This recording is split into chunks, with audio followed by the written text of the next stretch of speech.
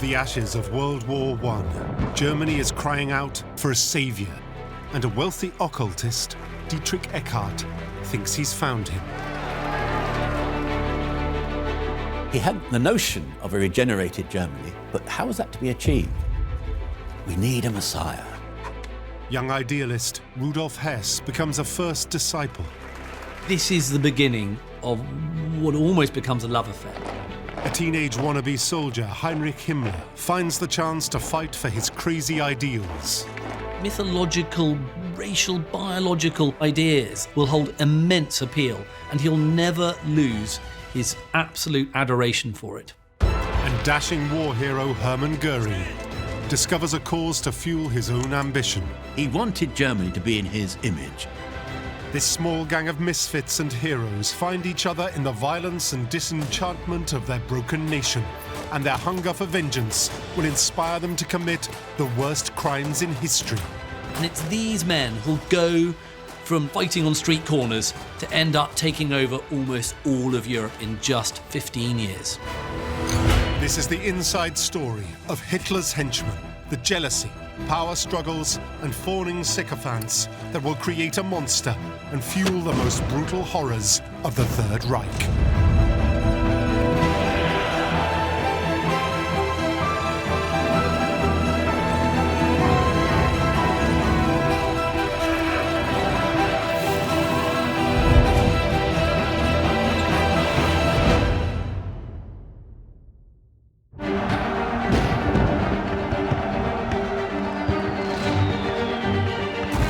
The story of Hitler's inner circle begins in the final days of World War I. At an airfield in eastern France, the most famous German squadron of all time, Richthofen's Flying Circus, await their next mission. 7 months ago, they lost their legendary leader, Manfred von Richthofen, the Red Baron.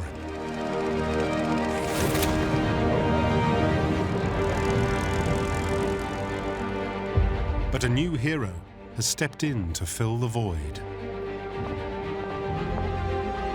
A fighter pilot ace named Hermann Göring. Göring is a national hero. In the First World War, he's been a fantastically brave infantryman, and then he becomes a pilot, and he becomes a brilliant pilot. He shoots down 22 aircraft. And for that, he deservedly wins Germany's highest honour, which is called the Blue Max.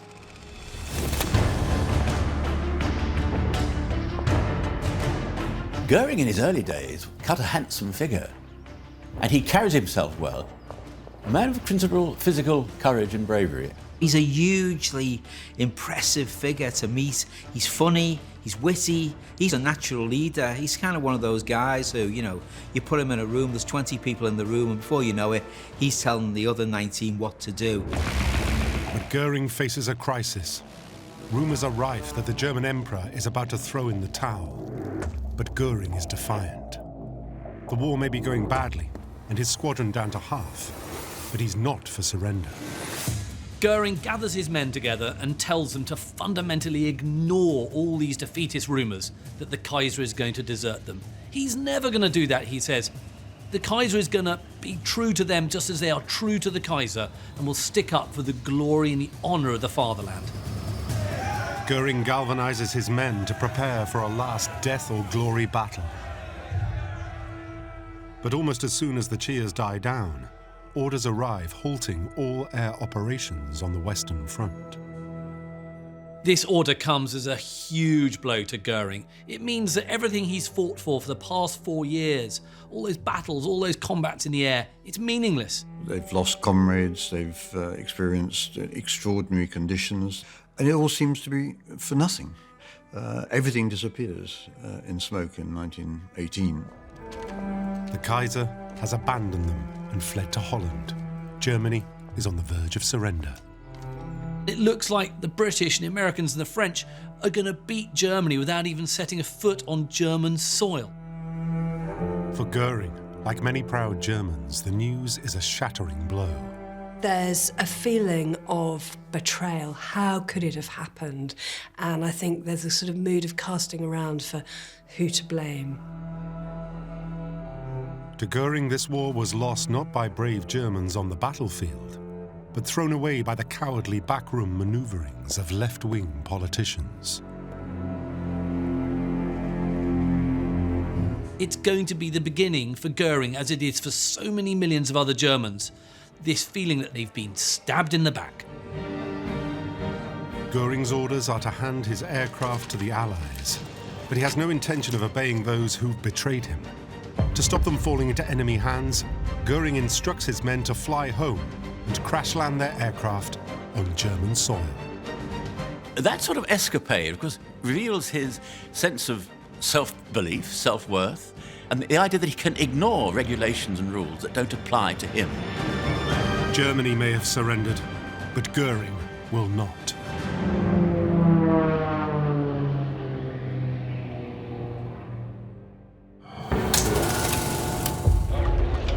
But the Germany Göring will return to is a nation in crisis.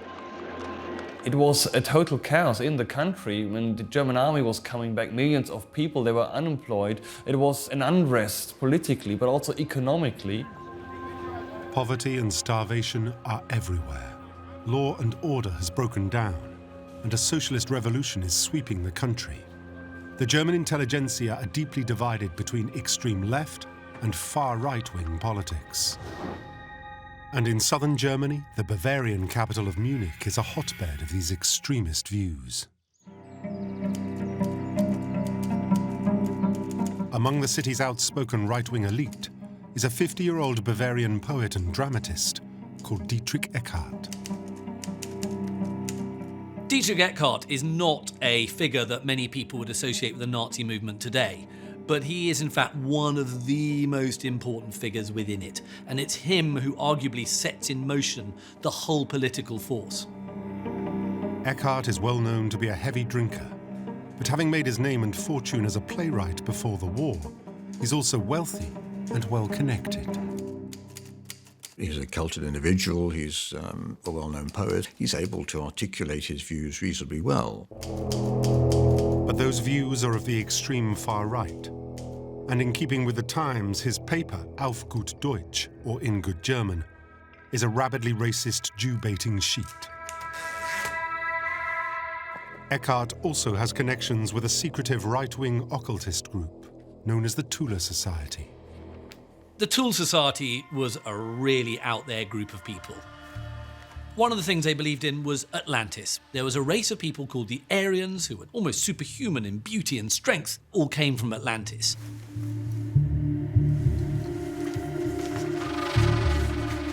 It's based on the notion that the Aryan or Teutonic peoples were the great force, great civilizing force through history, and they'd become Germanic.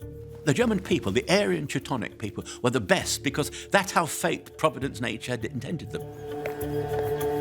As bizarre as their beliefs seem, in the shattered German psyche, the notion of a once glorious past offers a compelling escape from the reality of humiliation.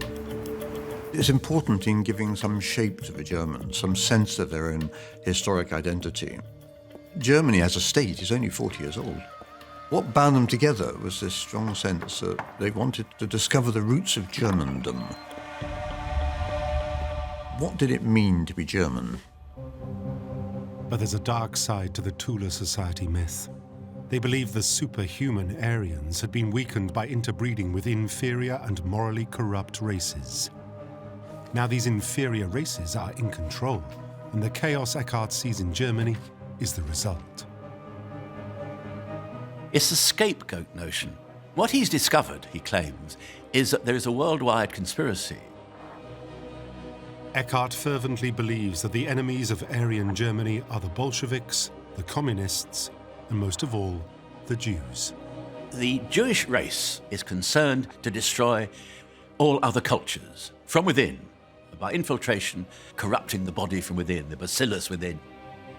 There was not one shred of evidence for any of this, but it became a cornerstone for one of the most powerful movements in history. Eckart wants to hit back at these enemies within. But to succeed, he must get his message beyond the elite and out to the masses. He needs to reach the disaffected working classes.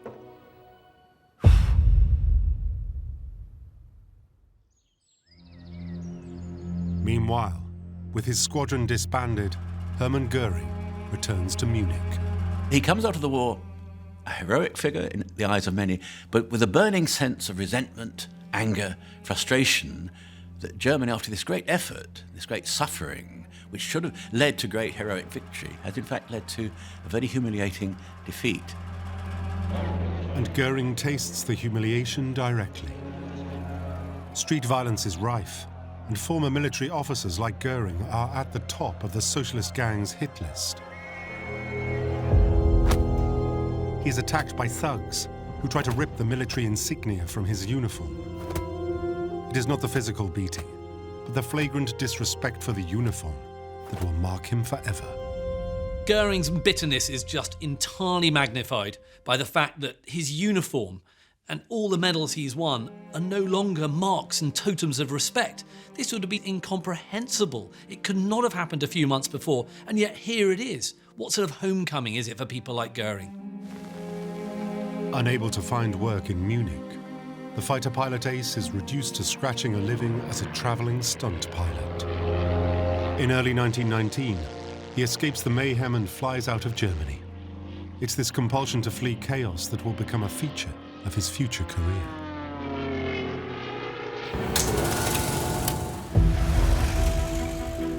But others, like Dietrich Eckart, are determined to make a stand. In early 1919, Eckart and Tula Society occultists launch their plan to spread their right-wing message. They form a fledgling political group, the German Workers' Party. It's just one of many small factions that spring up and meet in the beer halls and cellars of Munich. Throughout the 1920s, these beer halls are sort of microcosms of political agitation. The early party is nothing special, it's not unique. At the time, it's just one of those particularly noxious, vile, febrile, anti-Semitic little groups. And normally they shout very loud and no one takes them particularly seriously. But Germany's humiliation is far from over. And soon a further downturn in Germany's fortunes will ensure Eckart's lunatic Aryan ideas find fresh ears. In the summer of 1919, the victorious Allies gather in Paris. And on the 28th of June, they and Germany sign a momentous document, the Versailles Treaty. There is widespread rejoicing across Europe. But for Germany, the treaty is disastrous. It demands compensation and revenge for World War I. No one really anticipates quite how much the German people are going to suffer because of the strictures of the Versailles Treaty. Germany is fined more than 260 billion gold marks, the equivalent of $860 billion in today's money. A fifth of their industry is taken over by the Allies, and they are stripped of all overseas colonies. While in Europe, they're forced to give up a massive 13% of German territory and hand it to neighboring countries. Almost 7 million Germans lose their citizenship and are forced to become part of nations like Poland and Czechoslovakia. Nationalists like Dietrich Eckart just simply couldn't accept that Germany was going to be treated this way, that somehow this was a massive example of national shame. Eckart's once proud Germany, the rising industrial powerhouse of Europe, has been crippled. In August 1919, a new democratic government, the Weimar Republic, takes shape, designed to replace the autocratic rule of the Kaiser and his generals. But to Eckart, it's weak and dominated by Jewish and liberal politicians. He's determined his party should take them on. But to do that, he needs a man who can speak directly to the people, an inspirational leader. The word Messiah is one that Eckart uses more than once in his writings. He had the notion of a regenerated Germany, but how was that to be achieved? We need a Messiah. Traditionally, leaders had been people with a pedigree, but at the time there was this kind of common longing for a totally new kind of political leader who could not be someone who was an established figure. Eckart writes this very notorious poem in 1918 in which he describes this figure called the Nameless One, or the Great One, who is a common German soldier with blazing fiery eyes who will come and save the German people. In the autumn of 1919, at a German Workers' Party meeting, a spy lurks in the crowd. He's been sent by the German army to report on proceedings. But the young man finds the anti-communist and anti-Semitic opinions chiming strongly with his own. He finds that rather than spying on them, that actually they're speaking a language that he understands. Inspired, he stops taking notes and starts addressing the crowd. He realizes immediately that his voice is compelling. The hall falls silent. He stands up and speaks, and everyone's incredibly impressed by this man who's speaking with such passion and venom as well. His name is Adolf Hitler. Eckart is transfixed. He actually jumps onto tables and gives these fantastically fiery pieces of oratory. And very, very quickly, Eckart realizes that this is the man. He is the man who is going to lead them forward. In Hitler, Eckart sees the man to take his message to the people, to spread the Aryan ideals beyond the metropolitan elite, perhaps even inspire a nation. When they first meet, there's a mutual attraction. Eckart uses this notion of the Messiah and says in less dramatic terms, he's a man of great vision, Hitler. He's a man who can lead us. He can do things that other men can't. Hitler and him bonded, although in many ways they're very different characters, because Eckart was a kind of bon vivant and a smoker and a drinker, neither of which was anything that interested Hitler. What Eckart likes is that Hitler is a simple, ordinary soldier. And yet here he is up on a platform, able to articulate clearly ideas that Eckart can't really get across in quite the same kind of way. Eckart isn't the only person captivated by Hitler. In the crowd is a young university student, Rudolf Hess. Rudolf Hess is a man who's very young, very impressionable. But Hitler, when he sees him, he sort of hangs on his every word. From a wealthy family, Hess had been a brave and disciplined soldier during the war. He too had found refuge in the mythical politics of the Tula Society. And the moment he hears Hitler speak, he falls under his spell.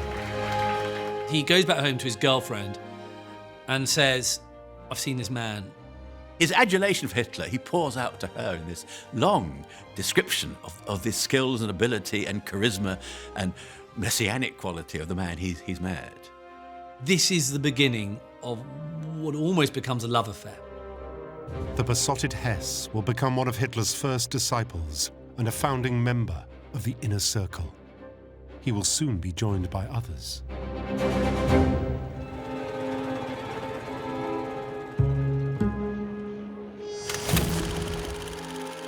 Among them is a troublesome 19-year-old schoolteacher's son. His name is Heinrich Himmler. Himmler had turned 18 in the final days of World War I and had been desperate to prove himself as a soldier, but it was too late. One of the greatest frustrations for Heinrich Himmler is that he was just a little bit too young to have served in the war. And this is an immense frustration to him. So he has all this sort of kind of thwarted military ambition. Himmler, an avid diary writer and stamp collector, had been a sickly child. Himmler is a fairly awkward young man. He is not particularly social. He's, I think one could say, sexually somewhat repressed. He had a deep inferiority complex, which he overcomes by being very aggressive and being very destructive, literally, in his approach to people. Himmler's father had been keen to keep him out of trouble and had enrolled him to study agriculture at Munich University. But Himmler's head is full of the same myths and monsters as the occultists Eckart and Hess. And his take on farming is very different to his fellow students. Himmler is a mysterious figure in many ways. He loved mystery. He loved the occult. He loved legend. One of the ideas that Himmler is obsessed with is this whole notion of Blut und Boden, blood and soil. German society will get back to its folkish, its sort of folkish roots, and it'll become a much more kind of agricultural economy. And it'll also become a very pure, biological, Aryan race of people. And in doing so, Germany will find enormous strength and will be able to create an empire. For a young man like Himmler, these kind of quasi-mythological, racial, biological ideas will hold immense appeal, and he'll never lose his absolute adoration for it. And soon, this wannabe soldier will meet the man to bring his dreams to fruition and give Himmler the chance to fight for his crazy ideals. For now, though, that man is far from the finished article. Although Eckart believes Hitler is the prophesied redeemer, he recognizes that this young firebrand is a rough stone that needs careful polishing. Eckart, in a sense, became the mentor, we'd say now, of Hitler. Eckart basically dresses Hitler up to look respectable. He gets him a tie, shirt, a proper suit and a nice trench coat. And he then parades him around various wealthy backers and says, look, this is the man who one day will liberate Germany and lead us. But Eckart frequently finds the rough stone difficult to polish. Yes, you could put him in a suit and tie and comb his hair properly, but actually, when he was at sophisticated cocktail parties, he would start blurting out these sort of ill-advised diatribes against the Jews, which kind of shocked the matrons. And, he would also sort of stuff food into his mouth because he was obviously quite hungry and quite poor, but he really had no table manners at all. But gradually, Eckart refines Hitler's etiquette, and these two men, though more than 20 years apart in age, become close. The relationship is fascinating. Pupil and teacher, if you like, father and son. There's a common brotherly feeling between them. With Hitler now installed as the party's head of propaganda, the two men get to work refining the theories and beliefs of the movement. Together, they are a formidable team. Hitler and Eckart complemented each other perfectly. Although Eckart was in no way a decent public speaker, he was a very good writer, a very good theoretician, and Hitler, meanwhile, his thoughts were very rambling and he couldn't really write very well. So actually, what Eckart could do was to take Hitler's words, polish them, order them, serve them back to him, and then Hitler could then speak them and deliver them in this fantastically powerful oratorical fashion that would woo audiences. It worked brilliantly. The Nazis pledged to take back the lands stolen by the Treaty of Versailles and put an end to the crippling payments demanded by the Allies. The genius of this is that they're very simple, they're very easy to remember, and therefore they draw a lot of political water. Eckart gives them their rallying cry, Deutschland erwache, Germany awake. And the party also gets a new emblem believed by Tula Society mystics to be of ancient Aryan origin, the swastika. And the movement is rebranded as the National Socialist Workers' Party. The Nazi Party is born. The movement is slowly gaining momentum, and powerful men are beginning to take notice. Men like Captain Ernst Röhm. For the Nazis, Röhm, still a serving officer in the German army, could be a key asset. He has access to both men and weapons. Röhm was a highly decorated soldier of the First World War, had won numerous awards for bravery. He loved war. He loved the army. He loved combat. He loved conflict. He believed that you could only achieve ends through violent means. But under the Versailles Treaty, Röhm's beloved army has shrunk to just 100,000 men, and the Allies are seizing and destroying their equipment. So the army pick Röhm to secretly establish unofficial paramilitary groups and stockpile weapons. Röhm was building up a formidable power base. He was an arms smuggler, and this gave him the nickname the Machine Gun King. And Röhm uses fear and violence to get the job done.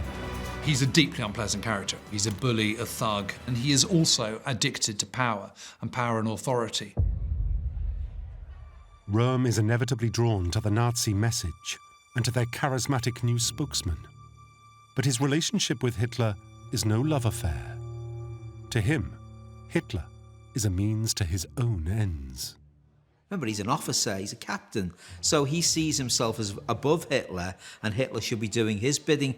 In its early days, the Nazi Party didn't regard Hitler so much as its leader, but as its drummer. He was a man who could rustle up support. And so for someone like Röhm, who was a very powerful figure in his own right, this suited him perfectly. So Röhm joins the movement, supporting Hitler financially and introducing him to senior patriotic military officers. The party is growing, but if they are to make a real difference, they must do more than rabble-rouse in beer cellars. In December 1920, Eckart and Röhm see a chance to get the Nazi message out onto the streets. They raise funds to buy the Tula Society's failing weekly newspaper. It's an early foray into mass propaganda, a tool the Nazis will learn to use with breathtaking efficiency.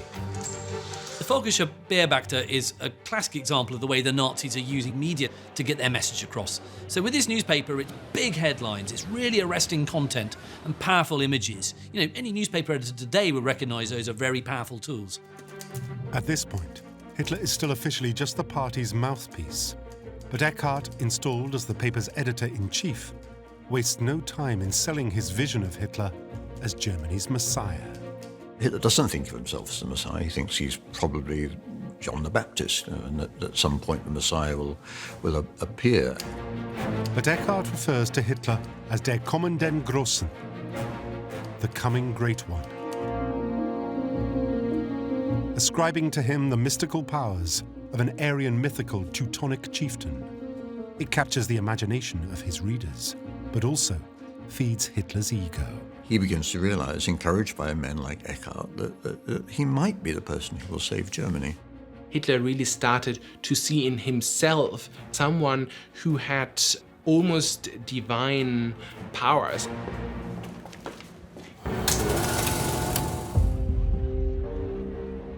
And Eckart isn't the only Nazi to see Hitler in this way. The now devoted Rudolf Hess throws himself into doing Hitler's bidding. Hess is one of those individuals in the movement who you could define as being adulatory. He has a need to admire and to respect, worship. Hitler seems to have been rather cool or cold, but didn't move Hess the other way. It made him even more attractive, the mystique possibly. Hess is almost in love with Hitler.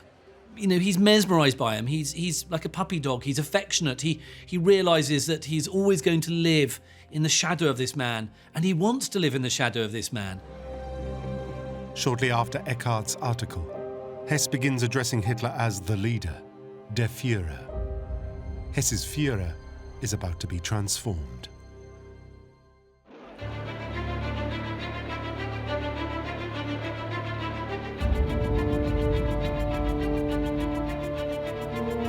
In July 1921, the Nazi Party is thrown into crisis. Eckart discovers that the party's official leader, Anton Drexler, is attempting to merge with other political groups. Hitler is furious. Why should their manifesto be polluted by other parties? He immediately resigns. But secretly, Hitler has no intention of turning his back on the Nazis. This is a really, really smart move from Hitler. He's basically resigning in order to get back into power. How? Because he says, well, you can either back me or you can make do without me. He knows fully well, like any good negotiator, that he has got the ace up his sleeve. They're going to back him and he knows it. It is through Dietrich Eckart that Hitler demands to become chairman with dictatorial powers. Eckart takes Hitler's ultimatum to the party and calls a vote. With an overwhelming majority, 543 to 1, they ditch Drexler and make Hitler their official leader.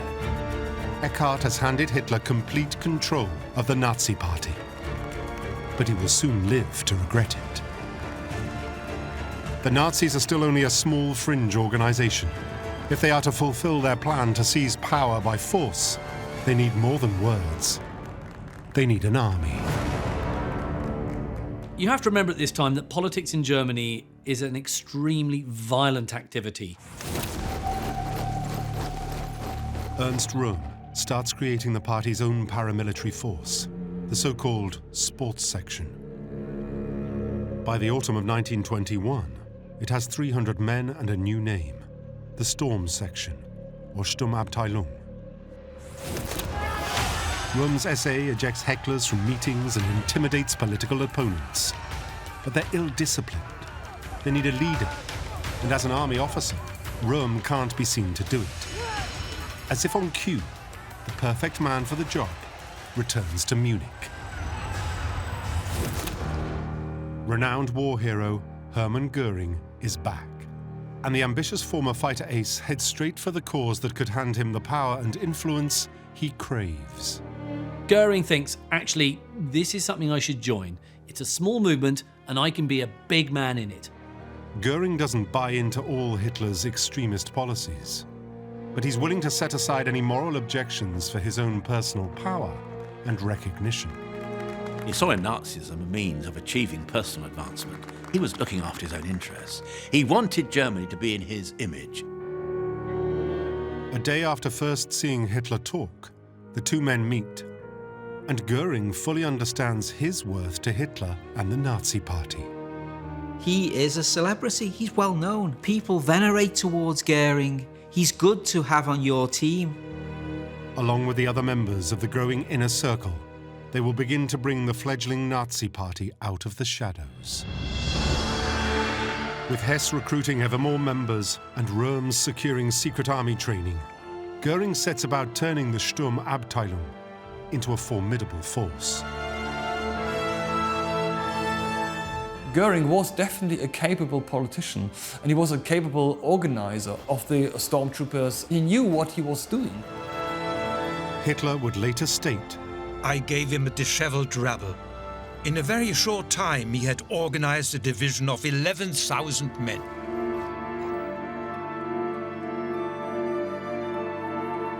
but as the stars of Göring, Röhm and Hess are on the rise, Dietrich Eckart finds himself increasingly pushed out of Hitler's circle. He thought that Eckart really became a liability as a political operator. He's too much of a drinker, and he's all ideas and not enough action. He's just not revolutionary enough. Hitler has grown weary of his mentor, and Eckart turns more and more to the bottle. Eckart is beginning to have serious doubts about Hitler. He also accuses Hitler of having a messiah complex. This is ironic. Why? Because Eckart is the one who's always been looking for a messiah, and yet here is the messiah, and it's not what Eckart likes. Eckart is labelled by Hitler as a fatalist, a pedant, and a pessimist. I think for Eckart, he suddenly wakes up to, what have I created? Have I created a political monster here, which I'm not going to be able to control? Ernst Röhm also faces a crisis. He has started drawing the attention of his army commanders, worried by his increasing involvement in extreme right-wing politics. He's given an ultimatum to choose between his career or the Nazi Party. Röhm has a very clear choice between either staying in the army and doing his bit to help restore the German army to its former greatness, or he could go all in with the Nazis. It's a very, very tough decision for him to make. For now, Röhm continues to recruit willing fighters to his militia, and one particularly enthusiastic young idealist catches his eye: the wannabe soldier, Heinrich Himmler. The opportunity that the connection with Röhm gives him is the uniform. The idea I can be a soldier, a toy one perhaps in some respects, but I can be seen as a soldier. That's the attraction. Röhm introduces Himmler to the growing Nazi Party, and in August 1923, he becomes party member 14,303. At first, he remains under Röhm's wing. there are few indications that he will become the most murderous and feared anti-Semite of them all. The key players are now in place. All they need is an opportunity to make their mark. Events conspire to help them when Germany plunges into economic chaos as hyperinflation grips the economy. A loaf of bread rises from 165 marks to over 1 billion in just 10 months. The hyperinflation of 1922-23 has a deeply traumatizing effect on many Germans. Overnight, accumulated fortunes are worth nothing. It's a year when many Germans just don't know what's going to happen. Is everything going to collapse around them? What is happening? How are you going to rescue Germany from this crisis? The Weimar government has no choice but to default on Germany's repayments to the Allies. In retaliation, French and Belgian troops seize one of Germany's few assets, the Ruhr, the country's industrial heartland. For the first time, foreign troops are on German sovereign territory. There's nothing worse for a people to be occupied, and for the Germans, an immensely proud people, I'd suggest, it comes as a real insult and a real humiliation. For Göring and the Nazis, this is a call to arms. So now you've got the perfect conditions, the complete collapse of the economy and the ruin of all the middle classes. And so really they feel this is the point. 1923 is the point when we go. Let's go for the coup. Göring knows the clock is ticking, and he wants to act now. The economic crisis is hitting party coffers hard, and his SA militia are becoming restless.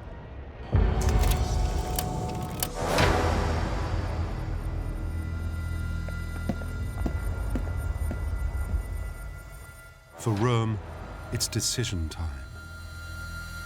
He chooses to resign from the army and gamble everything on a successful Nazi coup. Röhm then eggs Hitler on, insisting that much of the army supports them and won't stand in their way.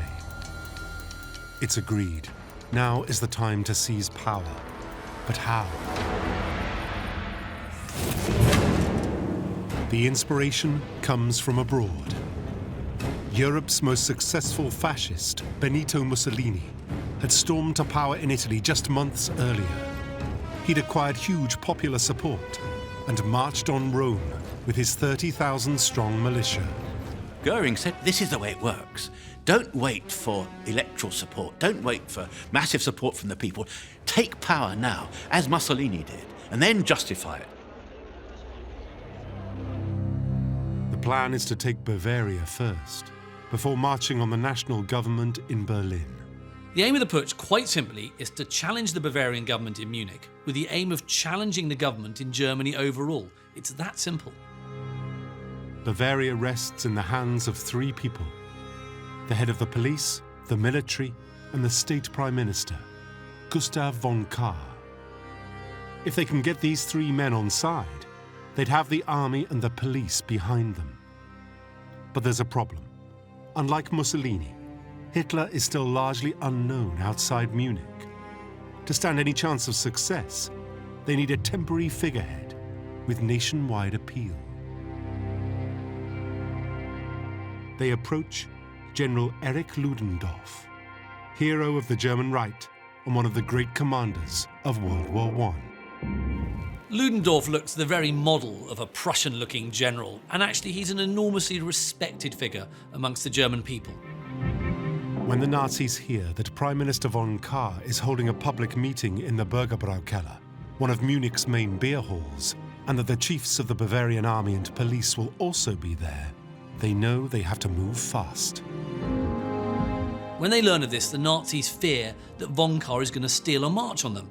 They are immensely suspicious that von Kahr is going to declare Bavarian independence from Germany, and the Nazis do not want this at all. They think, right, we must act quickly, we've got to do it now. Göring immediately mobilizes his SA stormtroopers. He and Hess will lead an assault on the Bürgerbraukeller itself. Their plan? To hijack the meeting and capture the three key players in one fell swoop. Once they're secured, SA units, including Röhm's and Himmler's, will take control of the key military and police buildings around the city. They await the call to go. For Göring, it's the moment he's been waiting for. He puts on his best regalia, his full military uniform, with the blue max. It was a golden moment for him. Here was a chance to assert his military aspect again. Göring, at this stage, thinks big. He thinks that this is the spark that will light the prairie fire that will be the takeover of Germany. For all these men, the members of Hitler's inner circle, this is the moment they've been waiting for. They know this is their opportunity to seize power by force and show the world what they're made of. Göring arrives at the Bürgerbraukeller with 100 of his heavily armed elite SA shock troops. In all, 600 SAs surround the hall. Göring's troops are an immensely disciplined, well-dressed looking bunch. And so when they get off their trucks outside the Bürgerbraukeller, the local police force just assume they're actual regular army units and just let them get on with it.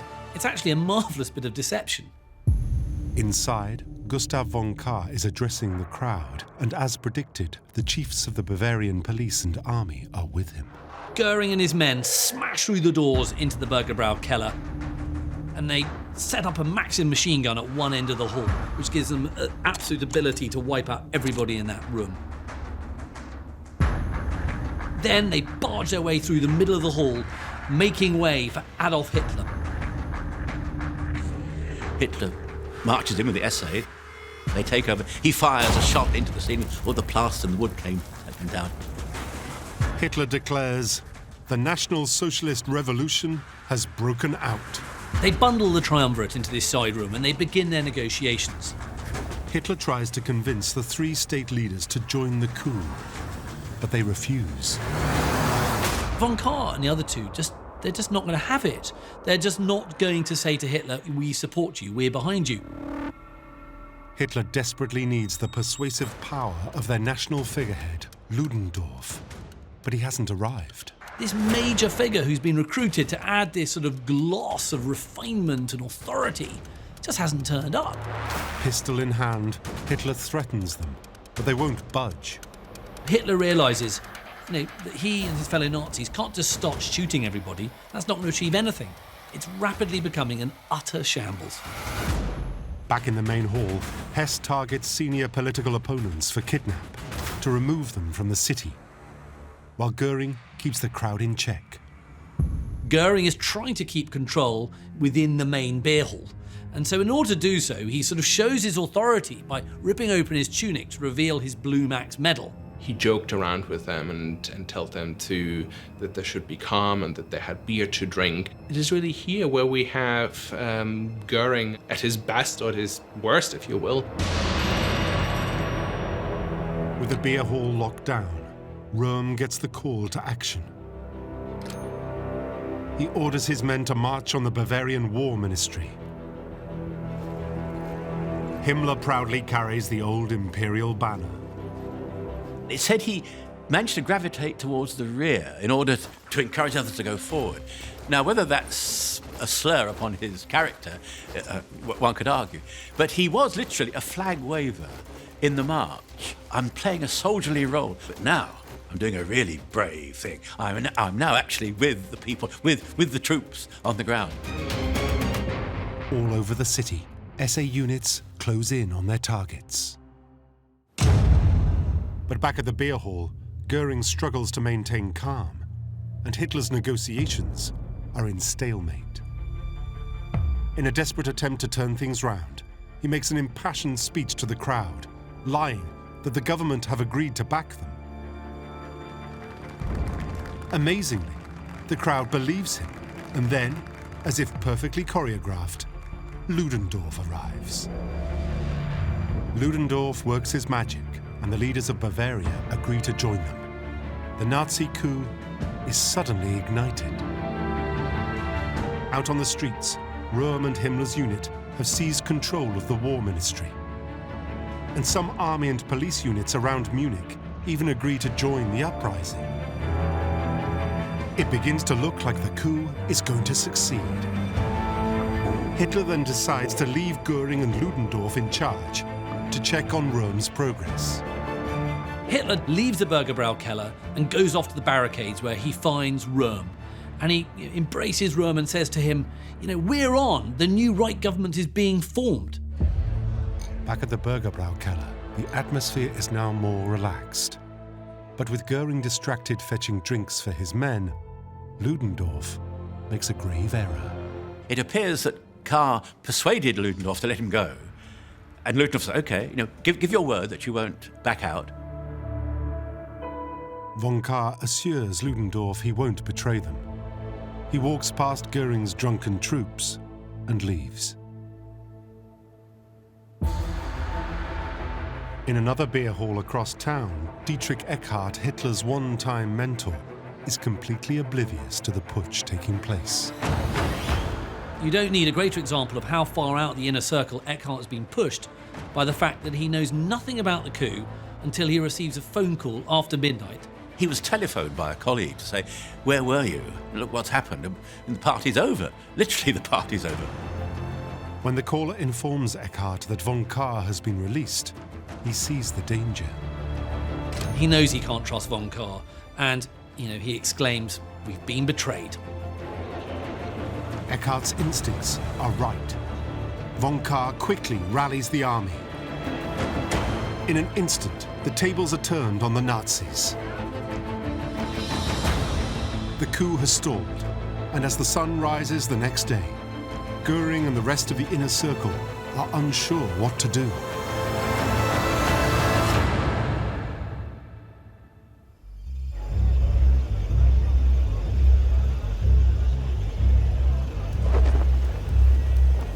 That morning, Eckart heads to Nazi Party HQ.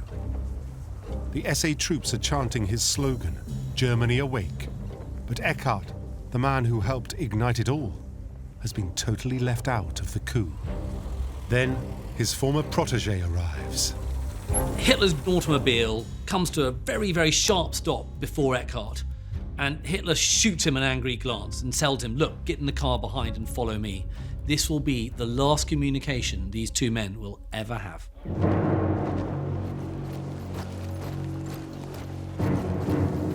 In an attempt to keep the coup alive, Ludendorff now takes the initiative. It's Ludendorff who seizes the moment and says, we will march!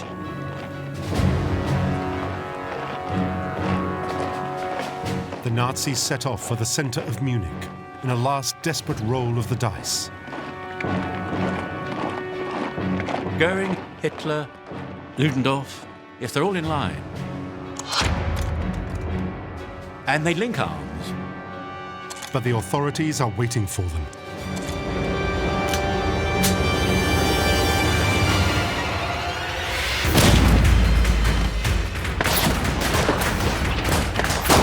Göring is shot in the leg and is badly wounded. Göring is shot, can't walk, or can he drag himself? They are caught in a narrow street. It's a complete shambles. The Nazis are utterly routed, and so they all have to flee. In the mayhem, 16 Nazis are killed and many more injured. And Hitler only just cheats death. A bullet narrowly misses Hitler by a foot. If it had gone a foot to the right, history would have been very different.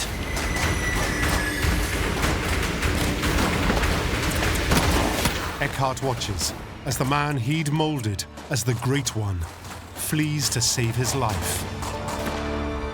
The coup has ended in complete disaster.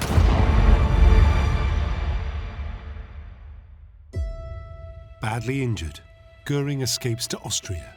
Exiled from his country, a wanted man, his dreams of glory shattered. Rudolf Hess also flees to Austria, while Himmler returns to his mother's house, not yet a big enough player to attract the attention of the authorities. Röhm turns himself in and is jailed along with Hitler. The putsch was a total failure. The inner circle is broken, their party disbanded, and their Führer behind bars. Nobody would have thought these people come into power again to push the world into that bloody total war. But together, they have learned a valuable lesson. This kind of revolutionary politics didn't work. But in the end, you would have to subvert democracy by becoming democratic. In the years to come, the failed putsch will be rewritten into Nazi folklore as a triumphant struggle. It's glorified. And any members of Hitler's inner circle who were there on that very fateful day have their place in the inner circle cemented. The putsch creates this bond of blood between future senior figures of the Third Reich. But Dietrich Eckart won't live to see the rise of the Third Reich. Just 6 weeks after the failed coup, he lies dying. Years of alcohol abuse have taken their toll. His final words are prophetic. Follow Hitler. He will dance, but it is I who call the tune. Do not mourn for me. I shall have influenced history more than any German. Here we have quintessential Eckart and presents as himself as the kind of puppet master who had been the real person, the real architect of the new Germany that was to come. Eckart's untimely death ends that first dramatic act in the Nazi movement. But the legacy is there. Eckart is never going to know it, but in public at least, Hitler will always respect him, almost as a permanent member of the inner circle. He'll dedicate the first volume of Mein Kampf to Eckart and call him the spiritual father of National Socialism. Eckart may die, but his ideas don't die with him. And of course, they are carried forward by Hitler and his inner circle and will bring the world to near destruction. Hitler's circle of evil isn't finished yet. Winter 1923, and a failed Nazi coup has left Hitler's band of followers broken and splintered. The putsch was, frankly, a disaster. 16 Nazis are killed. Along with their Führer, rampant nationalist Ernst Röhm and devoted disciple Rudolf Hess are behind bars. It made them almost political outlaws, terrorists, and I think much of public opinion in Germany, of course, thought that Hitler was really finished. In hiding and seriously injured former fighter ace Hermann Göring turns to drugs, while a young Heinrich Himmler shelters with his parents. But from the chaos, a new voice will galvanize the party and help lay the foundations for an empire of evil. This is the inside story of Hitler's henchmen, the jealousy, power struggles, and fawning sycophants that will create a monster and fuel the most brutal horrors of the Third Reich.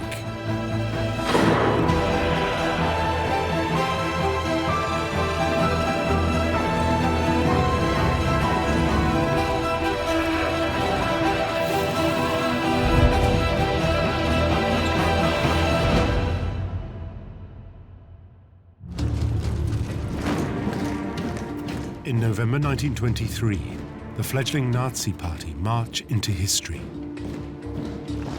It's an audacious attempt to seize power in Munich and start a national revolution. But it doesn't go to plan. The putsch was, frankly, a disaster. 16 Nazis are killed. History would have been completely different if a bullet had gone 1 foot to the right and hit Hitler rather than the Nazi standing next to him. The failure leaves Hitler's followers in disarray.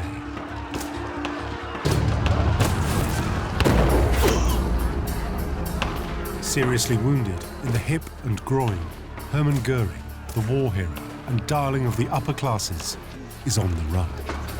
Göring, after the putsch, had a very unhappy time. He was seriously wounded and rushed over the border to Austria, where the German police couldn't touch him there, and became addicted to morphine. Another founding member, the ever-loyal Rudolf Hess, is also forced to flee and makes for the Bavarian Alps. The putsch may have ended in chaos, but Hess was thrilled to have fought alongside his beloved Hitler. Hess is a fascinating individual, fascinating personality. He's the only one of all of them, I would say, who had no real driving ambition. He had an affection for the movement, but particularly for Hitler as a figure, that goes beyond mere political judgment. For others, it's worse. The party bully boy, paramilitary Ernst Röhm, is behind bars, awaiting trial in Stadelheim prison. Ernst Röhm's position after the putsch is rather strange. He is, of course, a serving army officer, and now he's a convicted terrorist. Heinrich Himmler had missed action during the Great War, so even waving a flag at the back of the march became a source of some pride. Himmler's reaction to the putsch is interesting. He'd come out of the First World War very disappointed that he hadn't played a role in it. And he hankered after some prize, military prize. So he saw in the putsch, here's the opportunity. Himmler thinks that this is his big moment, and so the putsch in many ways is the first time where he sees proper action. And in this action, he and his party, they've completely failed. Desperate to keep the dream alive, Himmler visits his old boss Ernst Röhm in prison. But for now, the party is quite definitely over. In fact, the humiliation is so great that he moves back to Munich and lives with his parents. Far from the drama, at his parents' house outside Cologne, is an aspiring young author and PhD graduate, as yet unknown to the Nazis, Joseph Goebbels. Not impressed by the failed coup, he notes in his diary another putsch by nationalists in Munich. I think it's fair to say that the failure of the putsch was really a disaster for Hitler and for the National Socialist movement. It made them almost political outlaws. They had hoped it would be the beginning of something much bigger than merely a Munich Bavarian movement. It was meant to be the first step towards a national rising.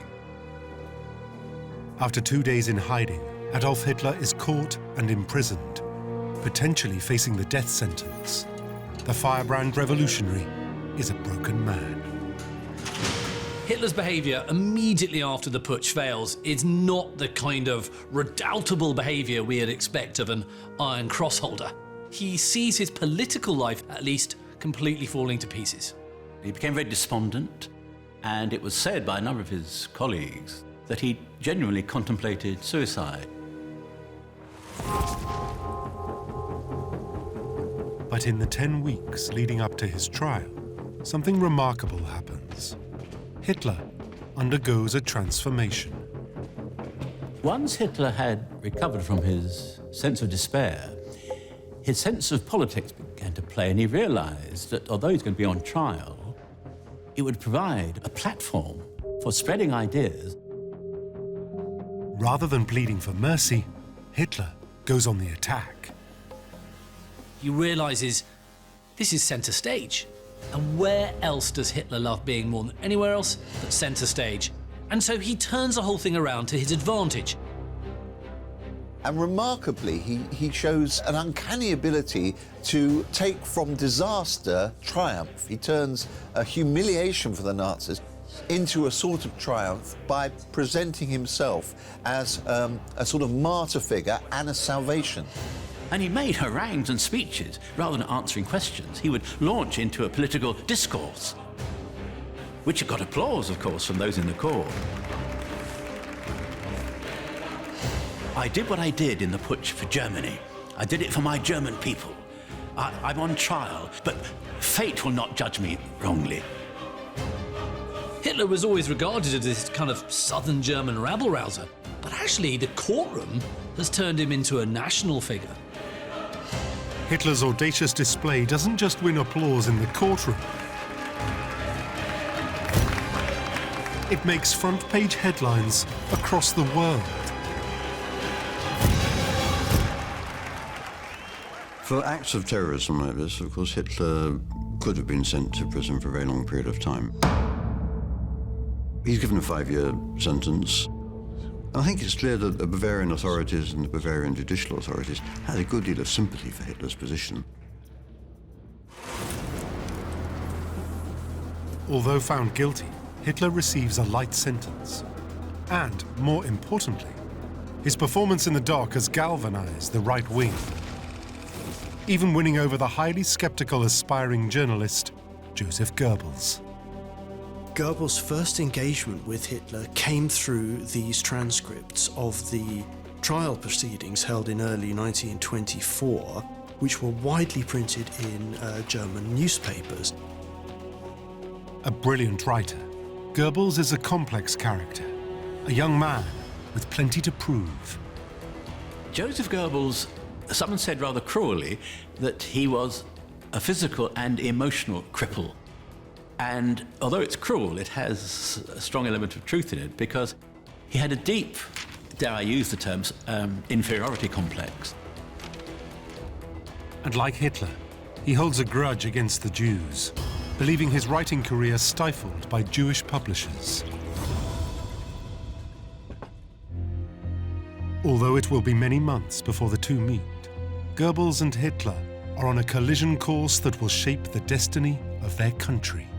Goebbels was absolutely inspired, and we can trace in his diary entries in March 1924 a growing fascination with this unknown character, with his ideas, and in the course of a few weeks he moves to a kind of starry-eyed idealism about this man and what he stands for.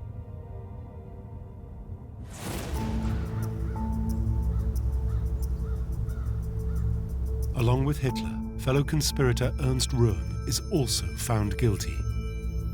But Röhm is given a suspended sentence. He is released on the very day Hitler is sent down. I think for Röhm, there is a moment where he thinks, well, you know, the putsch failed, Hitler's going to be in prison, and maybe there's an opportunity for me now to play a larger role, to be a bigger fish than I was before.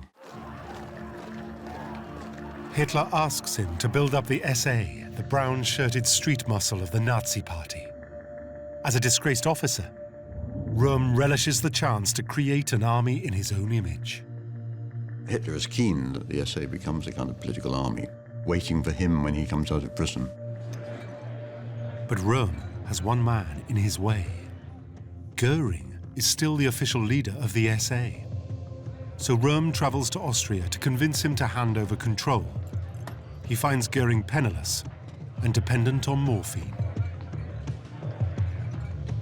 Realizing that Göring is in no position to put up a fight, Röhm returns to Bavaria, where he addresses his first big problem. The SA is formally banned in Bavaria. So what Röhm has to do is to provide some kind of cover organization. So Röhm changes the name. The SA becomes the front barn. And with his many military contacts, Röhm has no trouble finding recruits for this new paramilitary organization.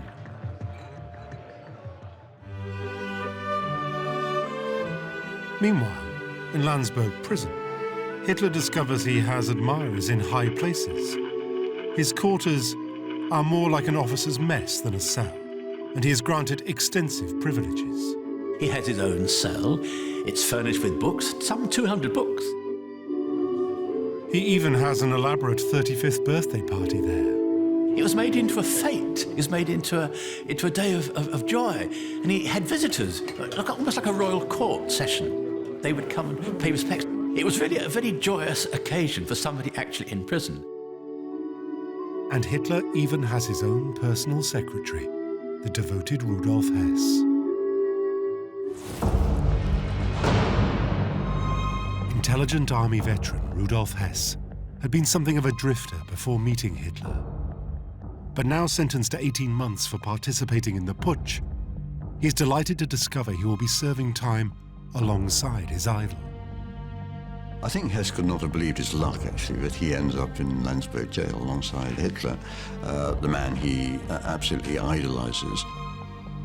But in these early days, it is the devoted follower who inspires Hitler. He had a good mind. He wrote an essay as a student that Hitler read, which encouraged him to think of the national question and how it could be resolved on Germany's plight because of the war.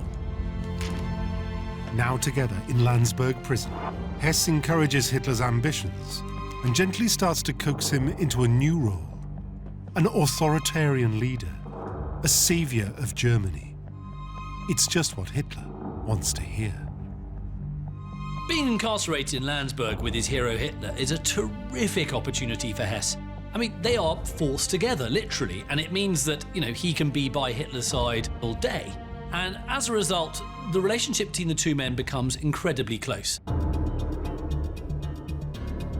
Hess uses the time together to seduce Hitler with an aggressive new vision for an expanding Germany. A philosophy peddled by his old tutor, Dr. Karl Haushofer.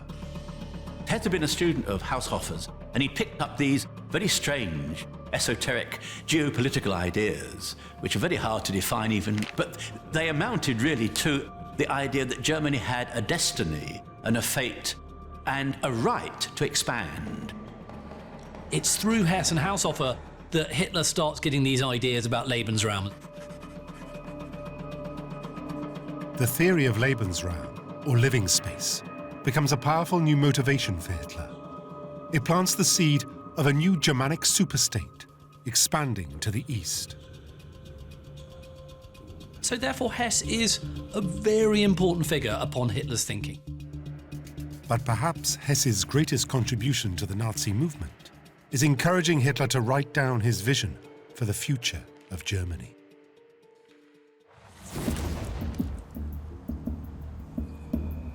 It was suggested that Hitler could use his time in prison most usefully by setting down in book form his ideas that would become, if you like, the manifesto of the movement and also an inspiring autobiography. Hitler calls his book Mein Kampf, My Struggle. But in reality, Hess is the co-author. He has two major influences on Hitler. One is emotional, and one is intellectual or ideological. He was a conduit, a means of giving Hitler his ideas. Together, Hess and Hitler create what amounts to a racist Bible. It dreams of lost Germanic empires, blaming the country's current failure on the Jews and the communists. If you look at Mein Kampf today, it reads like the words of a madman. It blames the Jew, Jewishness, for all the world's problems, for the problems of capitalism and the problems of communism. It blames the Allies for overly punishing Germany after the First World War. It suggests that certain biological races are better than other biological races. It is a cesspool of hatred, and it's all put through this sort of melange of Hitler's very, very fevered nationalistic brain. And it is the most extraordinary sort of vat of poison. But although proud of their achievement, Hess takes no credit, happily devoting his efforts to serving his leader as best he can. Hess had a capacity for calming Hitler and making him feel better about himself. Insofar as Hitler had friends, Hess would be one of the nearest to it. Hess has cemented his place as the first and most loyal member of Hitler's inner circle.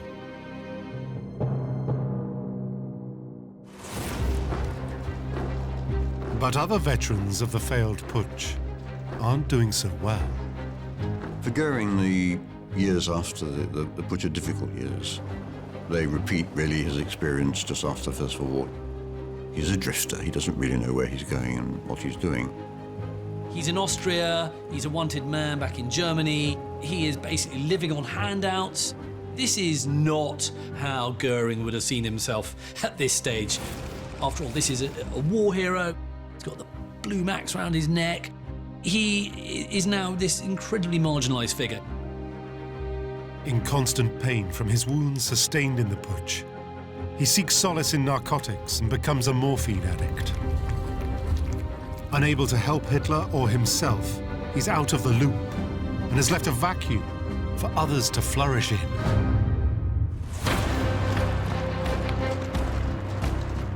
Eager to make his mark is Ernst Röhm. Röhm has immensely ambitious ideas for the SA, and he wants to build it to millions and millions of men, and he wants it actually to rival the army if the Nazis ever get to power. Renamed the Front Barn, it has grown to 30,000 members. The disgraced army officer has created his own private army, a mercenary force ready to seize power for the Nazis when the time is right. But back in Landsberg prison, Hitler is having second thoughts. After one violent takeover attempt failed, perhaps the time is right to try a different approach. The most important legacy from Landsberg is probably not Mein Kampf, of course that is vital, but it's actually Hitler's realization, his epiphany if you like, that the way to power is not through the barrel of a revolver or a machine gun. It's actually through the ballot box. Röhm visits Hitler. With his large army behind him, he is better prepared for a new putsch. He believes he has the troops to put Hitler in power. But he hasn't bargained on Hitler's new thinking. And of course, Röhm's agenda is absolutely inverted to Hitler's. Röhm is stunned when Hitler rejects his plans outright, sending him away in total confusion. Röhm's army is dangerous to Hitler. The Front-Bahn thugs could destroy Hitler's chance of an early parole. The Front-Bahn, under Ernst Röhm, is committing more and more violent acts. And Hitler knows that he has to be disassociated with this street violence, this incredibly pugnacious, violent behavior. If Hitler wants to be taken seriously as a politician, he cannot afford to be associated with more violence. In May, he makes a shock announcement. Hitler has no choice but to resign as leader of the Nazi Party in July 1924. He's in prison, and also the Nazi Party is officially outlawed. He knows to get back on top and get his new vision across, he'll have to play the long game. It is a gesture. It means that what's going on out there is in fact not National Socialist, and that when he eventually leaves prison, then he'll start again. Supported and encouraged by Rudolf Hess, he distances himself from politics and stops receiving visitors. With his release set for October, nothing can compromise his freedom. Without Hitler, the Nazi Party fragments. Hess once said that Hitler is the party is Hitler. It's a very good expression to use as a leitmotif. While he was in prison, the party, of course, continued, but it became fractured. And the elements, the disparate elements within it, of course, vie for dominance in the party.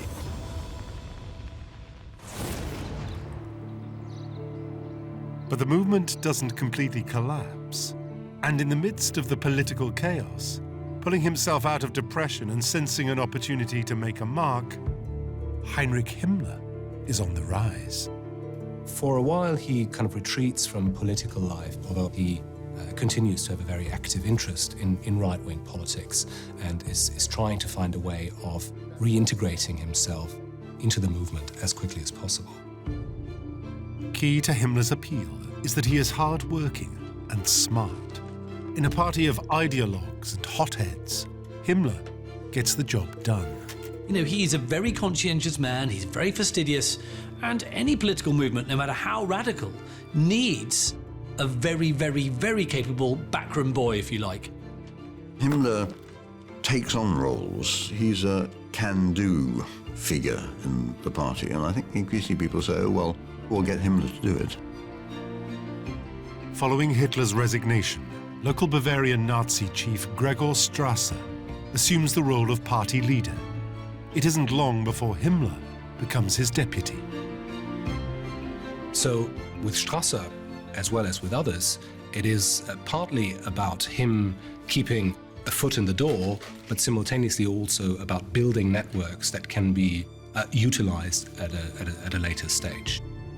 And although the Nazi Party is, it's by no means the redoubtable political force it will become, he's proving himself to be absolutely invaluable.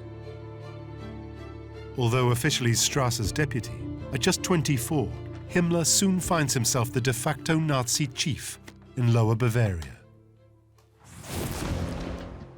And he's not the only young man rising amid the chaos.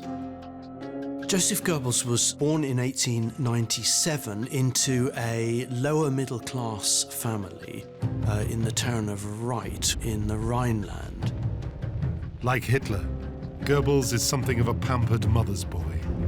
Growing up, he finds it difficult to make friends. As a youngster, Goebbels had a series of operations on one foot, which left him with a permanent disability, and he walked for the rest of his life with a pronounced limp. So he developed as a bit of a loner, a bit of a solitary kind of character. And just like Hitler, Goebbels believes he deserves better, finding a ready scapegoat for his failings in post-war Germany. Goebbels is a young man who has a very big ego.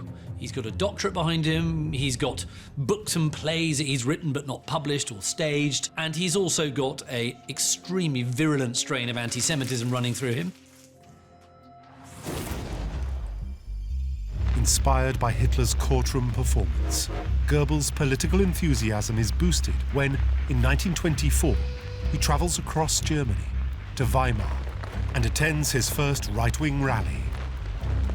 Everything which later we associate with Nazi Party ceremonial and ritual and with Nazi Party gatherings was present. So the flags, the banners, the uniform, the marching, the chanting, the singing, the delivery of long speeches to enthusiastic audiences,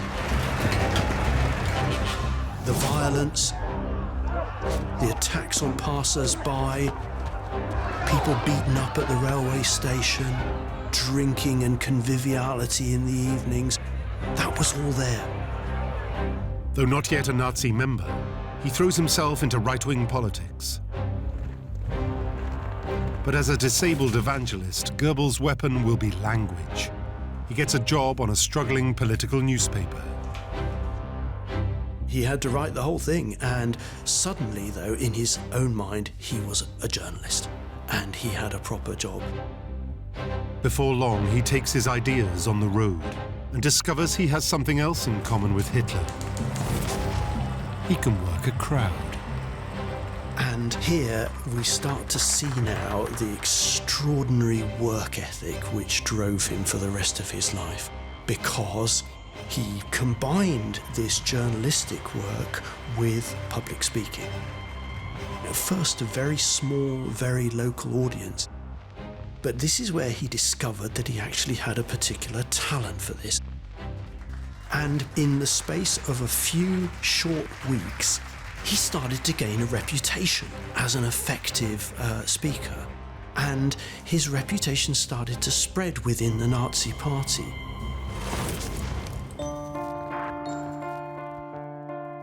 At 12:15 p.m. on December the 20th, 1924, having served just 9 months of a 5-year sentence, Hitler leaves Hesse in jail and is finally released.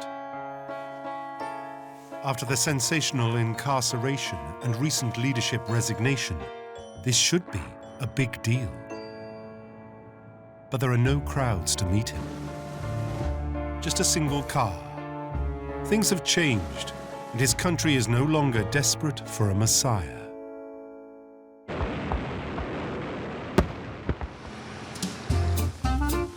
Germany has become a very different place. The economy started to improve.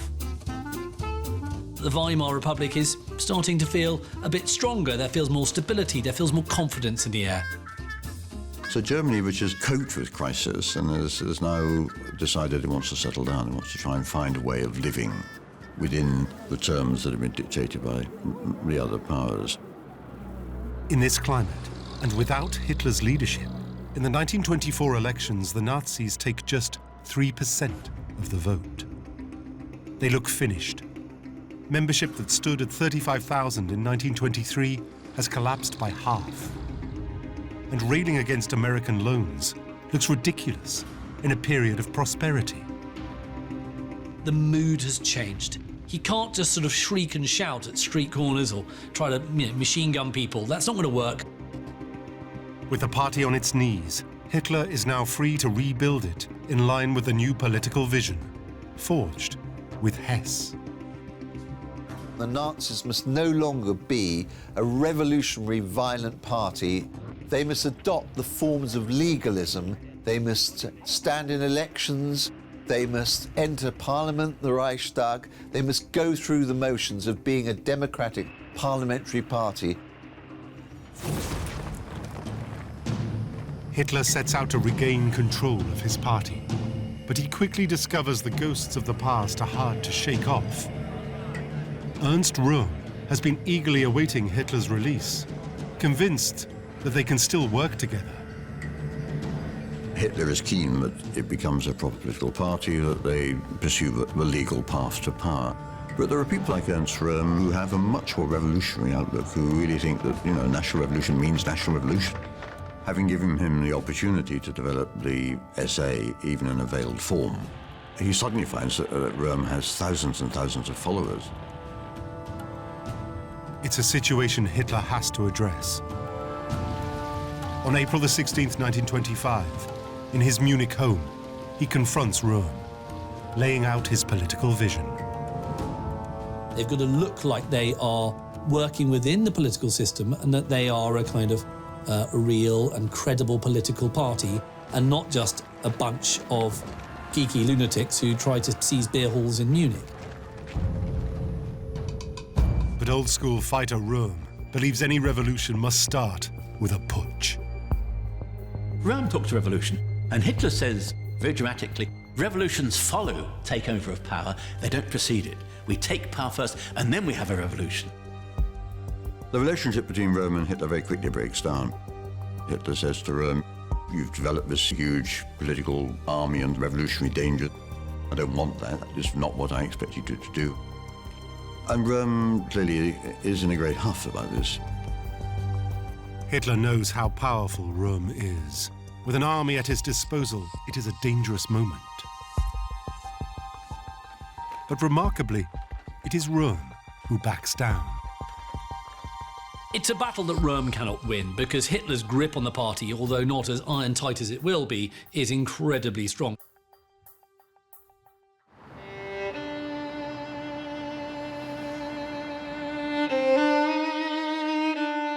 Writing to Hitler the next day, Röhm resigns his front barn and SA leadership, but pleads with him not to abandon their friendship.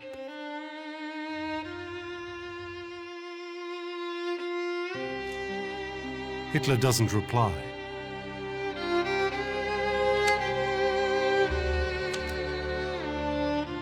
Röhm ultimately gets into a sulk and decides that he's going to go to Bolivia, the other end of the world. He decides, you know what, I can't win this. I'm calling it quits. I'm out of here. Cast out of the inner circle, Röhm will head off to South America, but his chance will come again. With Röhm out of the way and Hess released, the campaign to win back the party and the hearts and minds of the German people begins. If the Nazis are to rebrand as a serious political force, the process must start with the leader. Hitler gets a makeover.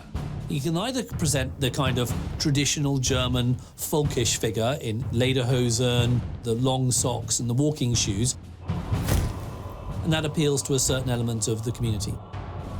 He can also look much more technocratic, and he can wear a very smart lounge suit. And if he's at a great Nazi rally, he's in his uniform. He settles on the technocrat. He now looks like a well-rehearsed and confident leader, ready to regain control of the Nazi party and take it in a new direction.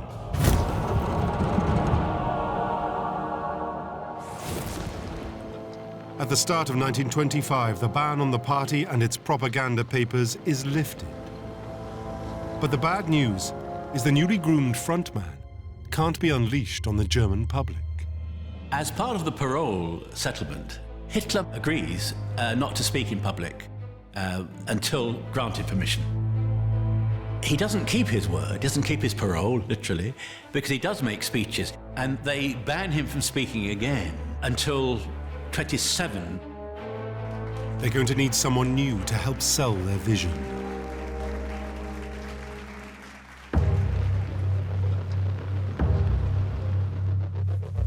When the ban on the party is lifted, Joseph Goebbels is amongst the first to join. Goebbels was drawn to Nazism by its socialist element to begin with. Philosophically, he believed the Marxist dialectic, the idea of struggle between the classes. So he was in a position to put into Nazism that essential notion of conflict, that you get nowhere unless you engage in conflict. Goebbels joins the party in the industrial Rhineland, far away from the Nazi heartland in Munich. He quickly builds on his reputation as a spectacular orator. He is full of energy, he's full of ideas, he's full of zest. And, it's partly thanks to Goebbels that the party will rise up. He embarks upon a program of continuous public speaking, traveling ceaselessly, indefatigably, from one end of Germany to another, speaking in beer halls, in meeting halls, in town halls. He makes speeches. He makes a lot of speeches. He makes 189 speeches in 12 months. That is a serious amount of speeches. Clearly, his reputation spread across the Nazi party, and people across Germany started talking about this young man from the Rhineland who could give a particularly effective, exciting speech.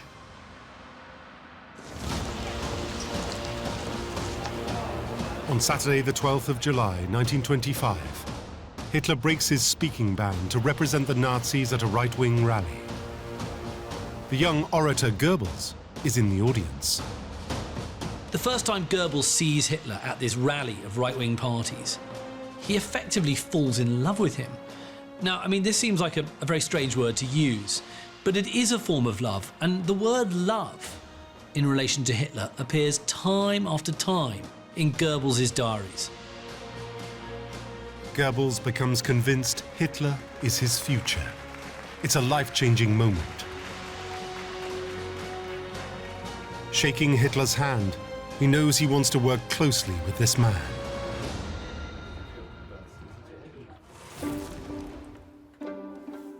Goebbels was very anxious, keen, desperate to become part of the circle, if you can call it, of Hitler's friends.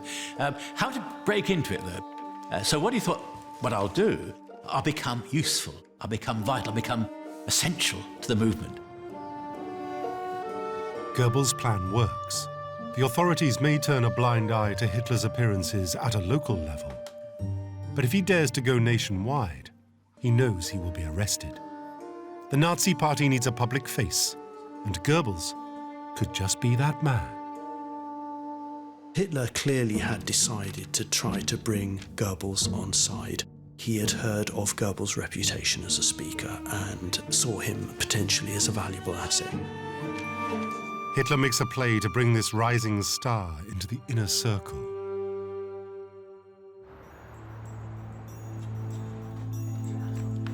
Hitler understood Goebbels' talents, wanted to use them, and therefore wanted him in the system.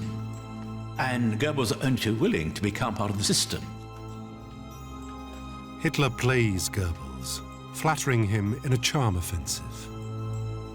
Once he came under Hitler's spell, almost he developed a schoolgirl crush on this man.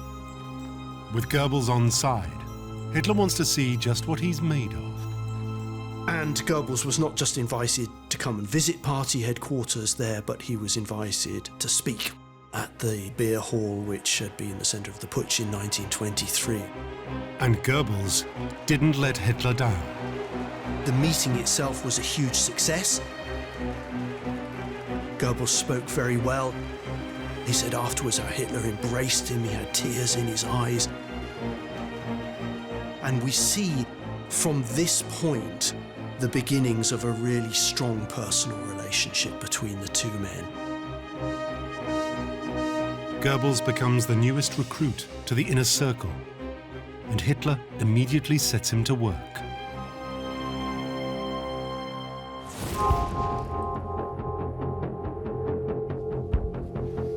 Without a strong voice in the capital, the Nazis will never achieve power. Goebbels is sent to Berlin. Berlin is important to the Nazis for several reasons. It's the capital of Germany. It's the administrative centre of Germany, it's the largest population centre, it's the centre for publishing and media, it's the seat of government, and it's a left-wing stronghold. With just a few hundred members, the Nazi Party is almost unrepresented in Berlin. Those that are there are poorly led and paralysed by political infighting. If they were to become a national party, a party of government, clearly they needed to be strong in the capital. Once there, Goebbels sets about galvanizing the dysfunctional regional office. Goebbels was a man who understood intuitively modern methods of propaganda. He would turn a funeral or a wedding or a rally into a Nazi party event. He would have lorries going through the streets, scattering leaflets. He would have flaming red posters. He had a rabble-rousing newspaper whose title, Der Angriff, the attack, says it all, really, about Nazi aggression and violence. But Goebbels knows his most effective weapon is public speaking. He developed a strong line in sarcasm, in withering scorn and contempt for opponents and enemies, and he was at his best dealing with hecklers. Goebbels also reveals a ruthless side. In communist-dominated Berlin, Goebbels backs his carefully crafted speeches with old-fashioned thuggery. Goebbels was not a classically masculine figure, and I think we can always see a degree of trying to compensate with a love of violence. Although the Nazis are pledged to keep things legal, they're always going to try and push it. And so what Goebbels does is he whips up violence on the street against communists. He gets, organises punch-ups, effectively. He organises street fights. Broken noses, smashed windows, broken bottles, broken chairs. This is the kind of the soundtrack to Berlin of Goebbels. Under Goebbels, the Nazi Party bully boys, the SA brown shirts, regularly spill blood to provoke the opposition parties. I have the sense that his reputation spread that if you got Goebbels in to give a speech, you were in for a good night's entertainment. But by 1926, 2 years since leaving prison, Hess and his beloved leader Hitler have made little political headway. And wider party elements still aren't in step with their new vision. It's time to shut down rival factions and regain control.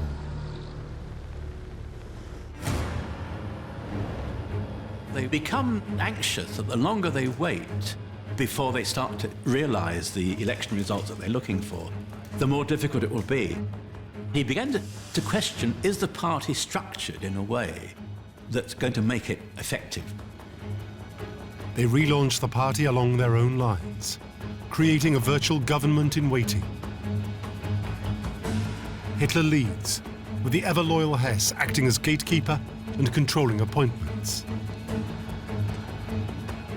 Leadership threats are quickly crushed.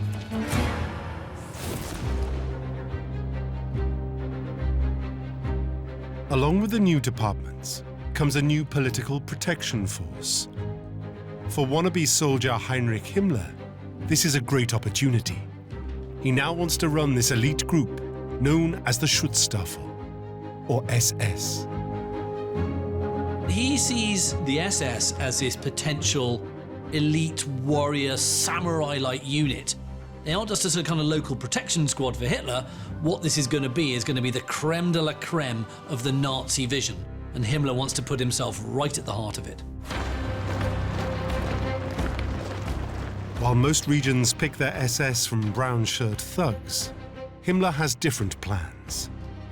In Lower Bavaria, he will pick men who are more than elite bodyguards. His SS will showcase Nazi racial supremacy and reflect the ideal of German manhood. In the first years of the process of building up the SS, Himmler is investing a lot of time in handpicking the new members of his organization. He firmly believes, for example, that your physical appearance is a reflection of your racial worth. Poring over photographs, he eliminates candidates who don't conform to the Aryan stereotype. Even then, to be considered, you had to be able to trace your German ancestry back to the 18th century. Himmler's vision of the SS really evolves quite slowly in the 1920s. He's very attracted to the idea, a rather mystical idea of, kind of knights of the movement, people who will be pure National Socialists than the rest. Although the SS are technically still part of the SA, Himmler guarantees that his men will stand apart, an elite force of Nazi knights. Himmler dresses his Aryan elite in distinctive uniforms, made by clothes designer and Nazi Party member Hugo Boss. You had to wear black boots, you had to have black breeches, and they also have this skull and crossbones emblem, the Totenkopf. Symbolizing strength and purpose, loyalty and commitment unto death. It's a striking look. You could compare the SS to a kind of imperial guard, perhaps, from ancient Rome. Himmler's knights will be dedicated to protecting and serving one man, Adolf Hitler. He realizes that the best way to advance that is to demonstrate the particular loyalty of the SS to the Führer, to remain particularly loyal, to be on his side whenever there's an inner-party dispute, and to defend the Führer's decisions at any opportunity. Slowly, the foundations of Hitler's inner circle are set into place. Hess manages day-to-day decisions and party policy. Goebbels is the party's mouthpiece. And Himmler and his SS, its police force. For now, there is little animosity between the party's two high flyers, Himmler and Goebbels. Himmler and Goebbels at this stage are still comparatively young men. They're in their mid-20s. So they are very much junior figures, but they're very ambitious figures. They're both obviously aware of each other. They both will recognize each other's talents. They did respect one another, and I think they saw in one another competence, efficiency, effectiveness, dedication, a thoroughness in the other, which they admired greatly. Working in different spheres, these two young achievers are putting all their energy and effort into the success of the party. In 1927, the ban on Hitler's public speaking is finally lifted, and the Nazi Party can release their most potent weapon on the German public. His message: Germany must take back control of their finances from the First World War victors. When he is allowed to speak, he picks up on what becomes quite a big issue. Recovering Germany must not put itself under the control of financial forces outside. Hitler pushed himself forward quite effectively, becoming a prominent figure, speaking up for German interests.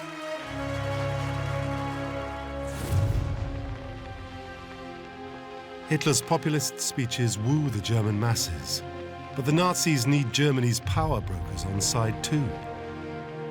In the past, Hermann Göring had been that connection, but he's in exile, an enemy of the state, who for the last 4 years has been struggling with pain and morphine. Finally, a door opens for Göring. To celebrate President Hindenburg's 80th birthday, Parliament agrees an amnesty for political exiles. Göring takes full advantage.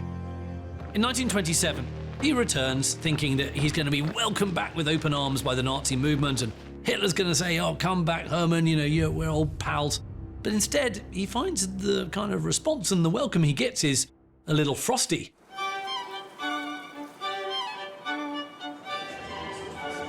But Hitler realizes that Göring's talents will be invaluable. The one asset that Göring has when he comes back is that he's a big personality, he's sociable, he's got contacts. With his hero status and social skills, he markets himself as an ambassador for the party. He quickly becomes the link between the Nazis and Germany's conservative establishment. They don't see him as this, dangerous political terrorist. He's not like the Himmlers and Goebbels. He's going to be quite useful for the party in terms of building bridges with conservative forces.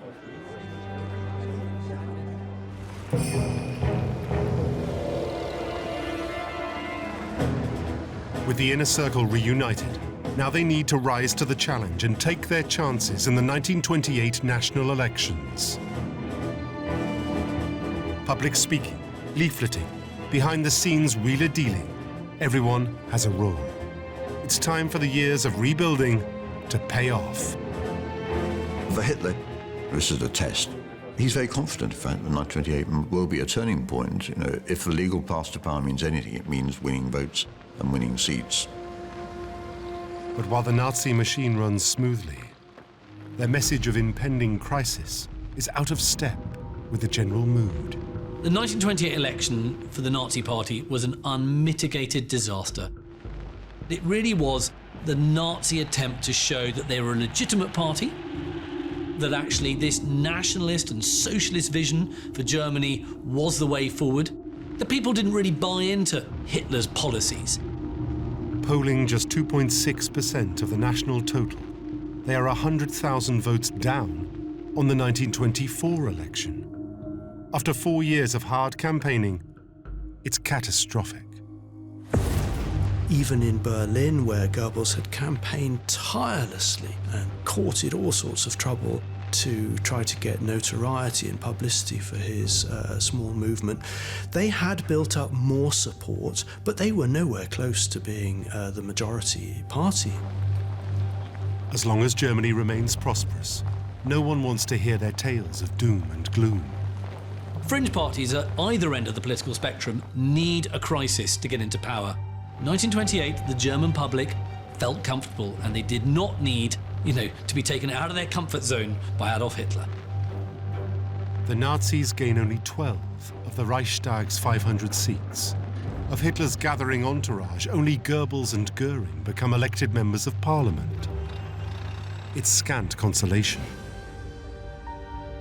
By late 1928, it's clear that the National Socialist Party is facing crisis. Where is it going? It's not getting enough votes. Membership is growing, but growing slowly. It's clear that what they really need is crisis. The party is not going to become a major political player unless there is a crisis.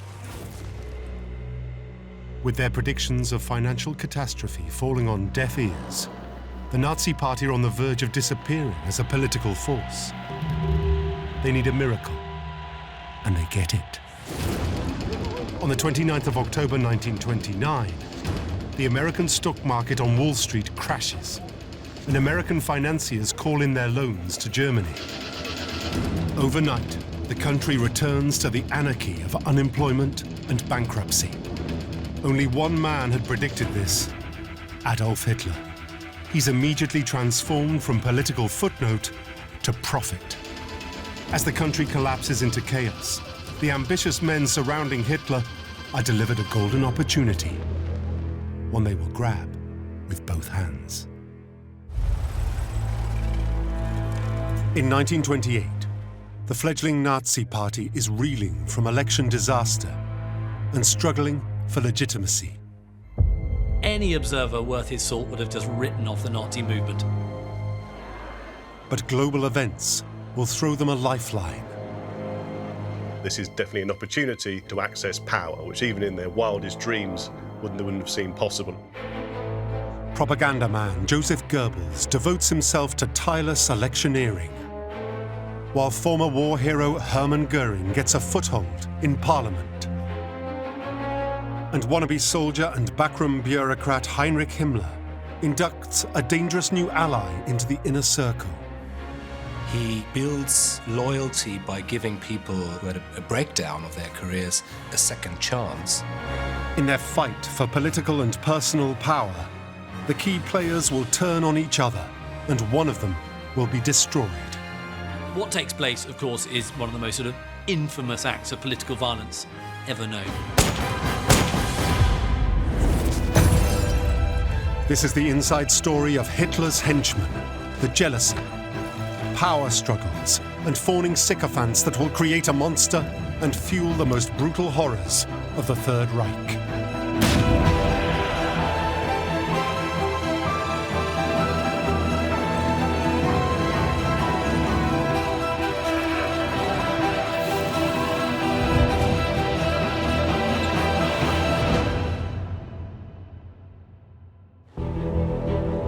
May 1928.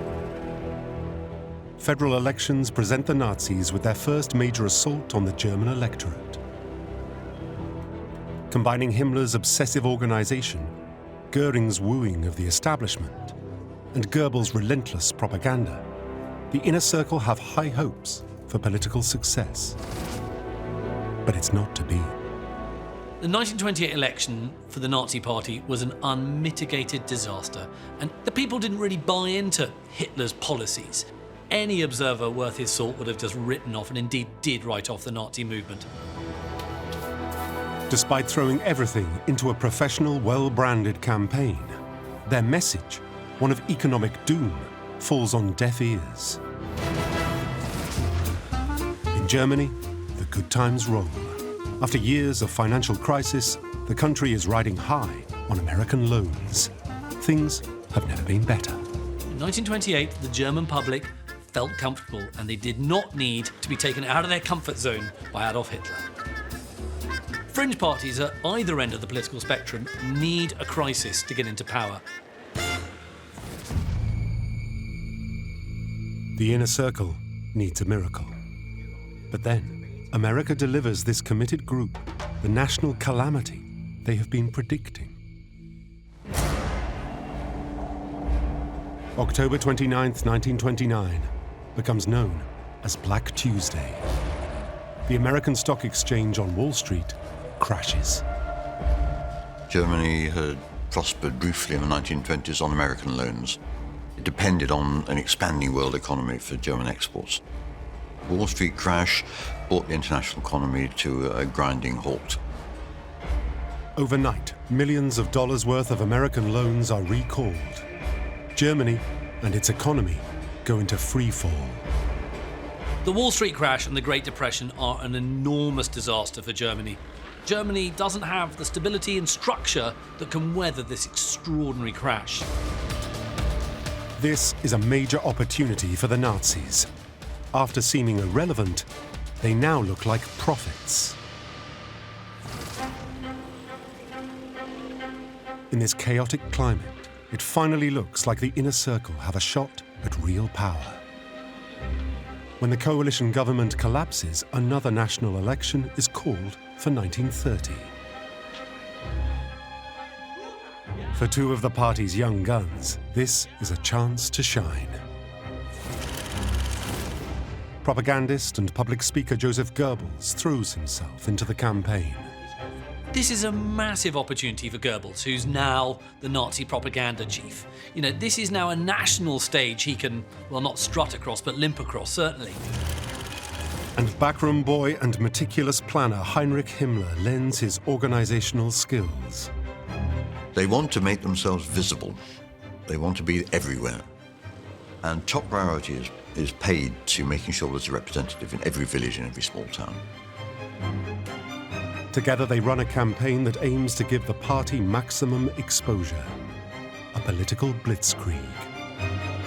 Every beer hall, every inn, every tavern, every restaurant, every village hall, every town hall, you know, every little hut is going to have an art team meeting in it at some stage during its election. And they use innovative new ways to get their message to the masses. They will drive around in a van or in a car, they will use loudspeakers, they will distribute newspaper and pamphlets. But most of all, their sheer energy and passion is relentless. In the last 4 weeks of the campaign alone, there are 34,000 meetings called by the Nazi Party. It shows, in this sort of pre-mass media age, the sheer energy that's going in to propagating the message. And this tactic will prove devastatingly effective. On September the 14th, 1930, the results come in.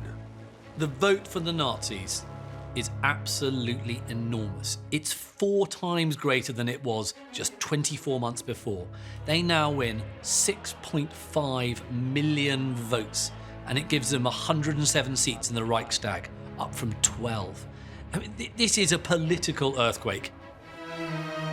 For Goebbels, it's an unbelievable triumph.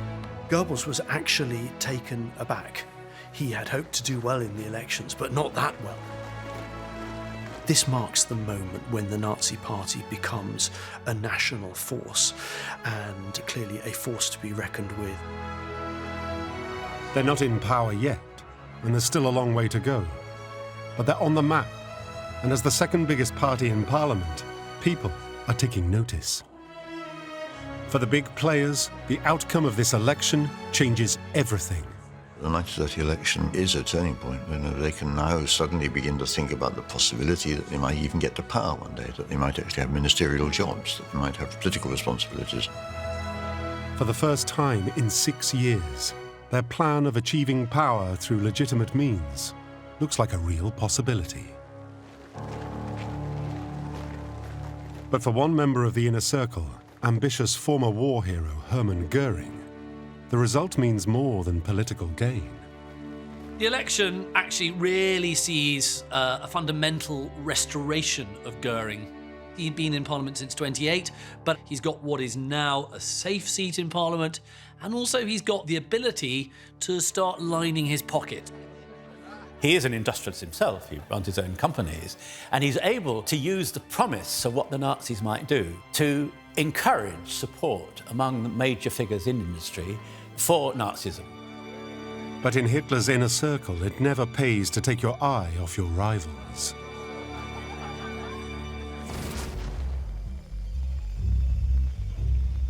The Nazi Party is successfully moving forward. But despite political gains, there remains a lingering problem from their days of violence and revolution.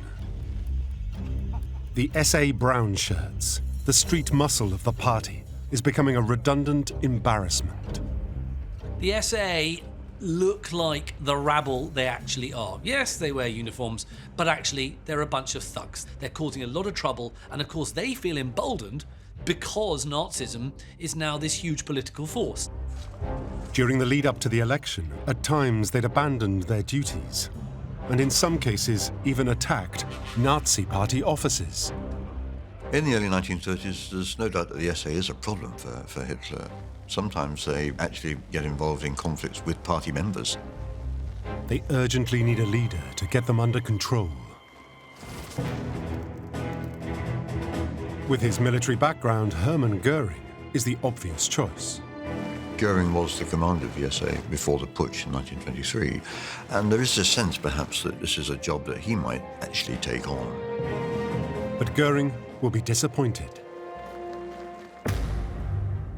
Heinrich Himmler has other plans. He doesn't want to lead the SA himself, but he sees the threat they pose as an opportunity to shore up his own position. His well-drilled SS offer Hitler an inspiring alternative, one that Himmler has molded to fit the chivalric ideals of their mythical Aryan forefathers.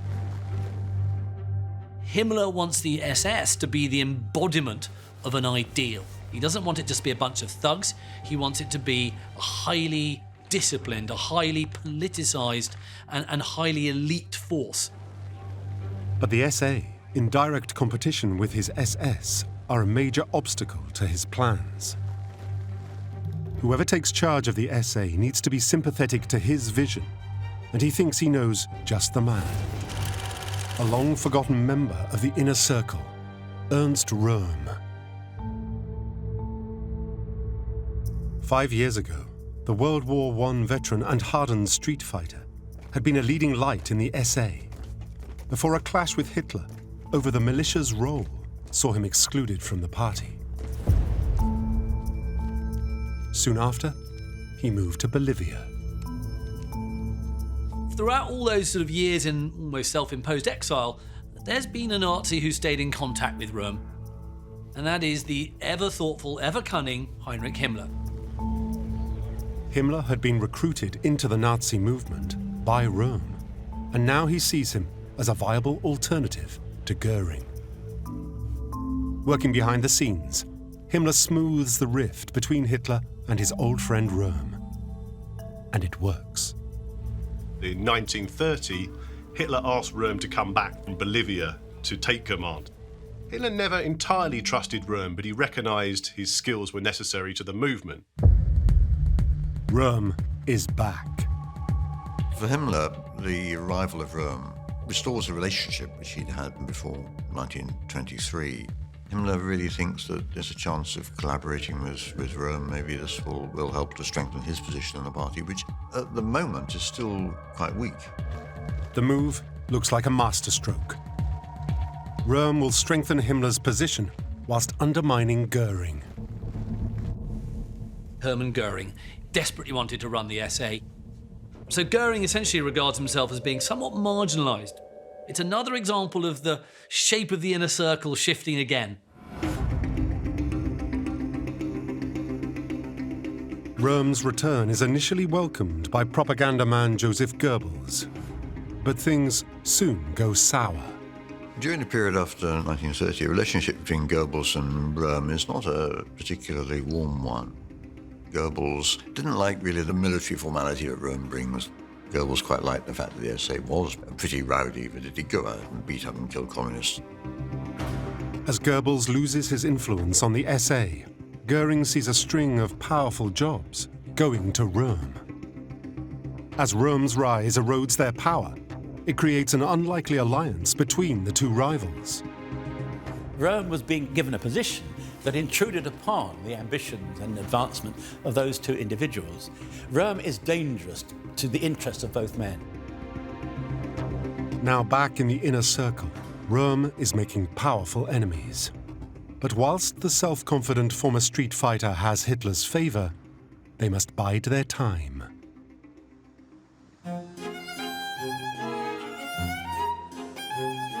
Though former war hero Hermann Göring may be sidelined from military appointments, Hitler has need of his talents elsewhere. Göring was probably at his best, really, as a socialite. You know, mixing with people, making contacts, you know, trying to find funds. Göring's a survivor, a wheeling-dealing man about town. But he'd be nothing without his beloved wife and society hostess, Karin. Karin is a very important figure, I think, trying to beef Göring up to become a political figure. They've been through everything together, but at a terrible cost to her health. Increasingly frail in October 1931, Karin dies. Göring is grief-stricken. But the inner circle will use any opportunity to improve their standing. And Karin's death provides an unlikely opening for Goebbels. Throughout this period of turmoil, Goebbels, the firebrand orator, is starting to settle down. He is a womanizer, Goebbels, a very unlikely womanizer if you look at him, but nevertheless he is. He has a lot of charm, and he eventually settles upon Magda. Goebbels and Magda were married in the snow with a guard of Hitler Youth and Hitler as the best man, and it was a very happy occasion. With Göring's wife gone, there's an opening for an ambitious hostess. There was always a great deal of competition between the Nazi elite about networking, about socializing and so on, and I think that Joseph and Magda Goebbels saw themselves, after the death of Karin Göring, as the successors. They both make the most of this opportunity to secure their place in the inner circle. The newly married Mr. and Mrs. Goebbels are the most charming Nazi couple. So when their beloved Hitler comes round for tea or a drink, there's, Magda baking cakes. And Goebbels, meanwhile, in sort of an awful display of fawning sycophancy, on the record player has some of Hitler's greatest hits playing in his speeches. But Göring will fight back.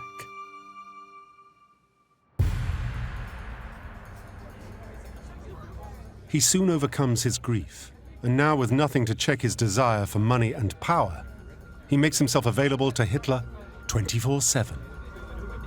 We tend to think of Göring as this sort of fat, somewhat jovial figure in these big, silly uniforms. He looks like something out of a fancy dress shop. And actually, that belies the fact that up there is a very calculating, very ruthless mind that will play the game. And now he's a widower, he can really dedicate his life to his own personal ambitions. Against this backdrop of constant electioneering and internal rivalry, one man is quietly moving up the ranks: Heinrich Himmler. Himmler, meanwhile, the quiet backroom boy, is busy scheming. He is very much building up his power base. Both the SS and the SA grow rapidly in numbers with the Great Depression. Unemployment brings a lot of men into the movement. And you start to see the SS become more and more of an internal police force. But although Himmler's SS is growing in strength, not everything is going the way he'd hoped. Himmler's plan to bring back Ernst Röhm is backfiring. The SA are becoming even more powerful, and bully boy Röhm has no intention of following Himmler's lead. Himmler feels like the junior partner, feels like that Röhm's the big boy, the one with all the seniority. Realizing his error, Himmler focuses on building up his own SS force. If he can expand their duties to cover party security, he will consolidate their role and strengthen his position. Himmler is beginning to think more seriously about setting up an intelligence service within the SS, one that is independent from that of the SA and other party organizations. He needs an apparatus within his organization, within the SS, that will spy not only on enemies of the party, but also can spy on people within the party, under the pretext that they might be treacherous. And so he forms this thing called the Sicherheitsdienst, the security service, the SD. Himmler needs someone to lead this new force, someone he can trust, a new member of the inner circle who will understand his vision and ambition without compromising his power base. In June 1931, Himmler meets a young man looking for a job. This interview will shape the destiny of millions. The man who comes knocking on Himmler's door for this job of running the SD is a young man called Reinhard Heydrich. With his strong Aryan looks, he makes an immediate impression on Himmler. He's a vision of what he thinks the SS should embody. And Himmler, the wannabe soldier, is also impressed by Heydrich's military background. He's very impressed by the fact that Heydrich can talk to him in military language and explain his plans for the creation of an SS intelligence service. The well-educated Heydrich had held a highly prized commission in Germany's diminished post-war navy. But then he became embroiled in a sordid affair. He was simultaneously engaged to two women, and one of the women's father was a very influential man with good contacts. But when the affair came out, Heydrich treated the father's complaints with contempt, an attitude that appalled the Navy. He kept one of his fiancées, but lost his commission. He wasn't considered to be a man of honor, so he was hoofed out. Now, he was engaged at the time, and so therefore, we're looking at a man who is desperate. Now, keen to impress, the inventive Heydrich tells Himmler everything he wants to hear. All he has done is read, as a boy, some detective fiction and some spy novels, and he uses his knowledge of those thrillers to impress Himmler as to how an intelligence service would work. That is the limits of his experience. But it's enough. Heydrich learns on the job like no one else. The ambitious Himmler and his new right-hand man now control a security service authorized to spy on their own party members. It's a tool they'll exploit to the fullest.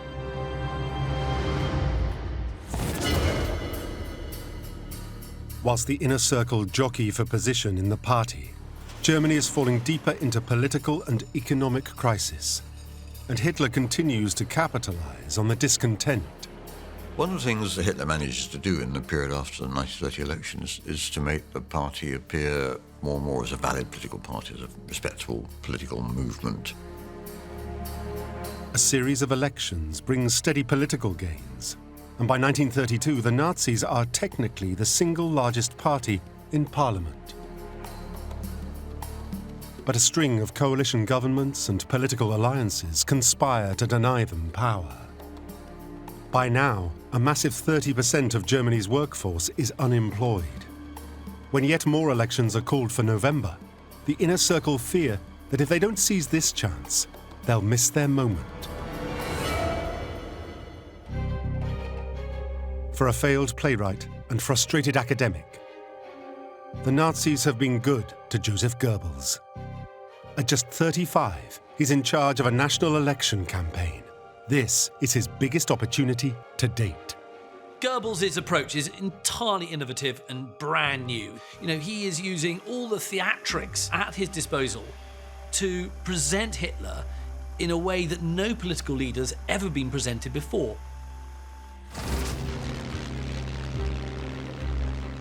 Goebbels devised a campaign device called Hitler over Germany, in which Hitler flew from town to town and city to city in a plane, filmed, and the troops were on the ground waiting to see the Führer descend from the skies like some sort of avenging angel falling down from the clouds. And it made an enormous impact on people whose lives were grey and narrow.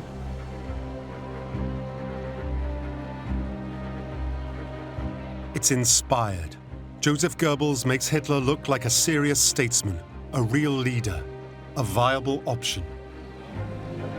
Hitler looks like a genuine 20th century politician, and his rivals look as though they're stuck in the last century.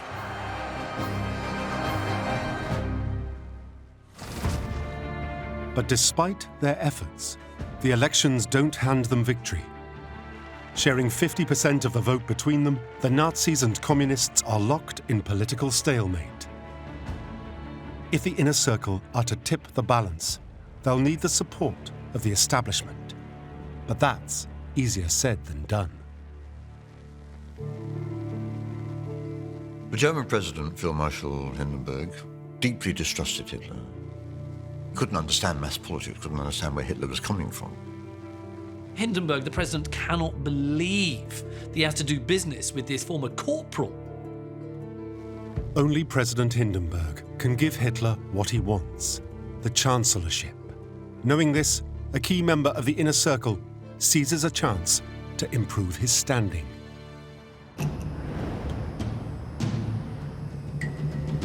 Göring watches very closely what's going on in late 32, early 33. He's president of the Reichstag, of course. He's in a good position to see what the possibilities are. Using his reputation and contacts, Göring's out to prove he's the only one that can deliver Hitler this springboard to power. Göring has a crowning moment in 1933. It's Göring who affects the meeting. He puts together these two men in a way that perhaps no other man could have done. Göring persuades Hindenburg to put his trust in Hitler. And so this facilitation, if you like, is a really key moment for Göring and sees him right back in the heart of the inner circle. Göring has saved the day.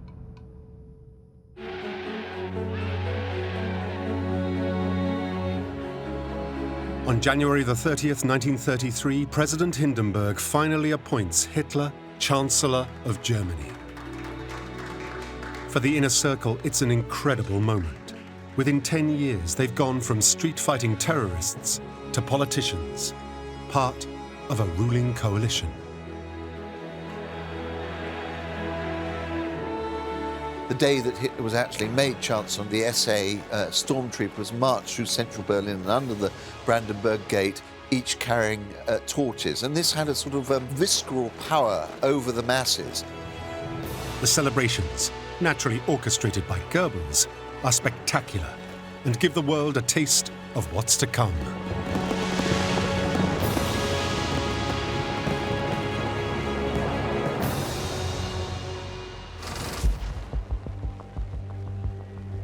But they're not there yet. Their leader may be Chancellor, but the Nazis only hold a few cabinet posts in a tenuous coalition government.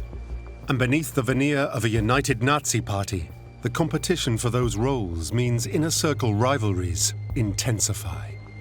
Once Hitler becomes Chancellor, There's growing competition between individuals who aspire to high political office, and some of them will end up without a job, whereas others will be propelled to great political importance.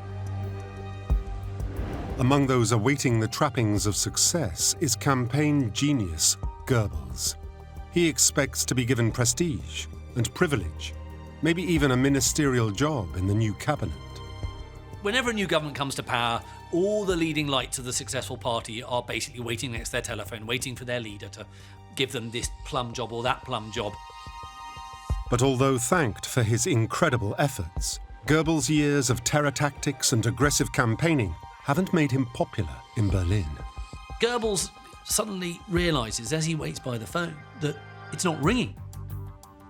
Hitler can't afford to be associated with anyone that might wreck his tenuous grasp on legitimate power. He realises that he hasn't got a job, that he's not one of the Nazis who is going to be appointed to the cabinet, and he was utterly cast into depression. But whilst one star fades, others shine bright. Göring's reward for securing Hitler the chancellorship is to be made Minister for the Interior of Germany's largest state, Prussia. Göring's elevation to be Minister of the Interior, Home Secretary, gives him a vast controlling voice in all the internal domestic affairs of Germany, in effect. Prussia is his base, is his stronghold. Göring now focuses the resources of his vast new bureaucratic and administrative empire on achieving Nazi goals. It means that he can turn the Prussian police into a new type of police force, and a police force that the world really hasn't seen. Göring calls it the secret state police. Actually, we know that as the Gestapo. And the Gestapo, as we all know, becomes this absolutely terrifying embodiment of state terror. Initially, the Gestapo are tasked with political intelligence, but with their wider powers of arrest and imprisonment, in Prussia, under Göring, they soon tear up the rule of law. His role as the Minister of the Interior in Prussia is really used to impose the Nazi revolution on the whole area of northern Germany. His police now enforce the party's views, attacking communists and turning a blind eye to any aggressive Nazi activity. Göring's so attuned to that form of control, he's naturally aggressive in politics. And as Minister of the Interior, he has the means to put that aggression into genuine effect. Göring's seizure of Prussia through police control is enthusiastically approved by Hitler. But in others, it arouses serious resentment. There are two other members of the inner circle who look at Göring's success with really, really envious eyes. One of them, of course, is Goebbels, who just sees the success of anybody else with huge jealousy, but his nose is really put out of joint. And the other man is Himmler. Himmler thinks of himself as, I am the security and police person. I'm the person who gathers intelligence. I know about this stuff.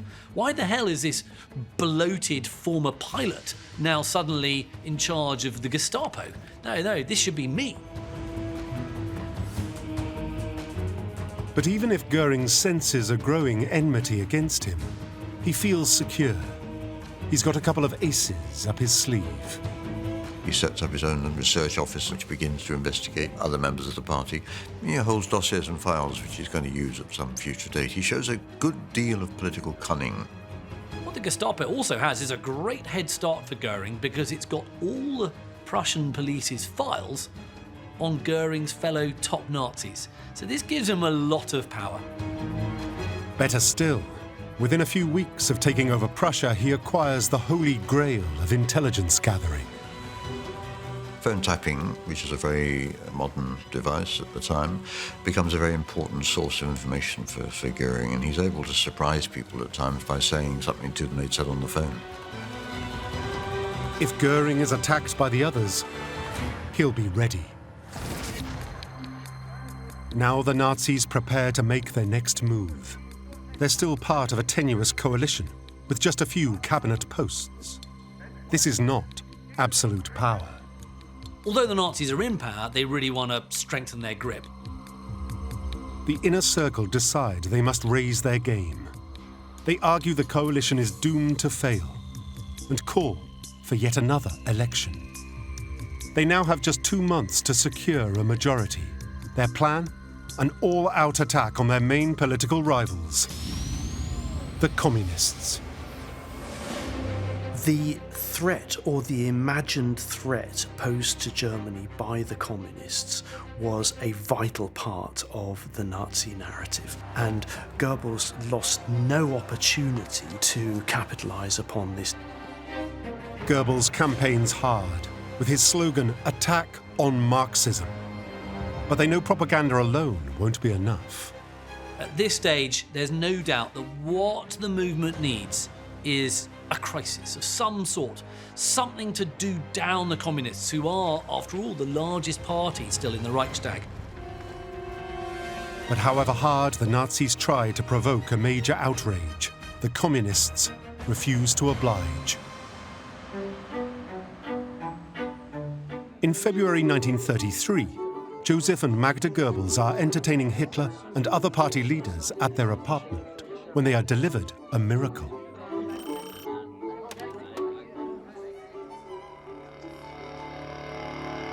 The Reichstag is on fire. When the fire breaks out in February, after he's taken power a month earlier, all the evidence circumstantially would be that it was started by the Nazis. This was denied at the time, and Hitler's reaction when Himmler and Goebbels told him of the fire suggests he didn't know about it. Nazi conspiracy or not, this is a situation that can be manipulated. A young Dutch communist is arrested at the scene of the fire. Hitler had always said that he was the force of providence. He was genuinely outraged by this attack by the communists, as he saw it, on the symbol of power, the Reichstag. Hitler seizes the moment. Within hours, he convinces Hindenburg to sign the Reichstag fire decree.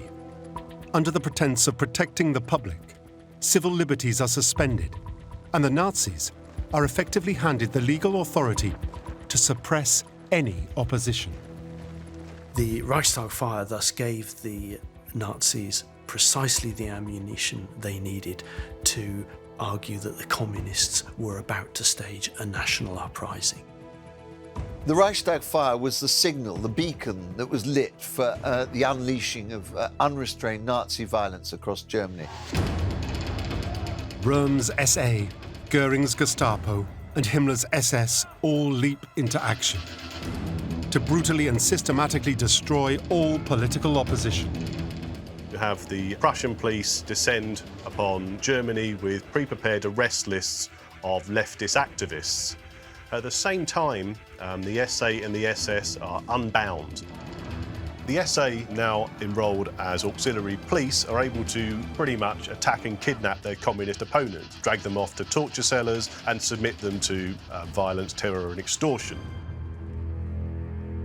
Marxism was effectively crushed at that moment. After all the Nazis' propaganda and scaremongering, this savage repression is generally welcomed by the German public, and the party's popularity soars. Just 2 weeks later, at the elections of March 1933, the work of Goebbels and Göring pays off. The Nazis win almost 44% of the vote. Still not a clear majority, but they are now the dominant force in the coalition. The Nazis are now in the driving seat.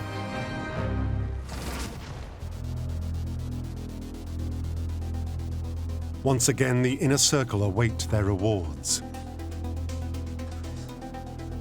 Power-hungry Göring already holds numerous political positions, but now a new ministry is created with his talents in mind. He's tasked with secretly developing and building the world's first modern air force. This is the point at which Göring is no longer just a minister in Prussia. He's somebody with a national responsibility. It's a natural choice to set up an air ministry, and the air ministry is going to be a veiled way of rearming Germany in the air. Independent of the established army and navy, and with its own substantial budget and swanky uniform, Göring is in his element.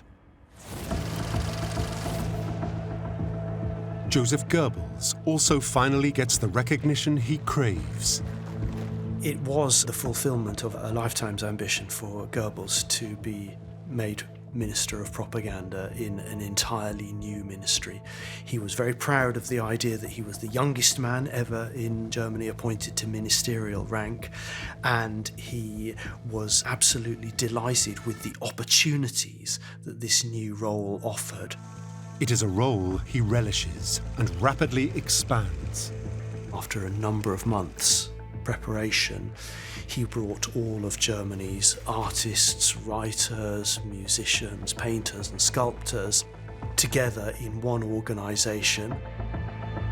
Just 10 years earlier, this young man was a bitter and frustrated journalist. Now, he's at the helm of German cultural life. It's the first significant step on a road to absolute control of all media. This will become his empire and make him insanely powerful. With the Nazis in power, law and order must now reflect their vision and enforce their values. The nation's police forces must be centralized and brought under the control of one of the inner circle. It will be a prized and powerful position. Göring thinks that he's the natural person to do that. He's set up the Gestapo in Prussia. He's played a very important part in bringing the police over to the regime's side. But Göring has an unexpected rival for the role in rising security boss and meticulous bureaucrat Heinrich Himmler. The relationship between Göring and Himmler in 1933-34 is a very uneven one. Göring is at the very top of the political hierarchy, whereas Himmler is still kind of maneuvering, trying to find his feet, trying to find his role. He's very busy laying the foundation for his subsequent power. This is Himmler's big chance. He wants to be in charge of a unified police state run along the same lines of his established SS. He approaches Hitler to set out why he's the man for the job. He delivers. He's a can-do man, and he's a very good organizer. Here's somebody who is clearly going to be able to deliver effectively a national police system. Himmler gets his way and is handed control of the nation's state police forces, except for one, Göring's Prussia.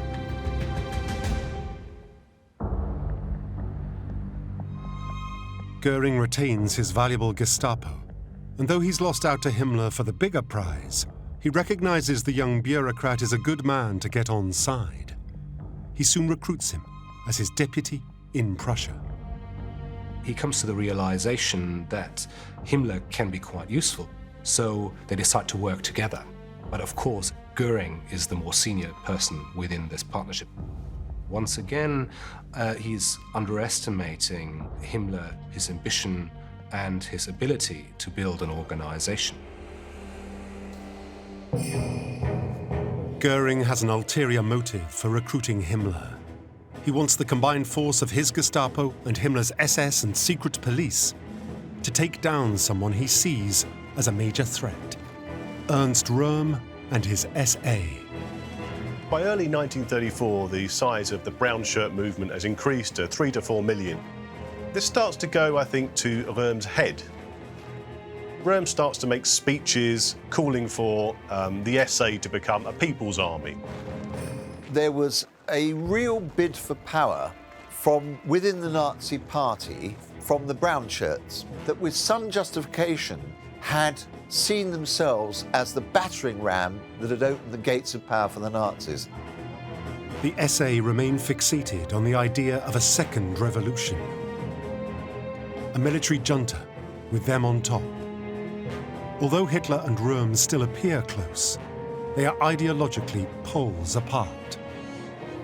As Hitler starts to mature politically And as he starts to grow away from what is described as the drummer, summoning men to arms on street corners, Rome starts to become more of an embarrassment for Hitler. Who is this sort of corpulent homosexual attached to him? Rome's homosexuality has never been a secret, but now as clean-cut legitimate leaders, it's becoming an exploitable issue for main rival Göring and his new recruit, Himmler. Himmler, once Röhm's closest inner circle ally, now finds himself in direct competition with him. There's a fascinating love-hate relationship between the SS and the SA, and indeed between Himmler and Röhm. By 1934, Himmler wants his noble SS order independent and not tainted by association with the crude thuggery and perceived depravity of the SA. Himmler finally decides his old comrade Röhm must be dealt with. Himmler, the leader of the SS, was a master bureaucrat, a brilliant behind-the-scenes manipulator. And he got together with Göring to organise a plot against Röhm. They both regard Röhm as, acting against their wishes, and they also see an opportunity that if Röhm is brought down, then there's a potential land grab for both Himmler and Göring. They need to focus all their resources, so Himmler's sidekick, Reinhard Heydrich, is brought on board.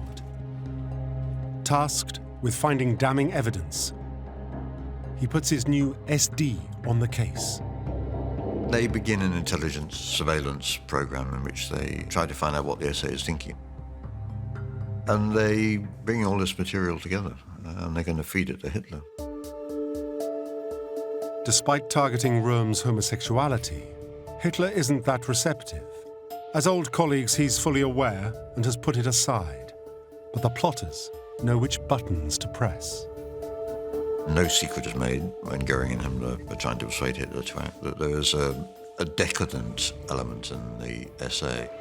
There's absolutely no doubt that Hitler is a homophobic. The thought that Röhm and the SA leadership are all indulging in homosexual orgies is something he can't take. Hitler is told that Röhm's influence is not only corrupting the SA's hierarchy, but also the wider Nazi youth. A disgusted Hitler finally gives the conspirators the green light. Now it's open season on Röhm and his SA. Heydrich is ordered by Himmler to start finding out information about him.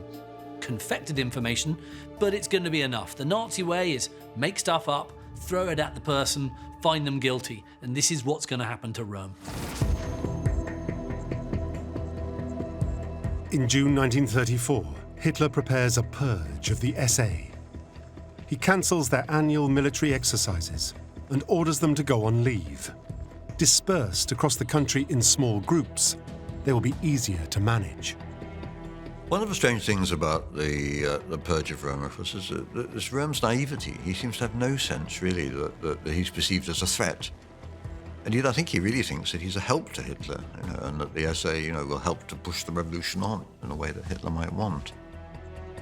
In June 1934, Röhm obviously isn't particularly alarmed by some rumours which were circulating that there was going to be some action against him, and he went down to Bad Wiese, a lake in Bavaria, for a holiday. It will prove a fatal error.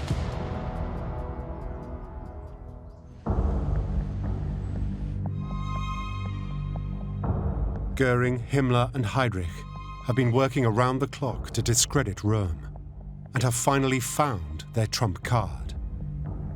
By the end of June 1934, amazingly, the evidence that Röhm is a traitor has been found. And there's this kind of documentation that shows he's the recipient of millions of marks from the French government to try and overthrow Hitler on their behalf. Of course, it's completely manufactured evidence.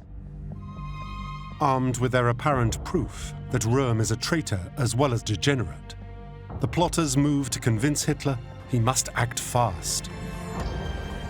Röhm's fate is sealed. What takes place, of course, is one of the most sort of infamous acts of political violence ever known. It's called the Night of the Long Knives, and boy were those knives sharp. Faced with the falsified evidence, in an extraordinary move, Hitler, the Chancellor of Germany, takes matters into his own hands. He drove in a convoy of cars with SS men, armed SS men escorting him, to the resort of Bad Witzsee. At about 6:30 in the morning, Hitler charges into the hotel, brandishing a pistol. Makes his way to Röhm's room, opens the door and says, "Get up, you're under arrest for high treason." Asleep, bedazzled and bewildered Röhm doesn't understand what's going on, gets up. Hitler and his group also arrest other SA men who are actually in bed together. This is something that the Nazis will use after the event to show that actually they were trying to get rid of the sort of moral turpitude, they call it, of the SA. It's regarded as this very sort of homosexual force. Proving their role as pure knights of the Nazi order, Himmler's SS round up 200 senior SA officers, wiping clean the decadence of the SA. Over the next 24 hours, many are shot. This is actually, in some ways, the opportunity for which Himmler has prepared the organization for a very long time. They are demonstrating very clearly that they are the most loyal instrument of the Führer. Others, including Röhm, are imprisoned.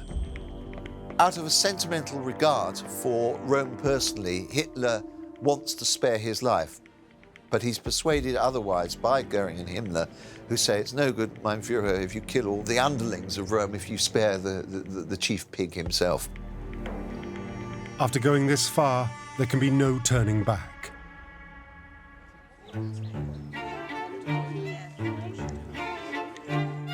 The following day, Hitler holds a tea party for his cabinet ministers and their families in the gardens of the Chancellery in Berlin. And while this tea party is going on, the playing out of the Night of the Long Knives is almost pure Godfather 2. It is like a gangster film. There are people being massacred, literally just butchered, shot, killed. But there's one death Göring and Himmler still crave. During the afternoon, they steadily work on Hitler. And finally, he relents. Hitler is still very reticent about having Röhm shot, so he sends word that Röhm should be made aware that he could take his life himself with a revolver.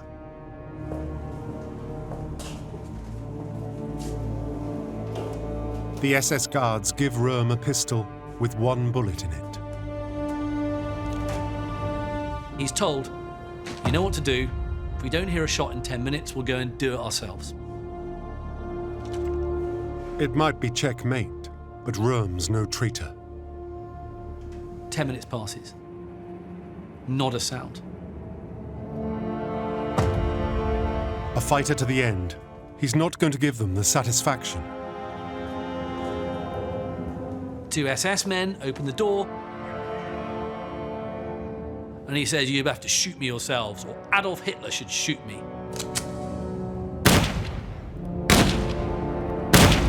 And so they shoot him 3 times in the chest and once in the head.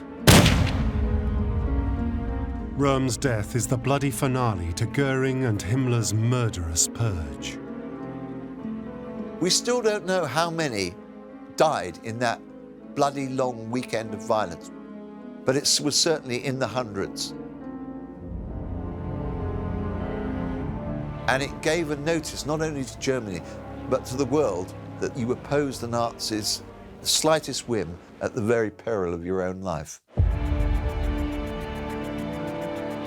Within weeks, the mighty SA is nothing more than a ceremonial organization. And with Röhm gone, the major players of the inner circle have one less rival. After the Röhm purge, the entourage around Hitler all begin to develop their own power base, their own interest. The critical thing is that Hitler is at the center. You had to remain loyal. You couldn't be a Röhm because you would suffer the consequences. 2 weeks later, the ailing President Hindenburg dies, and Hitler merges the post of Chancellor and President, declaring himself the supreme leader of Germany, the Führer. The inner circle is now unstoppable. 1933, the Nazis are in power. Now they want to turn their twisted ideologies into reality. And spin master Joseph Goebbels turns on the Jews. Goebbels developed a pathological, deeply felt hatred of the Jews. But his most dangerous enemies are within the inner circle. Among them is Hermann Göring. Göring had the ability to bug telephone calls, and he used his powers to devious effect. And Heinrich Himmler, who wants anti-Semitism by stealth. If things were going to be done, it was much better that they were done away from public view. As they jostle for power, these three men will push Germany towards its darkest hour. This is the inside story of Hitler's henchmen, the jealousy, power struggles, and fawning sycophants that would create a monster and fuel the most brutal horrors of the Third Reich.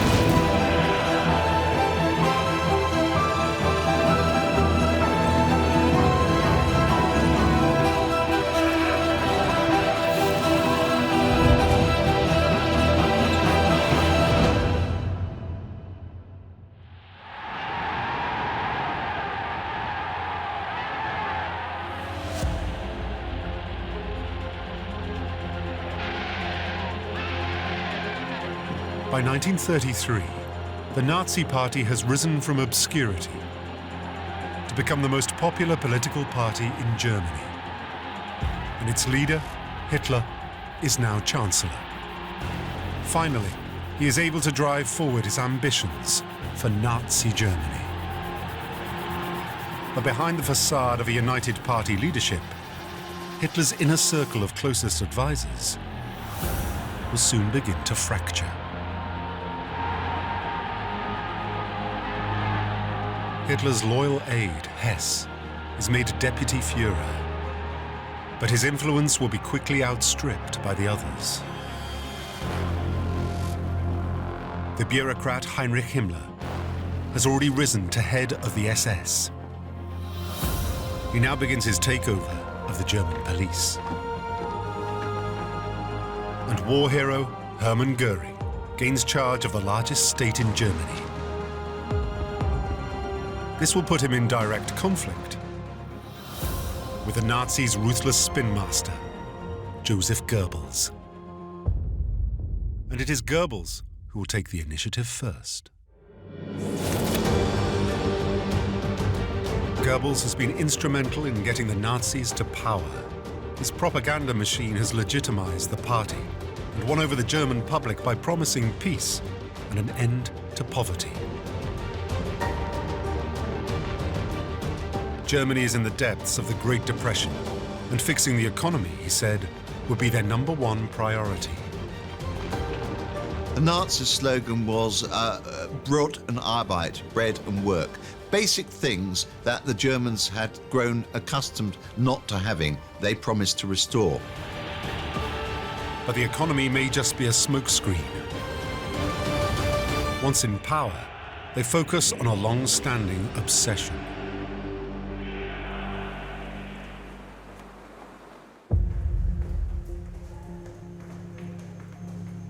Goebbels is invited by Hitler to discuss the item top of their agenda: the Jews. He'd built the party on rabid anti-Semitism. Our problems are always Jewish in origin. This is a great plot to take over the world, and we Germans are suffering from that. It's an international movement, but we in Germany, because of our grim conditions post-war, we are the victims. So our way forward is to get rid of the Jew. Goebbels has come to detest the Jews, possibly even more than Hitler does. Goebbels developed a virulent, pathological, deeply felt hatred of the Jews and came to identify the Jews as the source of all of Germany's problems. They both want to send a clear message that the Jews are the enemy of Germany. The plan? To stage a nationwide boycott of Jewish businesses a grand gesture. Goebbels is tasked with uniting the public behind the campaign.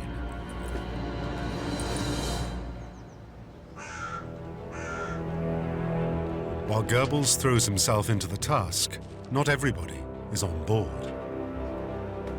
Hermann Göring is keeping a conspicuous distance. Unlike most of the inner circle, he isn't passionate about anti-Semitism. Göring had grown up with a Jewish godfather, Hermann Eppenstein. He was a rich aristocrat who owned a castle in Salzburg, Austria. Göring very much enjoyed growing up with this luxurious lifestyle of aristocracy and was very fond of Eppenstein. Göring was more this kind of an old conservative elite and not this new believer in that the Jew as such is a danger for the German people. I wouldn't say that Göring was not anti-Semitic, he was definitely, but his interpretation of that was more pragmatic.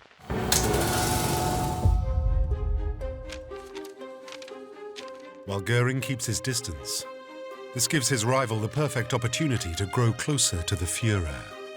He aims to get the German public behind their planned boycott of Jewish businesses. Goebbels has complete control of the propaganda against the Jews. It's Goebbels who writes all these incredibly vitriolic anti-Semitic articles in the press that will further propagate the idea that Jews are, in Nazi eyes, evil. His preparations for the Jewish boycott are now complete.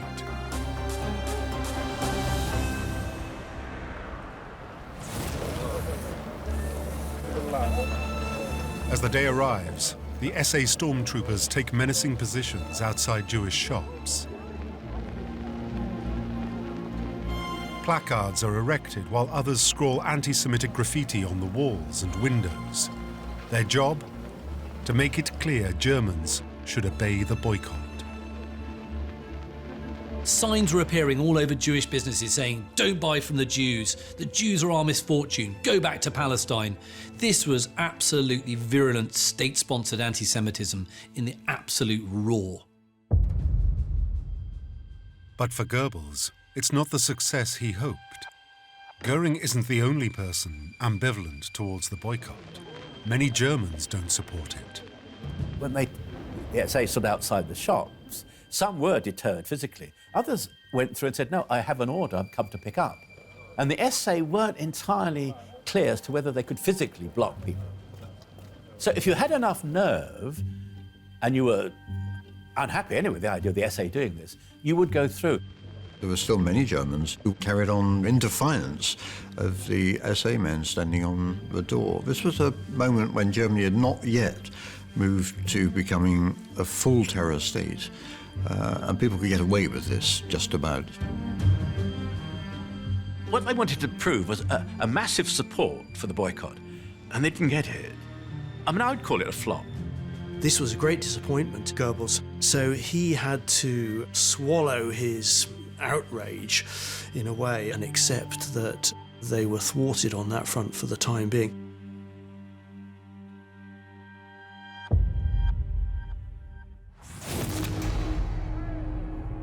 Nonetheless, as propaganda minister, Goebbels can spin the failure as a success.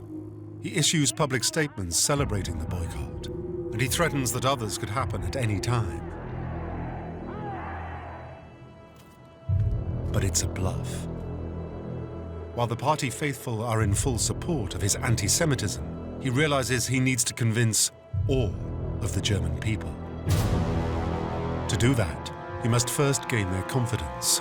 Open anti-Semitism is, for now, pulled back. He'll need to play the long game. Goebbels and other anti-Semites in the party had to really start thinking again about how did you get the German people on board? It had to be done drip by drip.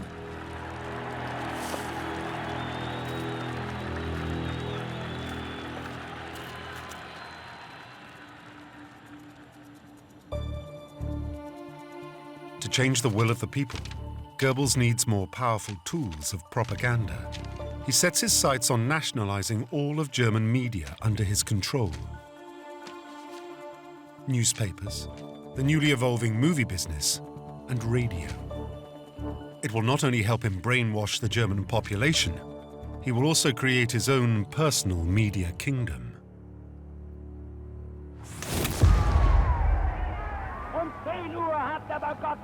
He wants his propaganda inside every living room in Germany and broadcast in the streets. His first step is to seize control of all the stations nationwide. But there's a problem. Hermann Göring. In 1933, we see two members of the inner circle start getting into a bit of internecine warfare. These two are Goebbels and Göring.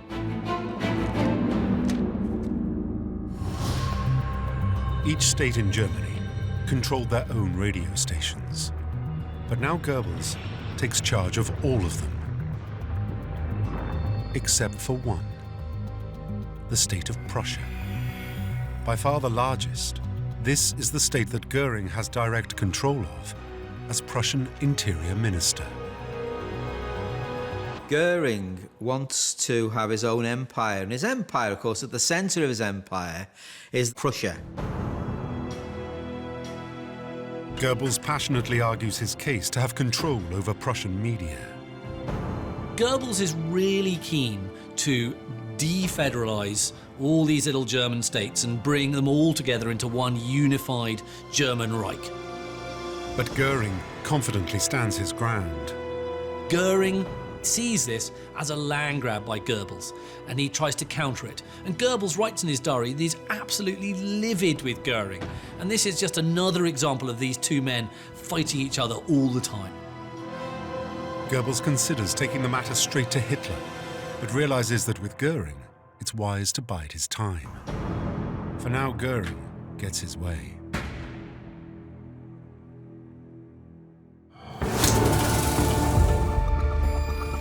Unlike Goebbels, who wants Jewish policy at the forefront of public consciousness, others, like Heinrich Himmler, are keen to do the opposite. He favors discretion and deceit. Following street brawls in Munich, hundreds of communists and Jews have been arrested as agitators. But Himmler calls a press conference to defend these actions. He claims that they are being kept in prison for their own protection. He stresses that the Jews in his custody are suffering no prejudice. Heinrich Himmler, head of the SS, says that Jews are citizens, German citizens like any other German citizen.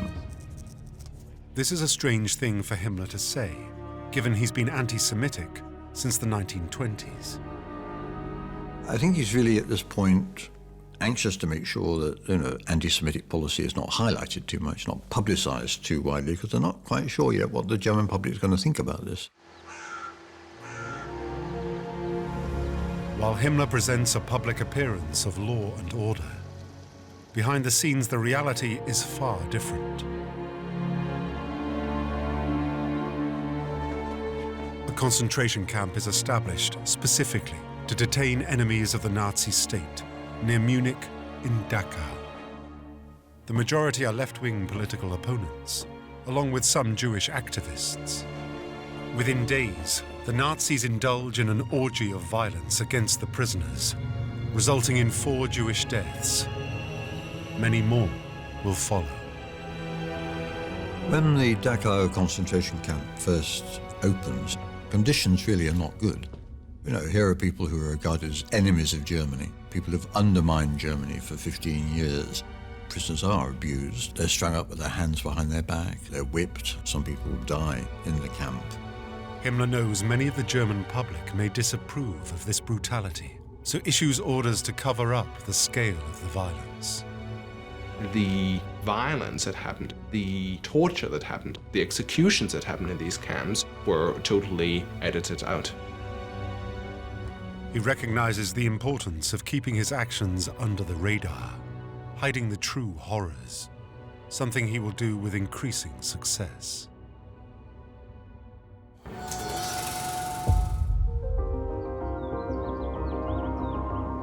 In the face of his two rivals, Goebbels wants to take his campaign against the Jews to a wider audience. He steps up efforts to persuade Hitler that he needs control of the entire radio network. And he starts a sustained attack on the one man who stands in his way, Göring. Goebbels dislikes Göring's lifestyle. He dislikes the flamboyance, he dislikes the opulence and so on. He becomes this somewhat ridiculous comic and flamboyant figure with his ever-enlarging chest filling up with ever more medals on ever more opulent and ridiculous uniforms. This lavish lifestyle of Göring's made him an easy target for Goebbels to attack.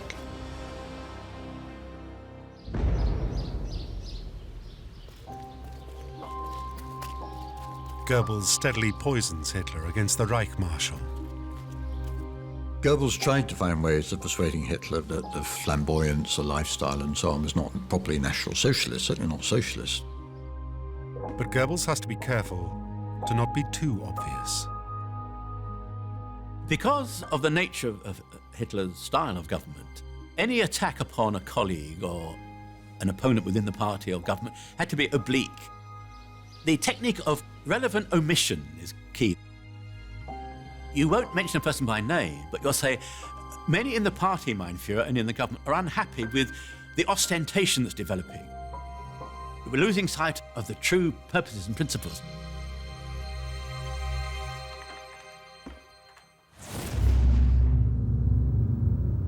And Goebbels plays Hitler perfectly. When Hitler makes a speech to the party attacking grandiosity, there seems little doubt that this is a thinly veiled attack on his Reich Marshal. Goebbels is absolutely delighted that Hitler attacks ostentation because he sees this as against Göring. And so in his diary that night, Goebbels gleefully writes that Hitler has mentally given up already on Göring, that he's now a nobody and, he's just a standing joke. Goebbels is absolutely thrilled. And Goebbels scores 2 victories, as Hitler also commands Göring to hand over his Prussian radio. Goebbels has outmaneuvered an important rival and now has full control of the German airwaves. But Göring is a very dangerous man to cross. As Commander-in-Chief of the Prussian police, Göring is able to kind of change this organisation into something called the Secret State Police, the Gestapo. And this, of course, becomes this very powerful intelligence-gathering network which tries to gather information on anybody and everybody, even including members of Hitler's inner circle. The Gestapo turn on Goebbels, watching his every move, waiting for him to slip up. Blissfully unaware he's being spied upon, Goebbels presses forward with his propaganda ambitions. With radio now under his total control, he wants to ensure that everyone will tune in. Goebbels wanted everybody to have a radio set, or every family, every tenement at least, to have a radio set which they could tune into. One of the ways that Goebbels hopes to unite Germans together is they will all share a set of programs each day. And in between there'll be drip, drip, drip, those little bits of propaganda. So what does Goebbels do? First, he updates all the transmission hardware, so he can now transmit to the maximum number of households. Second, he starts ordering radios to be mass-produced, and in the first year of this alone, 1 million new sets are being produced. Of course, the German consumer is delighted because he or she thinks this is an example of a booming economy. We've got this, this new consumer good, and that's actually Goebbels putting himself into people's homes. And just to make sure that people are tuning in, he also puts radio wardens in most neighbourhoods who can go around to make sure that you are dutifully listening to the party broadcasts. Next, Goebbels targets the printed press. He passes the so-called editor's law. This officially shifts editorial powers away from the owners of newspapers and hands it to the state. He would gather together editors and correspondents of all the leading newspapers, and he would give them effectively a summary of the line they were expected to take on all major issues. Goebbels now has all the propaganda tools in place to spin the Nazis' achievements and ideology to all of Germany. The Nazis have risen to power, promising a strong, successful Germany. So Goebbels tells the nation what they want to hear. Goebbels showcases Nazi job creation schemes, including a huge construction program, building new motorways. And he ensures the cameras capture the Führer leading from the front. The message is loud and clear. Together, the people and the Nazis are building a new and better Germany. The young men who were unemployed and listless and rootless, let them be the pioneers who build the motorways, build the Autobahn. So they will be contributing something very positive and valuable to the growth of Germany, as well as earning good money for themselves. Where they really succeeded was in creating the promise of better times in the future. They managed to create the promise that people who have been full of gloom will get a job, that they will be able to go on holidays. They will lead a life better than anyone ever has in their lives.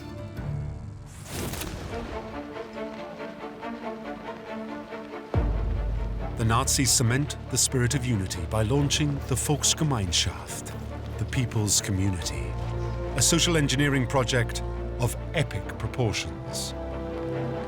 It's a utopian kind of vision. It's a vision of we'll put aside class differences and we'll join together in this wonderful, classless society called the Volksgemeinschaft, or the national community. For Goebbels, this ideal of a united, harmonious community where individuals served a greater good, this became a kind of guiding star. They are building an image of a united community, enjoying rising employment with a strong, proud notion of Germanhood. Bit by bit, they are laying the foundations for their vision of a Germanic master race. First time, I think, in history there's been such an attempt to create a racial state, and the folk is a central concept in that. But Goebbels' carefully crafted image of Germanic utopia is built on shaky ground. Because despite the propaganda, everyone knows that the economy is not going well. The Nazis' economic miracle isn't working. Although unemployment is down, wages are low. Spies are sent out into the community to report back on public opinion. And the mood is worrying. The euphoric support is beginning to subside. It is time for Goebbels to reintroduce his go-to scapegoats. The failing economy isn't the fault of the Volksgemeinschaft. It's the fault of outsiders. The idea of the Volk means a sense of identity, a sense of community.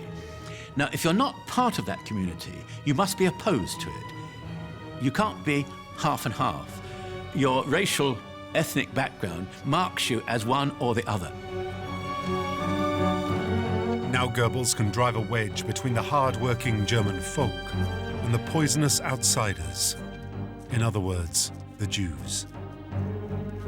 It's a masterstroke of mass psychology. The attack upon the Jews, the scapegoat notion, the identifiable enemy within, does distract from the internal economic problems. They are to blame for the crisis in the first place. Goebbels' propaganda stokes a wave of street violence against the Jews. But behind the scenes, it's met with surprising opposition, including Adolf Hitler himself. The mob attacks are causing public unease and damaging the economy. Support for the party is at risk. So reluctantly, Hitler orders a clampdown on the violence. But Goebbels is determined to keep pushing his agenda. And he soon sees the prime opportunity.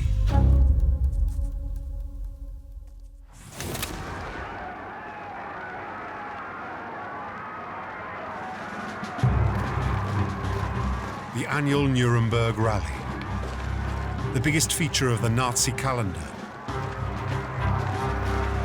A huge propaganda event and a chance to set out the Nazis' latest policies. Hitler has declared that the rally must focus on the battle against communism. But Goebbels thinks now is the time for a seismic move against the Jewish race.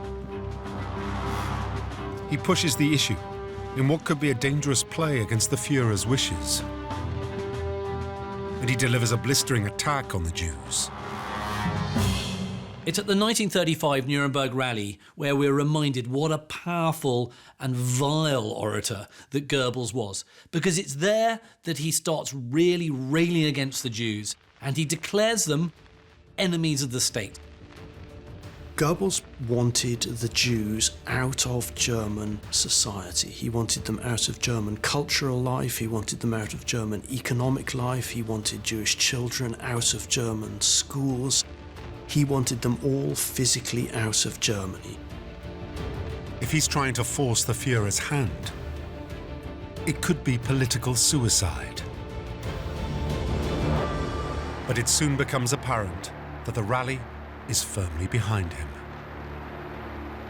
Largely thanks to Goebbels, the Nazi crowd is now baying for action against the Jews. And they want action immediately, and they want it now. Goebbels' gamble pays off.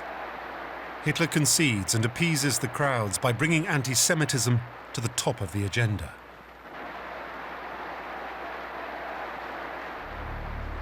Behind the scenes, the Nazis hurriedly draft anti-Semitic legislation they call the Nuremberg race laws. The laws strip Jews of their citizenship and outlaw marriage between them and other Germans. The Jews will now be legally classed as outsiders. But when it comes to the definition of a Jew, the legislation opens up a can of worms. With the Nuremberg laws, there was a great deal of confusion, really, about who actually qualified as a Jew. And of course, there were many people who were half Jewish or quarter Jewish, and how did you deal with these people? Even the Jews themselves could not and cannot give an exact definition of what a Jew is. At what point does somebody become a Jew? Is it grandparental? Is it parental? Is it by choice in religious terms? Is it through marriage? There are obvious cases, but there are less obvious cases. So they started a debate. Who is a Jew and where do we have to draw the line? There is much disagreement, with Goebbels pushing for the most extreme option. Goebbels was very frustrated with all this because, from his point of view, Jewish blood was Jewish blood, German blood was German blood. If you had Jewish blood, you were a Jew. You were Jewish even if you had a small amount of Jewish blood. It's feared that actually the German people aren't going to go along with persecuting people who are like 1/16th Jew. That's not going to work. Finally, a compromise is reached. It laid down that anybody with 3 grandparents who were Jewish was, by definition, a Jew, and therefore not entitled to full citizenship, not entitled to employment rights, not entitled to legal rights, not entitled to education. It is a major victory for Goebbels and a terrible milestone for the Nazis on the path to the horrors to come. But in amongst the drama, there's a noticeable absentee.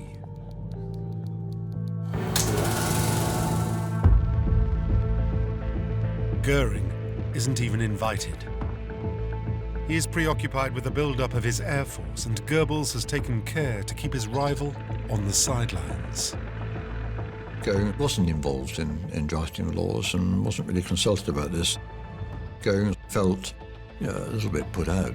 He ought to be consulted on all big questions.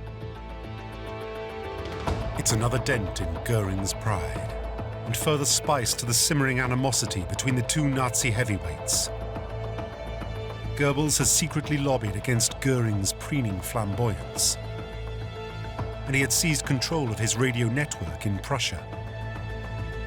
But Goebbels also has an Achilles heel, and Göring decides that now is the time to put Goebbels in his place by exposing his private life.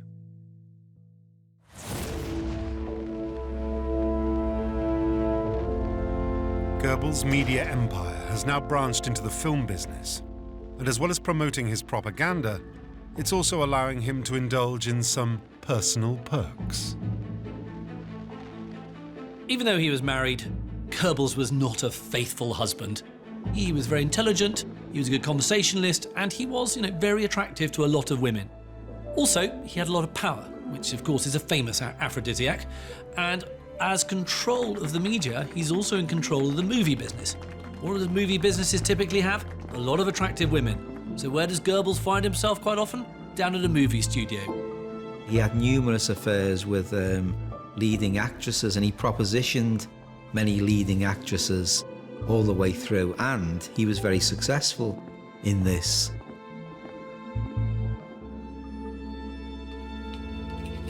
It's not long before Göring's spies find out about these affairs. And Göring has exclusive access to one of the most powerful surveillance technologies of the time, the wiretap. Göring had the ability to bug telephone calls, and he did this to his fellow members of the inner circle. And of course, the one man he particularly delighted in doing it to was his old enemy, Goebbels. And he would cackle with glee when he read the transcripts of these phone calls between Goebbels and his latest conquest. Goebbels' closest attachment is with a beautiful Czech actress, Lida Barova. He has been besotted with her since they met in 1936. The glamorous Barova plays the roles of sexy temptresses. The irony, of course, is that German women weren't allowed to play the role of sexy seductress because it was seen as demeaning German women. So they just had to get, lesser people like Czechs to play these roles. Yeah, that's not going to stop Goebbels from enjoying the attentions and the affections of Barova. Goebbels develops quite an intense affair with the beautiful Lida Barova, and photographs show she was very attractive. One can see why he was drawn to her.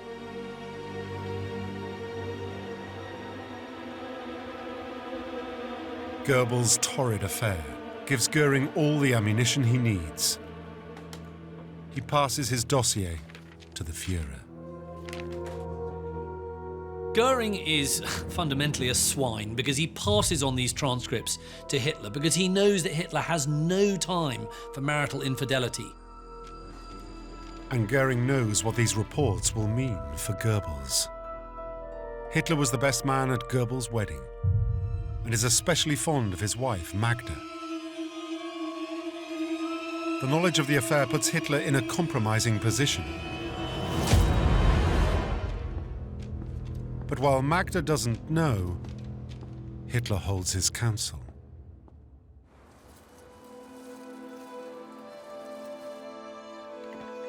But it isn't long before Magda hears that her husband has fallen in love with another woman.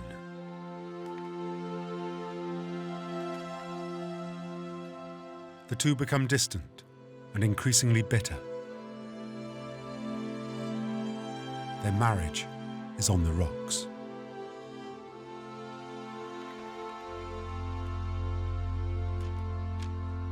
And when Goebbels' boss is as morally fastidious as Hitler, that is bad news.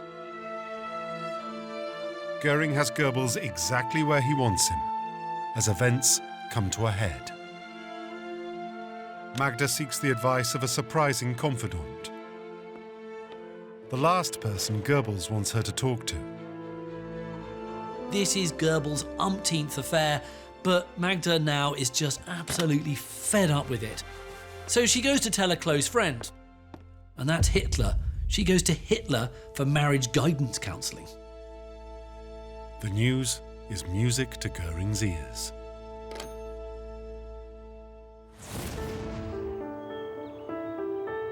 Magda travels to the southernmost part of Germany, to Obersalzberg, Hitler's mountain retreat. Her husband's career now hangs in the balance. Magda and Hitler, they were incredibly close. Hitler would often go round to the Goebbels household and he would spend most of his time talking to Magda. When it came to Hitler's attention that Goebbels was bringing shame and embarrassment and humiliation to Magda, I think this is what he found quite intolerable. Hitler summons Goebbels. He gives Goebbels a stark ultimatum to sort his marriage out or resign. Goebbels found himself confronted with a very painful choice. His loyalty to Hitler, his commitment to his role as propaganda minister, to his public role in the Nazi Party was still very strong. Where do Goebbels' loyalties therefore lie? Do they lie to Lida Barova, beautiful Czech actress, or do they lie to Hitler and the future of the Nazi vision?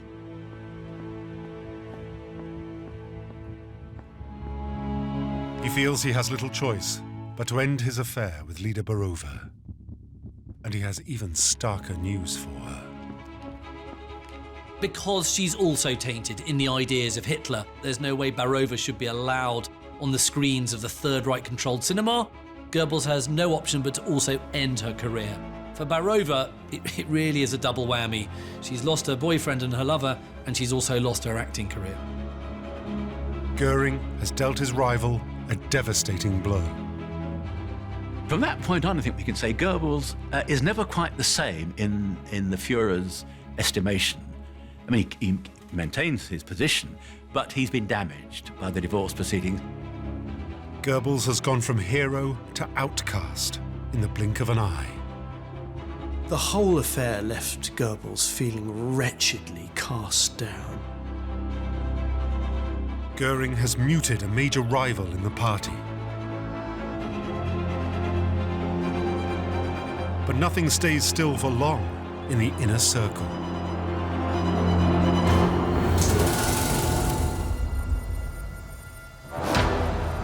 Goebbels' fall is Himmler's opportunity. And although Himmler is more discreet in his plans, he grabs his chance to carry the Nazi torch against the Jews.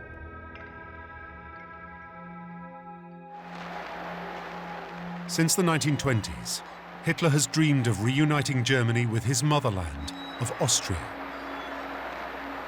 And since coming to power, the Nazis have applied increasing pressure on the Austrian government not to stand in his way. Finally, in March 1938, German troops advance into Austria, and the country is effortlessly absorbed into the German Reich.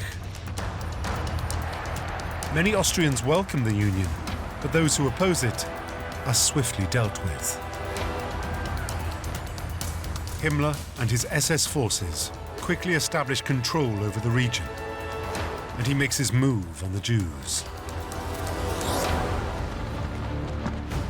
There are nearly 200,000 of them here. Himmler intends to turn Austria into a testing ground for anti-Semitic policies. The Anschluss of Austria gave Himmler a real opportunity to experiment a bit with Jewish policy. And in the early months of the occupation, the Jews were subjected to a whole range of unpleasant things. Their properties were taken, their businesses were bought out at knockdown prices and so on. Jews were humiliated. Many Jews were taken off and seized and taken off to camps and so on. And for Himmler and his henchman, Reinhard Heydrich, their own brand of fiercely efficient anti-Semitism is paying dividends.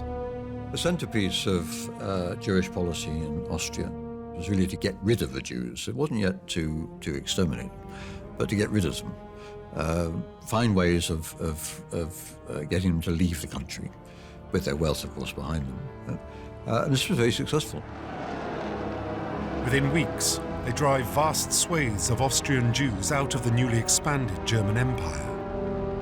That success cements Himmler and Heydrich's reputations, while Goebbels, still in disgrace from the Barova affair, must stand by and watch them take the glory.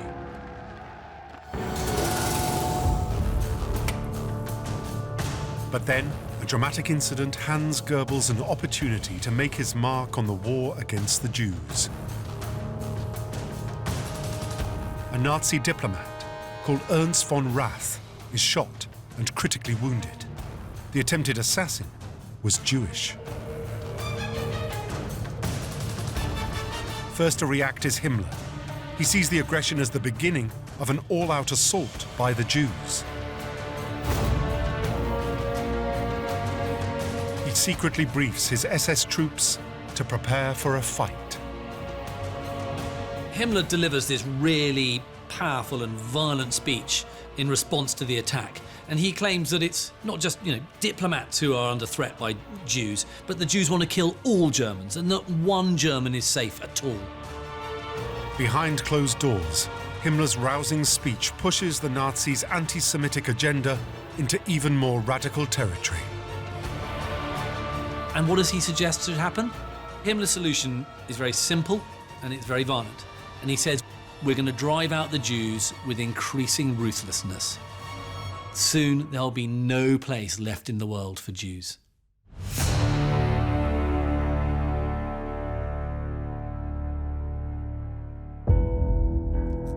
It seems that Himmler will be the man to lead a discreet war against the Jews.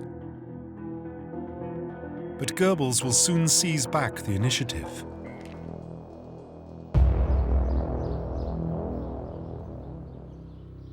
On November the 9th, senior Nazis are gathered for an anniversary dinner when Hitler receives dramatic news.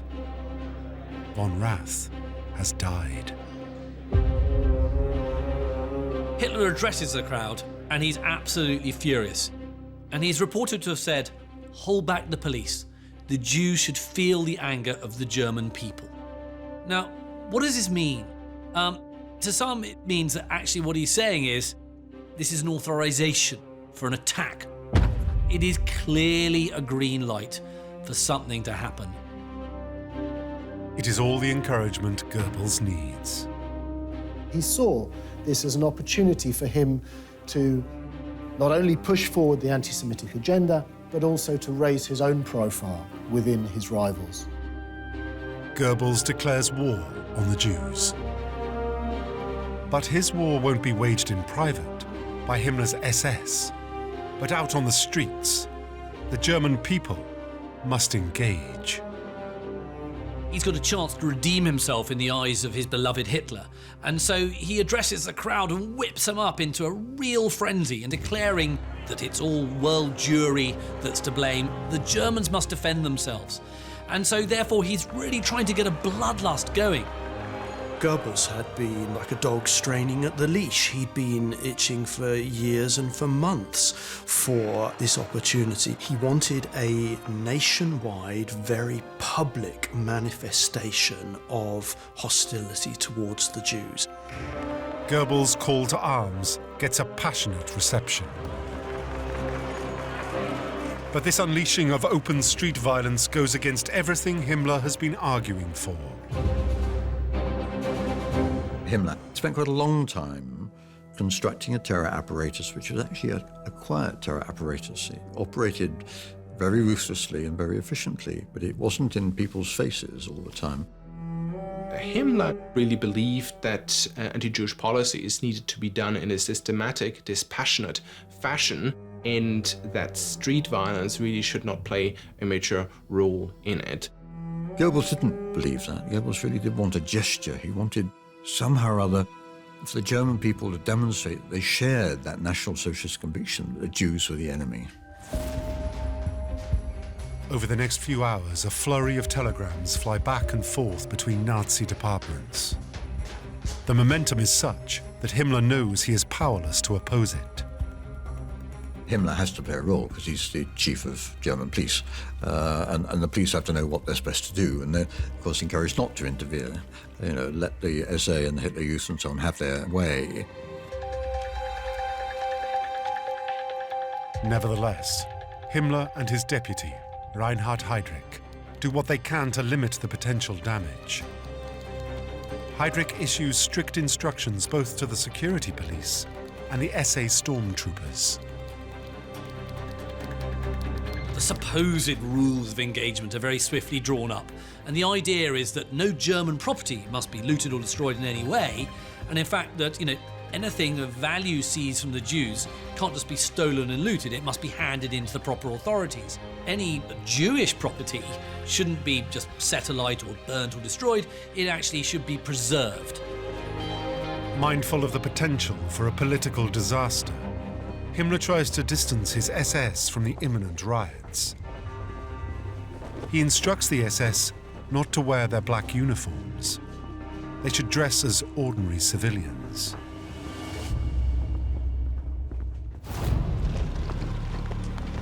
Göring is out of town while this unfolds, and with Himmler outmaneuvered, Goebbels can unleash hell. The violence he orchestrates will go down as one of the most shocking and savage in modern history. Kristallnacht.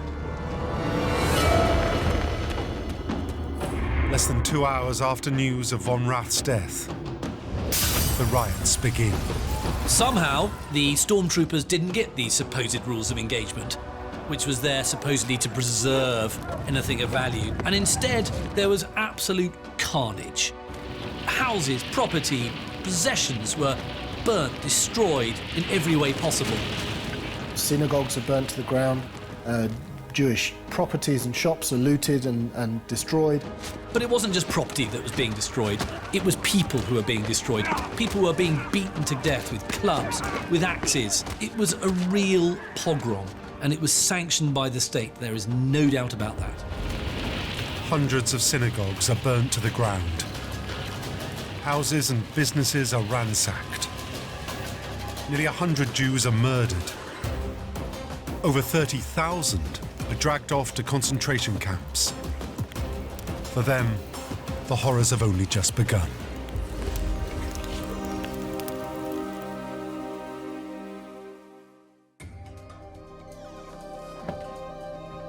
If Goebbels wanted a public demonstration of support for the war on the Jews, then Kristallnacht gave him just that.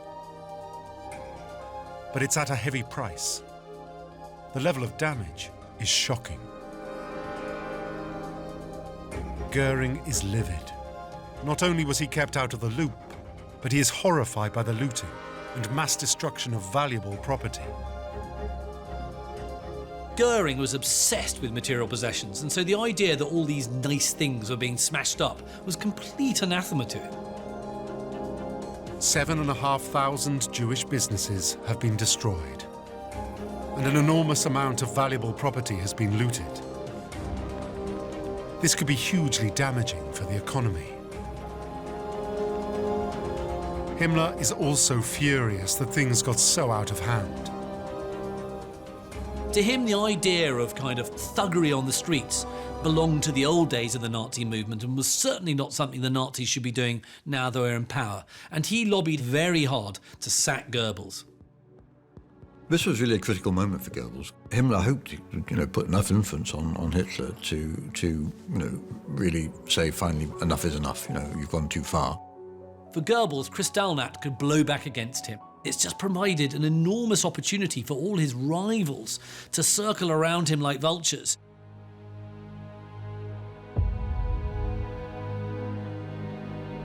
Hitler steps into the furore and makes his feelings explicitly clear.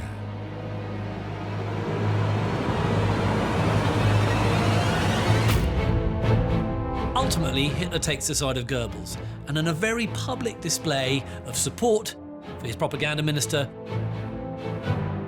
it seems Goebbels is off the hook.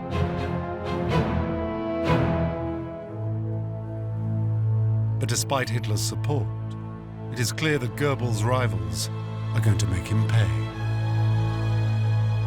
Göring complains that all this damage needs to be paid for, and it'll come somewhere from Goebbels. Well, Göring wanted Goebbels to come up with a solution. How are we going to find the money to repair all the damage and so on? Where's this money going to come from? But backed into a corner, Goebbels is at his most brilliant. He offers a simple and powerful resolution.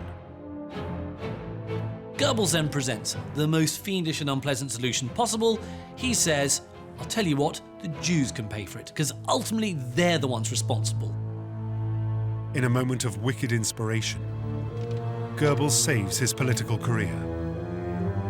The group agree to levy a 1 billion Reichsmark fine on the Jews in order to cover the costs of the destruction.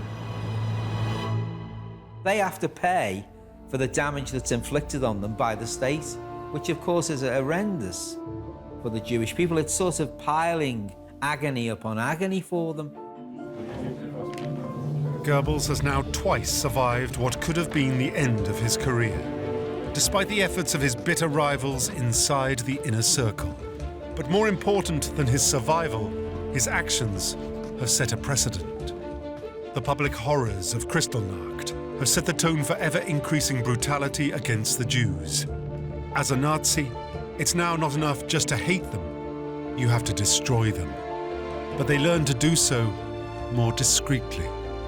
They wanted to accelerate the elimination of the Jews, driving them out of Germany and so on, taking away their property and so on, but it was all going to be done at one remove. People were not going to be easily able to see what was going on. From now on, Himmler will take charge of the Jewish question. His assault on the Jews will be more discreet.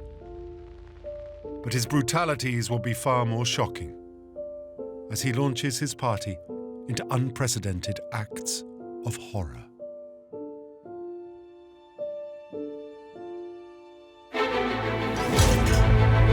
It's 1935, and as the Nazis make their first moves on the European stage, the fortunes of some leaders are up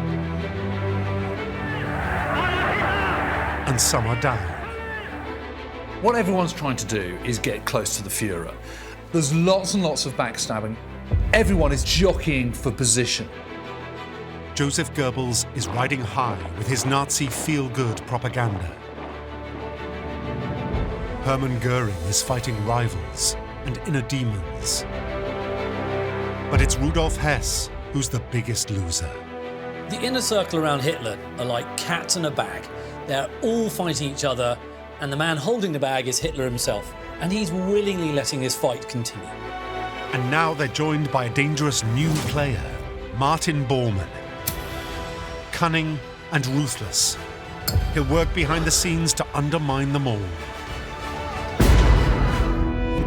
This is the inside story of Hitler's henchmen. The power struggles, blind ambition, and fawning sycophants that would create a monster and fuel the most brutal horrors of the Third Reich.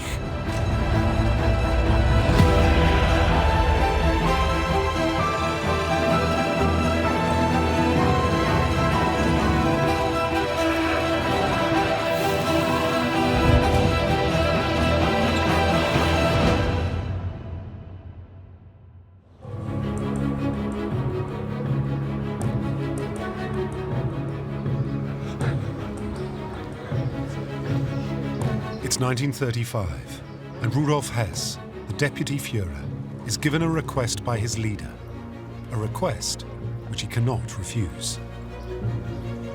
Adolf Hitler wants him to turn his country retreat at Obersalzberg into what will be, in effect, his second seat of government. It will be his Berghof, his mountain court. Now, of course, you can't say no to Hitler. When Hitler asks you a question, no matter how tightly you're in that inner circle, you've got to jump as high as possible. Hess is Hitler's longest-serving and most loyal supporter. As a devoted disciple, doing his leader's bidding is his reason for being.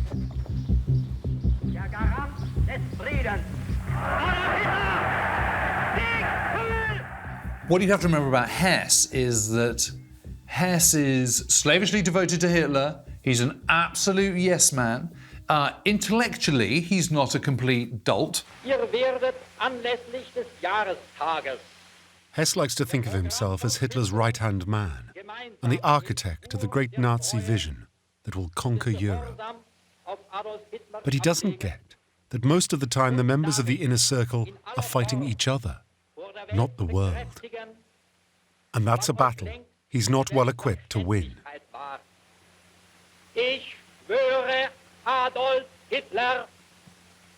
You know, he's frankly all at sea in this incredibly Machiavellian world of jockeying and positioning for power. Hess is more of an ideas man, a thinker, rather than a doer. Running a building project at Obersalzberg, even for his beloved Führer, is not up his street. It's not a very glamorous task, really. I mean, here's a man who's nominally the deputy Führer, and he's been given a role of sort of really refurbishing Hitler's house. So Hess decides to delegate. And he knows just the man to take the job off his hands. His own deputy, Martin Bormann. He passes the buck to Martin Bormann and says, please organise it, Open Salzburg, get it sorted. Now, this is going to be a very fateful decision because from that delegation, there becomes this accidental transference of power from Hess to Bormann. Martin Bormann has a low profile in Nazi circles and is virtually unknown in the country at large. He is not a polished politician or an orator. What marks him out is his skill as an organizer. If you need a go-to man, Bormann will make things happen. Bormann is seen as a kind of oaf, as a thug. He is not sophisticated, and there's definitely a kind of class thing operating in which, you know, he's looked down on as kind of rough on the edges. If Bormann were to walk into this room right now, you wouldn't take any particular note. He's not one of these people who fills a room with his charisma. He's not a Hitler. He's not a Göring, for that matter. Nor is he even a Goebbels. He is a quiet man. But beware the quiet man. He can be dangerous. The post of deputy at Hess's office in Munich is just a stepping stone to Bormann.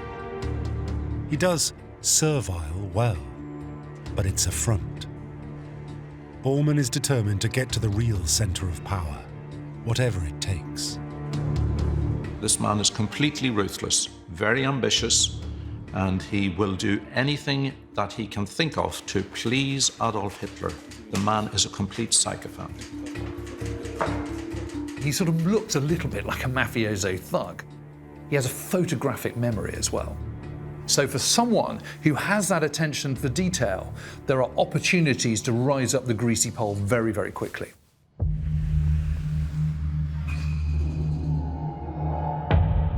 And that's exactly what he does. Thanks to the opportunity his boss Hess has unwittingly given him.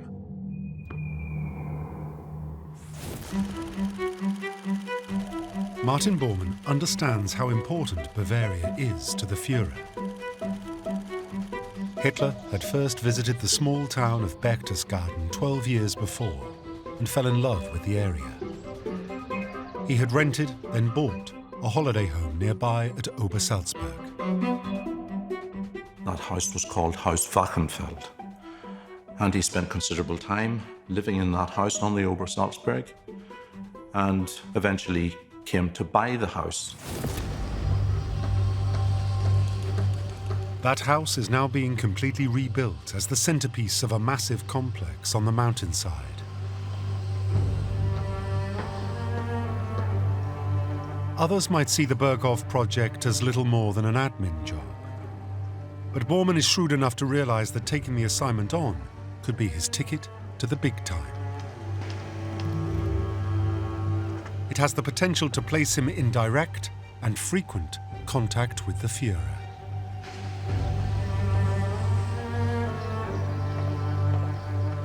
So for Bormann, the opportunity to develop Hitler's favourite place in the world, well, that's a really, really great opportunity for him.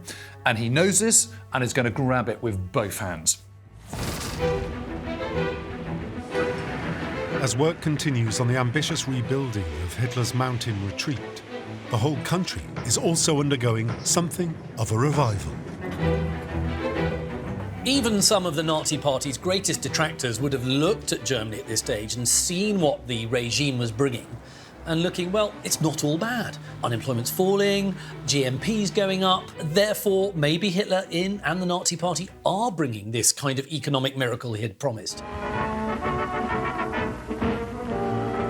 A new Germany is taking shape.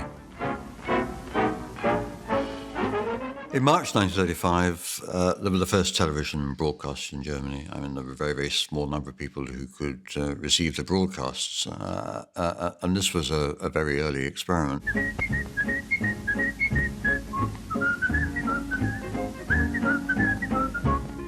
TV, of course, is a great symbol of modernity, and of course anything modern was lapped up by the Nazis because it enabled them to project the Third Reich as this very forward, futuristic-looking movement. It is rebuilding, it is regrowing. All this can be pushed out via radio, via television, via film. The point is the message is getting across, and everyone in Germany and beyond its German borders starts to believe it. And Bormann is determined that nothing will reflect this growing confidence in the new Reich more powerfully than the Führer's Camelot, rising high in the Bavarian Alps.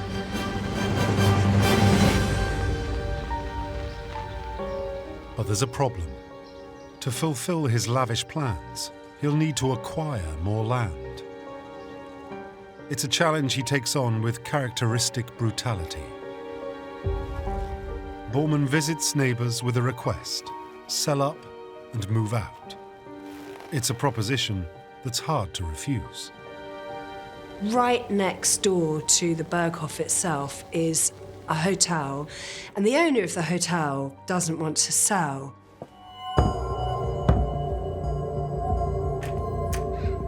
But Bormann's methods can be very persuasive. Martin Bormann is determined to buy this building, and he approaches the owner. The owner is reluctant, he refuses to sell. Bormann's response is swift and merciless. He sends the owner to Dachau concentration camp. The owner comes around to the idea of selling the hotel. Bormann offers an amount of money, which was a fair market value at the time for the building, and then at the last minute, he pays a considerable amount less. He holds back on a large amount of the agreed sum. Bormann's methods are blunt but effective. He forces the purchase of land all around what is initially quite a kind of modest mountain chalet, and in order to create this enormous sort of empire that becomes Hitler's court.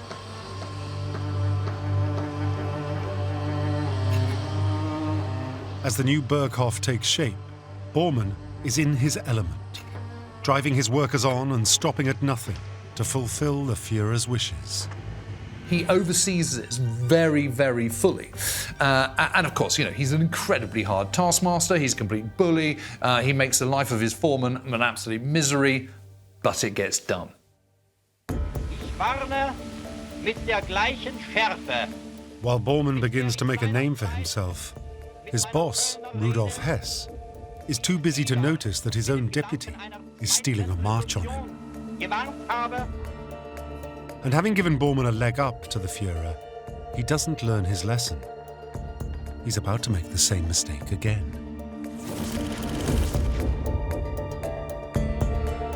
Albert Speer is a young architect working on various projects in Hess's ministry, including for the Nuremberg rallies, where the faithful come to reaffirm their loyalty to the Führer and the Nazi Party.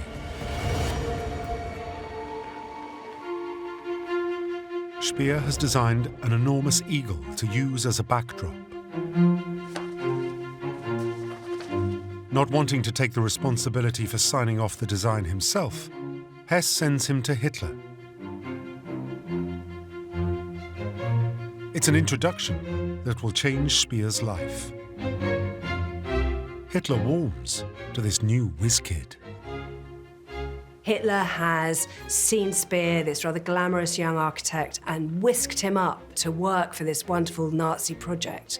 So for a period, Speer is in this kind of golden world where he is achieving so much, he's so on top of things, and he's in the kind of glow of Hitler's appreciation.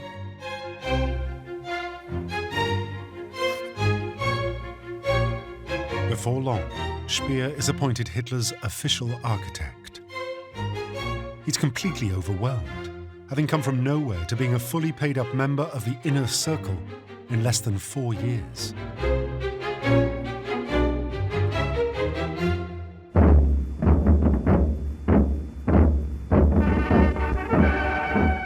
After his eagle design, the young star has more big ideas for the annual gathering.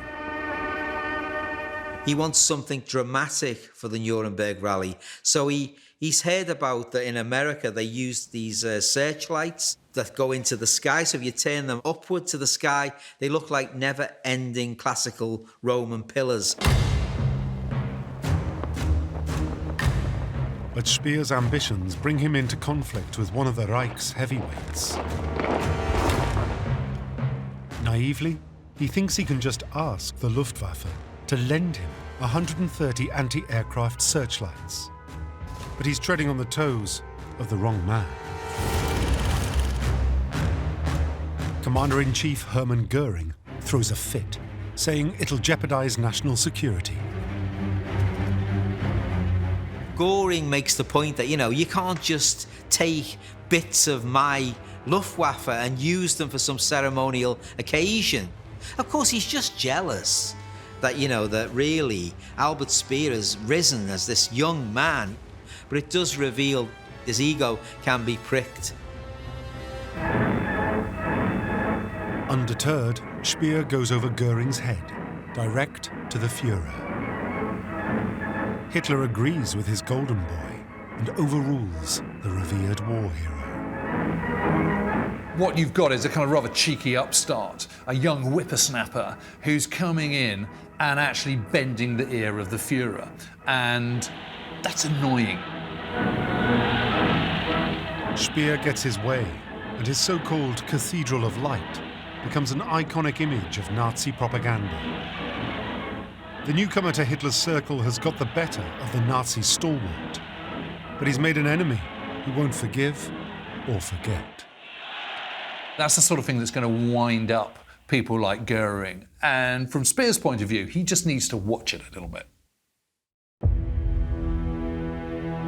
Rudolf Hess's introduction of new members to the inner circle isn't helping his relations with the old guard.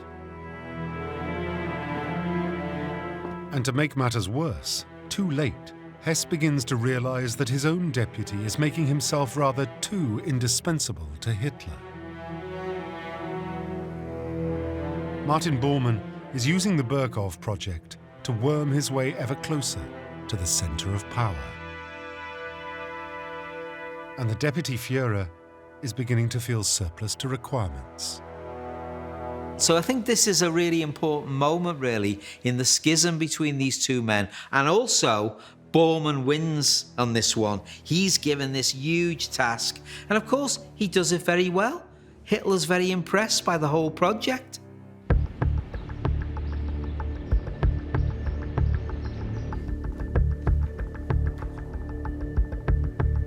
Hess isn't the only member of the inner circle's old guard under pressure.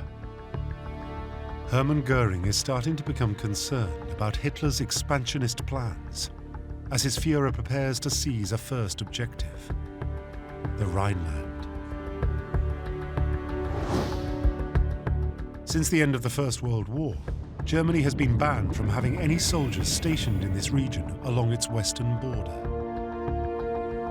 But in 1936, Hitler decides to reoccupy the buffer zone with troops.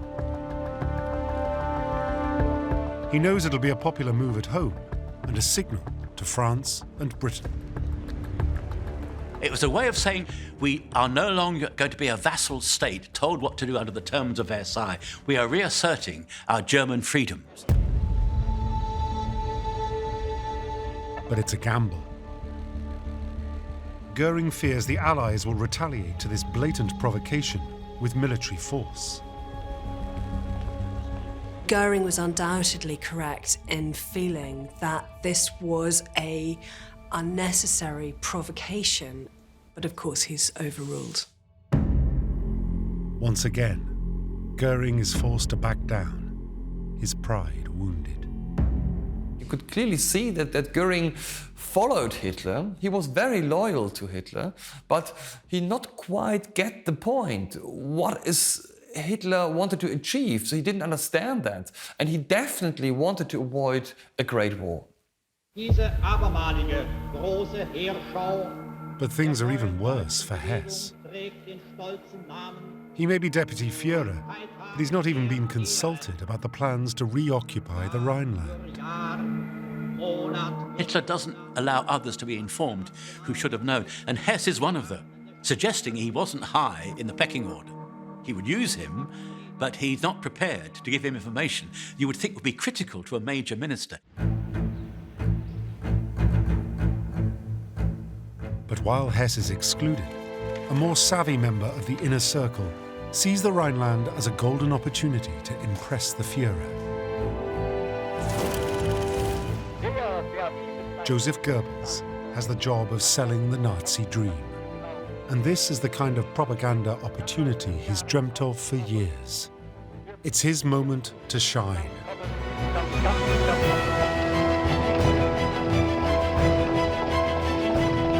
The troops march in, and alongside them are an army of Goebbels' film crews and newsmen. For the first time since 1918, he says, Germans have something to be proud of. The message is loud and clear. Germany is on the rise again. We see the soldiers marching along, and we see this woman rush up to one of them and pin this flower to a tunic. And with that flower onto that lapel is the kind of the hopes of Germany in what Hitler's done. And this great gamble's worked.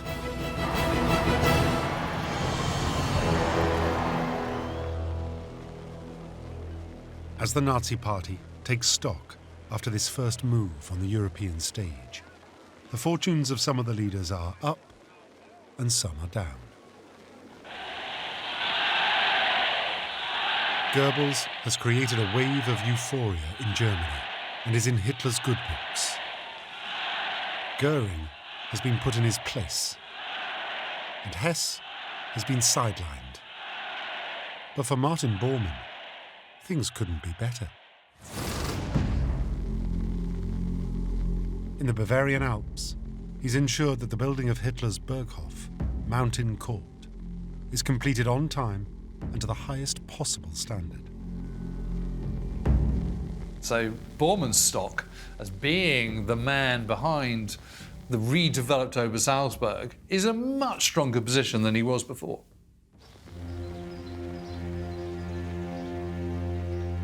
Where the old house stood, there's now a new, much more impressive residence befitting the status of the Führer.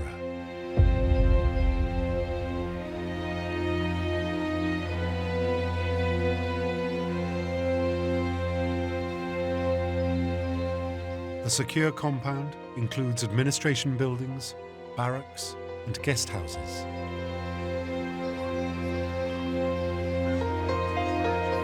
For the German people, the Berghof becomes a place of pilgrimage.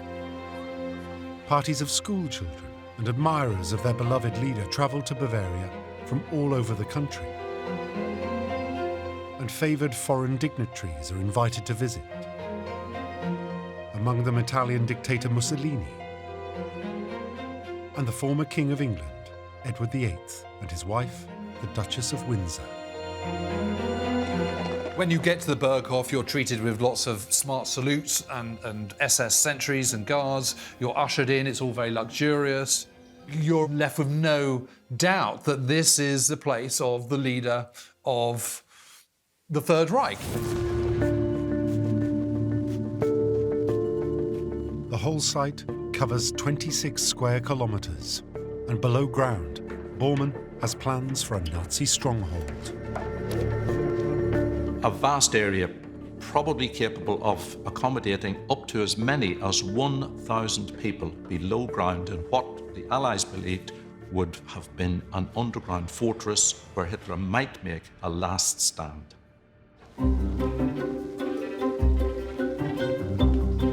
But in the summer of 1936, there is no talk of defensive fortresses, no thoughts about a last stand.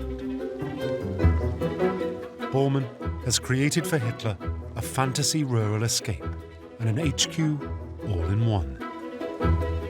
I think Hitler had this idea he was going to have the Berghof as a kind of alternative seat of government, partly because he was lazy. He liked to run Germany from his living room. All the decisions that Hitler takes and all these plans and schemes are thought up on a chintz settee in his living room. I mean, that is pretty amazing. And for the cronies at the top of the heap, this is the best of times. They will become known as the Berghof set. But although an invite to Hitler's Camelot is seen as a sign of approval, it comes at a price. If you were transported to the Berghof after it was completed in the late 30s, it would have been like going to the kind of most difficult and awkward weekend house party you could possibly imagine. Let's just look at your host for starters. This is Adolf Hitler. This is a man who gets up late and goes to bed very late, and every evening you've got to spend your night listening to him holding forth in the drawing room until 3 or 4 in the morning. And, you know, to leave early would be treacherous and disloyal. Everybody else was bored stiff, but he loved the idea of, a nice meal, followed by a Hollywood film, followed by a ranting monologue that went on till 3 in the morning. He thought this was wonderful.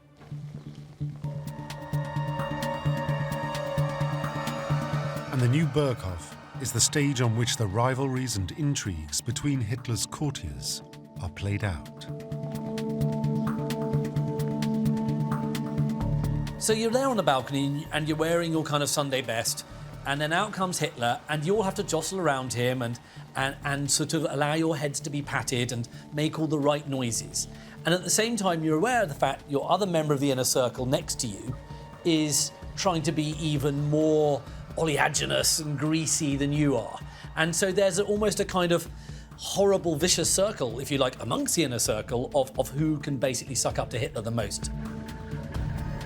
And so we've got all these huge egos, these big personalities, the neighbours from hell scenario, with all these people wanting to curry favour with Hitler, maintain their positions, and climb that ladder. They weren't friends, they weren't personal friends. Bormann and Göring, for instance, are mortal enemies. They absolutely hate each other. Himmler hated Goebbels. Goebbels hated Himmler. Himmler and Goebbels hated Göring. None of them really liked each other, except the relationship with Hitler. And, amongst some of the Nazi wives, there was quite a lot of friction, so some of the older children may have been aware of that. But most of the time, there was this very nice man who would have been called Uncle Adolf, who would have kind of pinched your cheek, and you would have played, with a puppy with him, and actually it would have been probably very agreeable. But beneath it is something very, very disagreeable. And as the court plays on, the master of ceremonies is that ambitious man in the shadows, Martin Bormann, who is despised by all of his rivals. But that doesn't bother him. He's developed a taste for power, and having gained his leader's trust, he revels in the attention. The Berghof becomes a place where Bormann really is the person in charge. It becomes like it's Hitler's court, but it's Bormann's fiefdom, and these are his glory days. And Bormann is about to pull a masterstroke.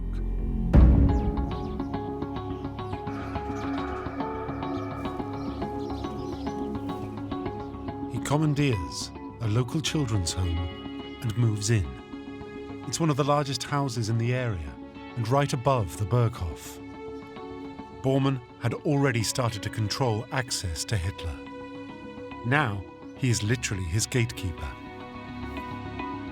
This house overlooks the Berghof, and so he can see all the comings and goings to the Berghof from his own home. He doesn't have to rely on being kept informed. Too late, the other members of the circle realize that they have been outmaneuvered by Bormann and scramble to reassert themselves. Everybody gets frantic about who Hitler's inviting to the Berghof, who's kind of hanging out with him, and they want to be nearby so that they can join in and not see anybody sort of getting closer to Hitler than they are. each tries to outdo his rivals by displaying his craven loyalty to the leader, the Reich, and everything it stands for. And in this private world of the Berghof, they feel safe formulating plans for the Jewish problem. For as cultured, urbane, and sophisticated as the Berghof set seems, it is easy to forget that on these chintzy sofas, the most depraved ideologies were crafted. There's a curious paradox, and it's only really made sense of by the fact that there is a new morality, if you like, in inverted commas, a new morality within Nazism, which allows people to be cultured, intelligent, educated, and at the same time espouse those most radical, hideous, racist ideas.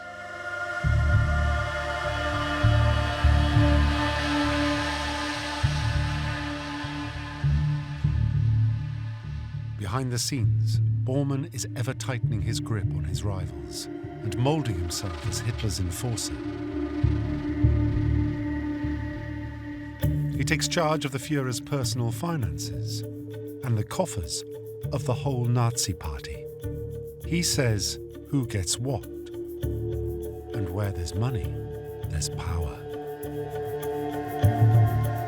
The ever-cunning Bormann, who now is becoming known as the Brown Eminence, which is a kind of vaguely scatological phrase to describe him, is gaining more and more power by having the keys to the party treasury, the party finances. That gives him enormous power and leverage over the person who's borrowed the money.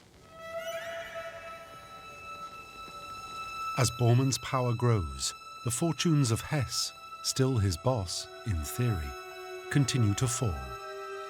He is the one person missing from these carefree images at the mountain retreat. You can look at no better evidence for Hess's marginalisation by the fact that he is not in this footage on the Berghof. He is very rarely there. He is not a very clubbable figure. He's an outsider.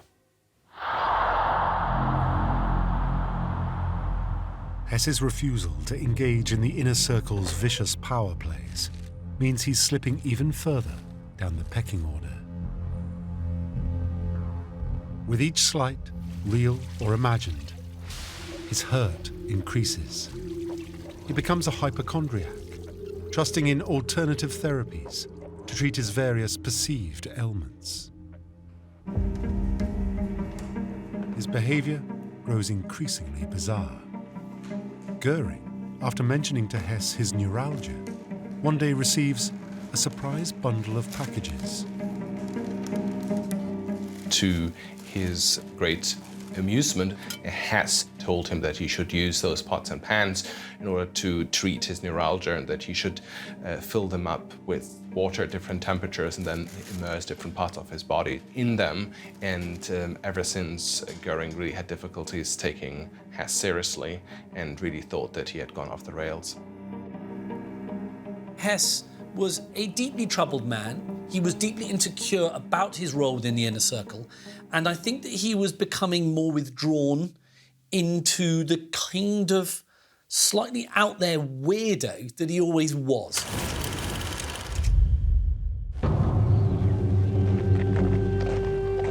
But one area where Hess is still useful is in nurturing his links with Nazi supporters in Austria, where the party has been banned following a failed uprising. Hess's work as a go-between helps to prepare the ground for the takeover of Germany's neighbour, which Hitler dreams of achieving as his first step to European domination.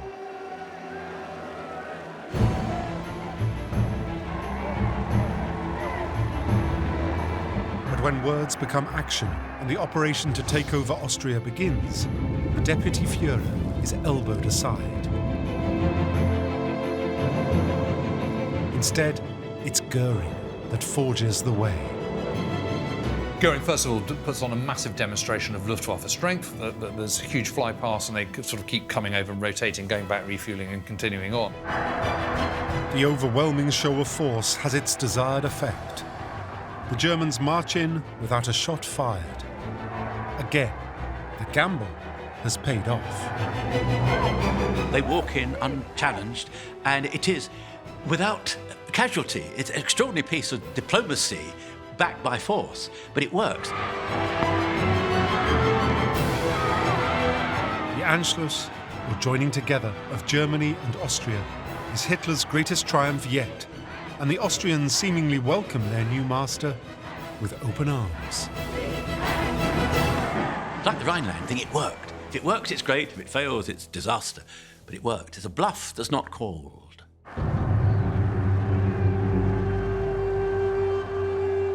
After laying much of the groundwork, this should be Hesse's finest hour. But when Hitler is hailed by the vast crowds in Vienna, the deputy Führer is nowhere to be seen. It's very possibly Hitler's way of saying, you are not in the front rank of those who are going to serve from this point on.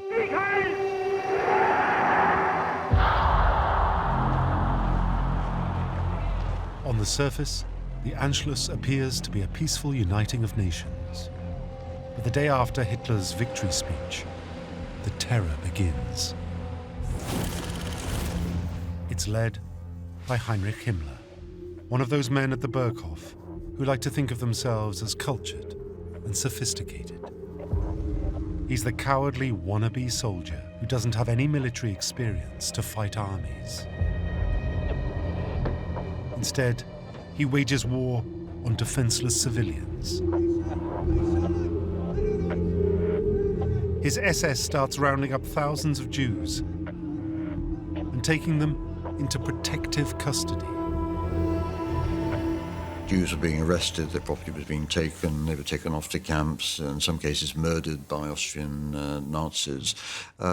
This was really the start of an open programme of anti-Semitism, and it became a model that was then transferred to Germany itself.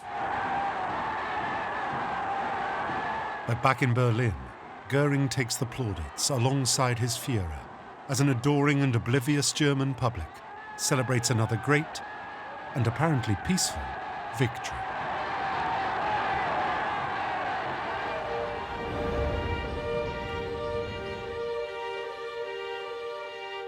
Now, far from the horrors unfolding in Austria, Hitler immerses himself in the high ideals of his architectural vision for the Reich. Albert Speer beguiles his patron with plans to redevelop the heart of the capital. It will be on a breathtaking scale, fit for an empire that will last 1,000 years. They both had grandiose plans for what Germany was going to look like. These enormous buildings, these big domed buildings and these big arches. And Hitler's going, yes, I love it, tell me more, and how about if we do this? That's a brilliant idea, mein Führer. Hitler even wants to rename Berlin Germania, the name given to the region by the ancient Romans. The new city will be his legacy to the grateful German people, and Speer will make it happen. And what you see is that Speer and Hitler are kind of egging each other on. Both men were visionaries, both men regarded themselves as artists, but then there's a fine line between being a visionary and being a dreamer. And I suggest that both of them ultimately were dreamers.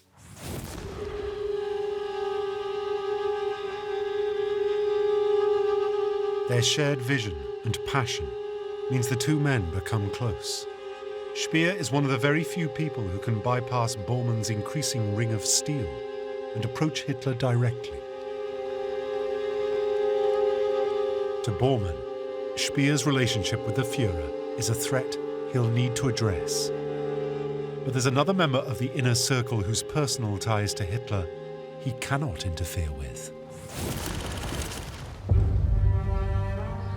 And that person is Eva Braun. She has been Hitler's mistress for the past 6 years.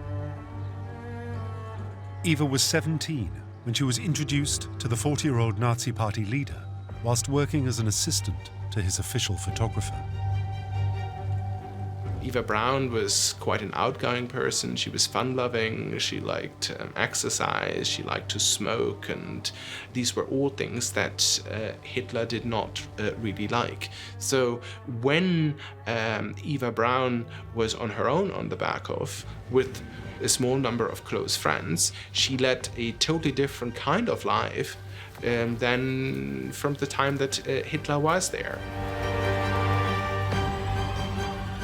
While Hitler was around, which she of course was always longing for, she had intimate moments with him, which she really cherished, but she also really resented that she could neither be herself and that she was hidden away by Hitler.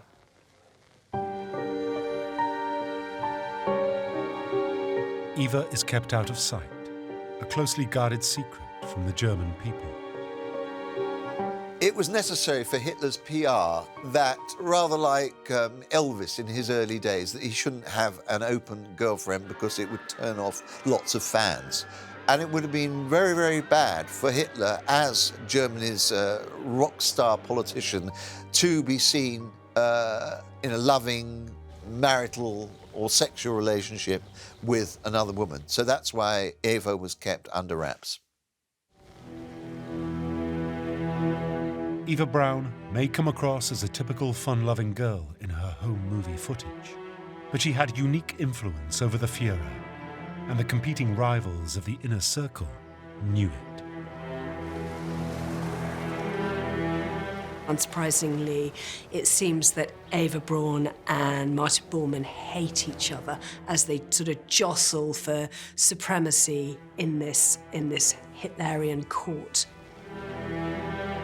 And the wives of the Nazi leaders are wary of Eva too. They're embroiled with jealousy and intrigue just as much as their husbands. But they know for their partners to keep close to Hitler, they must ingratiate themselves with young Eva, however galling that may be. There are a lot of women staying at the Berghof, but they mostly despise Eva Braun and look down on her as an unmarried woman, as Hitler's mistress, as somebody who really shouldn't have any position at all in their view. The one wife who is not seen in Eva's footage is Emmy Göring, Hermann's larger-than-life partner. In public, the glamorous Emmy likes to be thought of as First Lady of the Reich, a role model for German womanhood. She despises Eva and thinks she is not worthy of the Führer. There's also probably an element of jealousy because through her relationship with Hitler, she obviously is very, very close to the source of power that their husbands are jostling for. Even the men tread carefully around Eva and are not above trying to flatter her, as she records in her occasional diary. Goebbels sent me a really wonderful pearl necklace and wrote, "The prettiest gift I can present to my honored and beloved Führer is this small token of my respect for you." But Goebbels' extravagant gesture to ingratiate himself with Eva Braun misfires. Goebbels, with all his brains, is still an impossible man. He still does not know that Adolf hates pearls and that I am never allowed to wear them in his presence. He says they bring bad luck.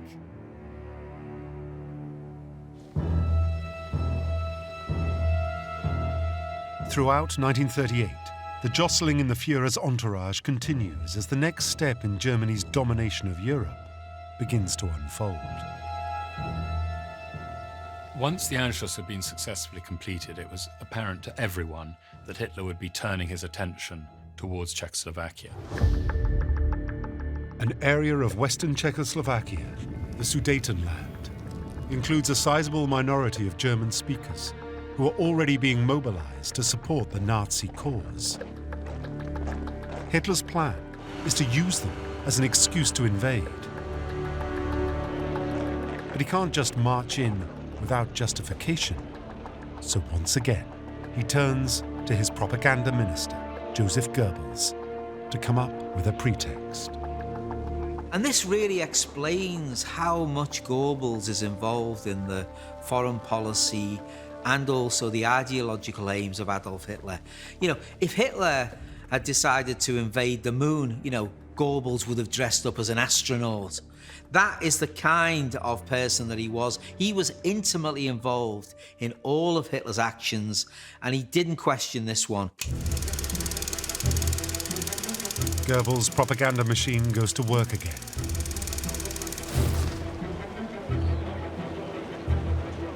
He stokes up division and hatred by portraying these Germans as victims of Czech oppression. There are calls for the Sudetenland to be brought into the fatherland to restore order.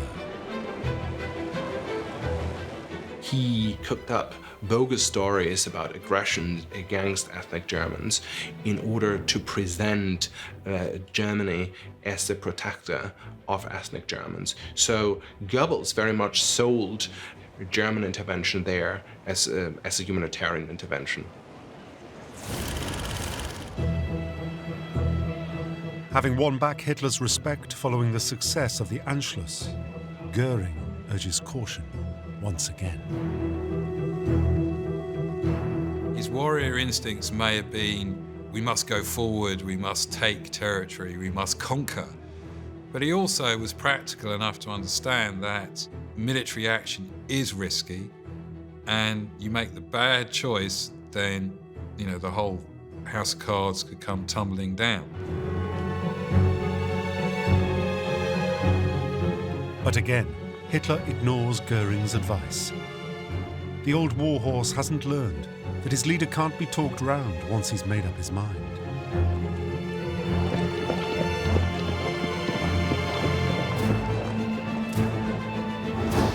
German troops pour into the Sudetenland, and they don't stop there. 6 months later, they push on and take another large chunk of Czechoslovakia. Another gamble has paid off, and Hitler's house of cards remains standing. Yet once again, Göring must swallow his pride.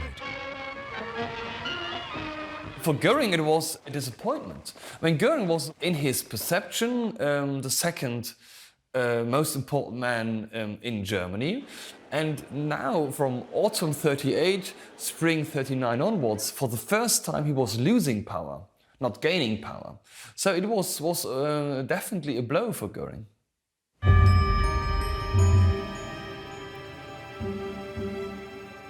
Knocked back, Göring has another problem. An old addiction rears its head. 15 years earlier, during the attempted Munich Putsch, Göring had been shot and seriously injured. Treated with morphine to kill the pain, he became hooked on the drug. It took him 2 years to kick the habit. But now, another medical problem leads to him once again taking morphine.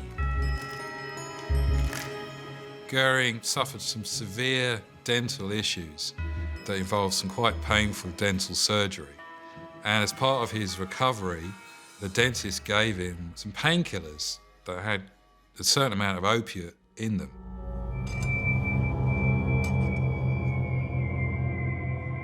He is soon hooked again, and in the war years to come, strong rumours of this addiction to morphine will blight Göring's career, and his reputation will continue to seesaw. His focus is taken away from the job of running the Luftwaffe, and, you know, he is seen kind of lying on couches in the middle of the day in a sort of haze of overeating, overdrinking, and taking too many drugs. Hitler's 50th birthday. Everything is going according to plan.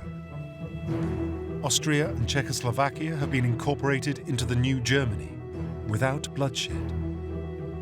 The Führer reigns supreme, and the Berghof set is in party mood. These leading Nazis all recognised that this is a key moment, that this is a time where you can just curry a little bit more favour, that you can just manoeuvre yourself into a slightly stronger position. But what present do you give the man who has the biggest empire since the Kaiser? All these leaders are jostling to give the ultimate leader the best present. It's like a kid's birthday party. They're hoping that the recipient is going to pat their head the most if they've given him the nicest present.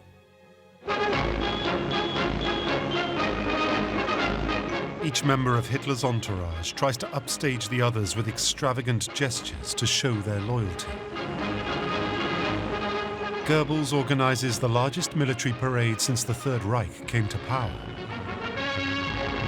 Göring lays on an impressive flypast of his Luftwaffe. Speer presents an enormous model of a victory arch he wants to build in the Führer's honor. It's actually childish. You know, it's actually sort of showboating to each other. Look how much I care for the Führer compared to you.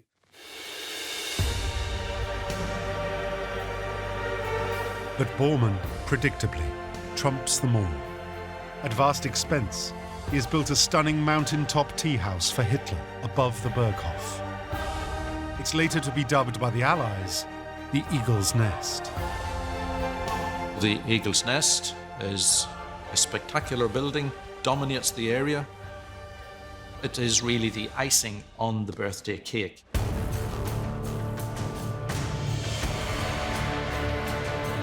The Third Reich is reaching the zenith of its power. These are giddy times for the inner circle around its triumphant leader. They are on the sunlit uplands, and they look to the future with confidence. All except one. There is perhaps one leading Nazi for whom the future isn't quite so bright, and that's Rudolf Hess. He's been superseded by people who are simply better than he is. Cleverer, cannier, more Machiavellian, more ruthless, and more ambitious. So the future for Hess doesn't look quite so sunny. But the Deputy Führer is not ready to give up yet. A radical idea is starting to take shape in his mind. It's his way to outflank his rivals, win back Hitler's favor, and create a pact to enable Germany to have total domination over the European mainland. Hess's secret plan will lead to the most bizarre episode in the Second World War. As Nazi Germany marches ever closer to total war, the pressure is on for the leaders of the Third Reich. All the key members of Hitler's inner circle are all jostling their way, trying to get as near to the centre of power as possible. They're all stabbing each other in the back. Göring, Goebbels, and Himmler are holding their positions, just about. But it's Martin Bormann, Hitler's enforcer, who's coming out on top. You can imagine him thinking, now I've made it. The biggest loser is Deputy Führer Rudolf Hess. He's losing his marbles by this point. You know, he's starting to believe in sort of ever more wacky stuff. And he dreams up a secret plan. It's a crazy idea, reckless and dangerous. This has got to be the most loony plot that's ever happened. This is the inside story of Hitler's henchmen. The power struggles, blind ambition, and fawning sycophants that would create a monster and fuel the most brutal horrors of the Third Reich.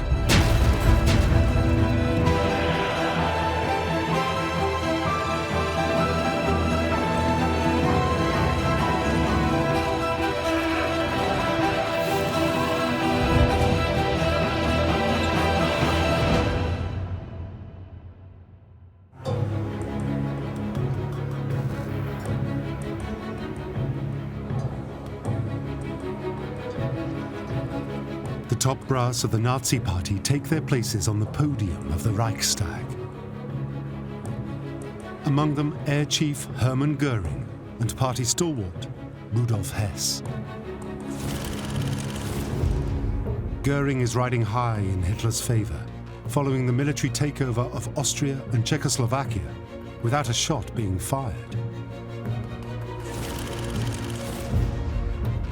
But Hess, despite having the grand title of Deputy Führer, is not a happy man. They've come to hear their leader address the German people, and they know their fortunes hang on his plans. Hitler is almost at the apogee of his power. He is so in control. The atmosphere must have been electric. You see these big key figures in Hitler's inner circle sitting in the Reichstag waiting for him to make this absolute most key of keynote speeches. Hitler says he desires nothing but peace, mocking Britain and America for demanding assurances that Germany will not invade its neighbours. He reads out a long list of countries which the Reich has no hostile intentions towards. Liechtenstein, Luxembourg, Polen, Ungarn, Romania, Yugoslavia, Russland, Bulgarien, Türkei, Iran, Arabien, Syrien, Palästina, Egypt. But the Reich, he says, has legitimate interests and demands, including the return of German territory in Poland to the fatherland. We will make our own decisions, we will decide our own destiny, and that is the kind of speech that will go down really well in front of Nazi deputies, who after all were all the most vibrant and passionate Nazis you could find.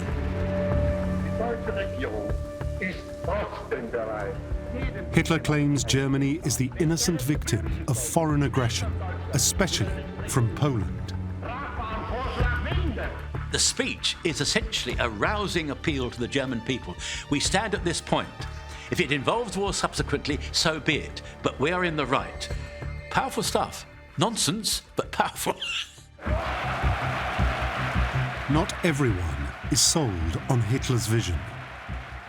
The old war hero Göring fears his Führer is biting off more than he can chew. But it's Rudolf Hess who has the greatest sense of foreboding. Hess is an Anglophile. He understands the strength of Britain particularly, but also of France and the United States, and he has severe reservations about how far Germany should push things with Poland at this particular time. Hess knows Hitler well enough to understand that although the Führer talks of peace, he's preparing for war. He was thinking, look, it's all going to go the wrong way. We're going to end up fighting the wrong war. Instead of actually confronting Poland and the Soviet Union, we're going to end up fighting against France and Britain, and that's the wrong war. Back in the old days, Hess was Hitler's closest confidant. Die Partei ist Hitler! Hitler aber ist Deutschland! Die Deutschland! Hitler! Hitler! Sieg! Sieg! His commitment to Hitler is fanatical.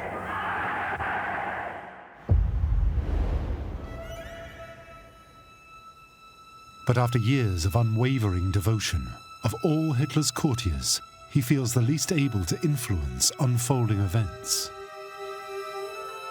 He no longer has Hitler's ear, which in the early days he certainly did have, and it's a fall in prestige that he feels very personally. And although the two men share much in common, Hess's obsessions are starting to grate on Hitler. He's a very odd man, Hess. When he goes and visits Hitler in the Berghof, for example, he used to bring his own food. Well, Hitler really took against that. I mean, it is quite rude on a number of levels. If Hess is starting to feel paranoid, it's with good reason. Even his own staff are plotting against him. 6 years before, Martin Bormann, a backroom administrator in the Nazi Party, had impressed Hess with his quiet efficiency and had been appointed to his personal office. But since then, the ruthlessly ambitious Bormann has wheedled himself ever closer to Hitler and never misses an opportunity to undermine Hess.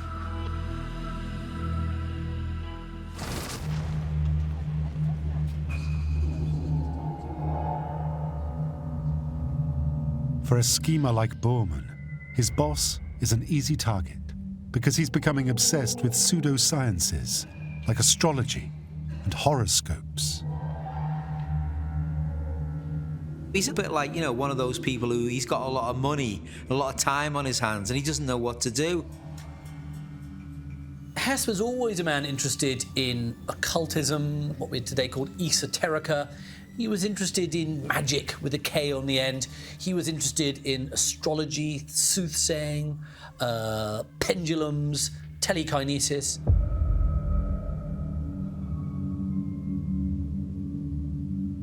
No wonder his own staff are ridiculing the deputy Führer behind his back. On one occasion, an aide comes into his office to see the second most senior man in the Nazi party trying to exert the power of mind control over a chair.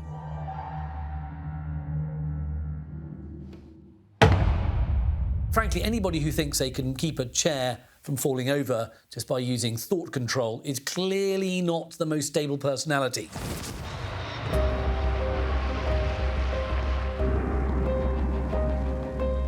Hess's insecurity increases when he discovers Nazi leaders have been summoned to a crucial meeting in the Reich Chancellery to plan the invasion of Poland. And he's not been invited. There's no doubt, I think, that, in Hess's mind, that this is a disappointment. Where have I gone wrong? What do I need to do to get back into favour? Why am I outside the loop? And he's not a very astute politician, and he's surrounded by people, the Görings, the Himmlers and so on, who are very astute politicians. But despite his flakiness, Hess is right to worry about all-out war in Europe. And he's not alone. As preparations for the invasion of Poland continue, Hermann Göring is also anxious. He knows that Hitler is eyeing up communist Russia, and Poland is just the stepping stone to the main prize. Göring has close contacts to Britain and therefore believes far more than Hitler does that an invasion in the East will lead to an entry of the United Kingdom into the war, as a result of which Germany will ultimately be in a two-front war in the East and in the West, and that Germany is unlikely to win that kind of war. And this is again why he is so hesitant in 1939. Hitler's gambling that Britain is bluffing, that it won't come to Poland's aid. Göring fears the Führer is misjudging London, but realizes there's no changing his leader's mind, so he makes a tactical retreat. Hermann retires to his estate, which distances himself from the decision if it goes badly, but also, I think, to safeguard his relationship with Hitler to the extent that he didn't want to become a pain, as it were, to Hitler.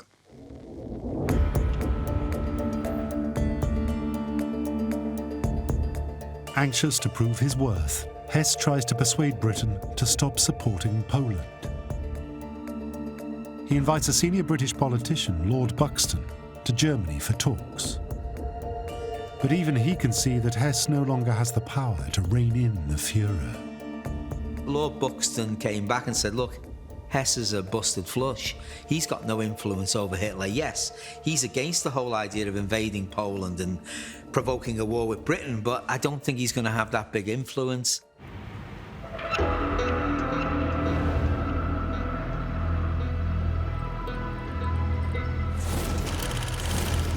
Am 30. Januar dieses Jahres ausgebrochen. Joseph Goebbels, Hitler's trusted minister of propaganda, has no reservations about going to war and offers a pretext to invade Poland. His propaganda machine pumps out stories, some narrated in English for an international audience, that ethnic Germans living in Poland are being attacked.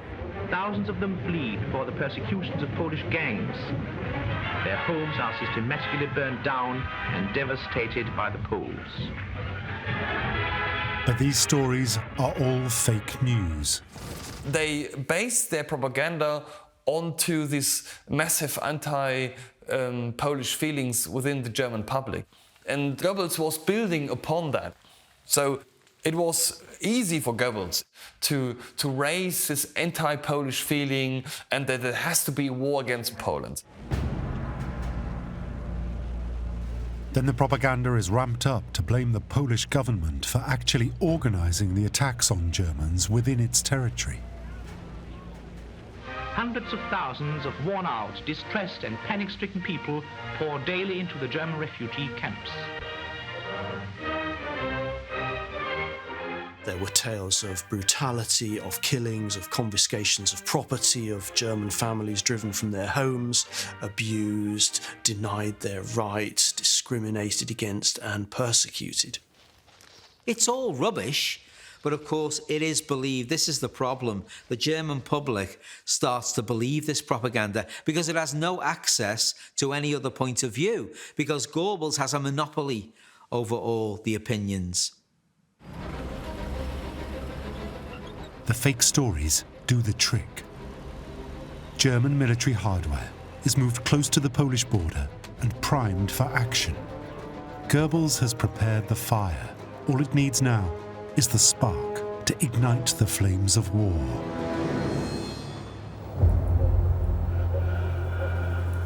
And it's not long before they get it.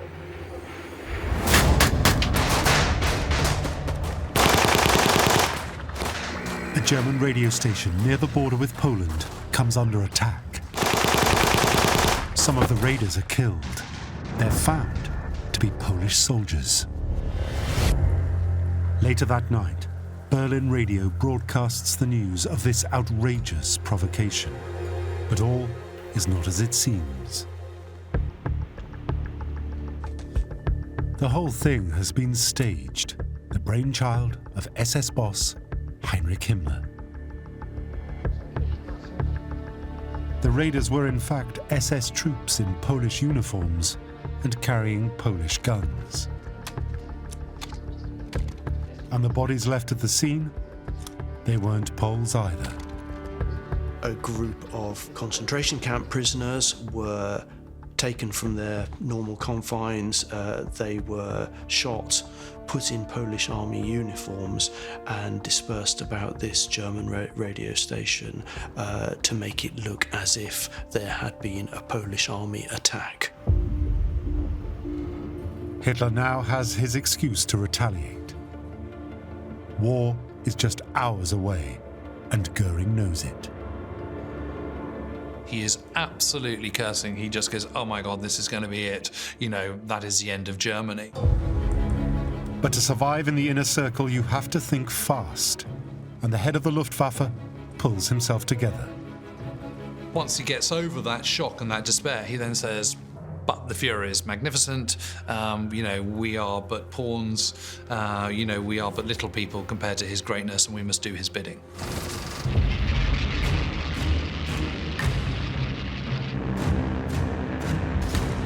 Dawn on the 1st of September 1939.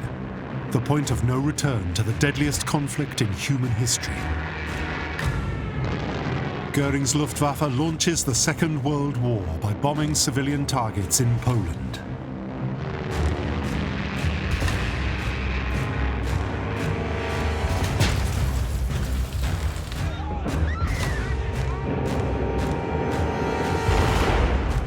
Then the warships of the Kriegsmarine join the attack. And the Wehrmacht storm across the border.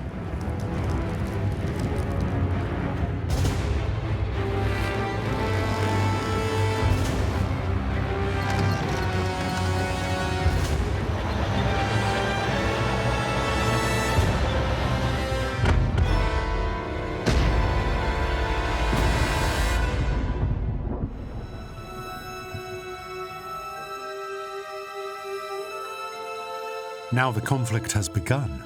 With new enthusiasm, Hess signs the documents that incorporate Polish territory into the Third Reich. His fanatical devotion to Hitler trumps any personal doubts he may have had about going to war. Hess realises he has to do what Hitler wants. And if Hitler wants to invade Poland, you either go along with it or you don't. 2 days after the invasion, the whole game plan changes when Britain declares war.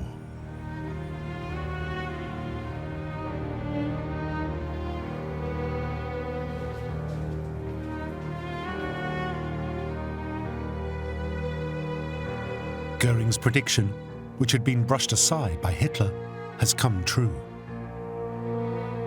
Göring is heard to have muttered, "If we lose this war, then God may have mercy upon us." At the same time, he knows that this is not the time to challenge Hitler, and that Hitler would certainly not like to hear him say, "I told you so." So he, despite his reservations, he decides that he has to go with this, that he has to stick with Hitler. Britain may now be in the war, but it can't stop Germany overrunning Poland within 5 weeks.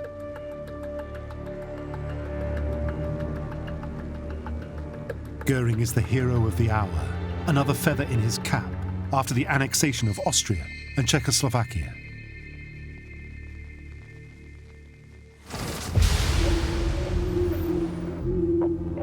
Now Heinrich Himmler moves center stage.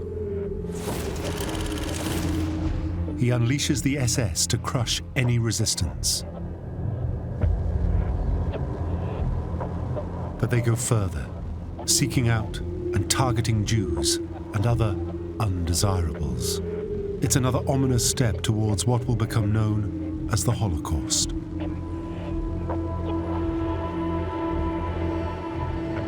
So far, Hitler's grand campaign for new lands in the East has gone perfectly to plan. But now the inner circle is about to face an existential threat, and it comes in the very heartland of the Third Reich. In the autumn of 1939, the inner circle gathers in Munich to commemorate the failed putsch of 1923.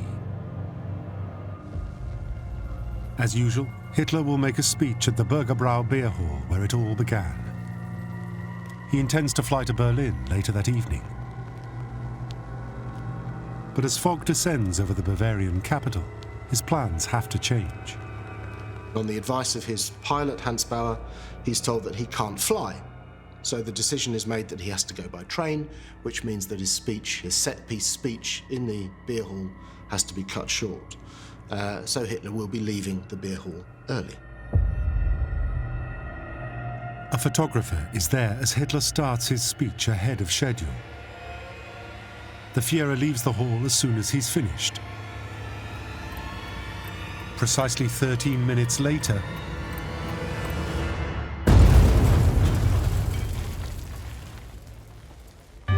the bomb had been planted right behind where Hitler would have been. 8 people are killed and many more injured. It knocks out a main pillar in which it's located, it brings down the roof, it devastates the room. And there's chaos. Had he not got away 13 minutes earlier than planned, it's inconceivable to think that he wouldn't have been killed. Hitler's life is effectively saved in 1939 because of bad weather. It's one of those amazing what-ifs, and it's amazing how little it's known today. Each henchman, in his own way, tries to make capital out of the failed assassination and use it to curry favor with the Führer. Hess stages an elaborate ceremony to honor the blood martyrs, and of course to laud praise on the Führer's miraculous escape.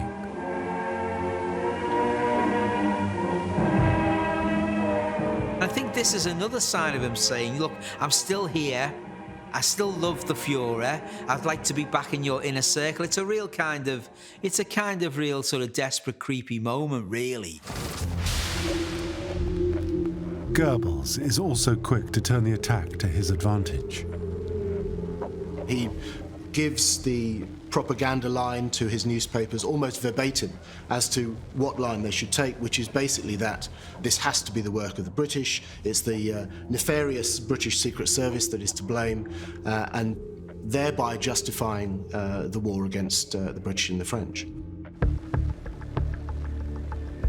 But as always with Goebbels, it's a lie. The bomb wasn't the work of enemy agents. It had been planted by a German, acting alone.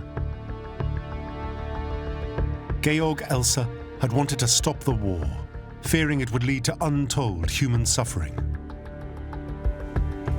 He is caught trying to flee across the Swiss border and confesses. He believed, and in retrospect absolutely rightly, that Hitler was leading the country back to war. And he decided, unlike many of his fellows who would have been also dubious about Hitler, he decided to actually do something about it, which is the mark of Elsa's bravery. For Heinrich Himmler, the man in charge of Hitler's personal security, the assassination attempt is very bad news. Himmler is absolutely furious about this, so it sort of happened on his watch, really. And according to the local Gestapo chief, Himmler doesn't hesitate to take out his frustration on the prisoner. Himmler personally intervenes for the part of the interrogation and actually beats the hell out of this guy. He felt humiliated, and perhaps he was trying to show his own mettle and show that he was as big and as tough as many of his rivals. I'm going to really make sure that this guy is going to suffer. Anyone who messes with the Führer messes with me.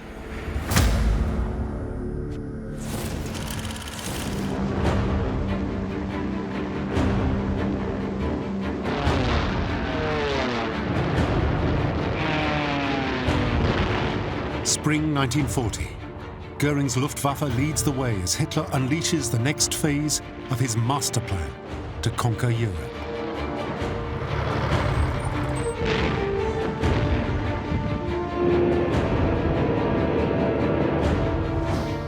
First, German troops occupy Denmark and Norway. Then a huge invasion force pushes its way through Luxembourg, the Netherlands, Belgium, and then defeats France within 6 weeks.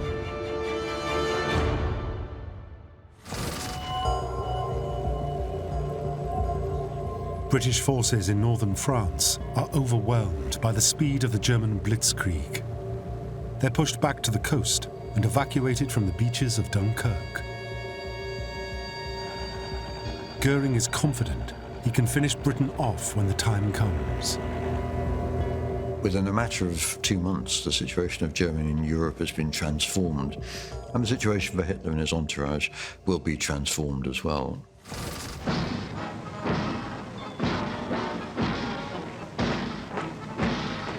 The conquest of France is the high watermark for the military success of the Third Reich.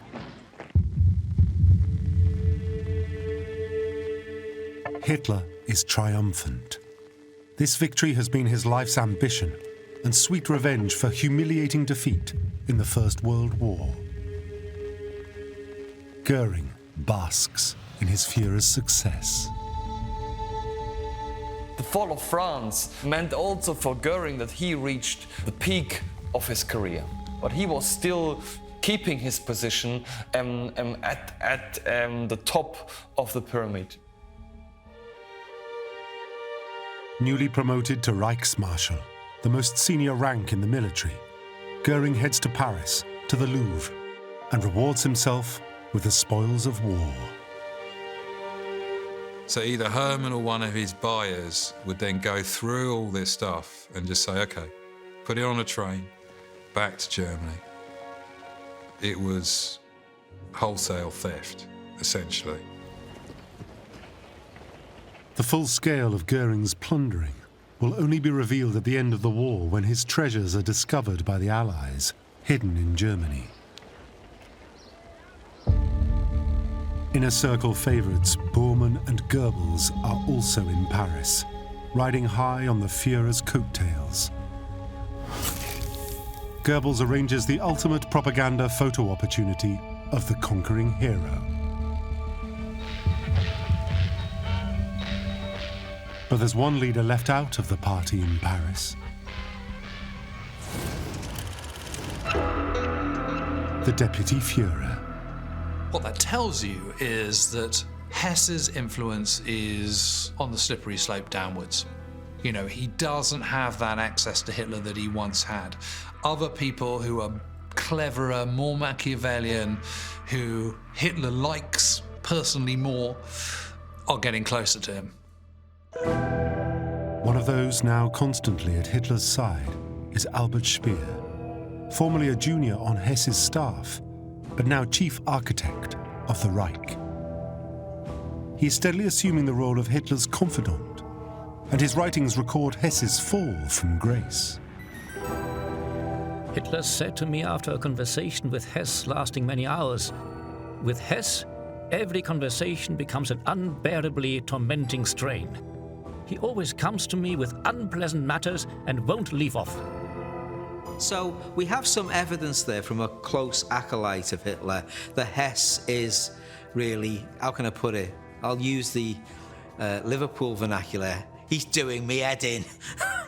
So I think that is true in the case of Hess, and it does reveal that Hess was getting to be hard work.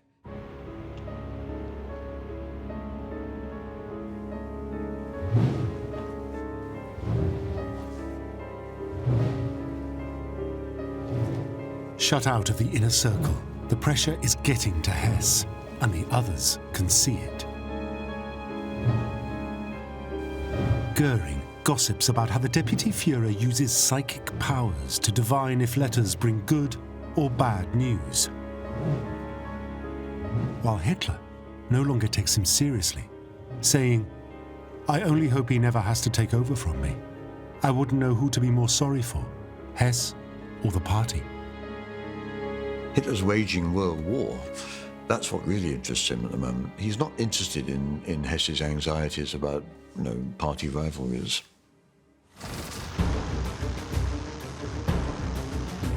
Barely 3 weeks after the surrender of France, Göring's Luftwaffe launches an onslaught on Britain, the prelude to invasion.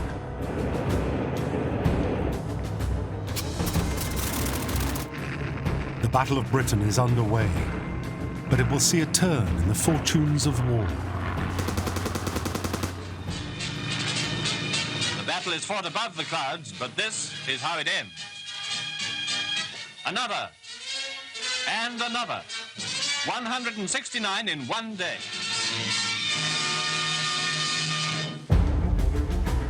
Against the odds, the Royal Air Force holds out.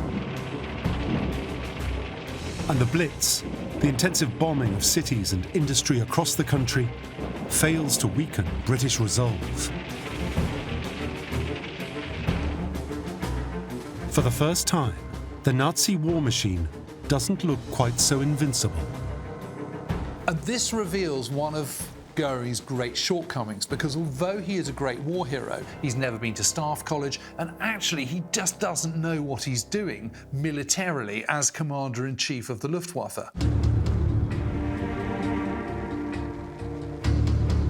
Göring's failure to crush Britain from the air forces the planned invasion to be put on hold. The reputation of the Luftwaffe commander is now looking rather tarnished. His star may be waning, but Hess, meanwhile, finds new resolve.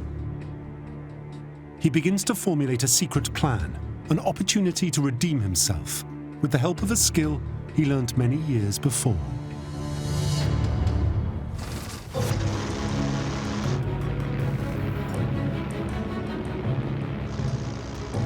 Hess is an experienced pilot. He flew biplanes in the First World War. Now, he familiarizes himself with the prototype of the latest Messerschmitt, taking it on flights under the guise of testing its capability. The 110 is usually crewed by 2 pilots, but Hess has it modified so he can fly solo. And he has extra fuel tanks fitted to increase its range.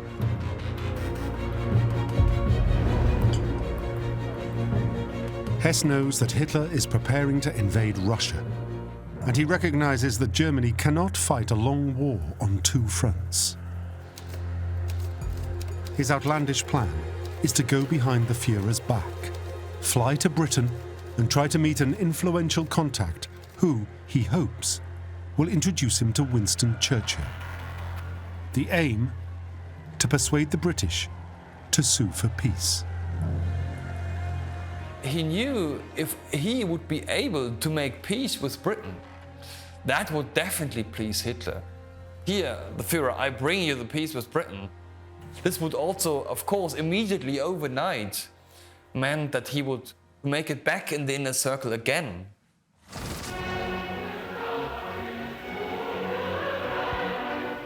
The person Hess hopes will act as a go-between is someone he met 5 years earlier when the Olympic Games were held in Germany.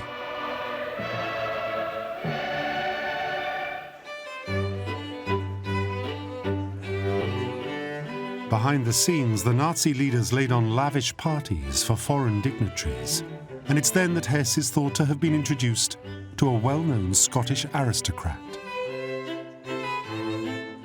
It's at one of these banquets where it is said that he met the Duke of Hamilton, and there they forged some sort of connection that Hess would use in the future. Like Hess, the Duke of Hamilton was a keen pilot. In fact, he was something of a hero in the aviation world, after being the first person to fly a biplane over Mount Everest. To Hess, this dashing adventurer with a fancy title must have come across as being at the heart of the British establishment. Someone very well connected, who probably mixed with royalty, and perhaps even had a direct line to the British leadership.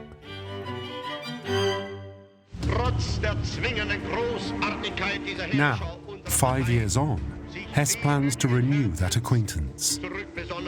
He'll fly to the Duke of Hamilton's estate in Scotland and ask him for an introduction to Churchill.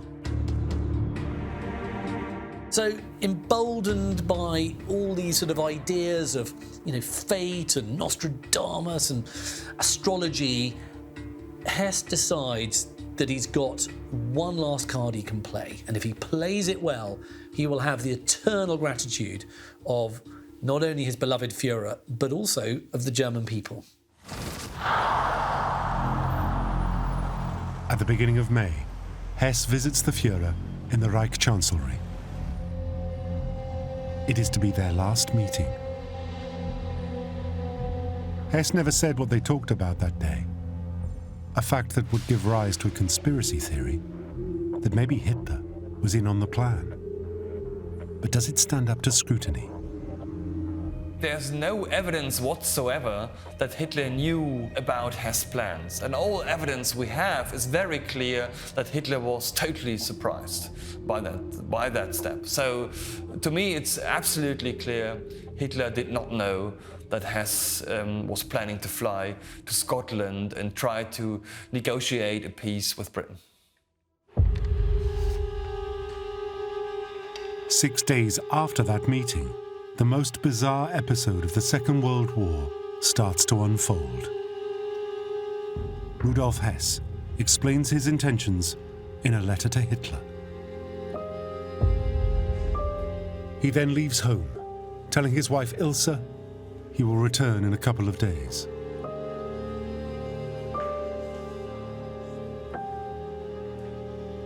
On the 10th of May, Hess plays his last card. It's the card played by a desperate man. Hess drives to the aerodrome.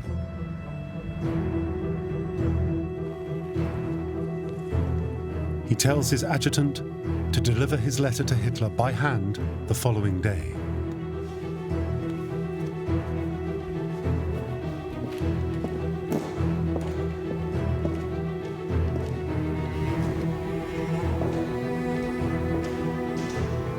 There's no turning back now.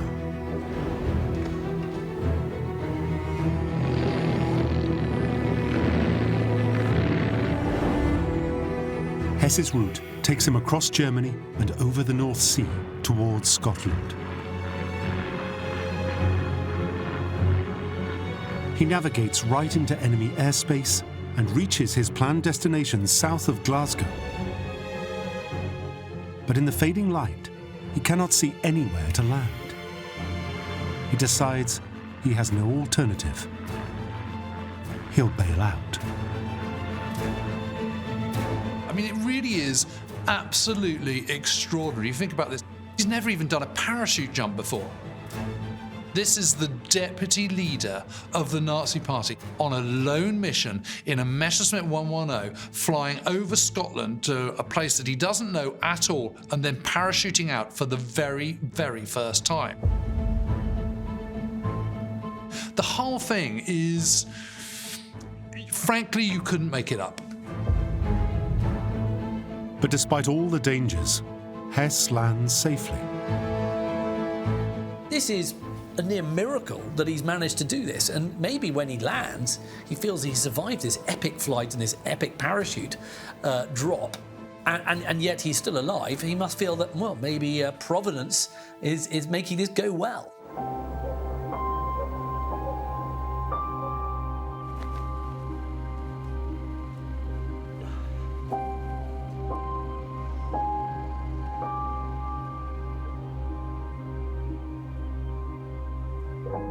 On hearing the plane crash, a farm worker goes out to investigate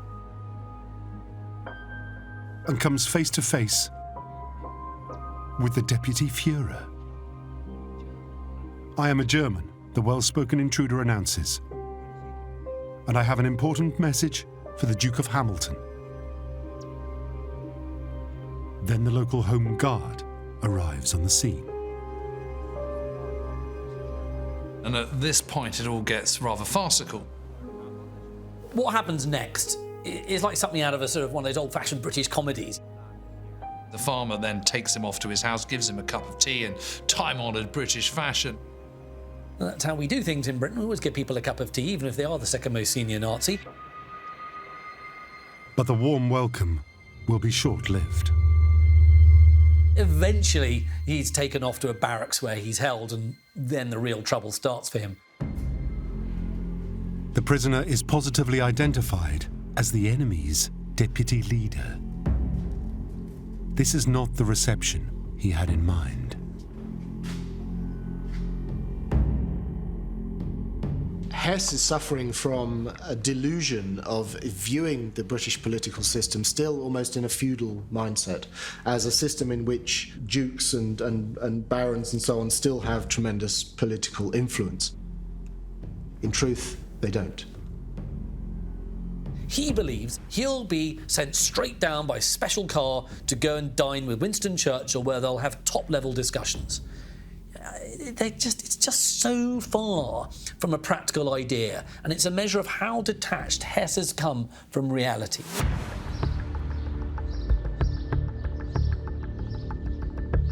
That same weekend, Adolf Hitler is taking a relaxing break at his Bavarian retreat, the Berghof.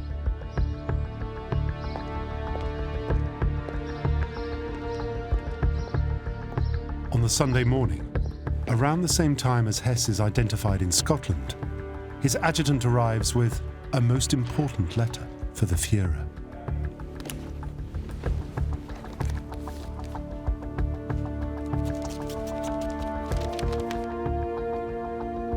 My Führer, when you receive this letter, I shall be in England. You can imagine that the decision to take this step was not easy for me.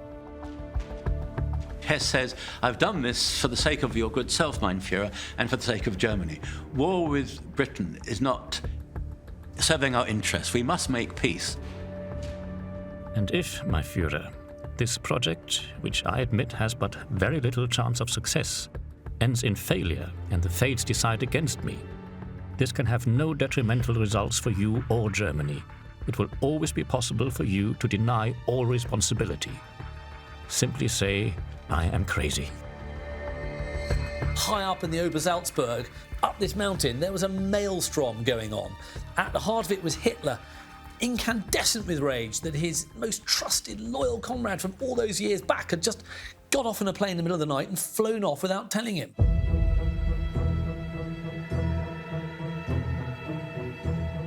The principals are summoned. Bormann has no answers to Hitler's furious questions. How could Hess have flown off without anyone knowing? Why didn't anyone stop him? He's in a very delicate position, being still nominally Hess's deputy. Will he be tainted by association to the traitor? The control freak has lost control. So what happens now? Within the inner circle, the question arises, how are we going to present this to the public? So Martin Bormann contacts Joseph Goebbels, and he replies, there are some situations where propaganda hasn't got the answer, and this is one of them. Rudolf Hess has lost the plot. In his diary, Goebbels sums up the mood inside the inner circle. The entire affair is thoroughly confused at the moment. A hard, almost unbearable blow. The Führer is quite shattered. What a sight in the world's eyes.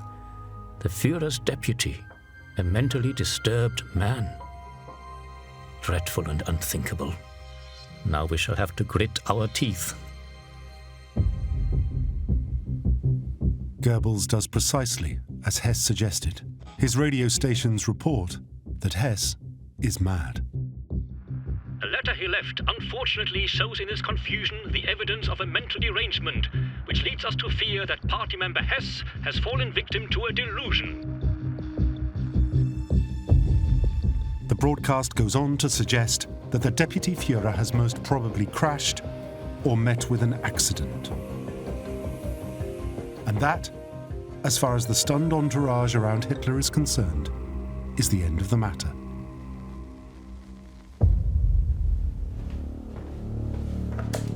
Hess becomes a non-person. He is never to be mentioned in public again. But it leaves an uncomfortable question in the mind of many Germans, but a question which no one dares voice.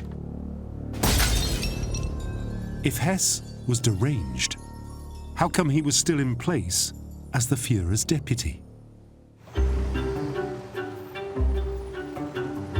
Precisely 4 hours after the German radio bulletin, the BBC broadcasts this astonishing announcement.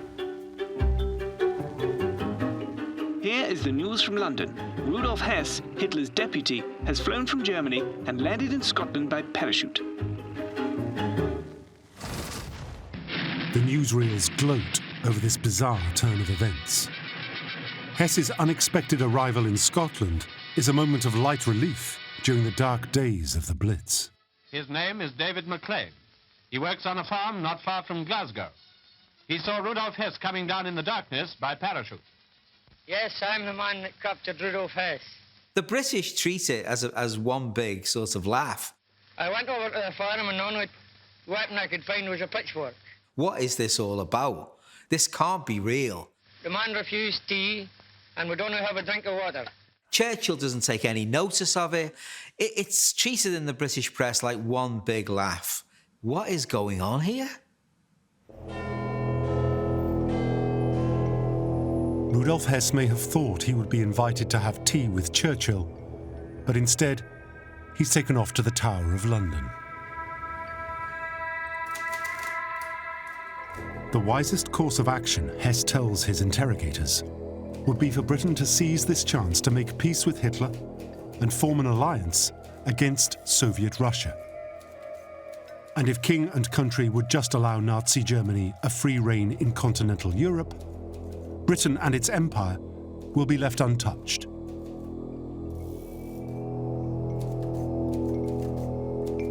The interrogators can't work out if Hess is deluded or plain mad. And his arrival in Britain had coincided with one of the worst air raids of the Blitz, in which 1,200 people had been killed. Winston Churchill is in no mood to talk peace. So the whole thing has been an absolute catastrophe from any which way you look at it, whether you be Hess, whether you be Hitler, or whether you be Goebbels or anyone in Nazi Germany, frankly. Back at the Berghof, Bormann's keen to fill the new vacancy, and so immediately moves to distance himself from his former boss. He has Hess's wife, Ilse, interrogated and threatened with eviction from the family home. But she appeals to Eva Braun, and Hitler accepts she was not in on the plan. In happier days, Bormann had named 2 of his children, Rudolf and Ilse, after their godparents. Now he promptly changes their names by court order. Within days, having ridden the storm, Bormann's loyalty is rewarded.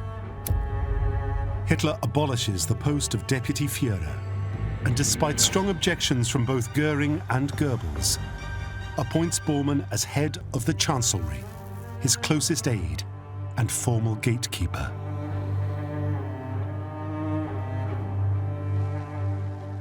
With fox-like cunning, the backroom operator has finally reached the pinnacle of his power, at the heart of the injustice, violence, and terror of the Third Reich.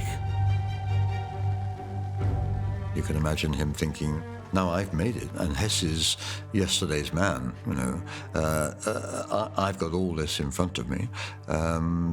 Sitting down, putting his feet up perhaps, putting an ashtray on the table so he could smoke. You can imagine that for Bormann this is a unique moment. Back in Britain, Hess is moved to a safe house outside London. Hess is being held captive and he's feeling that he must have failed. He's feeling lonely, and more lonely than he did in the Third Reich. And he must be aware of the fact that really his future's deeply uncertain, and he knows he must be being vilified by not only the inner circle back home, but also in the world at large. He's been written off.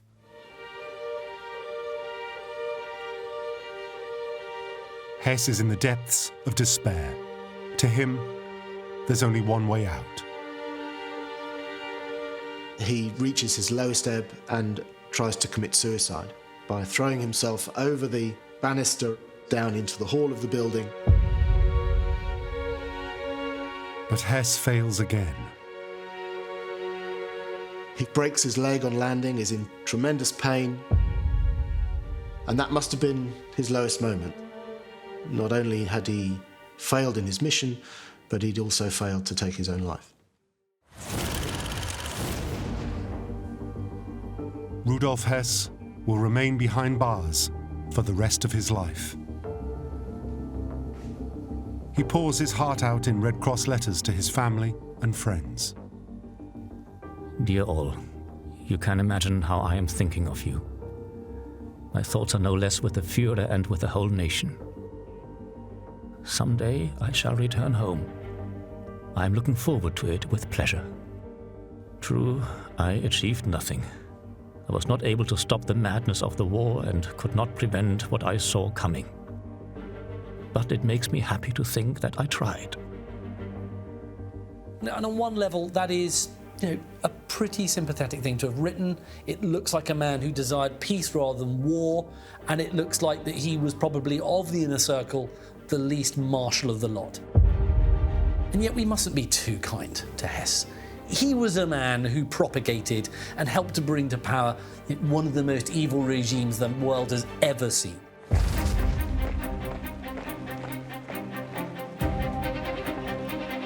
With one man down, Hitler's henchmen reassess their positions.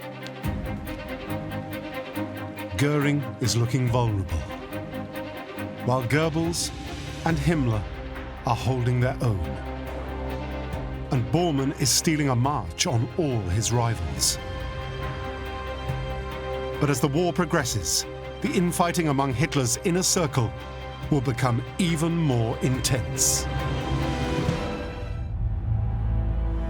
In 1939, the Führer's declaration of war heralds the rise of one of the most fanatical figures within Hitler's inner circle, SS boss Heinrich Himmler. The outbreak of war gives Himmler the opportunity to realise all his dreams, all his twisted racial thinking for the future of Germany. These can all happen in his view. To make his dreams a reality, Himmler has within his SS the most ruthless Nazi of them all. His name is Reinhard Heydrich. He's utterly ruthless, manipulative, very clever operator. and a useful man to have if you're trying to set up a police state. Heydrich and Himmler make a formidable pair. But as they push forward their radical plans, inner circle rivals are already plotting to break up the deadly partnership. Göring will look at Himmler and think, you know what, your boy's doing really well here. He's going to be trouble for you at some point. And of course, Bormann will be taking subtle credit. It is a very, very old political game, and Bormann is absolutely masterful at playing it. And Heydrich's meteoric rise will make him a target both inside and outside Hitler's inner circle.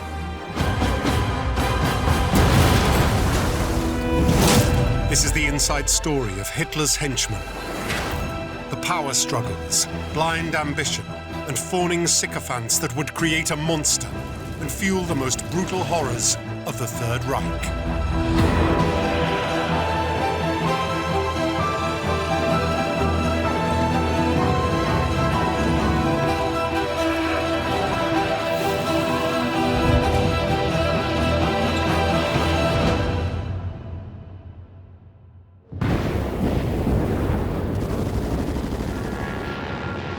September 1939. The invasion of Poland is underway. And for Hermann Göring, head of the Luftwaffe and the most powerful man within Hitler's inner circle, everything is going to plan. The Luftwaffe is incredibly successful. It pummels Polish towns and cities, it destroys Polish units. It is an essential part of the Blitzkrieg, and Göring takes full credit for it. Bilder von höchster Eindringlichkeit vermitteln in diesen Tönen dem deutschen Volk den gewaltigen Eindruck hohen Feldzugs. Das heißt, auch hier wird sie den Feind treffen, schlagen und vernichten.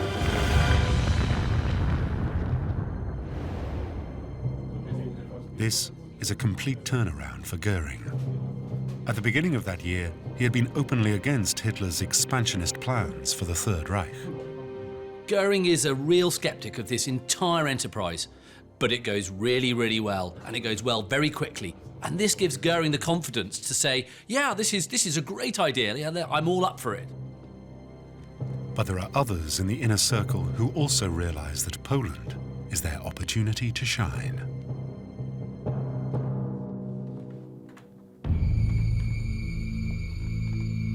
Heinrich Himmler, the fanatical boss of the SS, is looking to set in motion a radical plan to Germanize occupied Poland. Himmler is an ideologue. In many ways, he's kind of more ideologically driven than Hitler, if such a thing is possible. He's anti anyone who's not Aryan and Teutonic. Himmler really is a dyed-in-the-wool National Socialist ideologue. He's got a vision of the future Germany, and it's a frightening vision. It's a vision that the Führer shares as he celebrates his victory from the Reichstag. His plans are clear and uncompromising. Erstens, die Schaffung einer Reichsgrenze, die so betont den historischen, ethnografischen und wirtschaftlichen Bedingungen entspricht. Zweitens, die Ordnung des gesamten Lebensraumes nach Nationalitäten, das heißt, eine Lösung jeder Minoritätenfrage. The Führer's words confirm for Himmler that Poland is where their shared ideological dreams can become a reality. Himmler plans to turn a large part of Polish territory into Lebensraum, or living space, for a new German master race. He doesn't just want to get rid of the Jews, he wants to get rid of the Slavs as well. He wants to get rid of the handicapped as well. He's got this idea of, I'm going to Aryanize German society, and I'm going to Germanize all the places that we occupy.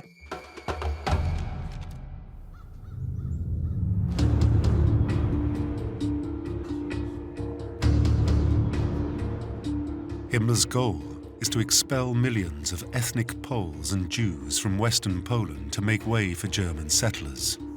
It's a radical project motivated not only by Himmler's fanaticism, but also by his appetite for power. Once they've all been cleared and this has become Germanified and they've taken over their Lebensraum, it is the SS that are going to be kind of running the show. So as they move into occupied territories, so Himmler's own role and authority increases in tandem. And Himmler has his very own example of Aryan supremacy to do the job.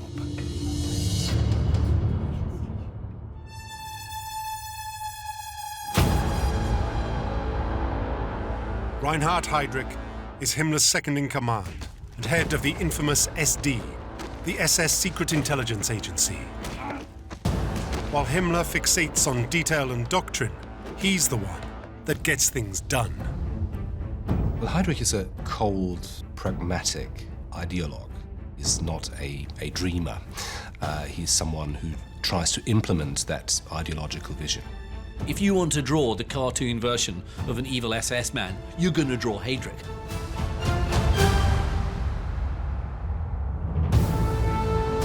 Heydrich is tall, he is blonde, certainly, he's clever, he's a brilliant fencer, and he's deeply ambitious.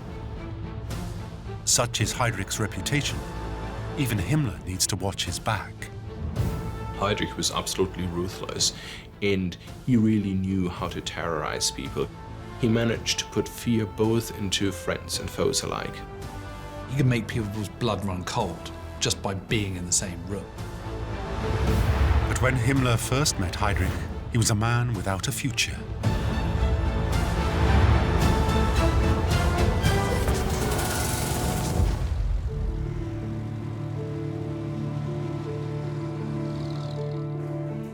Back in 1931, while Himmler was building up his new paramilitary organization, the SS, Heydrich was unemployed and desperate. Before Heydrich joins up with Himmler, this is a man in disgrace. After all, he's lost his officer's commission in the Navy. The cause of Heydrich's disgrace was an embarrassing love triangle. He was simultaneously engaged to two women, and one of the women's father was a very influential man with good contacts to the senior naval command. Heydrich made the mistake of dumping the wrong girl, and her powerful father demanded that her honor be restored. Heydrich was dismissed as a result not so much of the dual engagement, but because he treated the case with contempt, which was deemed to be unacceptable for a German naval officer.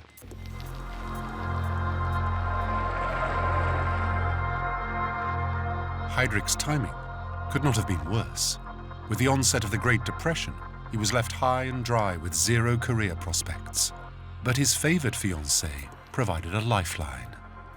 The woman who he was going to marry, Lina von Osten, had, unlike him, been a supporter of the Nazi movement for quite some time. It was her who introduced him to the movement and also who encouraged him to seek the interview with Himmler.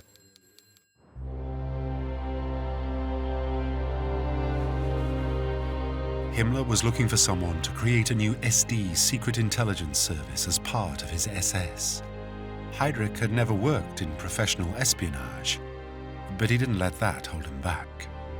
What experience does Heydrich have about intelligence networks? None. All he has done is read, as a boy, some detective fiction and some spy novels, and he uses his knowledge of those thrillers to impress Himmler as to how an intelligence service would work.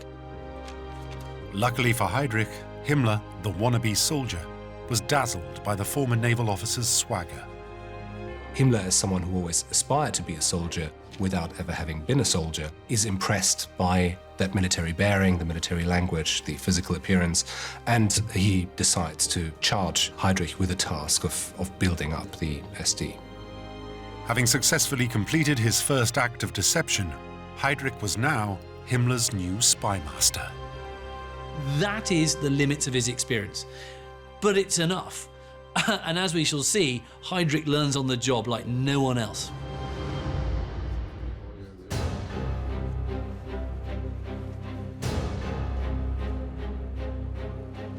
In Heydrich, Himmler had found a ruthless right-hand man prepared to do the dirty work others couldn't stomach. He's sublimely efficient, Heydrich. He's efficient because of his cruelty. In 1934, while Himmler drank tea with the Führer, it was Heydrich orchestrating a bloody purge of the SA, the Nazi Party's original paramilitary group. What takes place, of course, is one of the most sort of infamous acts of political violence ever known. It's called the Night of the Long Knives, and boy were those knives sharp.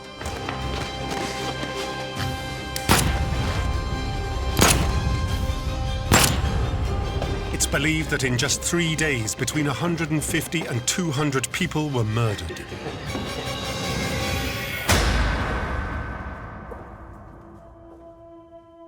But the principal target was the SA leader Ernst Röhm. Röhm is, in fact, the godfather to one of Heinrich's children. So they are willing to sacrifice close personal friends for their own political and personal gains.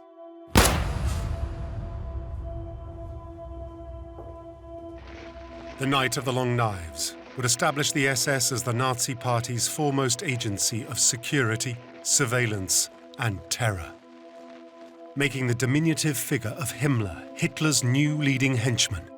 But it's Heydrich who becomes the one to watch. In many ways, the extraordinary success of the SS can only be explained because Himmler and Heydrich work together so well. They have complementary talents. One is someone who manages to cultivate very close relations within the Nazi leadership. The other one is clearly a very efficient and talented administrator of terror.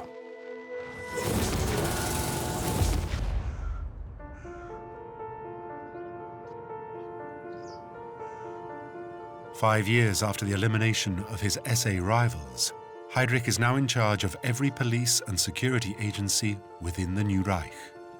And it's as the Nazi regime's top policeman that he receives a short but highly sensitive memo from the Führer's second-in-command, Hermann Göring. It instructs him to begin work on a solution to Hitler's so-called Jewish problem, by means of emigration or evacuation in the most convenient way possible. Heydrich in 1939 is still very much in his 30s. He's still comparatively young. He's a rising star. So when he is given an order to start looking into the Jewish question, of course, that is a massive feather in his cap. And you know that someone like Heydrich is ambitious enough, ruthless enough, motivated enough that he won't disappoint. Heydrich has in effect been chosen by the Führer himself to make the Nazi dream of a racially pure Germany a reality. But as the army prepares to invade Poland, he will soon acquire almost 2 million more Jews for which there appears to be no definitive plan. Orders from the top, if they're particularly strong, they're quite often quite vague. Hitler never says, "I want them all to be executed." He just says, "We've got to get rid of all the Jews." Now, what does that mean? Who knows? You know, just sort it out. And the interpretation of those orders is left to Heydrich.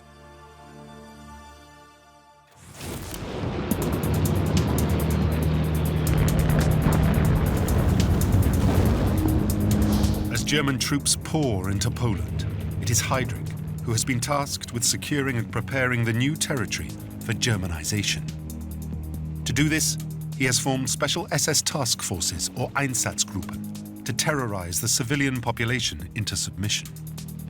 The task of the Einsatzgruppen in the Polish campaign was to decapitate the Polish society. You have to kill the Polish elite, you have to kill the priests, you have to kill the professors, the politicians, the economic leaders, and kill them in the tens of thousands.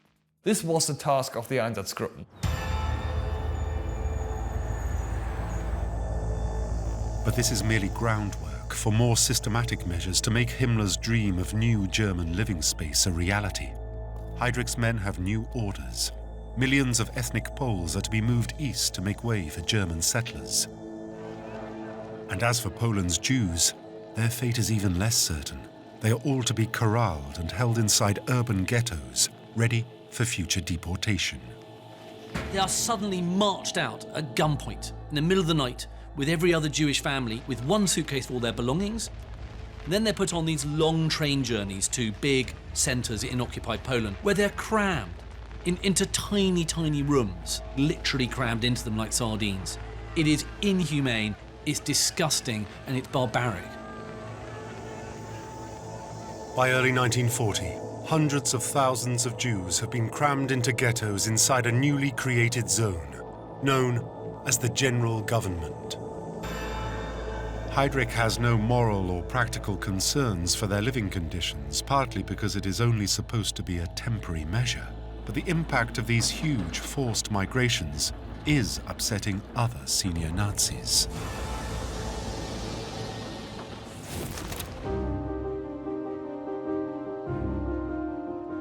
Hans Frank is the powerful new Nazi boss of the General Government, which includes the Polish capital Warsaw and its second city, Krakow. He's not happy about Heydrich and Himmler using his new fiefdom as a holding station for their Jews. Frank becomes increasingly concerned that his general government would become, as he calls it, a dumping ground for undesirables from other occupied territories.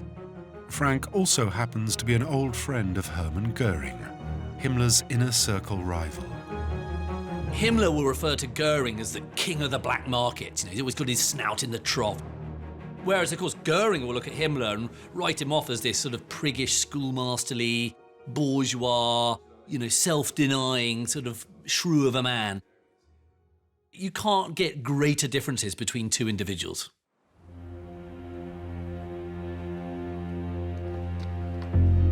When Göring hears that SS activities are threatening the economic viability of the General Government, it's the perfect opportunity to throw his weight around.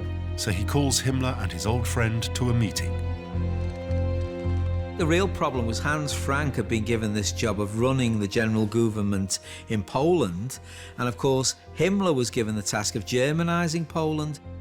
We have these disputes between Frank on the one side, who's saying, look, stop dumping all these people on Poland, and Himmler's saying, look, where else are they going to go? As the Führer's number 2 and Minister of the Economy, Göring forces Himmler to agree that no further deportations can happen without Frank's consent.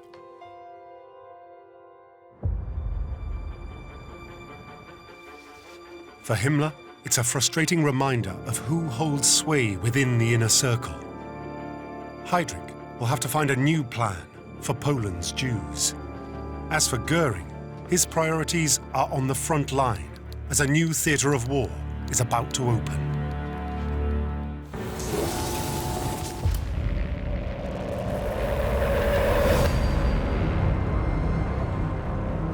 Emboldened by his success in Poland, Hitler decides to strike at his enemies in the West. It's now their turn to experience the devastating effectiveness of Göring's Luftwaffe. He started in early April with Norway and Denmark. And then on the 10th of May 1940, the Wehrmacht attacked the western countries of France, Luxembourg, Belgium, and the Netherlands. And flying combat missions over Western Europe is none other than Reinhard Heydrich. Unlike his boss Himmler, the frustrated soldier, Heydrich satisfies his craving to see real military action. This was an incredibly risky undertaking for a man of his immense importance and position within the Third Reich.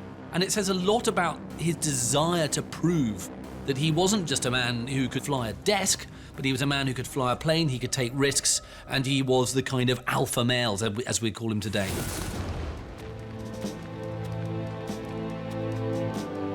Once again, the Luftwaffe's close support of the army is instrumental in defeating the French and the British. In just 6 weeks, Western Europe is under Nazi control, and Göring is the man of the moment. Göring became, after the fall of France, the highest decorated and the highest rank of all German militaries. Decorated as Nazi Germany's new Reichsmarschall, Göring's position as the Führer's successor appears unassailable.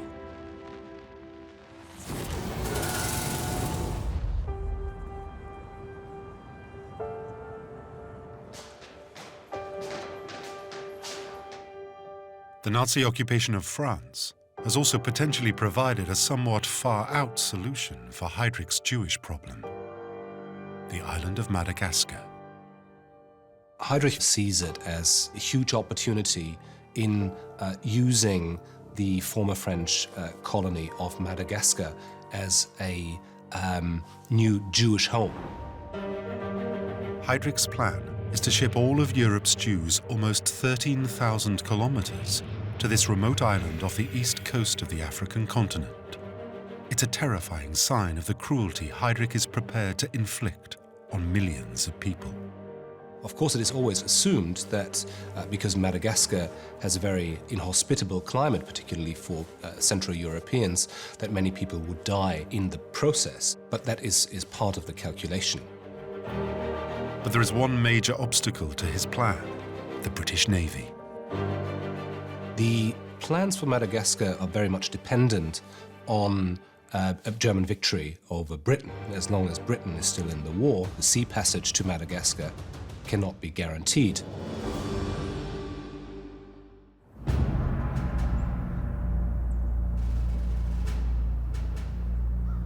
Göring, flying high on his success in France, is about to take his biggest gamble yet. He promises the Führer that he can bring Britain to her knees by air power alone.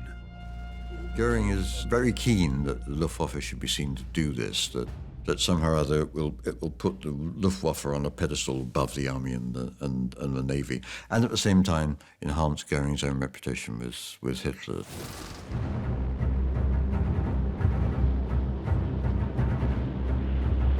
Göring throws the full force of his Luftwaffe against the enemy. But his pilots meet unexpectedly stiff and well-organized resistance. They didn't understand the British air defense system. They didn't understand the radar system and how it was organized. So they didn't quite get where the weak points were. So therefore it was an intelligence problem. For months, Göring personally assures Hitler that the RAF will be broken. But as the conflict wears on, it's also clear that the Luftwaffe was never ready for long-range operations over the Channel. And of course there was a problem. The Germans just don't have long-range fighters and long-range bombers. So as long as the British don't lose their nerves, it was no chance whatsoever for the German Air Force to win air superiority over Britain.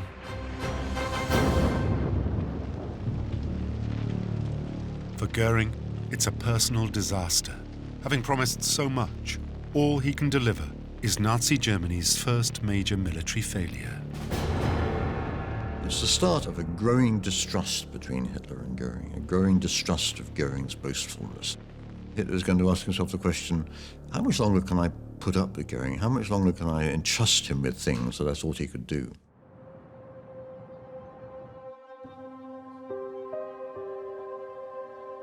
By October 1940, the Battle of Britain is all but over.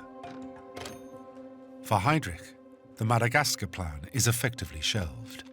But Göring's failure will lead to new possibilities for the SS as Hitler focuses his attention back towards the east.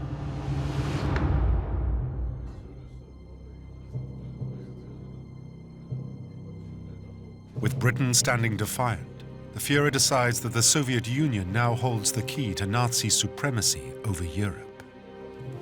Hitler's decided now that they can defeat the Soviet Union. You have huge resources then to turn against Britain. And anyway, if you defeat the Soviet Union, Britain has no more hope in Europe, so no, Britain will reach an agreement. For Göring, invading the Soviet Union while Britain is still a threat is strategic suicide.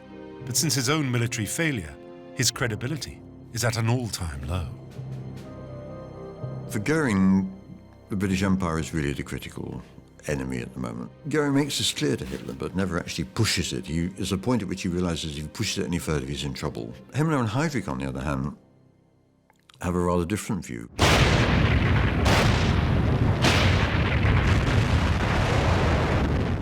On the 22nd of June 1941, the invasion of the Soviet Union, codenamed Operation Barbarossa, begins.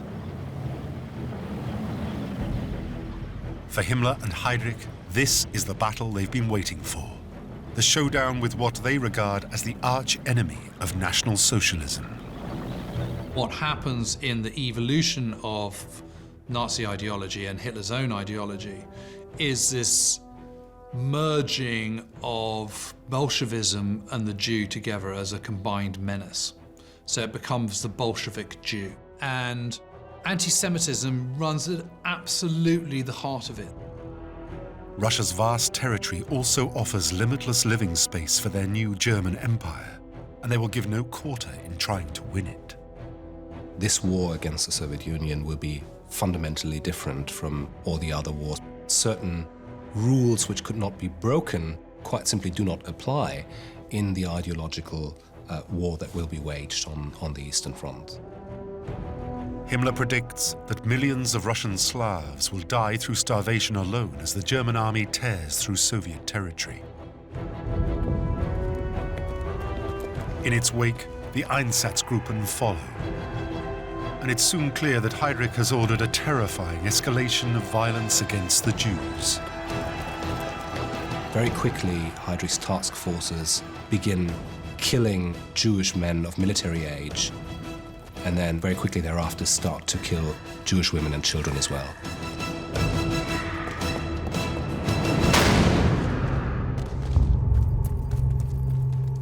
At this point, Heydrich is moving from a territorial solution to an implementation of genocide.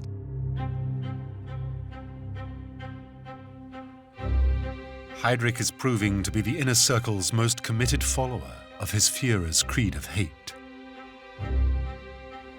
And just weeks after the invasion, he visits an embattled Göring to sign off on what would become known as the final solution. Heydrich comes to Göring with a document which will authorize Heydrich to undertake the final solution to the Jewish question. The term final solution is deliberately vague, but what is clear is that Heydrich wants to be in control of it. Heydrich is looking for assurances from the Nazi leadership, essentially from Hitler via Göring, that it is him, not the army, not the civil administrators, who is fully responsible for finding that solution. A solution that is becoming bigger by the day.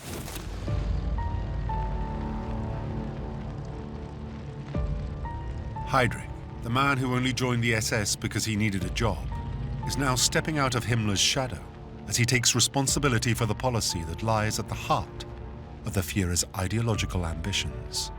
But ironically, it's anti-Semitism that almost ended his career before it began.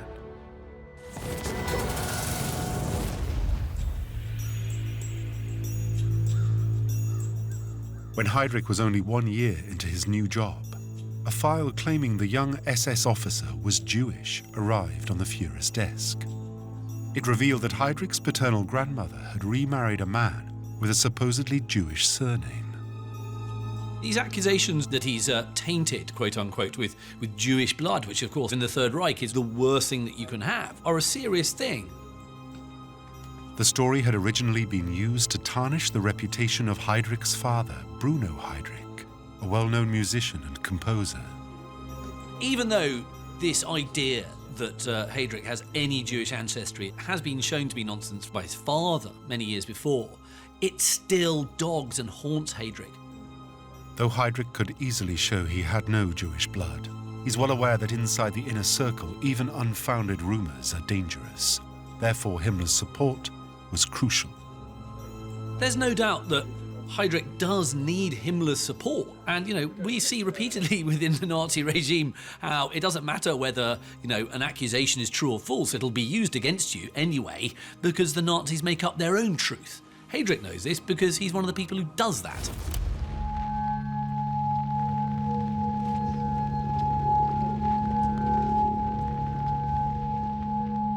Now, 8 years later, armed with the Führer's authority, Himmler's protégé is proving that he is capable of anything. Heydrich's final solution has evolved into a campaign of mass murder as his task forces develop their brutal methodology. They would round up predominantly Jews from a given area. They would march them to a wood or a nearby field, and they would get them to dig a deep trench. And they would shoot them in the back of the head.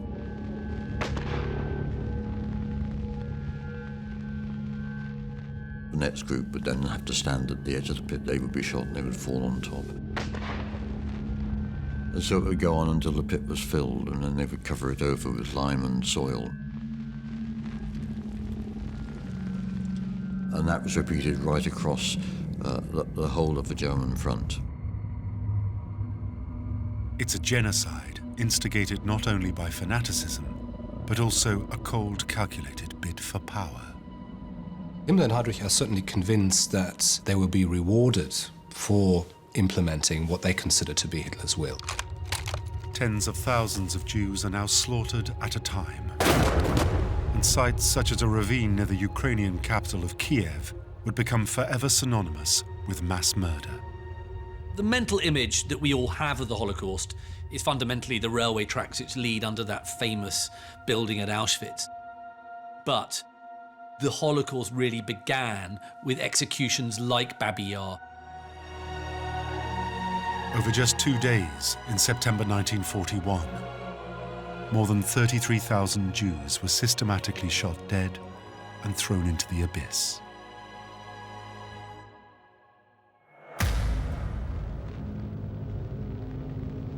And how the SS leadership justify these atrocities, both to their men and themselves, is truly horrifying.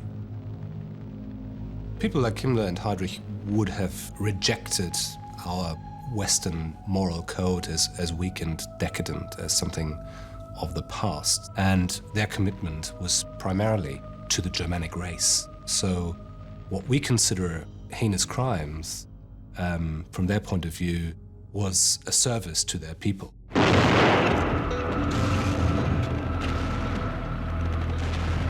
But for all of Himmler and Heydrich's commitment to the cause, the Führer has decided that once Russia is defeated, control over this vast new territory will be given to civilians, not the SS. Hitler is always careful not to concentrate power into too few hands, and even though he's extremely grateful to them, he is actually trying to limit the power of the SS and other agencies run by Himmler and Heydrich.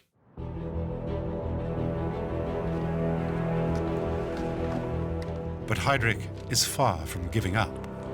He has already in his sights the perfect opportunity to gain real political power. His target, the Protectorate of Bohemia and Moravia in Czechoslovakia. For the Nazis, the Protectorate of Bohemia and Moravia is particularly important in an economic sense. There are major armaments productions in the Protectorate. And with the beginning of Operation Barbarossa, we see a massive increase in resistance activities. Czech saboteurs are severely damaging the Nazi war effort.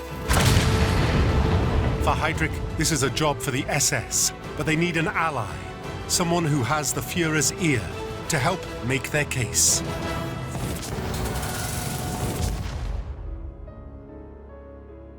There's one man that Heydrich has to impress in order to take over Bohemia and Moravia. The man he has to impress is Martin Bormann, who is head of the party chancellery and is basically in the shadows behind Hitler all the time. That's why he's called the Brown Eminence. And I think that you have to realise just about every member of the inner circle's route to Hitler is through Bormann. Heydrich mobilizes his intelligence network to compile reports to disparage and denigrate the civilian administration in Prague. What they are saying is that the civilian administrators in charge of these territories are unable to control the situation. And he is desperate to, seize control of a place like that and literally grab it by the neck and strangle it until all the people start doing as they're told. Bormann needs little persuading, as Heydrich's promotion will give the wily bureaucrat a way to control Himmler's rising star. If you look at Hitler's inner circle and you look at how Bormann behaves, he is incredibly cunning. He knows that if Heydrich goes to Prague, that means he'll be reporting directly to Hitler, but that actually means he's reporting directly to Hitler through him, Martin Bormann. When Bormann presents Heydrich's report, it has the desired effect. Hitler is furious. The Czechs, he says, need to be taught a lesson. Heydrich is coming to Prague.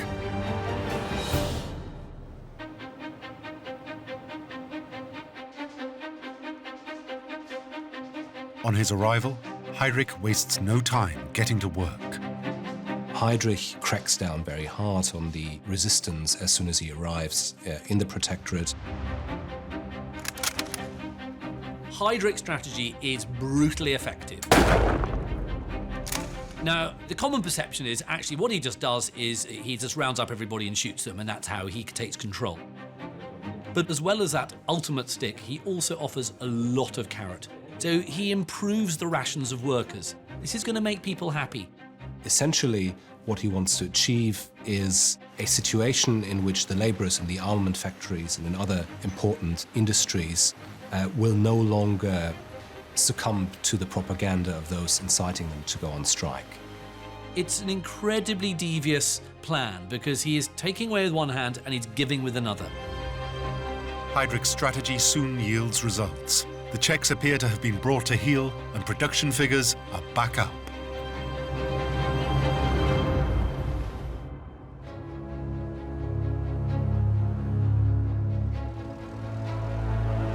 When Heinrich returns to Berlin, he is the man everyone is talking about.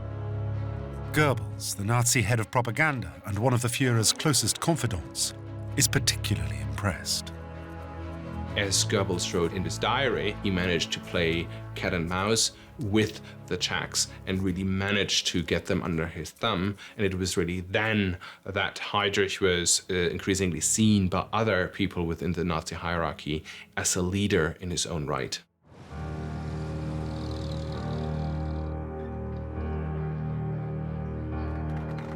While Heinrich is personally congratulated by the Führer, Himmler's rivals watch with interest.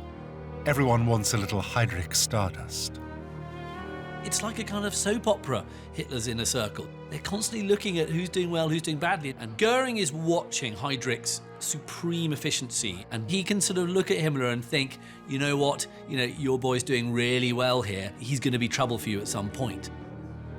And of course, Bormann will be taking subtle credit. He's very much associating himself with success. It is a very, very old political game, and Bormann is absolutely masterful at playing it. Himmler's inner circle rivals see Heinrich's success as a way to break a formidable partnership. Heinrich now reports directly to the Führer. Some people perceive that as the beginning of a rivalry between Himmler and Heinrich, in the sense that Heinrich is becoming a lot more independent. Heinrich is fast becoming a leading member of Hitler's inner circle in his own right. Now is the perfect time to take his final solution to the next level.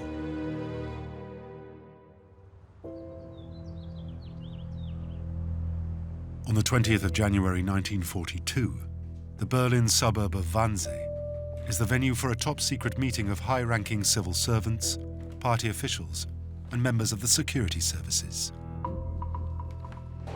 Chaired by Heinrich, it will be one of the most infamous gatherings in history.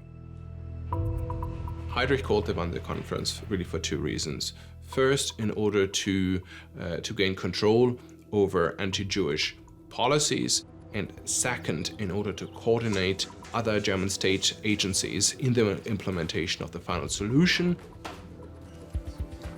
Heinrich's final solution will involve corralling and moving up to 11 million people across the continent, and he'll require almost dictatorial control of numerous government agencies to make it happen.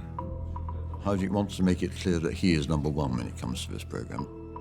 I'm in charge, this is what's going to happen, and nobody's going to get in the way. The meeting is shrouded in bureaucratic detail about how they will identify and classify all of Europe's Jewry, and then move them to their final destination. They'd now reached a new level with the Jewish question. They were going to be deporting Jews to the east. The meeting didn't spell out that they would then be killed, but the implication was that they're not coming back. With millions of Jews imprisoned in ghettos all over Europe, Heinrich's final solution is about to evolve into a genocide on an industrial scale.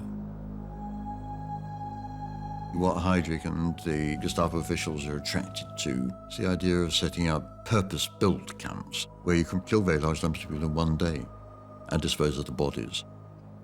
In other words, you moved from a very violent face-to-face form of killing to a more abstract industrial form of killing. By March 17, 1942, the first stationary gas chamber at Belzec in eastern Poland is operational, where in just 3 months, 80,000 people are killed. And that's what happens after the Wannsee Conference. These camps are set up by March 1942, and that's where millions and millions of Jews are murdered. Himmler and Heinrich are planning the systematic murder of millions of innocent men, women, and children. Perversely, the management of this depraved project is the pinnacle of Heinrich's career.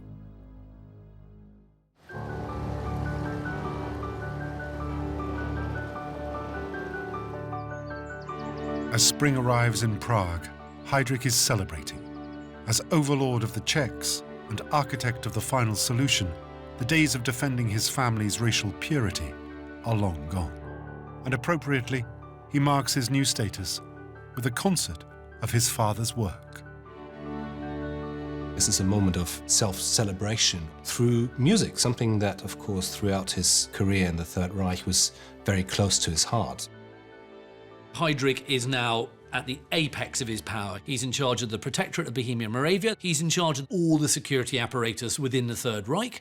And he's effectively in charge of another one of Hitler's pet projects, the genocide of the Jewish people.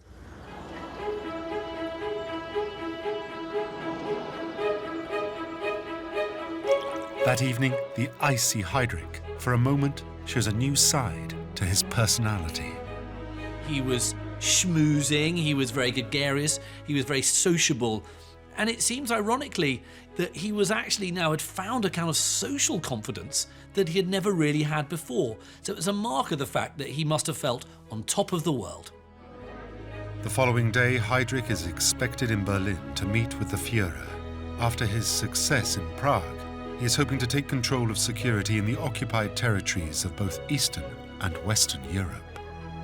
The SS leadership's ambition in 1941-42 is to expand their powers to the rest of Eastern Europe and then to Western Europe, which is still very firmly controlled by a military occupation regime. It could be a major breakthrough for the SS, but Heinrich's rising status as a member of the inner circle could also make him a target.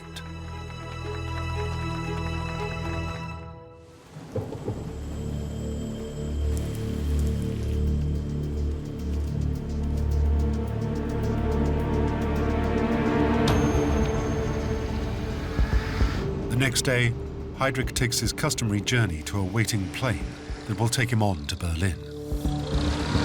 It's a mark of Heinrich's arrogance that he travels around in an open-top car. Not for Heinrich the idea of cowering in an armoured limousine with a whole line of tanks and armoured cars and outriders. No, he wants to show, I can go around in an open-top car and no one's going to touch me.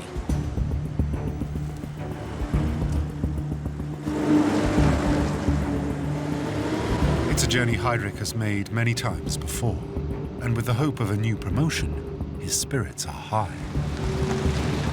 He must have been feeling super confident and very happy about how everything was going. The reports back to Berlin were looking good, the reports from Berlin were looking good, everything looked perfect.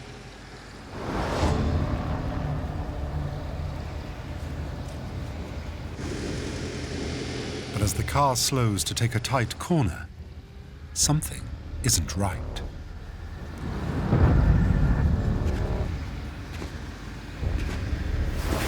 The next thing he sees is a man step out in front of the car with a Sten gun and points it at him.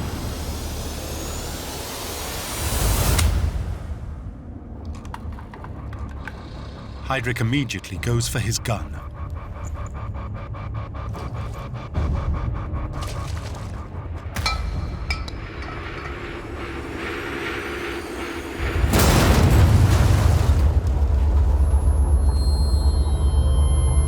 The bomb, thrown by a second assassin, explodes by the side of the car. All sorts of stuff is thrown into Heinrich's side, but it doesn't seem to affect him. He continues to fire at the conspirators as they run away.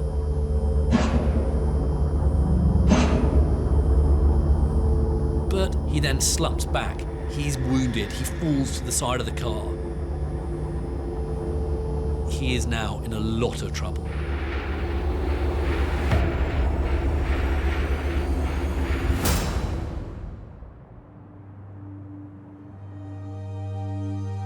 On hearing the news of the attack, Himmler immediately sends his personal physician, Karl Gebhardt. Heydrich's wounds are serious, but do not appear to be life-threatening.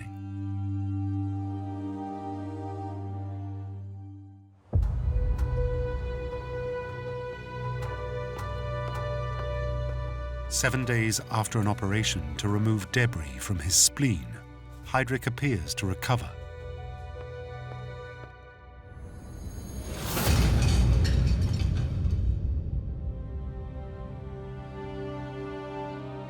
But then, without warning, he goes into shock, falling into a deep coma from which he never recovers.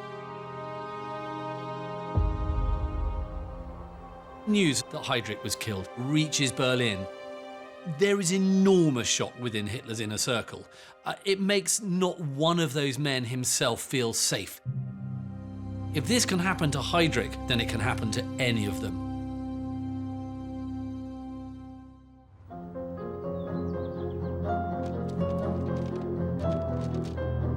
Himmler's investigators soon discover that Heydrich's attackers were Czechs trained by British secret intelligence. But the fact that Heydrich died under the watch of Himmler's personal physician sparks rumors within the inner circle. There's a lot of conspiracy theory attached to Hitler's inner circle. And, we even see it in the case of Heydrich's assassination. Did, Himmler deliberately, get Heydrich's treatment wrong? But why?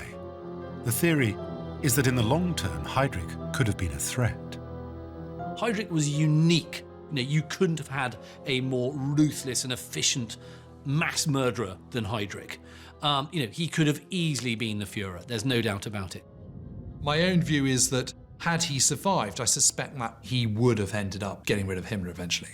Because I think he's probably cleverer and better at the job than Himmler is.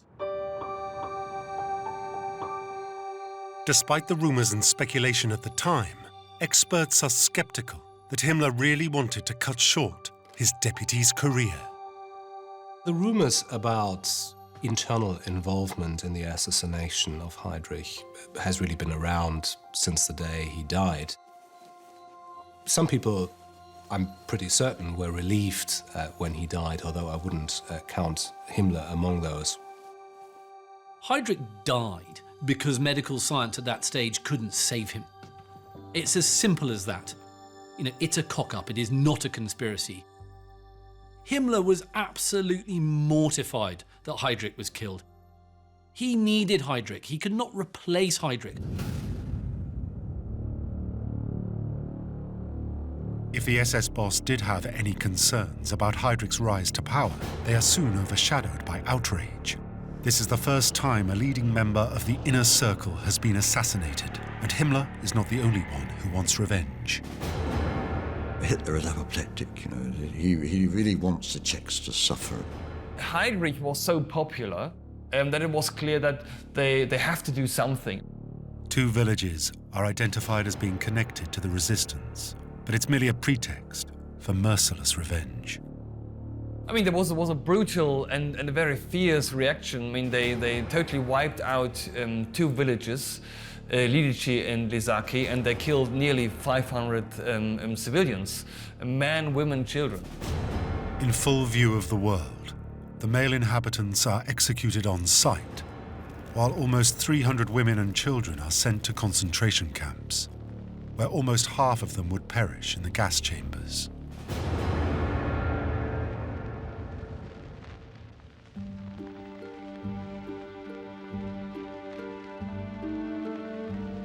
While the two villages are literally wiped from the face of the earth, Heydrich's body is returned to Berlin for a lavish state funeral.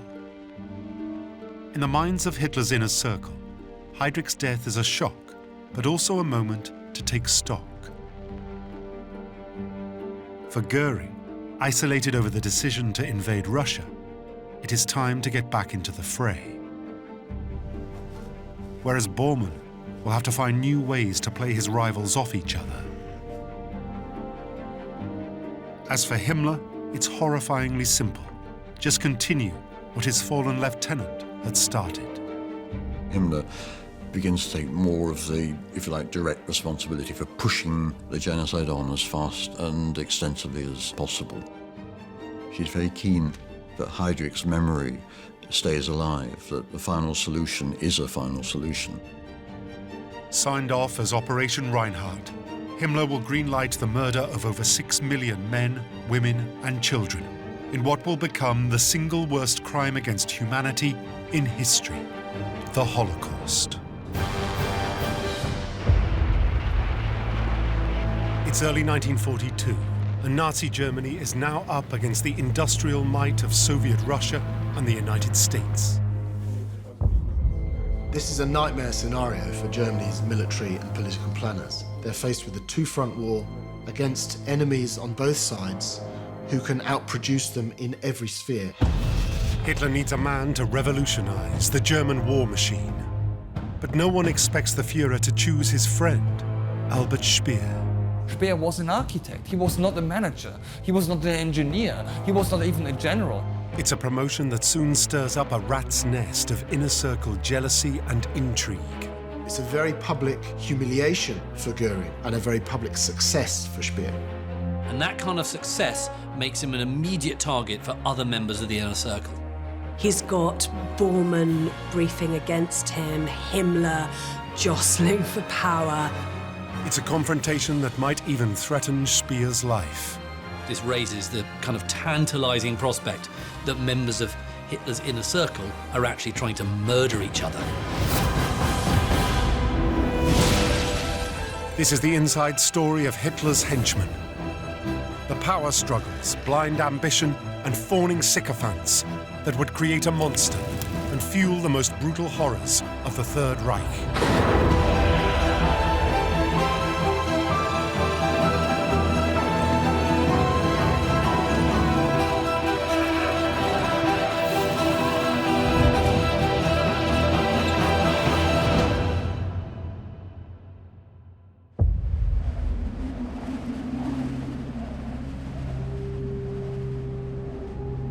In the snow around Moscow, the rapid advance of the Nazi war machine has been halted. This time, blitzkrieg tactics have failed to deliver a swift victory. Once the blitzkrieg ground to a halt in the Soviet Union in 1942, the nature of the war itself changed, and Germany found itself effectively in a war of attrition, in a war of production, which is an extremely difficult prospect. It has to outproduce the economic might of the Soviet Union.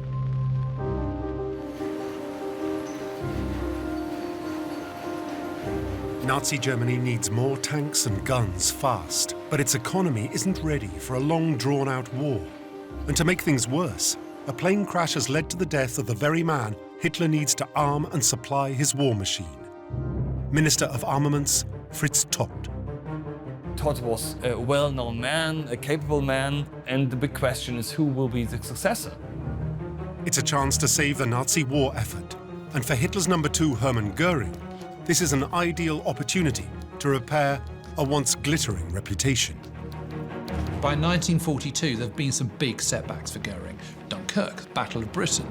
The Luftwaffe is not the force it once was. Göring's star is on the wane. Göring's career may be in the doldrums, but he has good reason to believe that he is the obvious choice. Göring, you have to remember, is in charge of the four-year plan. The four-year plan is basically the office that's been created to rearm Germany. And when Fritz Todt dies, he is fully expecting that either he or one of his men will fill that position.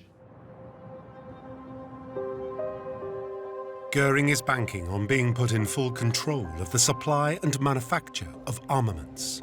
But when he arrives at the Führer's office, he gets a nasty surprise.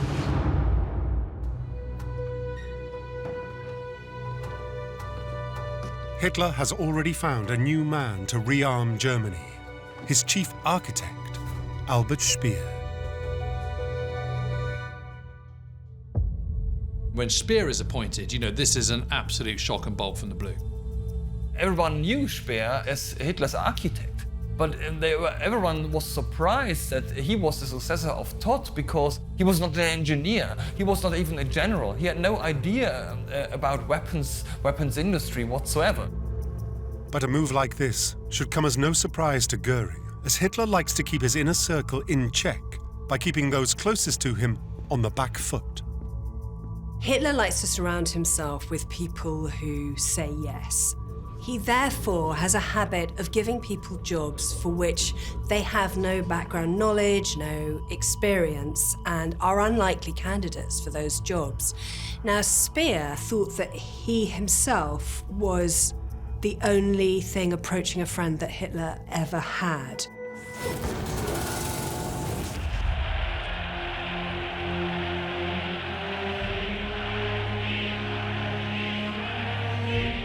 Albert Speer had first met Hitler almost a decade earlier, when, as a relatively inexperienced architect, he was asked to submit designs for the Nuremberg rally. Speer's idea for the Nuremberg rallies, these absolutely astonishing cathedrals of light with all these anti-aircraft lights shining up into the air, you know, they just absolutely wow and impress the crowds and everyone attending these rallies, but they also impress Hitler himself. To the young architect's surprise and excitement, the Führer invited him to regular luncheons to discuss his own architectural dreams for a new Germany. Speer and Hitler have this immediate rapport because they both have this kind of artistic sensibility, and they would spend hours, you know, looking over models or architects' plans and drawing up ideas. You know, there was a lot of sort of intimacy between them. They were like pals. Speer would soon show that he could also undertake major projects, including Hitler's new Reich Chancellery, which was built within a year. The architect may have no experience of armament production, but so far in the eyes of the Führer, he hasn't put a foot wrong. I think he thinks here's someone who is not tainted by anything that's come before. He's not been tainted by the failures in the Soviet Union the previous year. He's not Göring. He's someone new, and he's someone I can trust, and I think he's worth a punt. But Speer's appointment is a massive gamble. With the United States entering the war, the future of Nazi Germany is now dependent on knocking out the Soviet Union before it's too late. They've got one more chance, and that is in the summer campaigning season of 1942. They've got this last chance to defeat the Soviet Union. But of course, their factories are also pumping out more tanks and machinery and all the rest of it. And now Britain and the United States are also supplying them through the Arctic convoys as well with more and more material. So the race is on.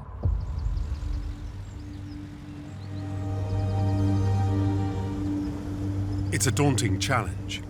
But Speer's first hurdle is to deal with the very man who wanted his job. Speer, travelling to see Göring soon after his appointment, would have been expecting something of a showdown. Speer now finds himself thrust into the bear pit of Hitler's inner circle, surrounded by dangerous men who all jealously guard their grip on power. And Göring is itching to put the young upstart in his place. Speer knows that he's completely in above his head. Yes, he's been in the inner court, but he's always been just the guy who builds buildings. He hasn't actually been involved on a kind of day-to-day basis of the political machinations of the Third Reich. So suddenly he's saying, I have to kind of sink or swim with the big boys, and they don't get bigger than Göring. Hitler's number 2 receives Speer like a pompous patrician, telling the newbie just to follow his lead, and all will be well. Göring just wants to go, okay, fine, you're now going to be consumed in the 4-year plan. We're going to set up, and you'll just basically do what I say. Göring outlined the areas beyond which Speer was not to tread, and Speer realises at that point that he's being set up. This is kind of heart-stopping moments for him, and he's got to show Göring right from the outset that he's not going to be pushed around.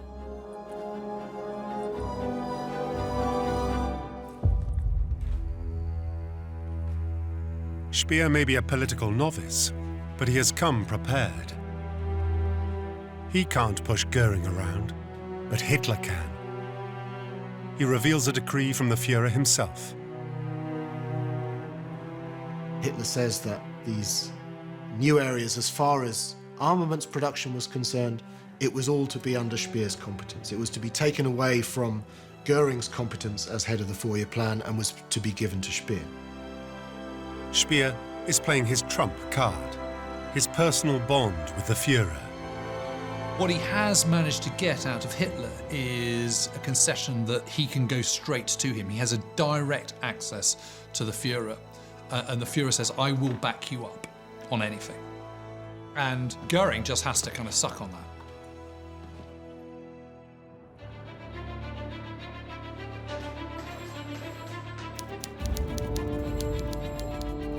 With Göring out of the way, Speer gets to work. And as an outsider, he brings some much-needed reforms. For a Nazi Germany where everybody is enmeshed in bureaucracy and overlapping hierarchies and nobody can get anything done, Speer comes in and he sets up these new, clean lines of control on a more business-like basis.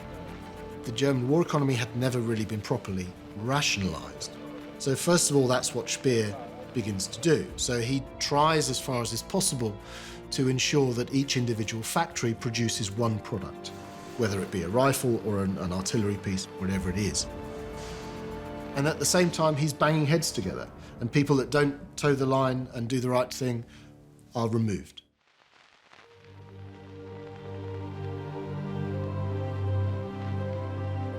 Crucially, Speer has good news for his Führer.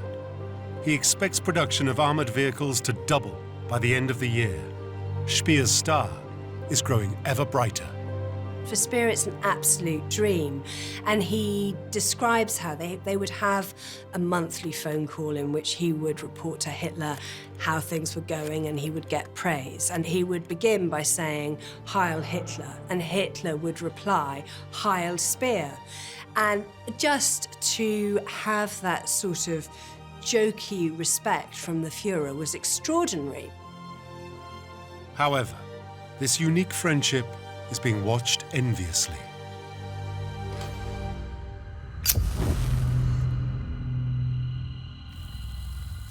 Speer's relationship with Hitler is very threatening to Martin Bormann. Bormann is the head of the Nazi Party Chancellery and Hitler's closest aide.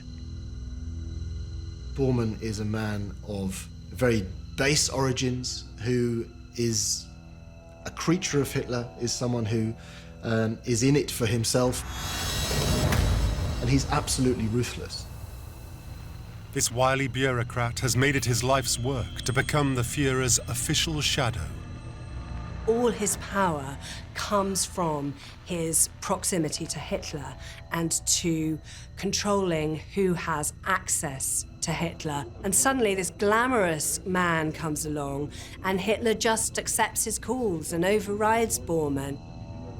Over and above the daily access, it's Speer's emotional connection with the Führer that hurts most.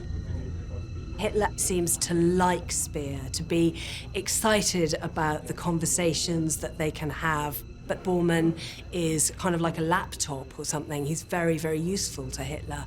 But it's all entirely practical instructions that go from Hitler to Bormann. Through his unique relationship with the Führer, Speer has made a dangerous enemy in Bormann. But the realities of war soon present more pressing problems for Hitler's new minister. Summer 1942, Operation Case Blue is underway. It's the Führer's grand plan to finally knock Soviet Russia out of the war. But as more and more men are sent to the front, there are fewer left to work in Speer's factories.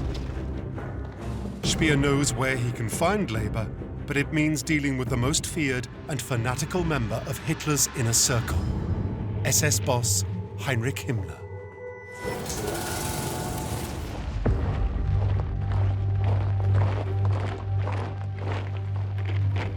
Heinrich Himmler is the head of the SS, which we conventionally think of as the architects of the Holocaust.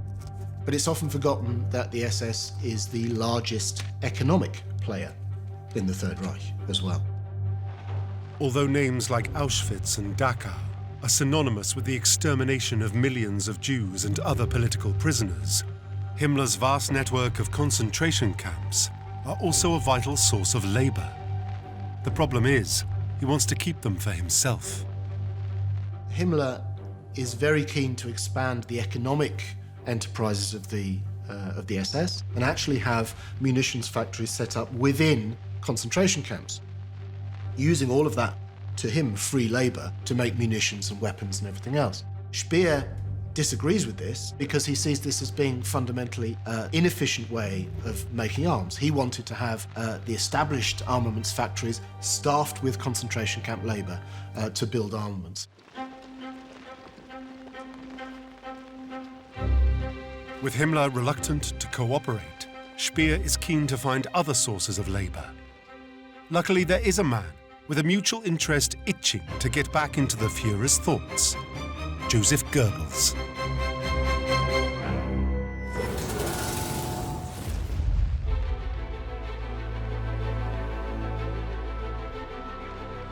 Goebbels is the Nazi head of propaganda and one of Hitler's most devoted followers. But the spin master has recently found himself drifting from the center of power. Goebbels' job as propaganda minister became more and more difficult as the war went on, because when you report successes and conquests and great victories, that's fairly easy and fairly straightforward. When the war began to turn more sour, this becomes much more difficult to represent. However, Goebbels has found inspiration from an unlikely source, someone who has made a virtue out of stoicism and self-sacrifice. We have before us an ordeal of the most grievous kind. We have before us many, many long months of struggle and of suffering. Goebbels was enormously impressed by Churchill's public speaking in Britain's hour of crisis.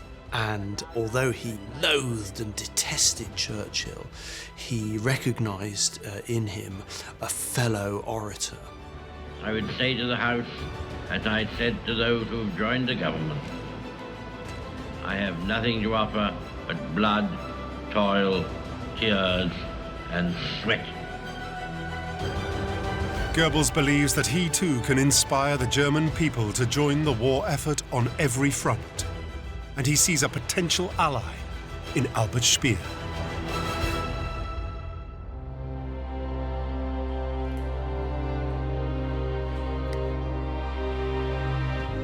Goebbels pitches a program of austerity measures, one of which could solve Speer's labor problem. Goebbels and Speer develop a kind of alliance because both of them believe that all Germany's energy should go towards the war effort. And they believe that women should be working in armaments factories and so on, as they are in the countries of their enemies, such as Britain. The conscription of German women onto the factory floor is an obvious solution. But they both know Hitler will take some convincing.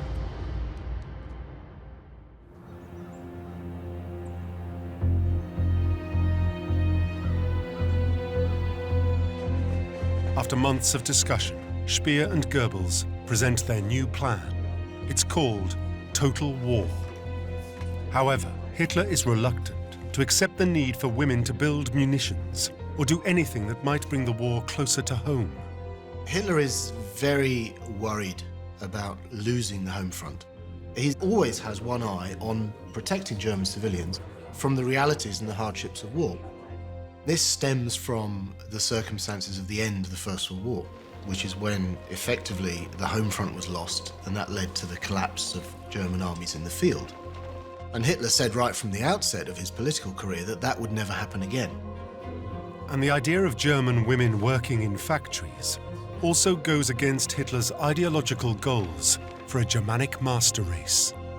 Another element is Germany's breeding program. Hitler wants German women to focus on breeding and producing a new, strong generation of Aryans to dominate Europe.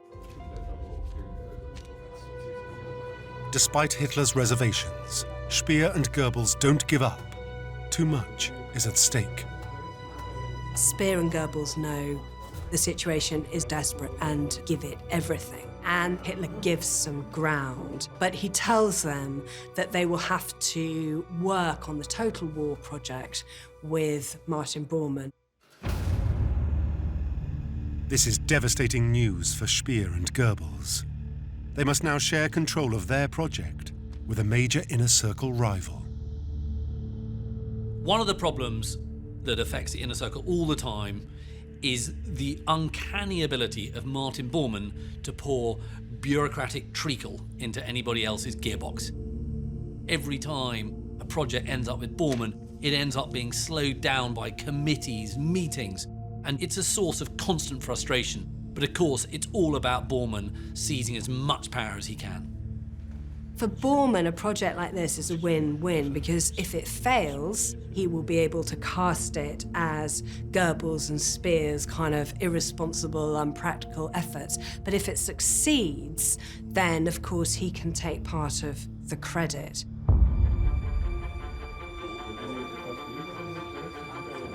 While Bormann gets his claws into Goebbels and Speer's total war project, a beleaguered Hermann Göring spies a way to exploit a developing crisis in the East.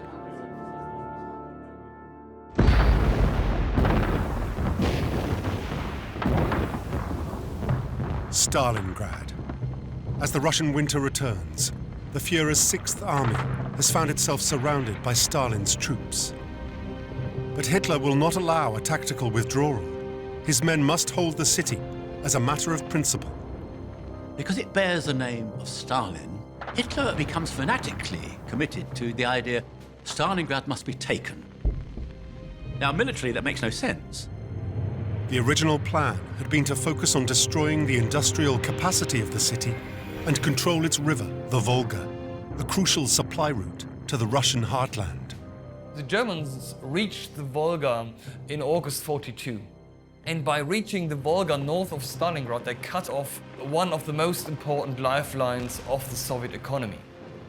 But from August 42 onwards, the Germans pushed more and more and more resources into Stalingrad to conquer the town.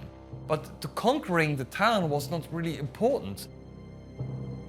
But now, after months of being bogged down in bloody street fighting, his army is in desperate need of supplies. One man, however, has a plan to save the day and salvage his own reputation. Göring, fascinatingly, saw in the impending crisis a way of elevating himself in the estimation of the Führer.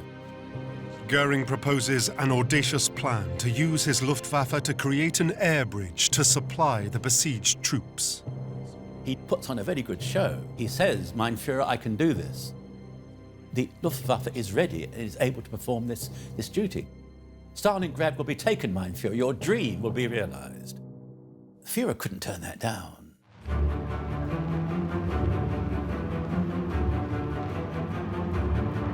Faced with ice, snow, and freezing fog, Göring's pilots begin what his own senior staff already fear is an impossible task. The estimate that was given was that it would require something like 800 tons daily to keep those soldiers supplied. The reality was that they managed under 100 tons per day. As days turn into weeks without fuel or food, the 6th Army is losing as many soldiers by starvation and cold as it is by enemy bullets. Göring's promise has proven to be a catastrophically empty one. In reality, he had neither the aircraft nor the pilots to fulfill that task. So the supply of German soldiers in Stalingrad was simply, an air bridge too far for the German Air Force.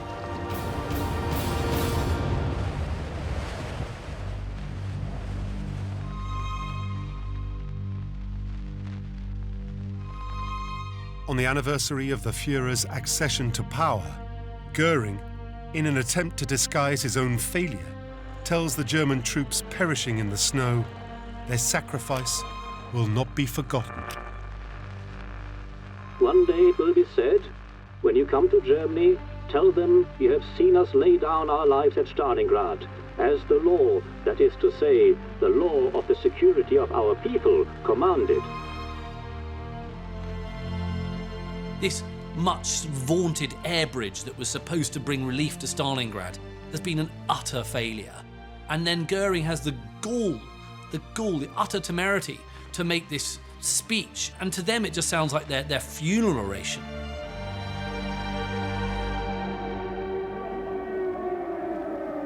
But Göring's own humiliation is only just beginning. As he starts his speech, the sirens wail over Berlin.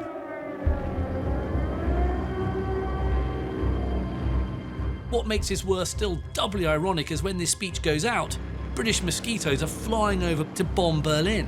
For the first time, the Allies feel confident enough to attack Berlin in broad daylight.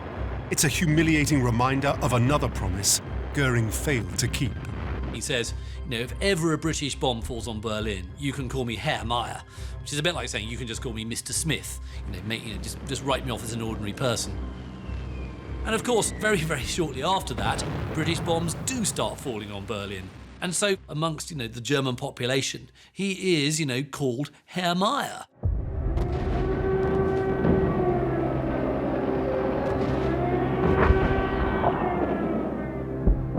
As bombs rain down on Berlin, the Führer is reeling from the loss of over 200,000 men in Stalingrad. In front of his staff, Hitler blames the Italians, Romanians, and Hungarians fighting alongside his Sixth Army. But within the inner circle, everyone knows Göring is the real fall guy. This is just another one of Göring's failures, which have all started at the Battle of Britain. And then you got the failure at Stalingrad. And it's absolutely clear to Hitler that Göring is just not up to the job. Yes, in his day, he was a brilliant pilot, but he is not a brilliant Reichsmarshal. Humiliated, the once heroic fighter ace soon slips back into old habits. Göring had been this kind of complete hero, ace pilot, kind of glamorous sort of figure emerging from the First World War. But he had also suffered injuries after the Beer Hall Putsch. Back in 1923, during the Nazis' first failed attempt to seize power, Göring had been shot and severely wounded. He's shot in the leg. They managed to get him to a hospital. But when he's recovering from his wounds, he starts developing an extremely serious morphine addiction. And now, as his addiction once again rears its head, the old fighter is losing his appetite to be Hitler's number 2 and successor.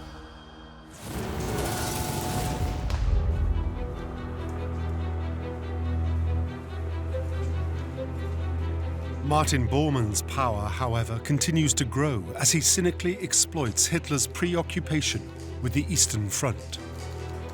Bormann by now is an increasingly important figure. It's a constant fight in the inner circle to try and get Hitler's ear and get Bormann out of the way.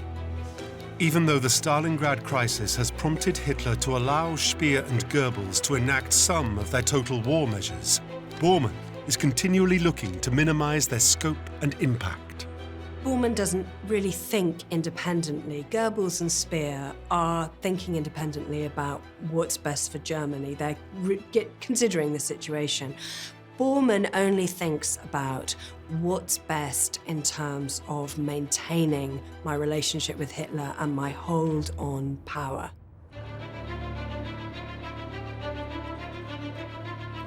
But for Joseph Goebbels, the king of propaganda, there is another way to bypass Bormann and show Hitler that Germany is ready for total war. Go public and let the people decide.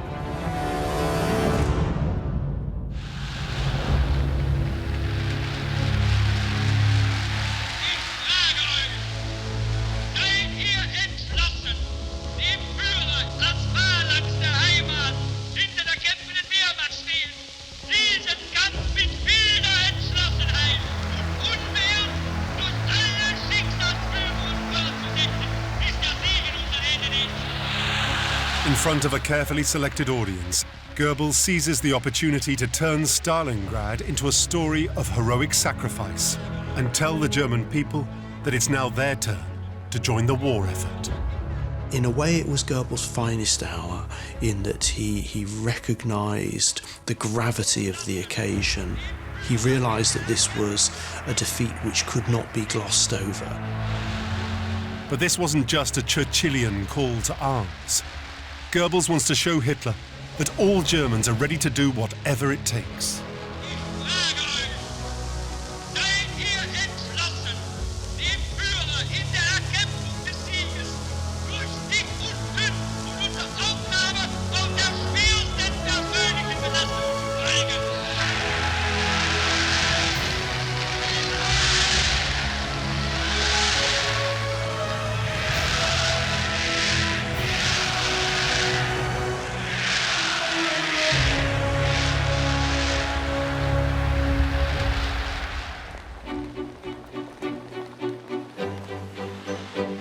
The speech has put Speer and Goebbels' plans back on track.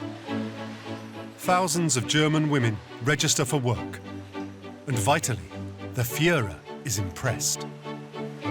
Goebbels then followed this up, looking for the opportunity to get a firmer grip on the German war effort. Now is the time to target Bormann, and they think they found a chink in his bureaucratic armour, a way to beat the schemer at his own game. They get together as many like-minded individuals as possible to resurrect the Defence Council, which was something that had been in place up until 1939, but was effectively moribund. Though this Defence Council had been lying dormant, its powers are still in place. And if resurrected, it could be used to bypass Bormann's bureaucratic barricade around the Führer.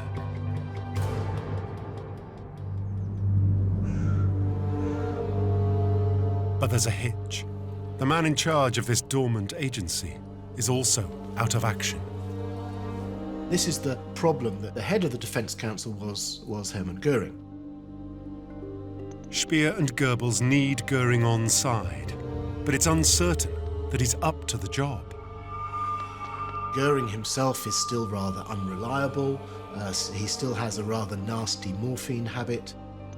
He's actually rather averse to doing anything to actually solve the problems that Germany is facing. Someone needs to snap Göring out of his slump. But he's not even talking to Goebbels, because total war measures have led to the closure of Göring's favourite restaurant. So it falls to Speer to coax the old fighter back into the ring. Speer claims he wasn't really a political animal, but he was indeed political when he needed to be, and this is one of the instances where he plays upon Göring's sensitivity over Bormann. Speer takes full advantage of their mutual dislike and distrust for Bormann. Speer and Göring come from a very different background to Bormann. They both look down on him, but they are also kind of very aware of his ways of operating. And there's this moment where Speer is reminding Göring of the kind of drip of Bormann's technique. He's always there with the Führer, and he will brief against them.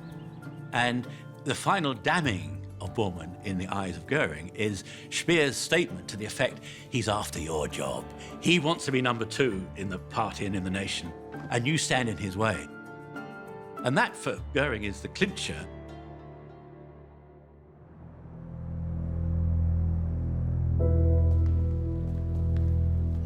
The two men agree a plan to chip away at Bormann's influence. The first step, to target and discredit one of his stooges at a meeting over the still vital issue of labour supply. As head of the resurrected council, Göring will lead the attack. What happens is very similar to what might have happened in a medieval court. It was an interpersonal attack, not going directly for Bormann himself. For a man new to politics, Speer has put together an unlikely coalition. Together with Goebbels and Göring, they can finally take Bormann down a peg or two. But as Speer arrives, something's not right. Goebbels is nowhere to be seen. And Bormann has a new friend. Heinrich Himmler. So one can imagine when Speer walks into the room and sees Bormann sitting next to Heinrich Himmler, he probably told himself that this perhaps was a meeting that wasn't going to end well. And it soon gets worse. Göring goes off script and starts attacking Speer's deputy. Speer is really bewildered at Göring's behavior. He just can't make sense of that. And Speer is worried that the forces had aligned themselves against him. With Goebbels absent and Göring's about face, it's clear Speer has been betrayed. For Göring, the realization that Himmler was lining up on side with Bormann against Speer and his group, that he perhaps thought that this was the side that he should also be on. For Himmler, still jealously guarding his control of concentration camp labor, any attempt by Speer to gain more power is a potential threat. Himmler is very keen to not allow Speer to grow his own influence much more than it already is. And what you could interpret this meeting as is Himmler just reasserting his influence on the economic sphere and reminding Speer of who is actually the bigger player. For Speer, it's a painful reminder that his inner circle rivals will do anything to protect their personal positions, over and above the crisis Germany faces. But he's learning fast. His battle for control of the war economy isn't over yet.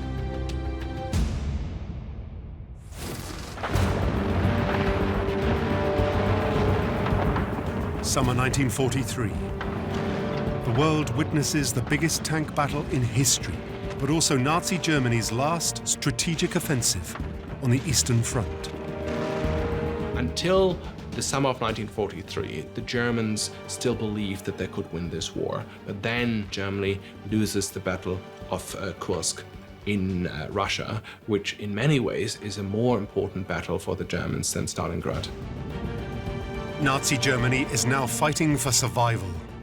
And while Allied bombs pummel its industrial heartland, Speer is still battling to convince Hitler to fully mobilize the home front. And this is the problem. They're still making products for the home front for domestic consumption. They still haven't gone over to a war footing. That should have happened in 1940, and it hasn't happened even in 1943. Speer wants every factory to be turned over to the war effort. No more luxuries or non-essential goods. The war is now on everyone's doorstep. Speer thinks that domestic conditions should virtually mirror those of the front, that those civilians living at home should have essentially the same food and the same wherewithal as soldiers at the front. To do this, Speer needs dictatorial control over Germany's economy. And it appears the message is finally hitting home. Speer gets a further promotion. His title is Armaments and Production Minister. And that makes him potentially more threatening to Bormann.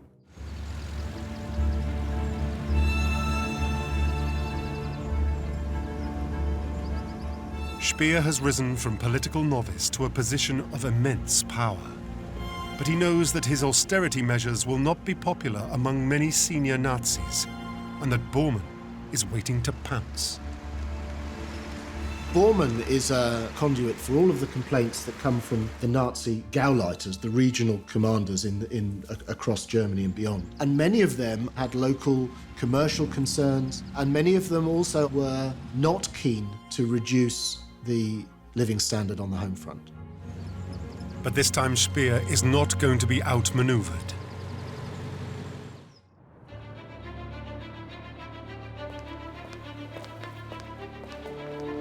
In autumn 1943, Speer presents his new plan, and also a new partner. It's interesting that in these shifting alliances and power plays between the senior Nazis, that almost from one month to the next, you could be a rival with someone and then forge a temporary alliance with them. And that happens with Himmler and Speer. Speer's old adversary appears to have had a change of heart. Himmler, if he has eyes in his head, is certainly aware that the war has turned very decisively against Germany. But also, we have to bear in mind that Himmler is the arch-loyalist. He's someone who's absolutely loyal to Hitler's word. So if Hitler has given this added remit to Speer's portfolio, then Himmler's thinking is probably, well, that's perhaps where I need to align myself as well. Speer announces that the SS will ensure that production of all non-essential consumer goods will stop within 2 weeks. No more radio sets, refrigerators, or cosmetics. It's an all-out war against what Speer calls the skivers and the malingerers. It's a very tough message for many of those local party bigwigs to handle. They are being told that unless they toe the line, they will be potentially falling foul of the SS and the Gestapo. But the lectures are not over. What follows is one of the few recorded speeches by a senior Nazi regarding what will become the single worst crime against humanity, the Holocaust. The meetings at Posen are unique because they're a very vocal expression of the intention to eradicate a people. Himmler said, someone's got to do this dirty work. Someone's got to kill all these people, all these Jews, all these homosexuals, all these political enemies. Someone's got to kill them to get rid of them so that humanity is saved from their so-called malignancy. And so therefore they could say, you've got to commit an evil act in order to do good. In his efforts to secure victory, Speer has made a pact with the devil. Yet he would later claim that he hadn't stayed to hear his new allies' incriminating words. I am very, very wary of any of Speer's claims. He spends his entire life, from 1945 until the year he dies, distancing himself from the Third Reich. He is trying to show that actually he was very much the anti-Nazi, a kind of good Nazi. But in reality, Speer has never had any moral qualms about using Jewish and foreign slave labour. And now with SS cooperation, tens of thousands of people will be worked to death building roads, fortifications, and new weapons in his bid to save the Nazi regime. Speer is not at all sentimental about concentration camp labour. He's not particularly bothered about the conditions that concentration camp inmates live in. Perversely, Speer would claim that his workers at least had a chance to live. However, the death rate of those building his new secret weapon, the V2, was the highest in the entire Nazi concentration camp system. He's merely concerned with the weapons that he needs to produce are produced as efficiently as possible. So it's not a human concern that they'll be better treated in his factories versus the concentration camps. It's purely about the outcome. However, new wonder weapons alone are not going to save Nazi Germany.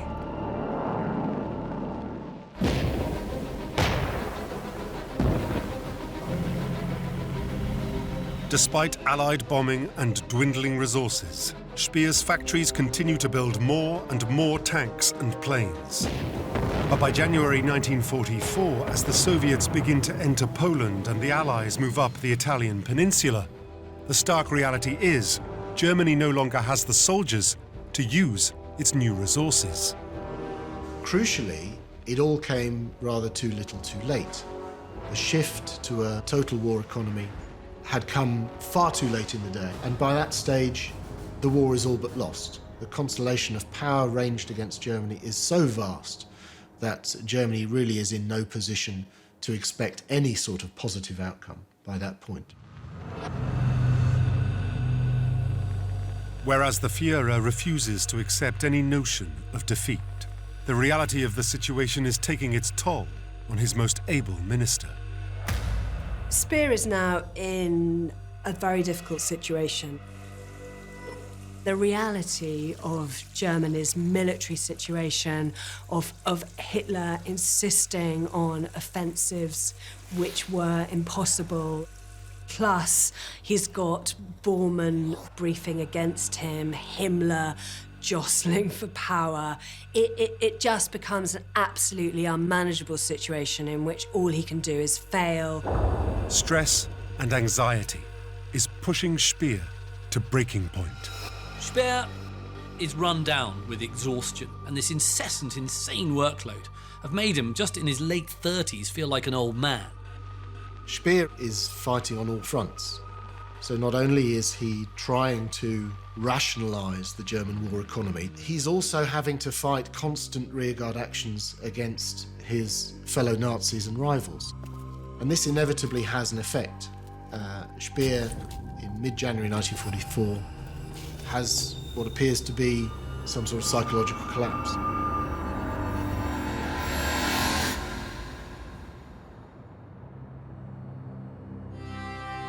Exhausted, Speer admits himself into the SS clinic at Hohenlychen. Initially, he has an inflamed knee and is hospitalised for that, but then is subsequently kept in hospital for exhaustion. The clinic is run by a physician with a rather dubious reputation. During that time, he was treated by one of Himmler's pet doctors by the name of Karl Gebhardt, who was something of a quack. For example, one of the treatments that he prescribed for Speer was a massage with bee venom. Quite what that was supposed to achieve, I'm not sure. Speer develops depression, and his anxiety increases as he refuses to stop working. He calls people to see him, he writes reports and reads reports. But he feels vulnerable. He wants to get back to the office, to the desk as soon as he can. Speer's concerns are justified, as rumours soon start spreading within his own ministry that he is incurably ill. Being ill is very bad news for any Nazi. When someone's being pushed from power, the official message given out will usually be that they're ill.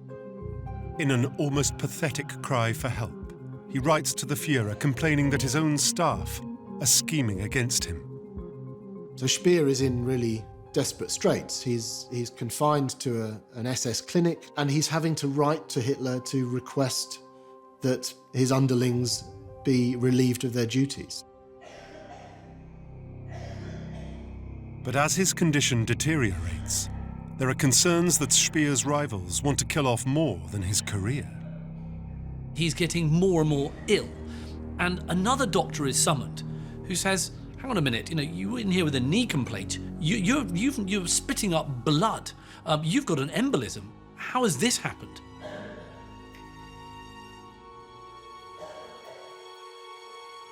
How Speer got so close to death is mystifying. But his long-serving secretary, Anne-Marie Kempf, would claim that it wasn't an accident. She overhears this conversation going on between two men, and she hears the name Speer mentioned. So she does what all kind of eavesdroppers do, and she puts her ear to the door. And she is amazed when she realises that one of the voices is that of none other than Heinrich Himmler. And she hears Himmler go, "Is he dead yet?" And Gebhardt just is about to start replying, and then Himmler just cuts him off and says, "The less said, the better."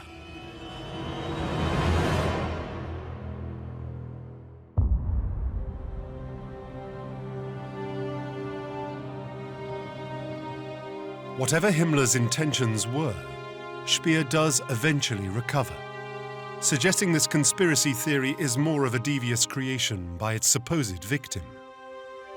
It's another example, I think, of Speer rewriting the history very subtly to make himself look better than he was, and that he too was a victim of the Nazis, that here was Heinrich Himmler, the head of the SS, the head of this wicked organization, who not only was trying to exterminate the Jews, he was also trying to do away with Albert Speer.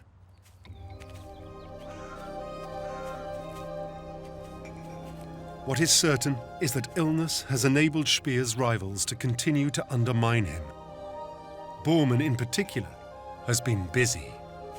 Speer's aggressive speech to the senior Nazis' district leaders has created a severe backlash.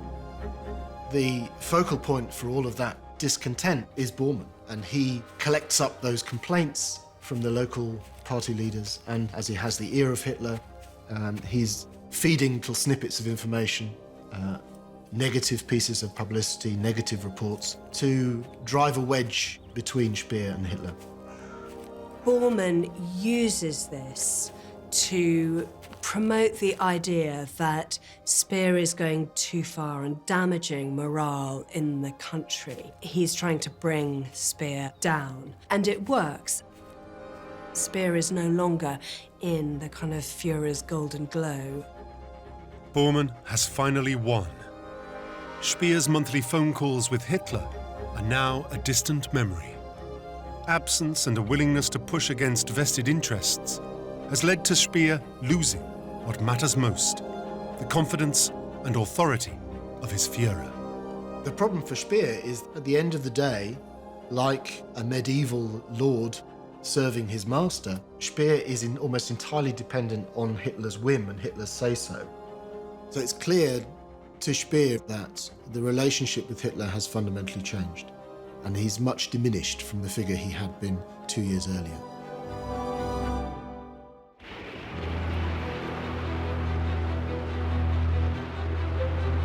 As Nazi Germany faces a final showdown against Soviet Russia and the Allies, Speer's inner circle rivals remain focused on their own push for power. Goebbels' campaign to become Minister for Total War is gaining new impetus every day. And with Speer neutralized, Himmler can continue building up and supplying his own army of SS fanatics. As for Speer, he is down, but not out. Nobody stays within the inner circle of the Third Reich for the duration of the war without themselves being incredibly devious. And Speer himself is devious. In what will become a fight for survival, Speer will implicate himself in the ultimate act of treachery, the betrayal of the Führer himself.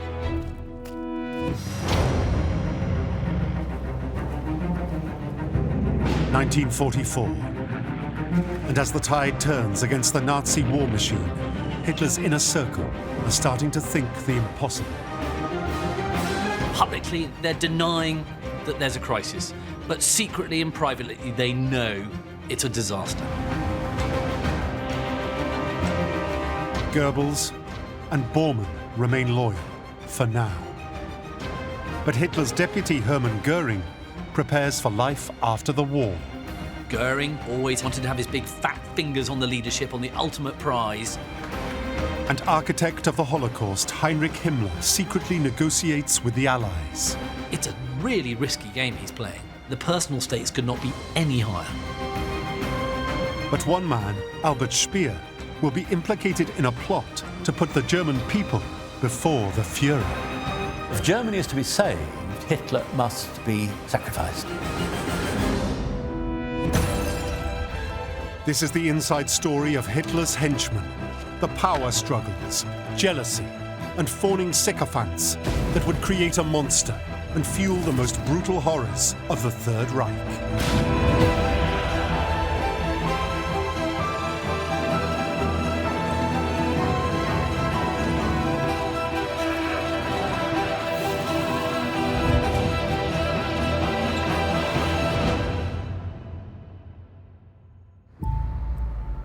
July 1944.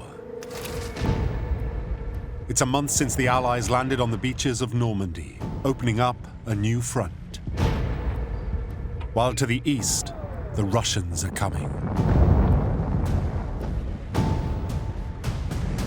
And bombs fall unopposed on Germany's industrial heartland. The onslaught is relentless. Adolf Hitler is a shell of his former self. But there's always one man at his side, ready to tell the Führer what he wants to hear, or manipulate his way to more power. Martin Bormann. He's not a glamorous figure, he doesn't stand out, he's not known to the public, he doesn't say very much, but suddenly, sort of creepily, spookily, people realize he's actually always there. As always, Bormann spends most of his time feeding Hitler's paranoia. No one, he says, can be trusted. Bormann endlessly consolidates his position, really on the grounds that Hitler can trust nobody but him, and he's increasingly narrowing the kind of field around Hitler and who Hitler can trust. Bormann becomes the gatekeeper to Hitler's inner circle, so If you're with Bormann, you will have the Führer's ear. If Bormann turns against you, you will probably also lose access to Adolf Hitler. For Bormann, the war going badly only brings him closer to the Führer. But others are in crisis. For the last 4 months, Hitler's former golden boy, Albert Speer, has been suffering from mental collapse. The one-time architect is charged with the impossible job of keeping the German army supplied with guns, bombs, and bullets. He cannot produce the armaments at the rate that is demanded. And by the summer of 1944, Germany is running out of fuel as well. And Speer knows that while the Allies are destroying his factories, his rivals are plotting to destroy him. Being ill is very bad news for any Nazi. It's an opportunity for the others to take over their role and assert their closeness to Hitler. So he's facing huge problems which he cannot overcome. Attempting to work from his sickbed, Speer is looking for a way out.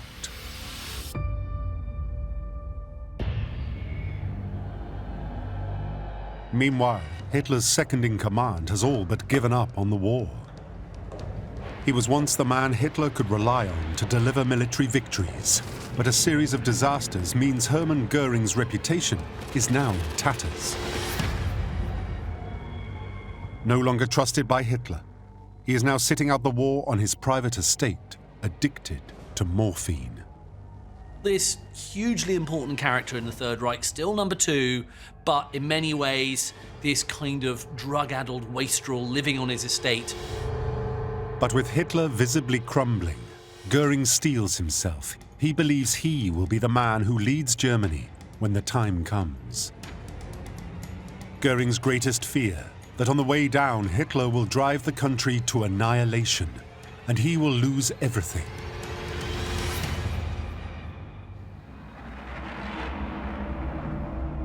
Nazi propaganda minister Joseph Goebbels is now struggling to make his defiant positive propaganda count.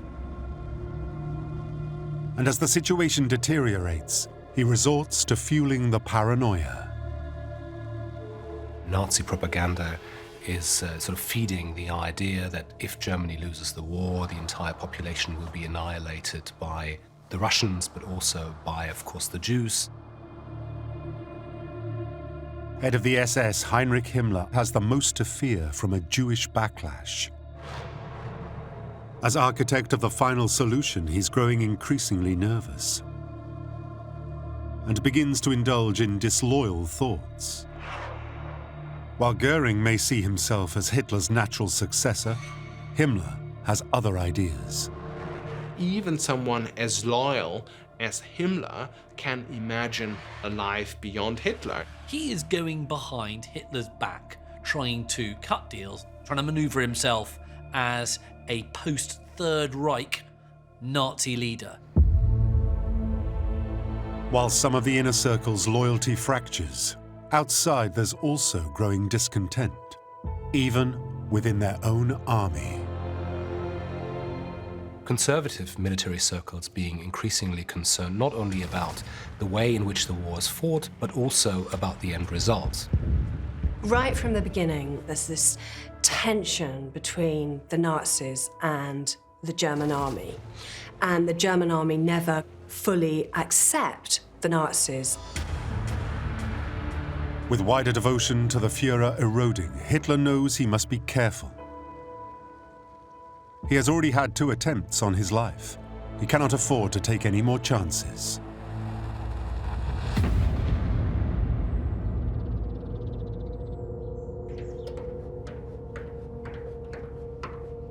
Hitler's Eastern Front headquarters, the Wolf's Lair, is hidden deep in the forests of East Prussia. Reached only by a single railway. It's a camouflaged fortress, teeming with SS. And it's from this hideout that Hitler now runs the war. Soon, Hitler will be entertaining the Italian fascist dictator Benito Mussolini. But first he holds his daily conference to try to avert the military disaster unfolding around him. But if Hitler feels safe here, he is mistaken.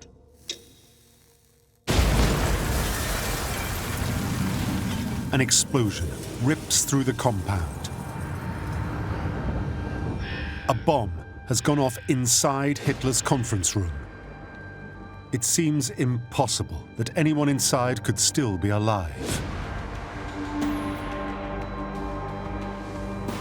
But somehow, Hitler survives. Hitler has suffered minor injuries. His eardrums have burst and he has some cuts and burns, but he is basically okay. As the smoke clears, the hunt for the traitor is on. They know it must be an inside job. The only group that had any hope, realistically, of assassinating Hitler were those closest to him physically. As soon as the bomb has gone off, suddenly the blame game is afoot. Behind the facade, the party is a rat's nest of envy, greed, and vicious power plays. For the inner circle, no one is above suspicion. Over 600 kilometers west in Berlin, Joseph Goebbels receives the news from the Wolf's Lair. He's eager to demonstrate his loyalty and further his political ambitions. The bomb plot gives Goebbels in Berlin the chance to shine and to show his beloved Hitler that he's made of the right stuff to be a senior political leader and not just a minister for propaganda. Goebbels springs into action. We see a brief resurrection of the kind of fighting qualities which had made him so successful before 1933.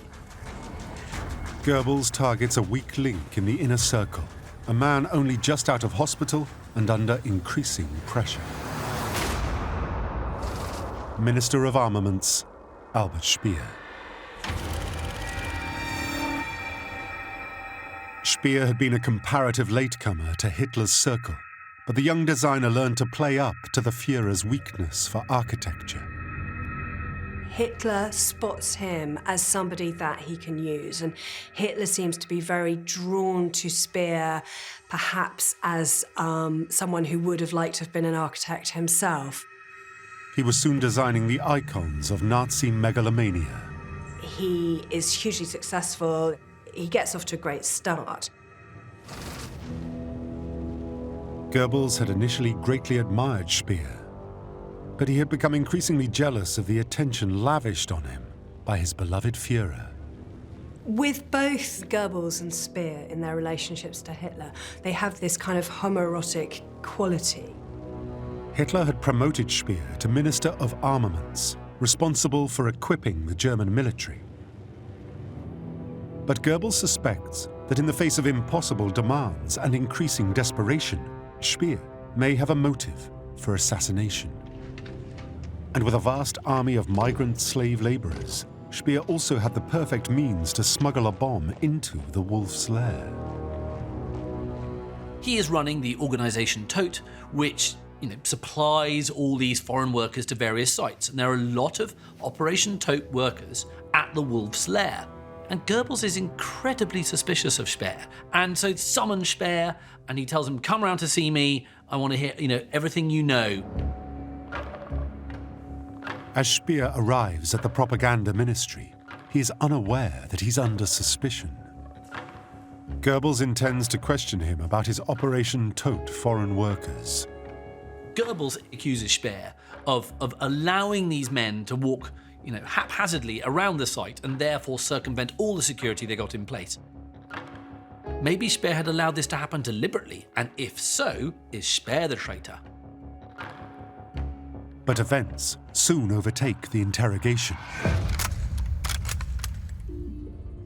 Speer and Goebbels look out the window and they can see these troops, and they have no idea whether these troops are loyal to them or hostile to them. So they're kind of in a kind of limbo.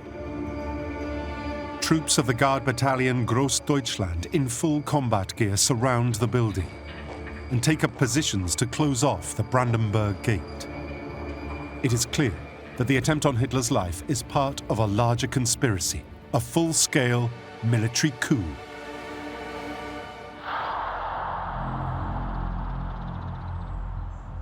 Back at the Wolf's Lair, the hunt for the bomber continues. Then Bormann learns that just before the explosion, a colonel with a missing hand had been spotted leaving. It could only mean one man, a veteran war hero, Klaus von Stauffenberg. And he'd been at the meeting where the bomb was placed. Klaus von Stauffenberg was the only individual realistically who could have got close enough to the Führer to carry out the assassination. He suffered for Germany and therefore was trustworthy and honourable in the eyes of many. He was of aristocratic background, he was an old-fashioned military type. He certainly was no Democrat, but he was very much a German nationalist, but he didn't want to see Germany's name being dragged through the mud. That Stauffenberg had placed the bomb is shocking news for the inner circle. It means the German army were behind the plot. It actually is a moral revolt against Nazi atrocities on behalf of the German military, many of whom, of course, knew about the mass executions and so on of Jews on the Eastern Front. This was not like the other attempts on Hitler's life. This time, it came from within. And this is ultimate treason for Hitler. But Hitler lives, and he is bent on revenge. Stauffenberg, believing the Führer to be dead, had raced to Berlin and already launched the army takeover, codenamed Operation Valkyrie. This is an official plan that the reserve army will take over in the case of Hitler's death. This plot to push the Nazis aside is now in full swing. If it succeeds, the army will be in control of Germany. The plan that the plotters put together is to try and utilize the official Valkyrie plan, which is for a sort of lockdown of Berlin and other prominent cities. But there is a fatal flaw in the plot.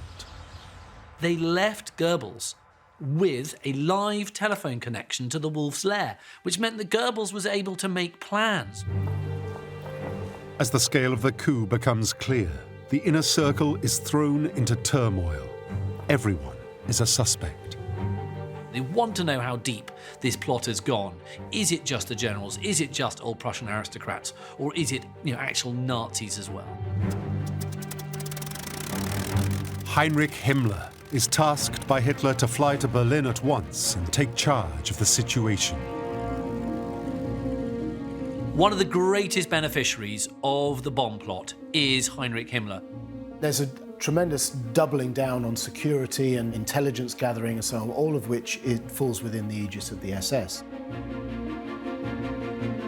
He's able to pursue all those enemies of the Reich, but he's got files on.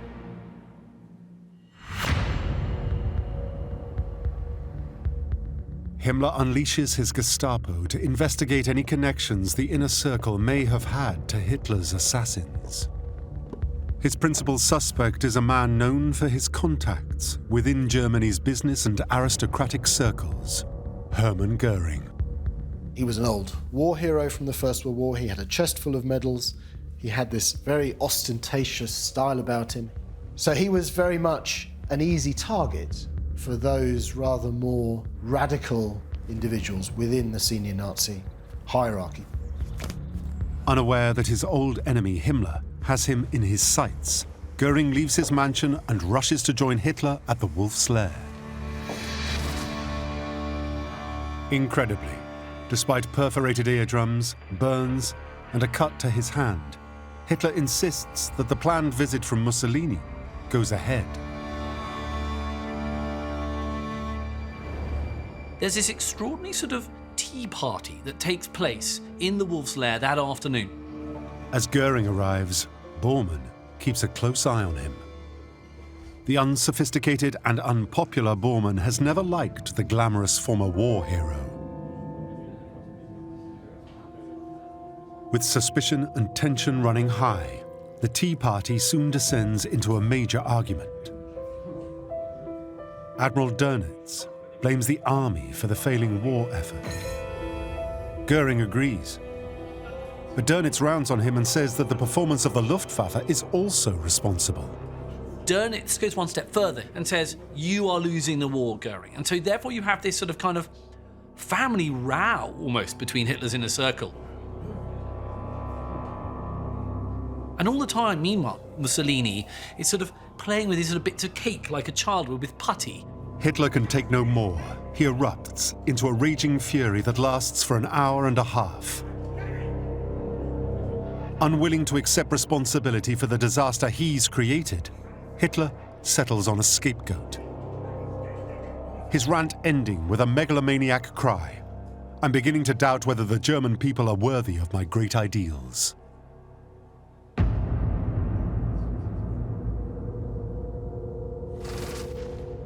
Shortly afterwards, the increasingly camera-shy Hitler is caught on film alongside Bormann and Göring as he bids farewell to Mussolini. This will be the two dictators' last meeting. And as the train pulls out, it's back to business. The bomb plot.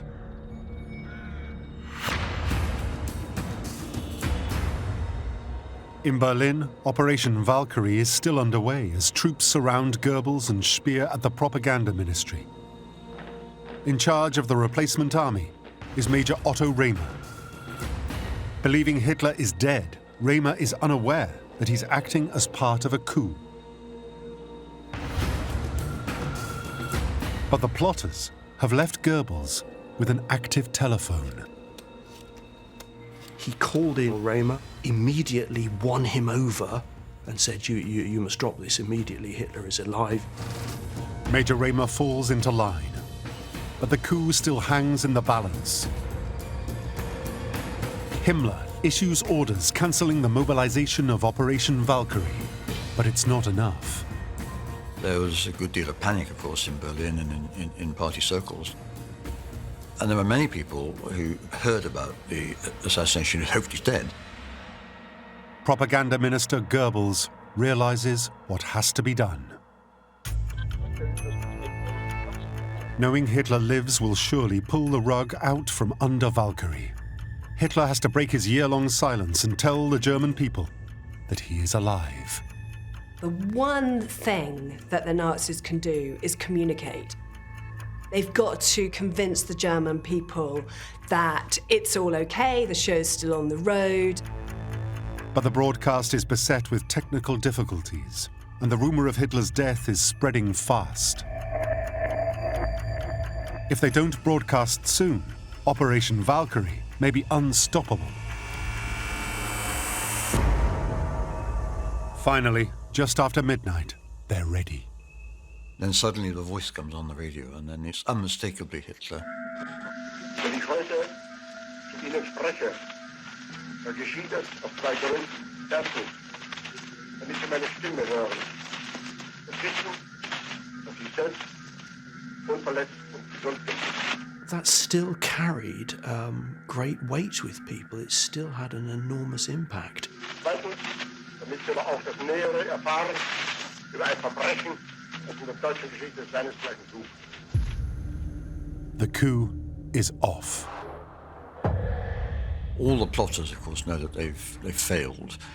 For the German people, there's a strong sense that they've been saved, but somehow if Hitler is alive, maybe they can still win the war. The plotters are quickly rounded up.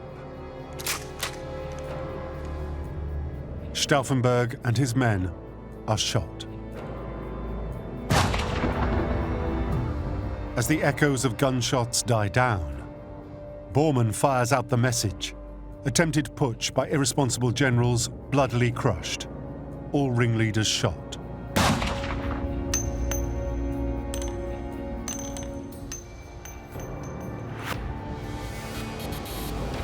It's now clear that the assassination was to be the start of a military and political revolt against the regime. So This is actually a very diverse movement, which includes liberals, people who hold up Christian values, but also conservatives who are very seriously concerned. And Himmler's intelligence network has also uncovered unsettling evidence that incriminates one of the inner circle. In the conspirators' safe, the SS find a draft list of those who would head a new government should the coup succeed. Next to armaments minister was the word Speer. Albert Speer is back in the frame. In Stauffenberg's diary, Himmler also discovers that Speer had been invited for a meeting with the conspirators on the same day as Hitler's assassination attempt. Things are looking bad for Speer. Himmler immediately issues the orders. There must be no more executions. For a mass purge of any opposition, Himmler needs information, and dead men can't talk. They're tortured brutally until they cough up their last secrets, and then they can finally be hanged. Rumors spread that Albert Speer has been arrested, even executed. But in fact, the Gestapo finds the evidence against Speer is inconclusive. Fortunately, he declined the invitation to the meeting with the conspirators. Speer said, I just can't make it. I'm too busy. I'm exhausted. I'm tired. Genuine reasons. And the choice of Speer as armaments minister may have been wishful thinking on the part of the plotters. Luckily, in pencil, scribbled next to his name, was a question mark and the two words, if possible. It's a difficult moment for Speer, but he survives it, and the question mark is enough. Had that question mark and if possible not been there, then the Nazis would have assumed that he had already said yes to being in a future government which didn't feature Hitler, which would have meant he was complicit in the coup, and which would have meant he would have been strung up. In the aftermath of the plot, thousands are executed. Many hung up like meat carcasses. Some executions are even filmed by order of Hitler to be watched at his convenience.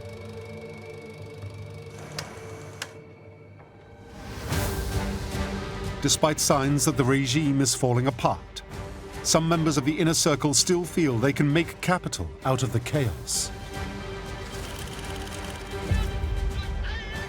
Months earlier, Goebbels had given a rousing speech to the people of Germany calling for the entire nation to be mobilized as part of the war effort.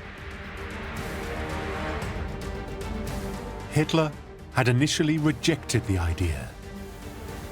But now, he finally gives Goebbels his full backing for total war. For a moment, it feels like he's got complete power over what is going to happen, how the war is conducted, and how the nation's resources are used. What it means is that Goebbels is now going to draw more power.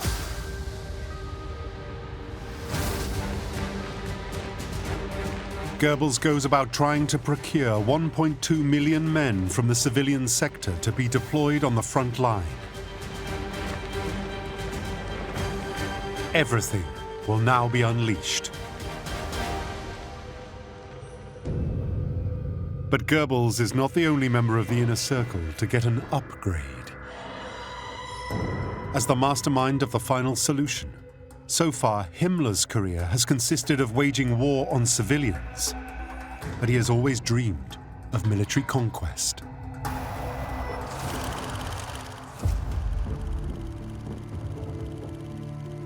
Himmler had turned 18 in the final days of World War I and had been desperate to prove himself as a soldier, but it was too late.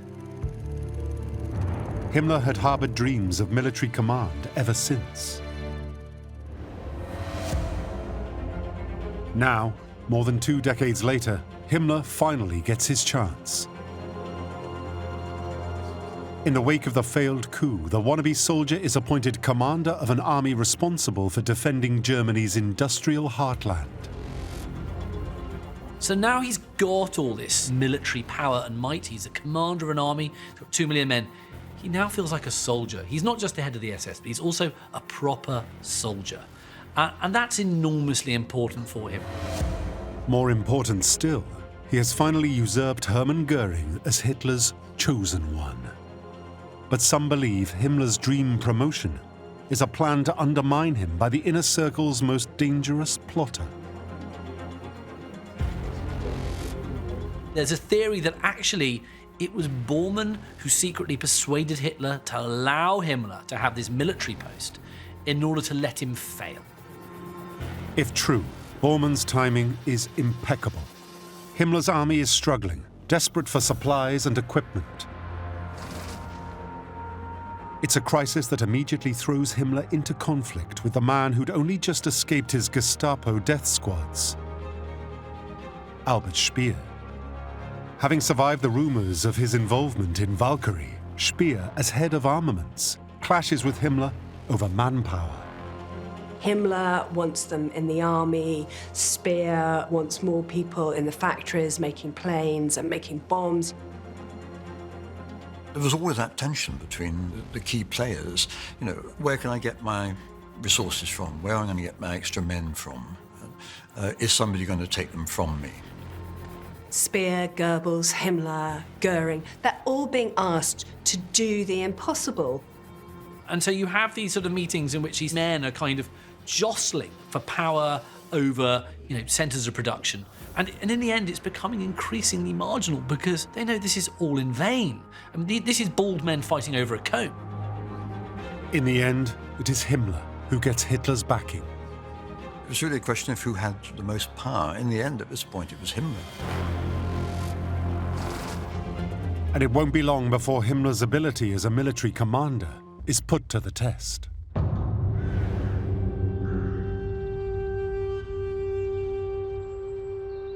At the Wolf's Lair, Hitler is still convinced he can win the war. Since the bomb attack, he's become a drug-addled wreck, with military tactics that are increasingly irrational. Hitler now devises a last-gasp plan to grab victory from impending defeat. He plans to break through in the Ardennes region, splitting the Allied armies in two and pushing on to Antwerp. The Americans will call it the Battle of the Bulge. This is going to punch a hole all the way through to Antwerp, encircle the Allied armies, and take hundreds of thousands of men prisoner, and the Reich will be saved. The Ardennes offensive is absolutely the last throw of the dice as far as the Germans are concerned. The idea is to attack west, again using the same sort of techniques and often the same terrain as they'd used very successfully in 1940. Back then, the Blitzkrieg had been made possible by overwhelming firepower from the air. But the Ardennes offensive will have no such help. Göring is a much weaker figure at this point, but also he's still nominally in charge of the Air Force. But he's drug-addled and constantly fantasizing about the might of the Luftwaffe, which is increasingly being hammered by the British and American air forces. The pressure is on. To pull this off, the Nazis will need 200,000 men and a vast amount of tanks, artillery, and ammunition. Strategically, it would have been a masterstroke, but the problem was that the Germans simply didn't have the fuel or the manpower or the military hardware to carry it off.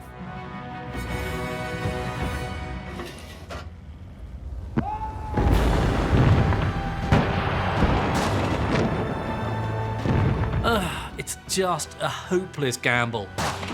The weather's terrible. The problem is that they just can't get men to the front line. They can't get anything to the front line. Every time a plane does fly overhead, they have to hide under a wood.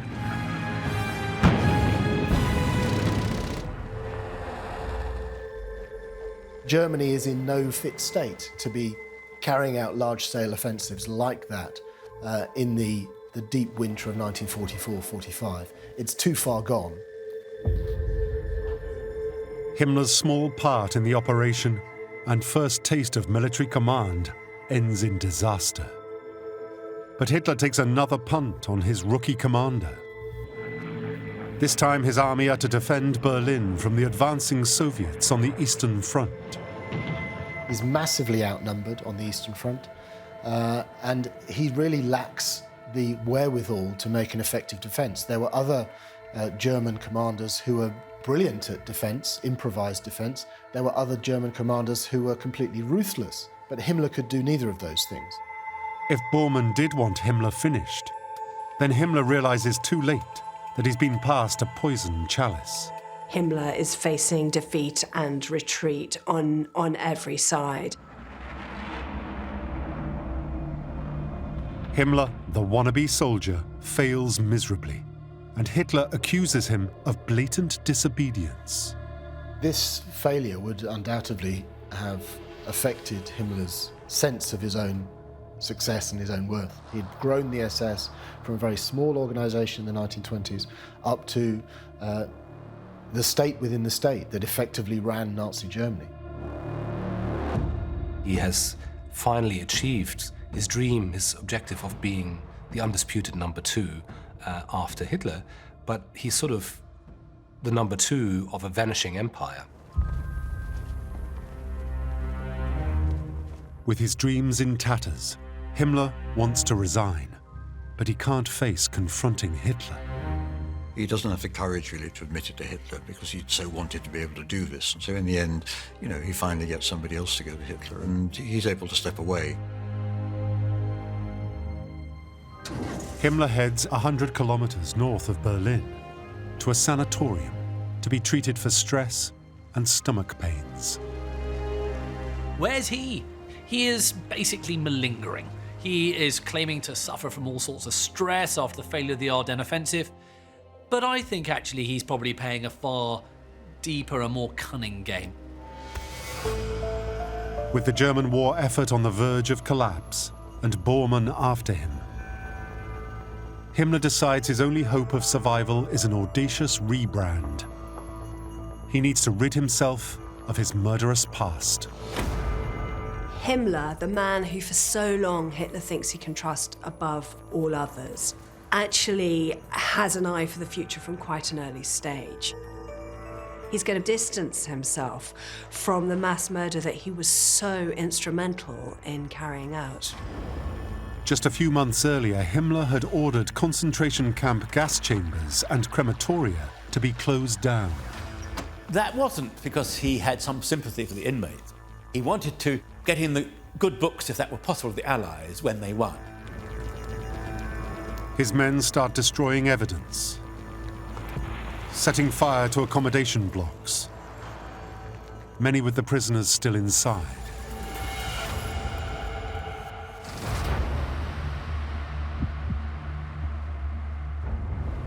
Meanwhile, Martin Bormann accompanies his Führer back to Berlin.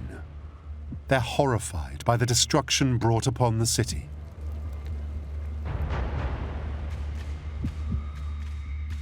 They'd last seen the Reich Chancellery a month earlier.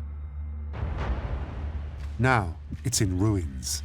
Every window shattered. Only the ground floor and cellar are habitable. Hitler's office and residence have now been relocated to the barely completed Führer bunker, deep under the Chancellery garden.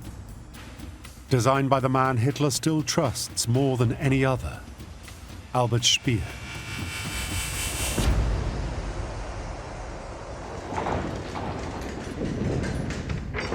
"18 rooms of bare concrete, his subterranean fortress. Defended at all times by hand-picked SS guards. But the Führer they watch over is a broken man. By early 1945, Hitler is a shell of a man. He's increasingly reliant on all sorts of weird and wonderful drugs. By now, Hitler is a physical wreck, developing a tremor in his left hand after the Valkyrie bombing. Yet the inner circle do nothing, seemingly paralyzed by fear. It would take a brave man to actually say, no, you're wrong, we're not following you anymore. It's just impossible. They know that if they put a foot wrong, they could fall victim to Hitler's silent shadow, Martin Bormann. It was very dangerous to get on the wrong side of Bormann, because Bormann, in a way, was the enforcer of Hitler. If Hitler disliked someone, he would tell Bormann, I never want to see this guy again. Everybody's very, very tense. Everybody wants to keep Hitler happy. Everybody knows that Bormann can send a hit squad and they can be killed.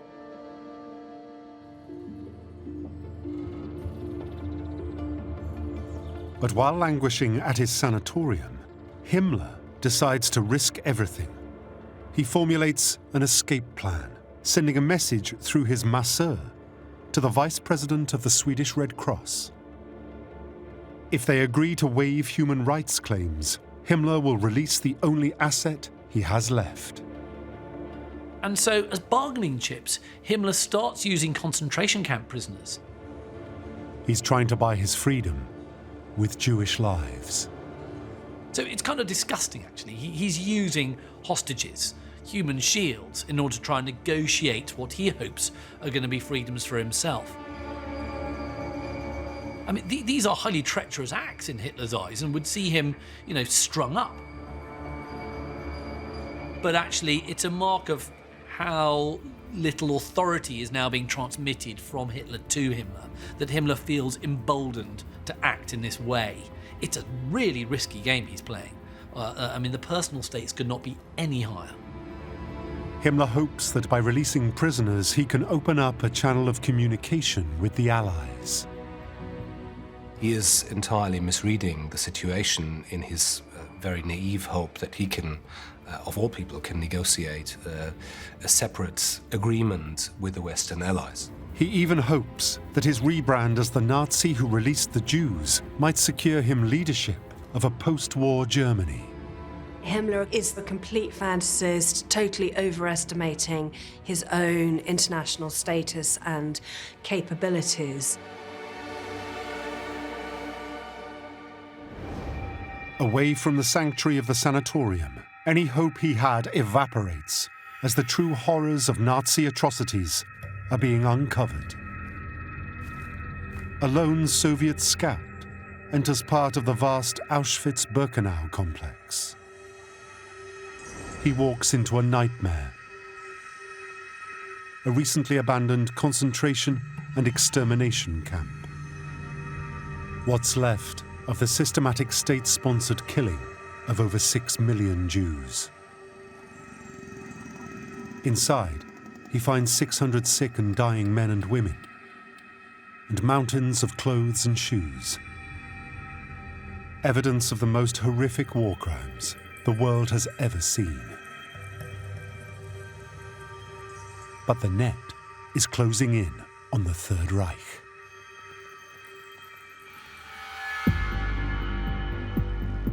For Armaments Minister Albert Speer, the Soviets' arrival in this region marks the end of all hope. The key development for Speer is the loss of Upper Silesia with its heavy industry and crucially with its coal fields. He prepares a memo for Hitler on the hopeless situation for armaments production. Silesia had been providing 60% of Germany's coal supplies. Now there is just 2 weeks' worth of stocks left to fuel factories, railways, and power plants.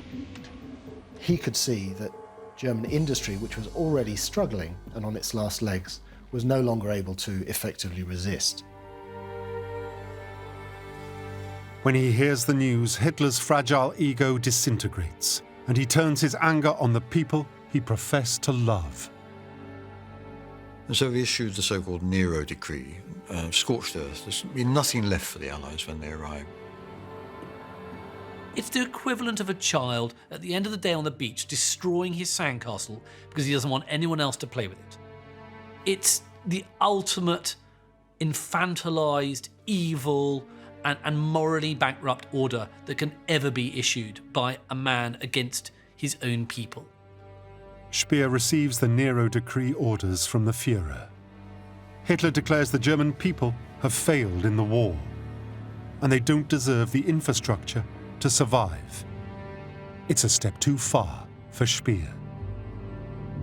There's a great irony in Hitler's scorched earth order and the fact that he issues it to Albert Speer. These two men regard themselves as architects, builders, constructors, and yet Hitler turns round and says, I want it all to be destroyed. I want every factory, every locomotive, every bridge, every road, every railway, I want everything to be destroyed. Now that Valhalla suicidal notion of going down in flames, Speer certainly couldn't accept. He doesn't want the German people to go down, suicidally. He doesn't want mass starvation. You can't have the German people dying in hundreds of thousands.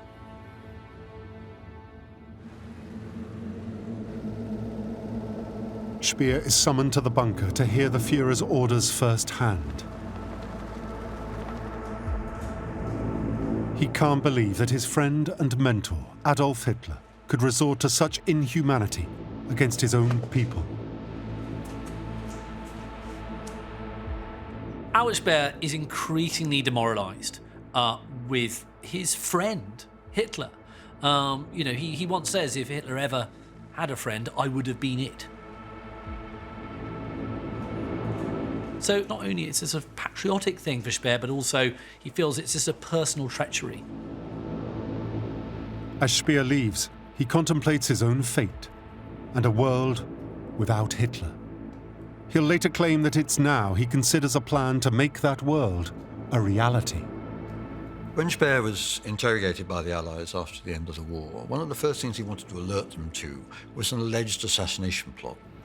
Did Albert Speer really try to bump off his beloved Hitler? It's likely, like a lot of people, Speer thought, this man's mad, maybe it's best if I just bumped him off. It's possible. It's absolutely possible. Speer had designed the bunker, so he knows it inside out.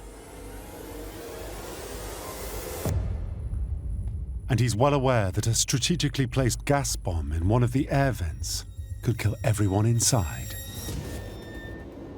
There's a ventilation shaft that lets the air into the building. He thinks the easiest thing in the world for me to do would just be to get some poison gas, some tabun, which is a nerve agent, incredibly toxic. You don't last very long after you've ingested that.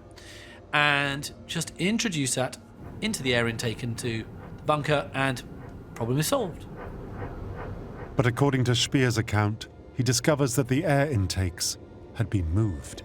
Hitler has ordered the air intakes to be raised in case the Russians use gas to attack him, and because gas is typically heavier than air, sinks to the ground, therefore the gas won't get into the air intake. Speer's alleged plan is thwarted. I think there's no doubt that he did think about this and talked to some of his staff about it and so on. But I think it's much more likely that he used this story in order to persuade the Allies that he was actually not such a wicked Nazi as all the others. It's the 12th anniversary of Goebbels' appointment as Minister of Propaganda. As if to mark the occasion, a giant armada of bombers appears overhead. But they are Allied planes, not German. It's just one of the hundreds of air raids that month, releasing 2,000 tons of bombs on the city of Berlin. And not a single one of Göring's Luftwaffe fighters tries to stop them.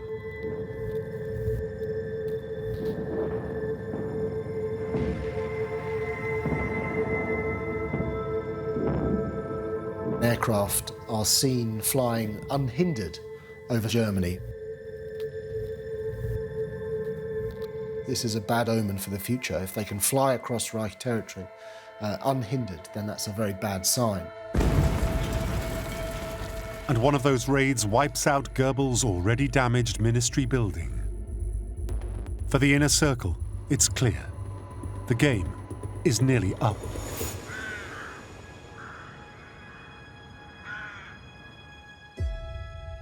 Göring throws himself into ensuring his precious artwork, stolen from the greatest museums in Europe, is stored away from the advancing Allies.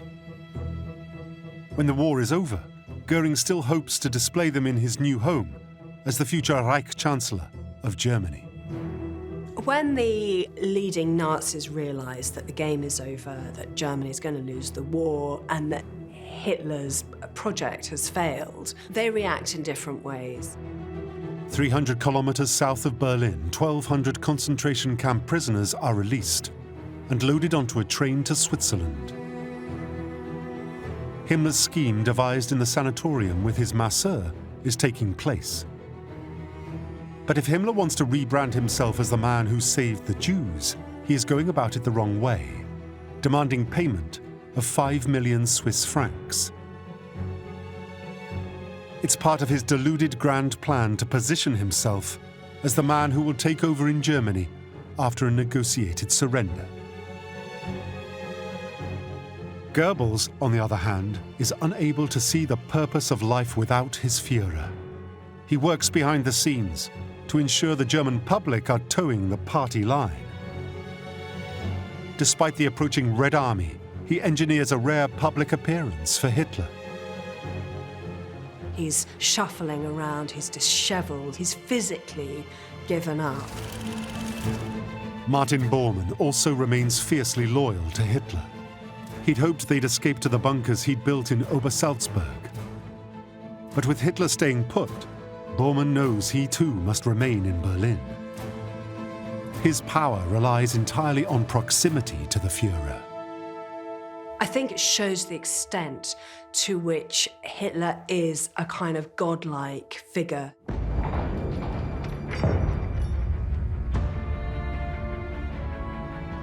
A small band of dedicated Nazis now joins Hitler in the underground fortress.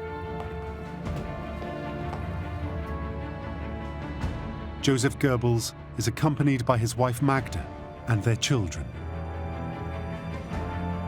Magda Goebbels is a passionate supporter of Hitler. I always found this tragic and disturbing at the same time. She said she couldn't live in a world without National Socialism. And that's one of the most powerful comments from an insider on the whole character of the takeover of rationality and normality by the Nazi regime. They both make the decision to stay with him in the bunker, and they know that that means death.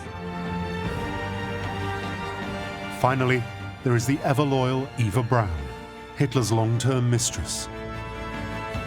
She was this sort of secret, unattainable figure, and particularly in the bunker, she was a very glamorous figure.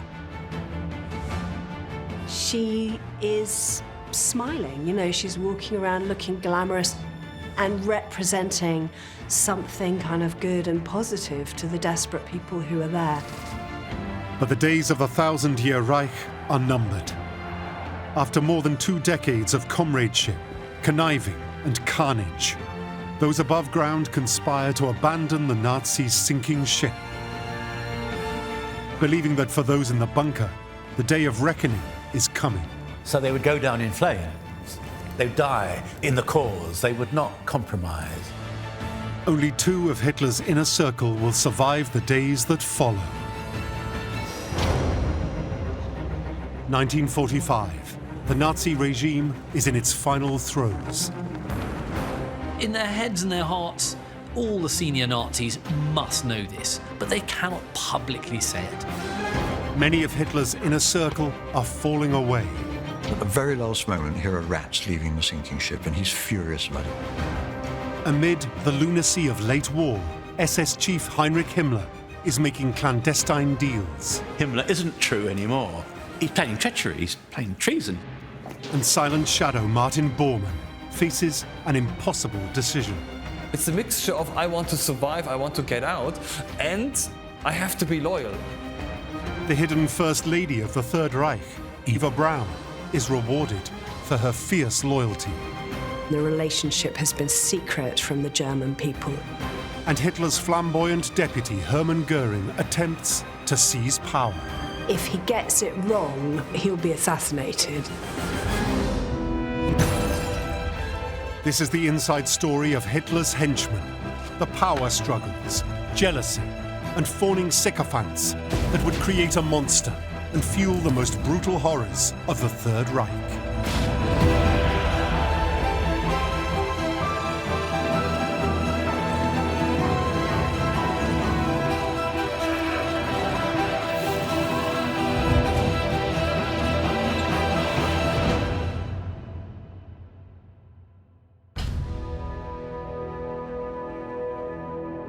April 1945. The Red Army are closing in on Berlin. And Allied forces have now crossed the Rhine and advanced into the heart of Nazi Germany. The final and humiliating chapter for the Third Reich has begun. Germany is at the point of defeat. Once revered by millions, Hitler and his ever-decreasing band of henchmen cower in a reeking bunker, surrounded by enemy troops. The final weeks of the Third Reich, the sort of inner circle is rapidly disintegrating. It was really game over. It was the very last, very brutal moment of a dying empire. The Third Reich is the Third Reich in all but name.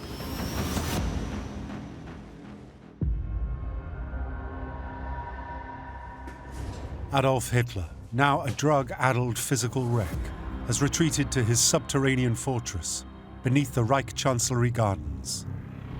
Hitler's close to despair, but he still has moments where his instinct for fantasy comes up again and he says, well, surely we could break through from the southeast and break the ring around Berlin. He'll suddenly get excited that there's hope, there's a plan, and of course he is surrounded by people who won't confront him with reality. Of the original circle, only Martin Bormann, Hitler's private secretary, and Joseph Goebbels, propaganda minister, are with Hitler in this nightmarish underground world. But today is an important date in the Third Reich's calendar. The Führer's 56th birthday, and they're expecting visitors. Hitler's birthdays have always been a really big deal, with loads and loads of presents sent by the German people and celebrations with the inner circle. And that inner circle all make the journey to bomb-shelled Berlin. SS Chief Heinrich Himmler has been one of Hitler's most loyal followers. But for the past few months, he's been steering clear of the underground madness, residing in a sanatorium 100 kilometers north of Berlin. He is trying to keep away from all the kind of disintegration that he knows is going on in the bunker. Whilst there, Himmler has been trying to make deals with the Allies. He wants to be the man to take over Germany once the inevitable happens. Despite his treasonous acts, Himmler still leaves the haven of the sanatorium to visit Hitler.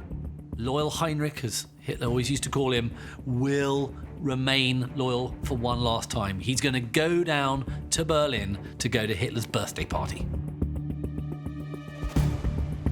The journey to bombed-out Berlin involves a dangerous 100-kilometer road trip.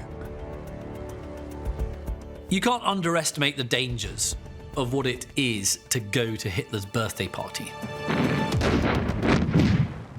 Hitler's birthday gift from the Soviets is an artillery barrage right into the heart of the city. And it's not just the enemy he has to watch out for. His own organization, the SS, are assassinating deserters. The SS and various military police formations are stringing up people left, right, and center for treason. In a sense, at the very moment that Germany has effectively lost the war, that the regime becomes most dangerous. He obviously decides that he's safer showing loyalty at this point. Even for the SS boss, in these dangerous times, it's important to turn up and give the illusion of allegiance. Traveling by road is perilous, but by air, it's positively suicidal. Nevertheless, Minister of Armaments Albert Speer risks the treacherous flight into Berlin. You have got to fly over territory that is occupied now increasingly by the Red Army, or perhaps even by the Allies coming from the West. And even if you've managed to survive not being shot down, you're going to have to land not in some nice airstrip, you're going to have to land on a street in the middle of Berlin, where there are potholes from artillery shells, where there are fires raging all around you. Speer's motivations for taking the risky flight into Berlin are also puzzling. According to his memoirs, months earlier, he had been scheming to assassinate Hitler. His plan, he'd later claim, was to infuse the bunker with poison gas. But a newly fitted chimney, installed as an anti-gas precaution, had thwarted the idea. No, I think there's no doubt that he did think about this and talked to some of his staff about it and so on. But I think it's much more likely that he used this story in order to persuade the Allies that he was actually not such a wicked Nazi as all the others. Whatever the truth, Speer knows defeat is close. I mean, he knows the war is over. He knows he served a regime that's failed. So why head to Berlin? Could Speer be harboring some secret, lofty ambitions? I think Speer hopes that perhaps Hitler will hand on the kingdom to him.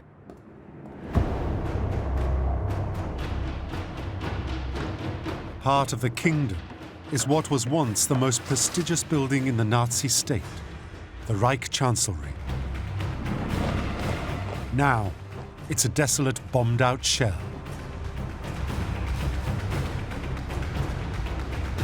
An apt setting for the inner circle to gather and pour their ritual congratulations to the deranged dictator on his birthday.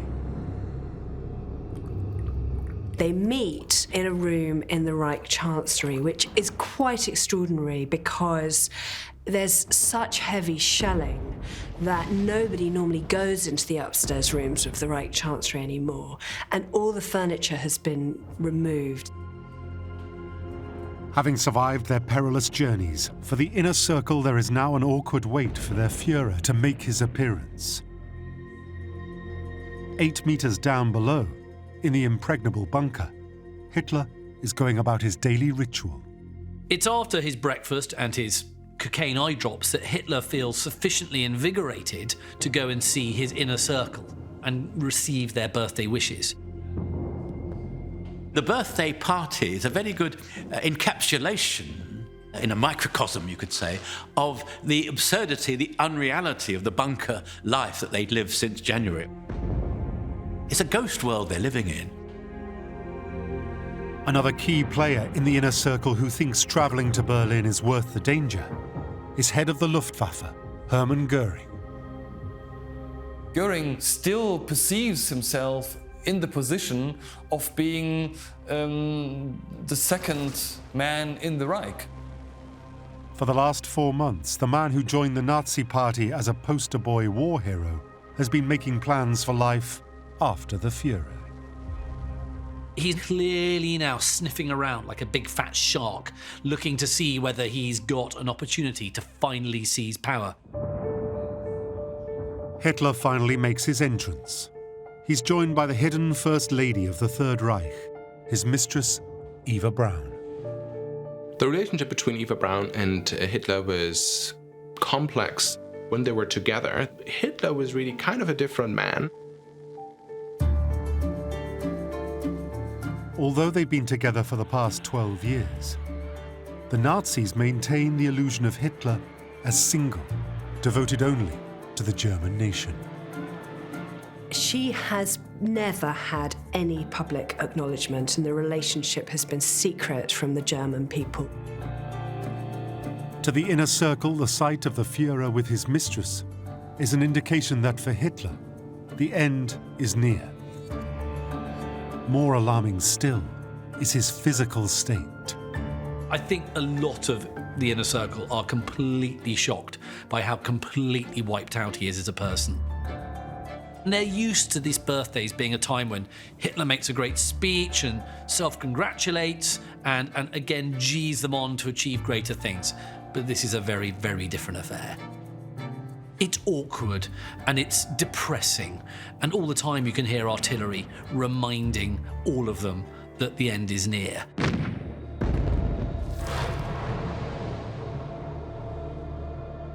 As always, Martin Bormann, Hitler's private secretary and permanent shadow, is close by when the Führer makes a momentous announcement.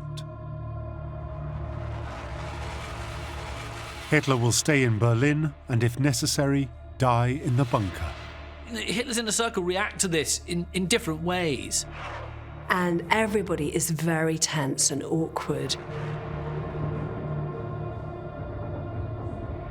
For Bormann, news that the Führer will stay in the bunker is devastating.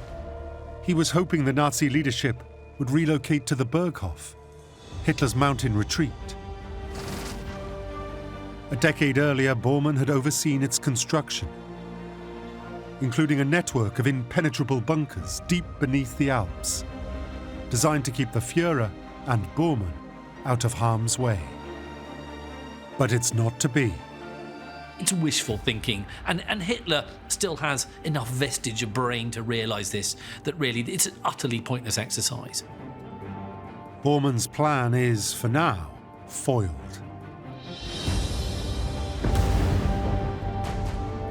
This is written in a way by Wagner, and this is how Wagner operas end.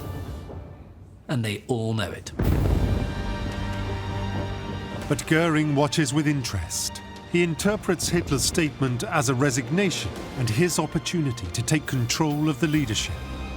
Essentially, it's very obvious that Hitler has gone to Berlin because he will never surrender, and ultimately he would rather die in his capital city than be seen to be fleeing. Göring, though, has no qualms about fleeing. In fact, he's long been preparing for it. His servants have already evacuated his acquired spoils of war, some 5,000 works of art. He moves all his treasures, his paintings, he moves all his money out of German bank accounts. That morning, Göring's country residence, Karenhall, had been rigged with 20 tons of explosives. If he can't enjoy the grandiose estate, it must be destroyed.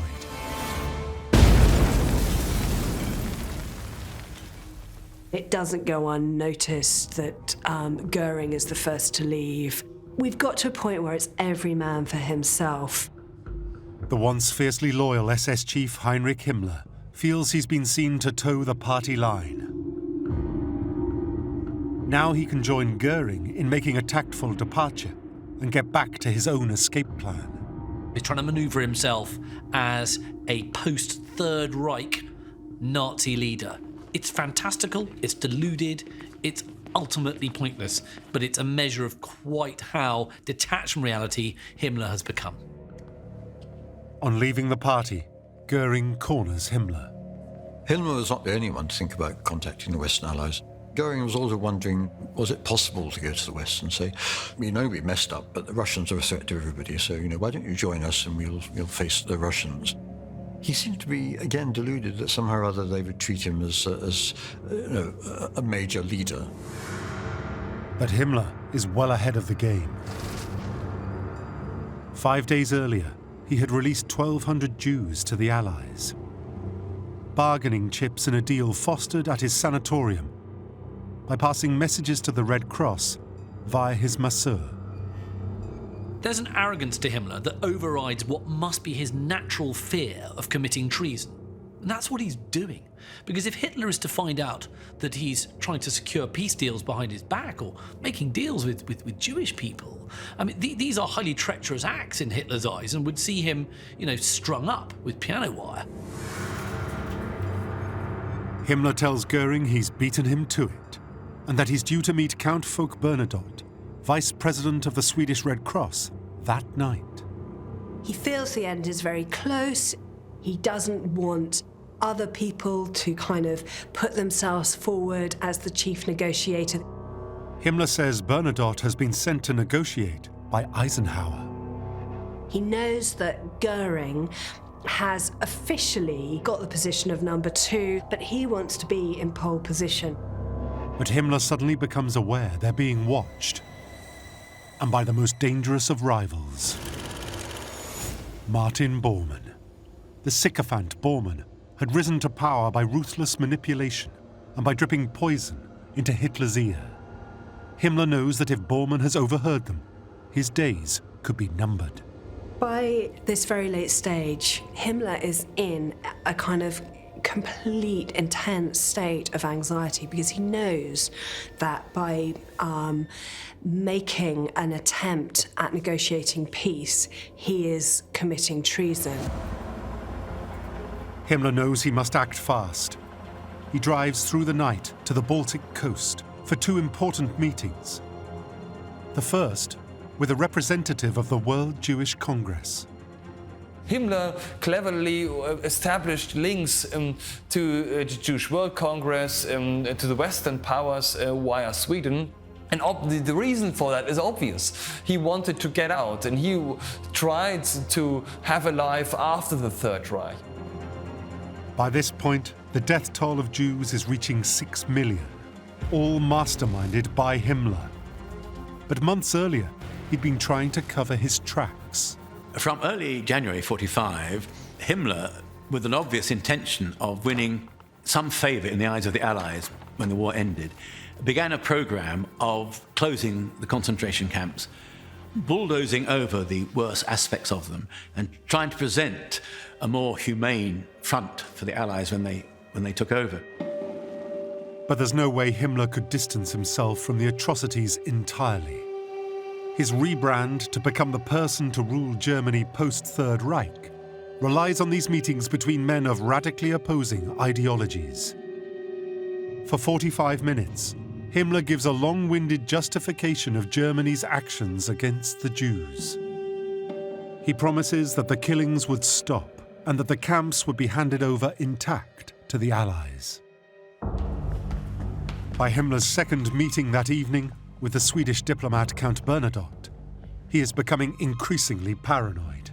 He's in a kind of hysterical state and he's got his pistol in his pocket and he's worried the whole time that, Bormann's men are going to burst through the door. Exhausted, Himmler leaves, believing he's one step closer to meeting Eisenhower. But his fear remains. Could he have been followed? Does Bormann know? One thing is certain, Himmler is playing a very dangerous game.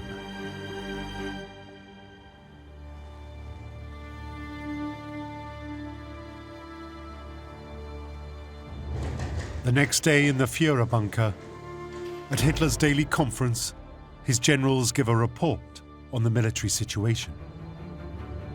The 22nd of April sees this key meeting with Hitler and senior members of the inner circle, various generals, but also Bormann and Goebbels. And it's when he finally realises that the military situation is now hopeless. They have lost the war. There is now no doubt.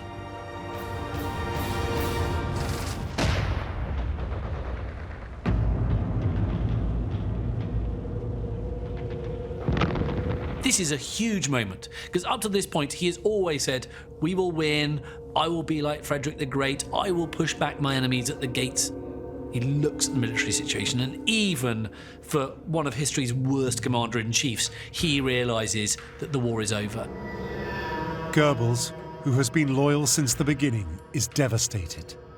There is no future without Hitler, for himself or his family. Hitler has this enormous rant that can be heard almost throughout the entire bunker complex. And these sort of generals in the inner circle are just sort of shaking and quaking at this absolute apoplexy of rage. It's the end of this enormous odyssey that's taken him all the way from the beer hall to the bunker. And all that's ended in is just doom and catastrophe.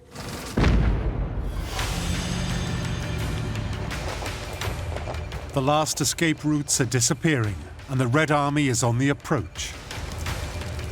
To a certain extent, one could say that the actual realists are people who stay in the bunker because they realize that there is no exit strategy. Cyanide capsules are distributed to all Hitler's staff. Bormann has a sudden realization that he is expected to die for the cause. Although they have only a few days to live, Bormann was never a team player. Bormann had never in mind what can we achieve together. Unlike other people who stayed there until the very end, has no interest in dying and very much wants to live another day. So he's in a dilemma. Does he stick with Hitler or does he just get the hell out? He wants to do both, but he can't. For now, Bormann is trapped. He can only dream of the Nazi stronghold he'd built in the Alps years earlier.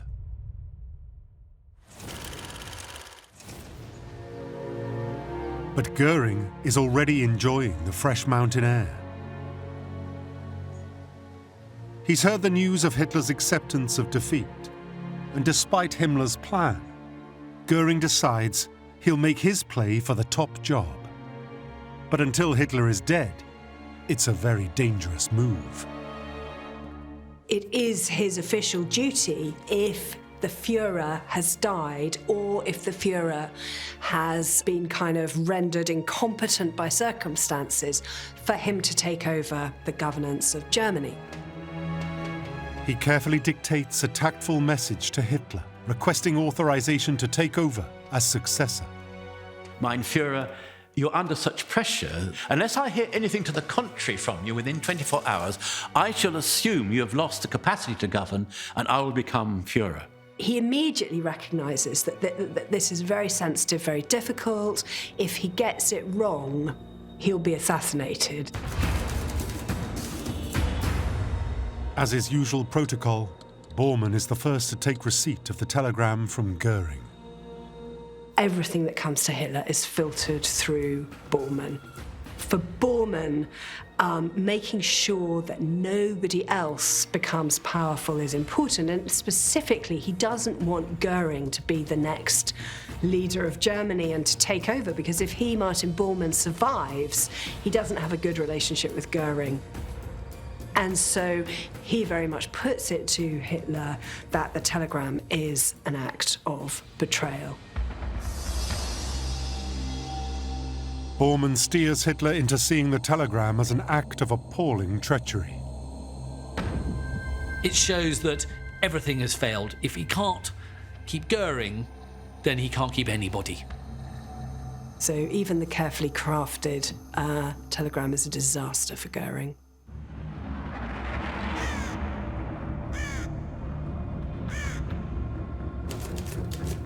And Bormann goes further. He fires off a message to Göring saying, "I forbid you to take any steps in the direction you have indicated. Signed, Adolf Hitler."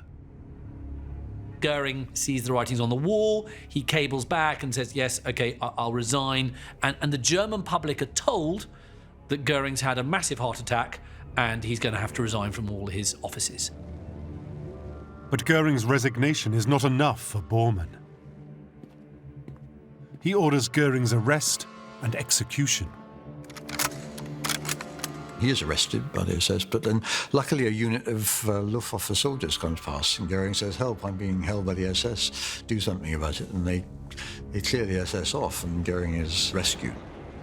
Luck is on Göring's side and he lives to fight another day. Another target in Bormann's sights is Heinrich Himmler. Since his covert meetings to try to make peace with the Allies, Himmler has been nervously awaiting a response. He can only hope that his act of treason remains secret.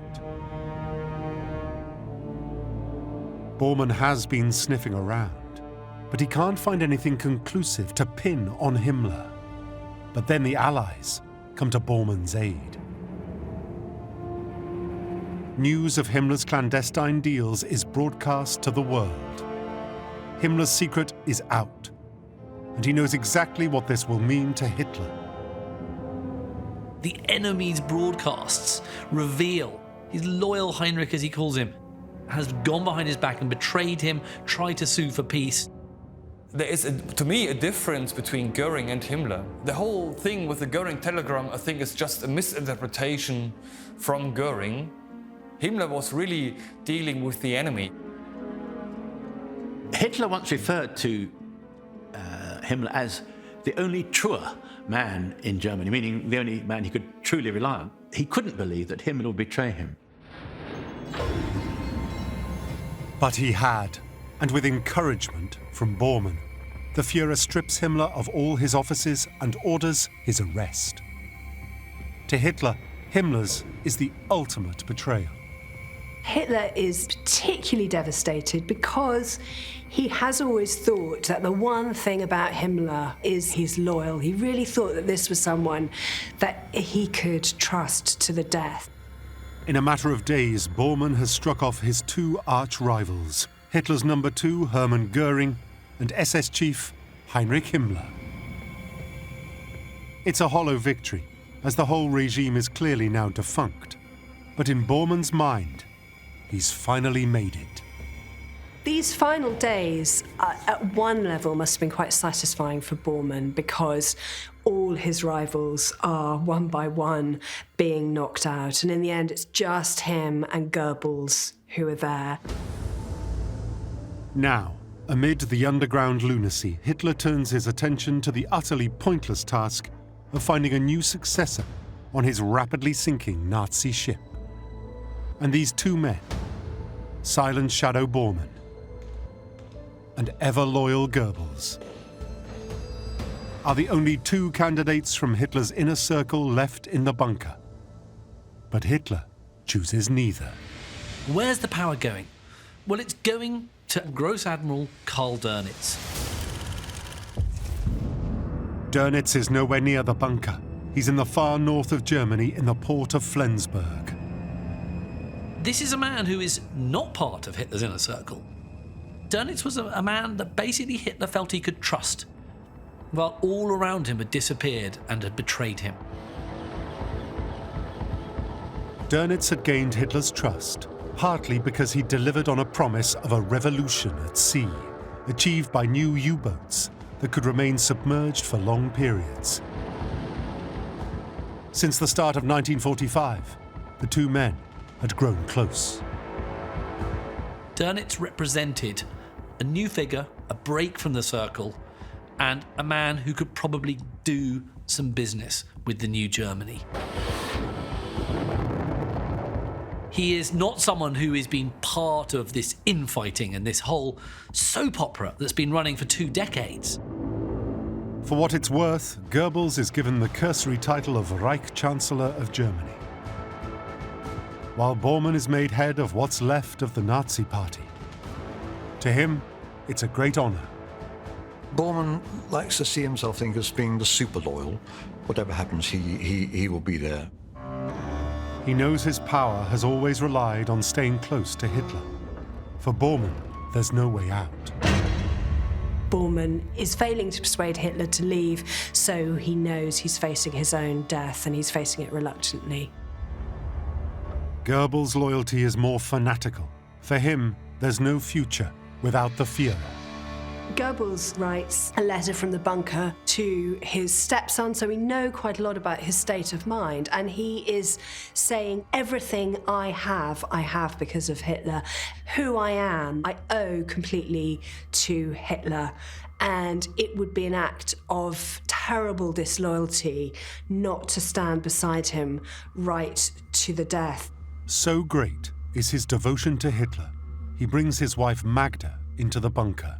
His wife, Magda Goebbels, is similarly obsessed with, devoted to Hitler, and she insists on bringing their children.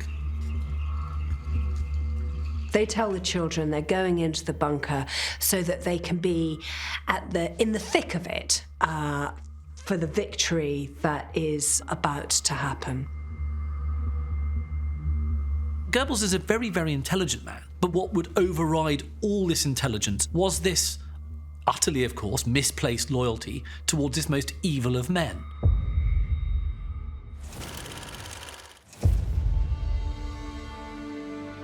There is one other hidden but equally devoted member of Hitler's inner circle still in the bunker. His companion for the last 12 years, and one of the most successfully guarded secrets of Nazi Germany. Eva Braun was fun-loving. We see her on trips, we see her swimming, we see her doing yoga. She really was quite an outgoing person. They had met in Munich when Eva was just 17 and assistant to Hitler's official photographer. Now, after more than a decade of clandestine courtship, she's finally going to get her man. Not long after midnight on the 29th of April, we have probably one of history's most depressing, surreal, bizarre weddings that of course takes place between Hitler and his long-term mistress, girlfriend, Eva Braun. And they are married in a conference room in the bunker. He told Eva to leave. She declined to, so instead he marries her, which is a nice twist in the story. But she said she couldn't live without him. She'd rather die with him. She dresses in a black dress, which actually was a traditional colour for wedding dresses, and she chooses her jewellery and she does her hair. And they get rings, they get gold rings from the Gestapo prison in Berlin, where they've been collected from Jewish victims. Immediately afterwards, they kind of go to celebrate, but Hitler quickly leaves the party, and Eva Braun is left to drink champagne with the secretaries.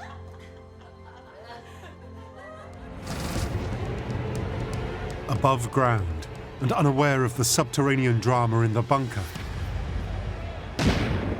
the people of Berlin are living with the effects of the debauched regime. Suffering is on a terrible scale. Most are close to starving, and all are living in constant danger. Everyone desperately wants peace. People have started destroying evidence of any link to the Nazis. Photographs of loved ones in army uniform are torn up. Berlin is in ruins. The defense of Berlin is depending mostly on Hitler Youth, 15-year-old boys trying to defend Berlin with barely any weapons, and the Russians just coming closer and closer and closer on all sides. The core of remaining Nazis have now been in the bunker for 3 months, and discipline is waning. The last 24 hours in the bunker are like a vision of hell. It's people sitting around, drunk, half drunk, plotting ways in which they're going to kill themselves or plotting ways in which they're going to escape. It's a hole in the ground, and they're living very grim, unreal lives. The image I always got in my mind, I can't get out of my mind, is the noise and smell of the bunker. Air conditioning system running on diesel, very noisy system.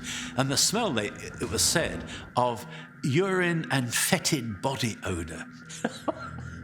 And cabbage. The remaining SS officers are permanently drunk, and along with the bunker's women, determined to make the most of their last hours. Bunker itself is becoming an increasingly sordid, smelly, smoke-filled, alcoholically charged cesspit. There's no doubt life in the bunker was amazingly claustrophobic. It was a small area, people all bound up together, all knowing, of course, that their fate now hung in the balance. The Soviets are now only a kilometre away. For those in the bunker, time is running out. This is the end of the Reich. That day, news from Milan reaches the bunker. Hitler's fellow fascist and one-time ally, Benito Mussolini, has been captured by Italian partisans. Hitler is absolutely horrified when he learns of Mussolini's fate, how he's not only been executed, but he has been strung up with his mistress in a Milan square. And it's a humiliation that Hitler is determined not to have, and he is determined that the Russians mustn't get hold of his body. The final act. Hitler would probably have liked it to be leading his troops into battle and died a noble death, but no, it's a squalid end, actually.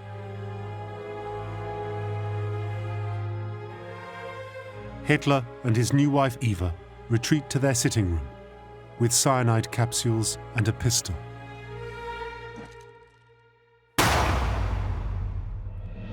Hitler takes his pistol and shoots himself in the face, and his wife poisons herself.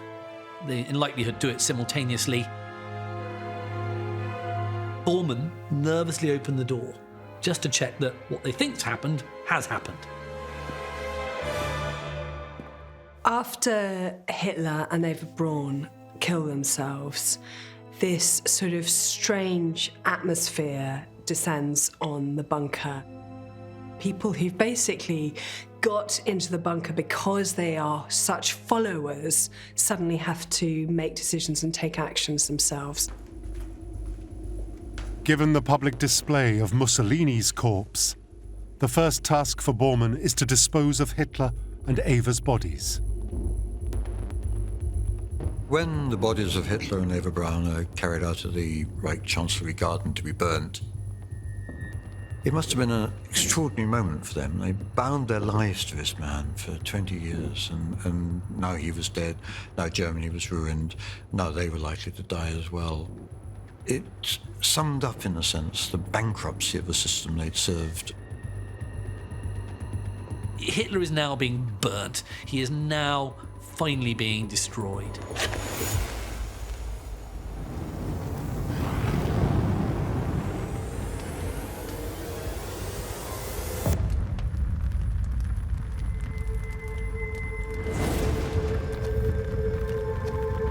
Now Hitler and Eva are mere embers. There's an even more daunting task: to inform the world. As so often when a kind of dictator dies, it takes a long time for the people around him to actually kind of come to terms with what's happened and admit it publicly. They pretend that Hitler is still alive. Goebbels, the man tasked with party communications for the last decade, remains tight-lipped. This delay will give him and Bormann a final opportunity for a negotiated surrender to the Red Army, without consulting the new head of state, Dönitz. But for Goebbels, the new Reich Chancellor, his only attempt at international negotiation ends in abject failure.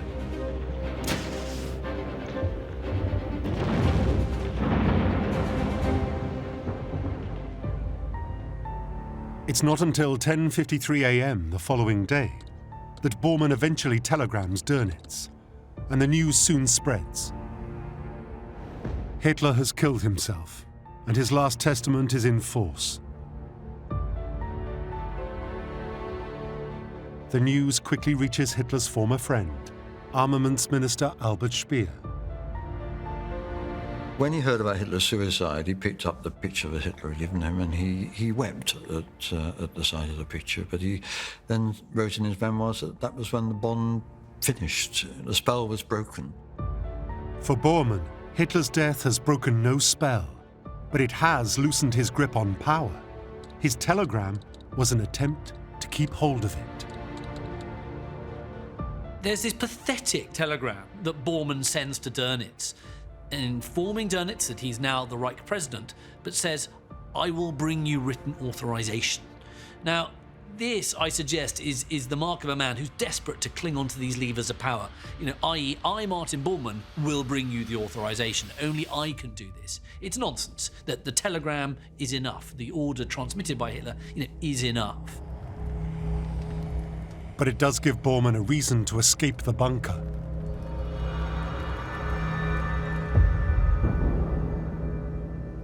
For the deeply fanatical Goebbels and his wife Magda, escape doesn't even enter their minds. There is only one thing left to do. They'll follow Hitler to the last. With Hitler's death, the new Chancellor of Germany, albeit very briefly, Joseph Goebbels and his wife, know that they're next. They're terrified. They're going to die, and they're going to do it to each other. But first, they need to deal with the children. Magda has her children sedated, and she poisons them with cyanide. She couldn't live in a world without National Socialism.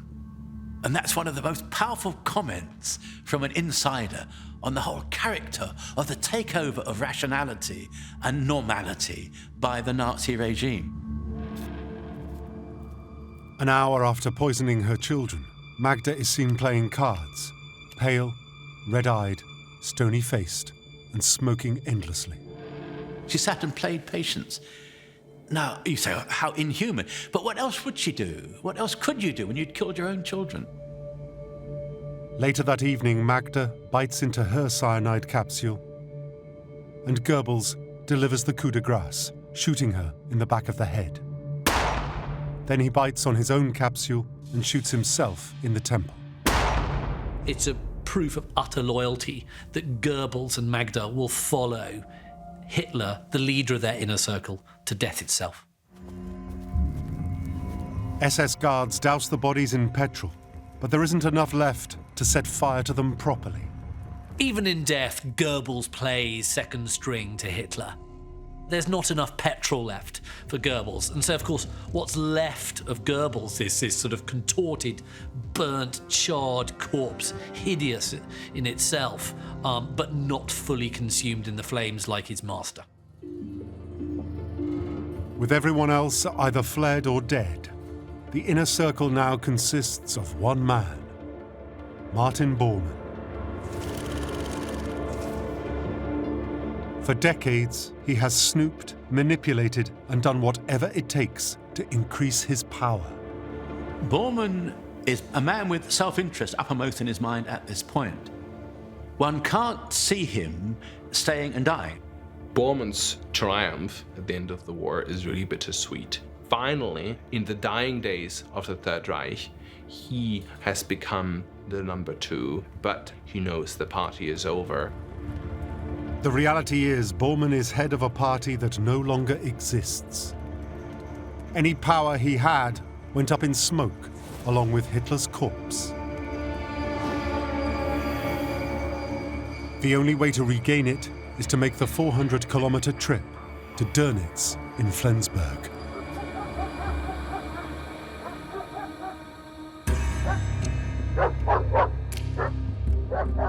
I mean, it's an incredibly ambitious journey, and specifically to get to the north. And he could definitely hope to become indispensable to Dönitz, as he has been to Hitler, and this is a man he could hope to control. And I imagine that that's a sort of fantasy that keeps him going as he makes his escape. Bormann is desperate to get out. He's desperate to get up to the north. He's desperate to join the new government. Bormann packs Hitler's last will and testament in his briefcase. He still wants to feel like he's almost literally carrying the Führer's authority with him, even though, the actual person is dead. There is no Adolf Hitler anymore. If he's going to make it to Flensburg, first he'll need to get through the Russian lines. I think we see that actually faced with the Führer's death, he still has an urge to survive. He wants to protect his own skin. He makes an attempt to get away.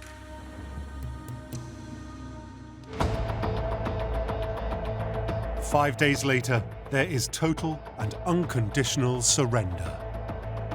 Though Hitler wouldn't surrender and didn't want to surrender, there really was no choice. And Dönitz, who'd now been made the president of a new Germany, sent an emissary to Eisenhower's headquarters, and on May the 7th signed the paper saying we surrender unconditionally. As for Martin Bormann, he didn't make it anywhere near Dönitz headquarters. After stumbling out of the bunker in the early hours, eyewitnesses claim Bormann was terrified, silent, and disorientated. The Russians are right there, and he knows if he's captured by the Russians, he'll be tortured, and he'll never see the light of day. It's thought that at the sight of approaching Soviet troops, he had taken his own life.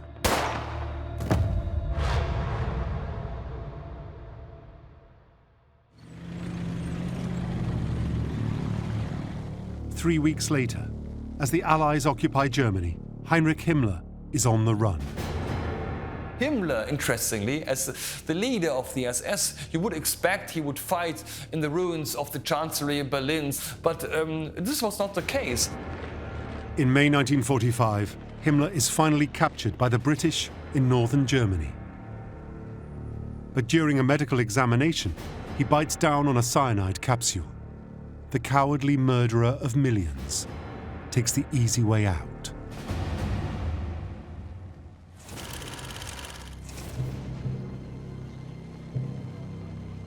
Hermann Göring, the flamboyant former fighter ace, has also been captured by the Allies.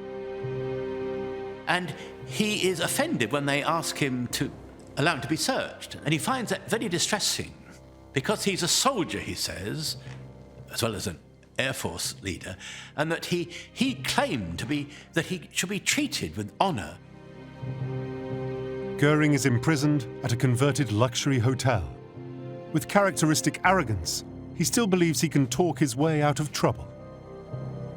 Göring then thinks, because he'd been so high in the Nazi hierarchy, he can do a deal with the Allies, and treats the Allies as if they were simply diplomats and he's one of them. But Göring is mistaken.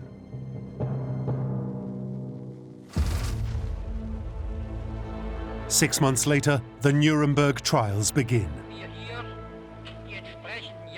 They will last almost a year. Sat beside Göring is his one-time inner circle colleague, former deputy Führer and Hitler disciple, Rudolf Hess. Hess had been jailed in Britain ever since he'd flown to Scotland 4 years earlier on a crazed solo mission to try to make peace with Britain. Now reunited with Göring, their day of reckoning has arrived. Ever the showman, Hermann Göring confidently denies any knowledge of what went on in Nazi concentration camps. Bekenne mich im Sinne der Anklage nicht schuldig. He paints himself as a peaceful diplomat and insists everything they'd done was the result of their patriotism. Göring's defense was, I'm here because we lost the war. If we'd won the war, you would be here in the dock. Despite his spirited performance, Göring is sentenced to death for war crimes. But just 2 hours before his sentence is carried out, a phial of cyanide, thought to be smuggled in by a guard, allows him to escape the hangman's noose. Albert Speer denies knowledge of the Holocaust and denounces the crimes of Hitler and the Nazi regime. He's jailed for 20 years, and when released, paints himself as the good Nazi. Only after his death at the age of 76 does the truth come out. The last man alive is Rudolf Hess, serving a life sentence in Spandau, Berlin. In 1987, at the age of 93, he hangs himself in the prison garden summer house. Hitler's inner circle had been forged in the ashes of the First World War. Misfits and war heroes united by a sense of betrayal, a twisted ideology, and a thirst for revenge. Only circumstance could have created the conditions for them to do what they did. Determined and cunning, they had capitalized on their nation's discontent and deceived their countrymen to rise to positions of ultimate power. But personal ambition and jealousy had seen them turn on each other in bloody betrayal. And there's a bitterness underlying it, And if one adds personal rivalry to that, of course, you have a very powerful, explosive quality to it. It was a regime in which all power derived from one man. It's all about Hitler. He is the heart of the inner circle. And without that heart, the whole thing falls apart. In the end, the only legacy of Adolf Hitler's inner circle is the terrible knowledge of how a few twisted individuals could plunge the world into conflict, and of the horror that human beings can inflict on their fellow man.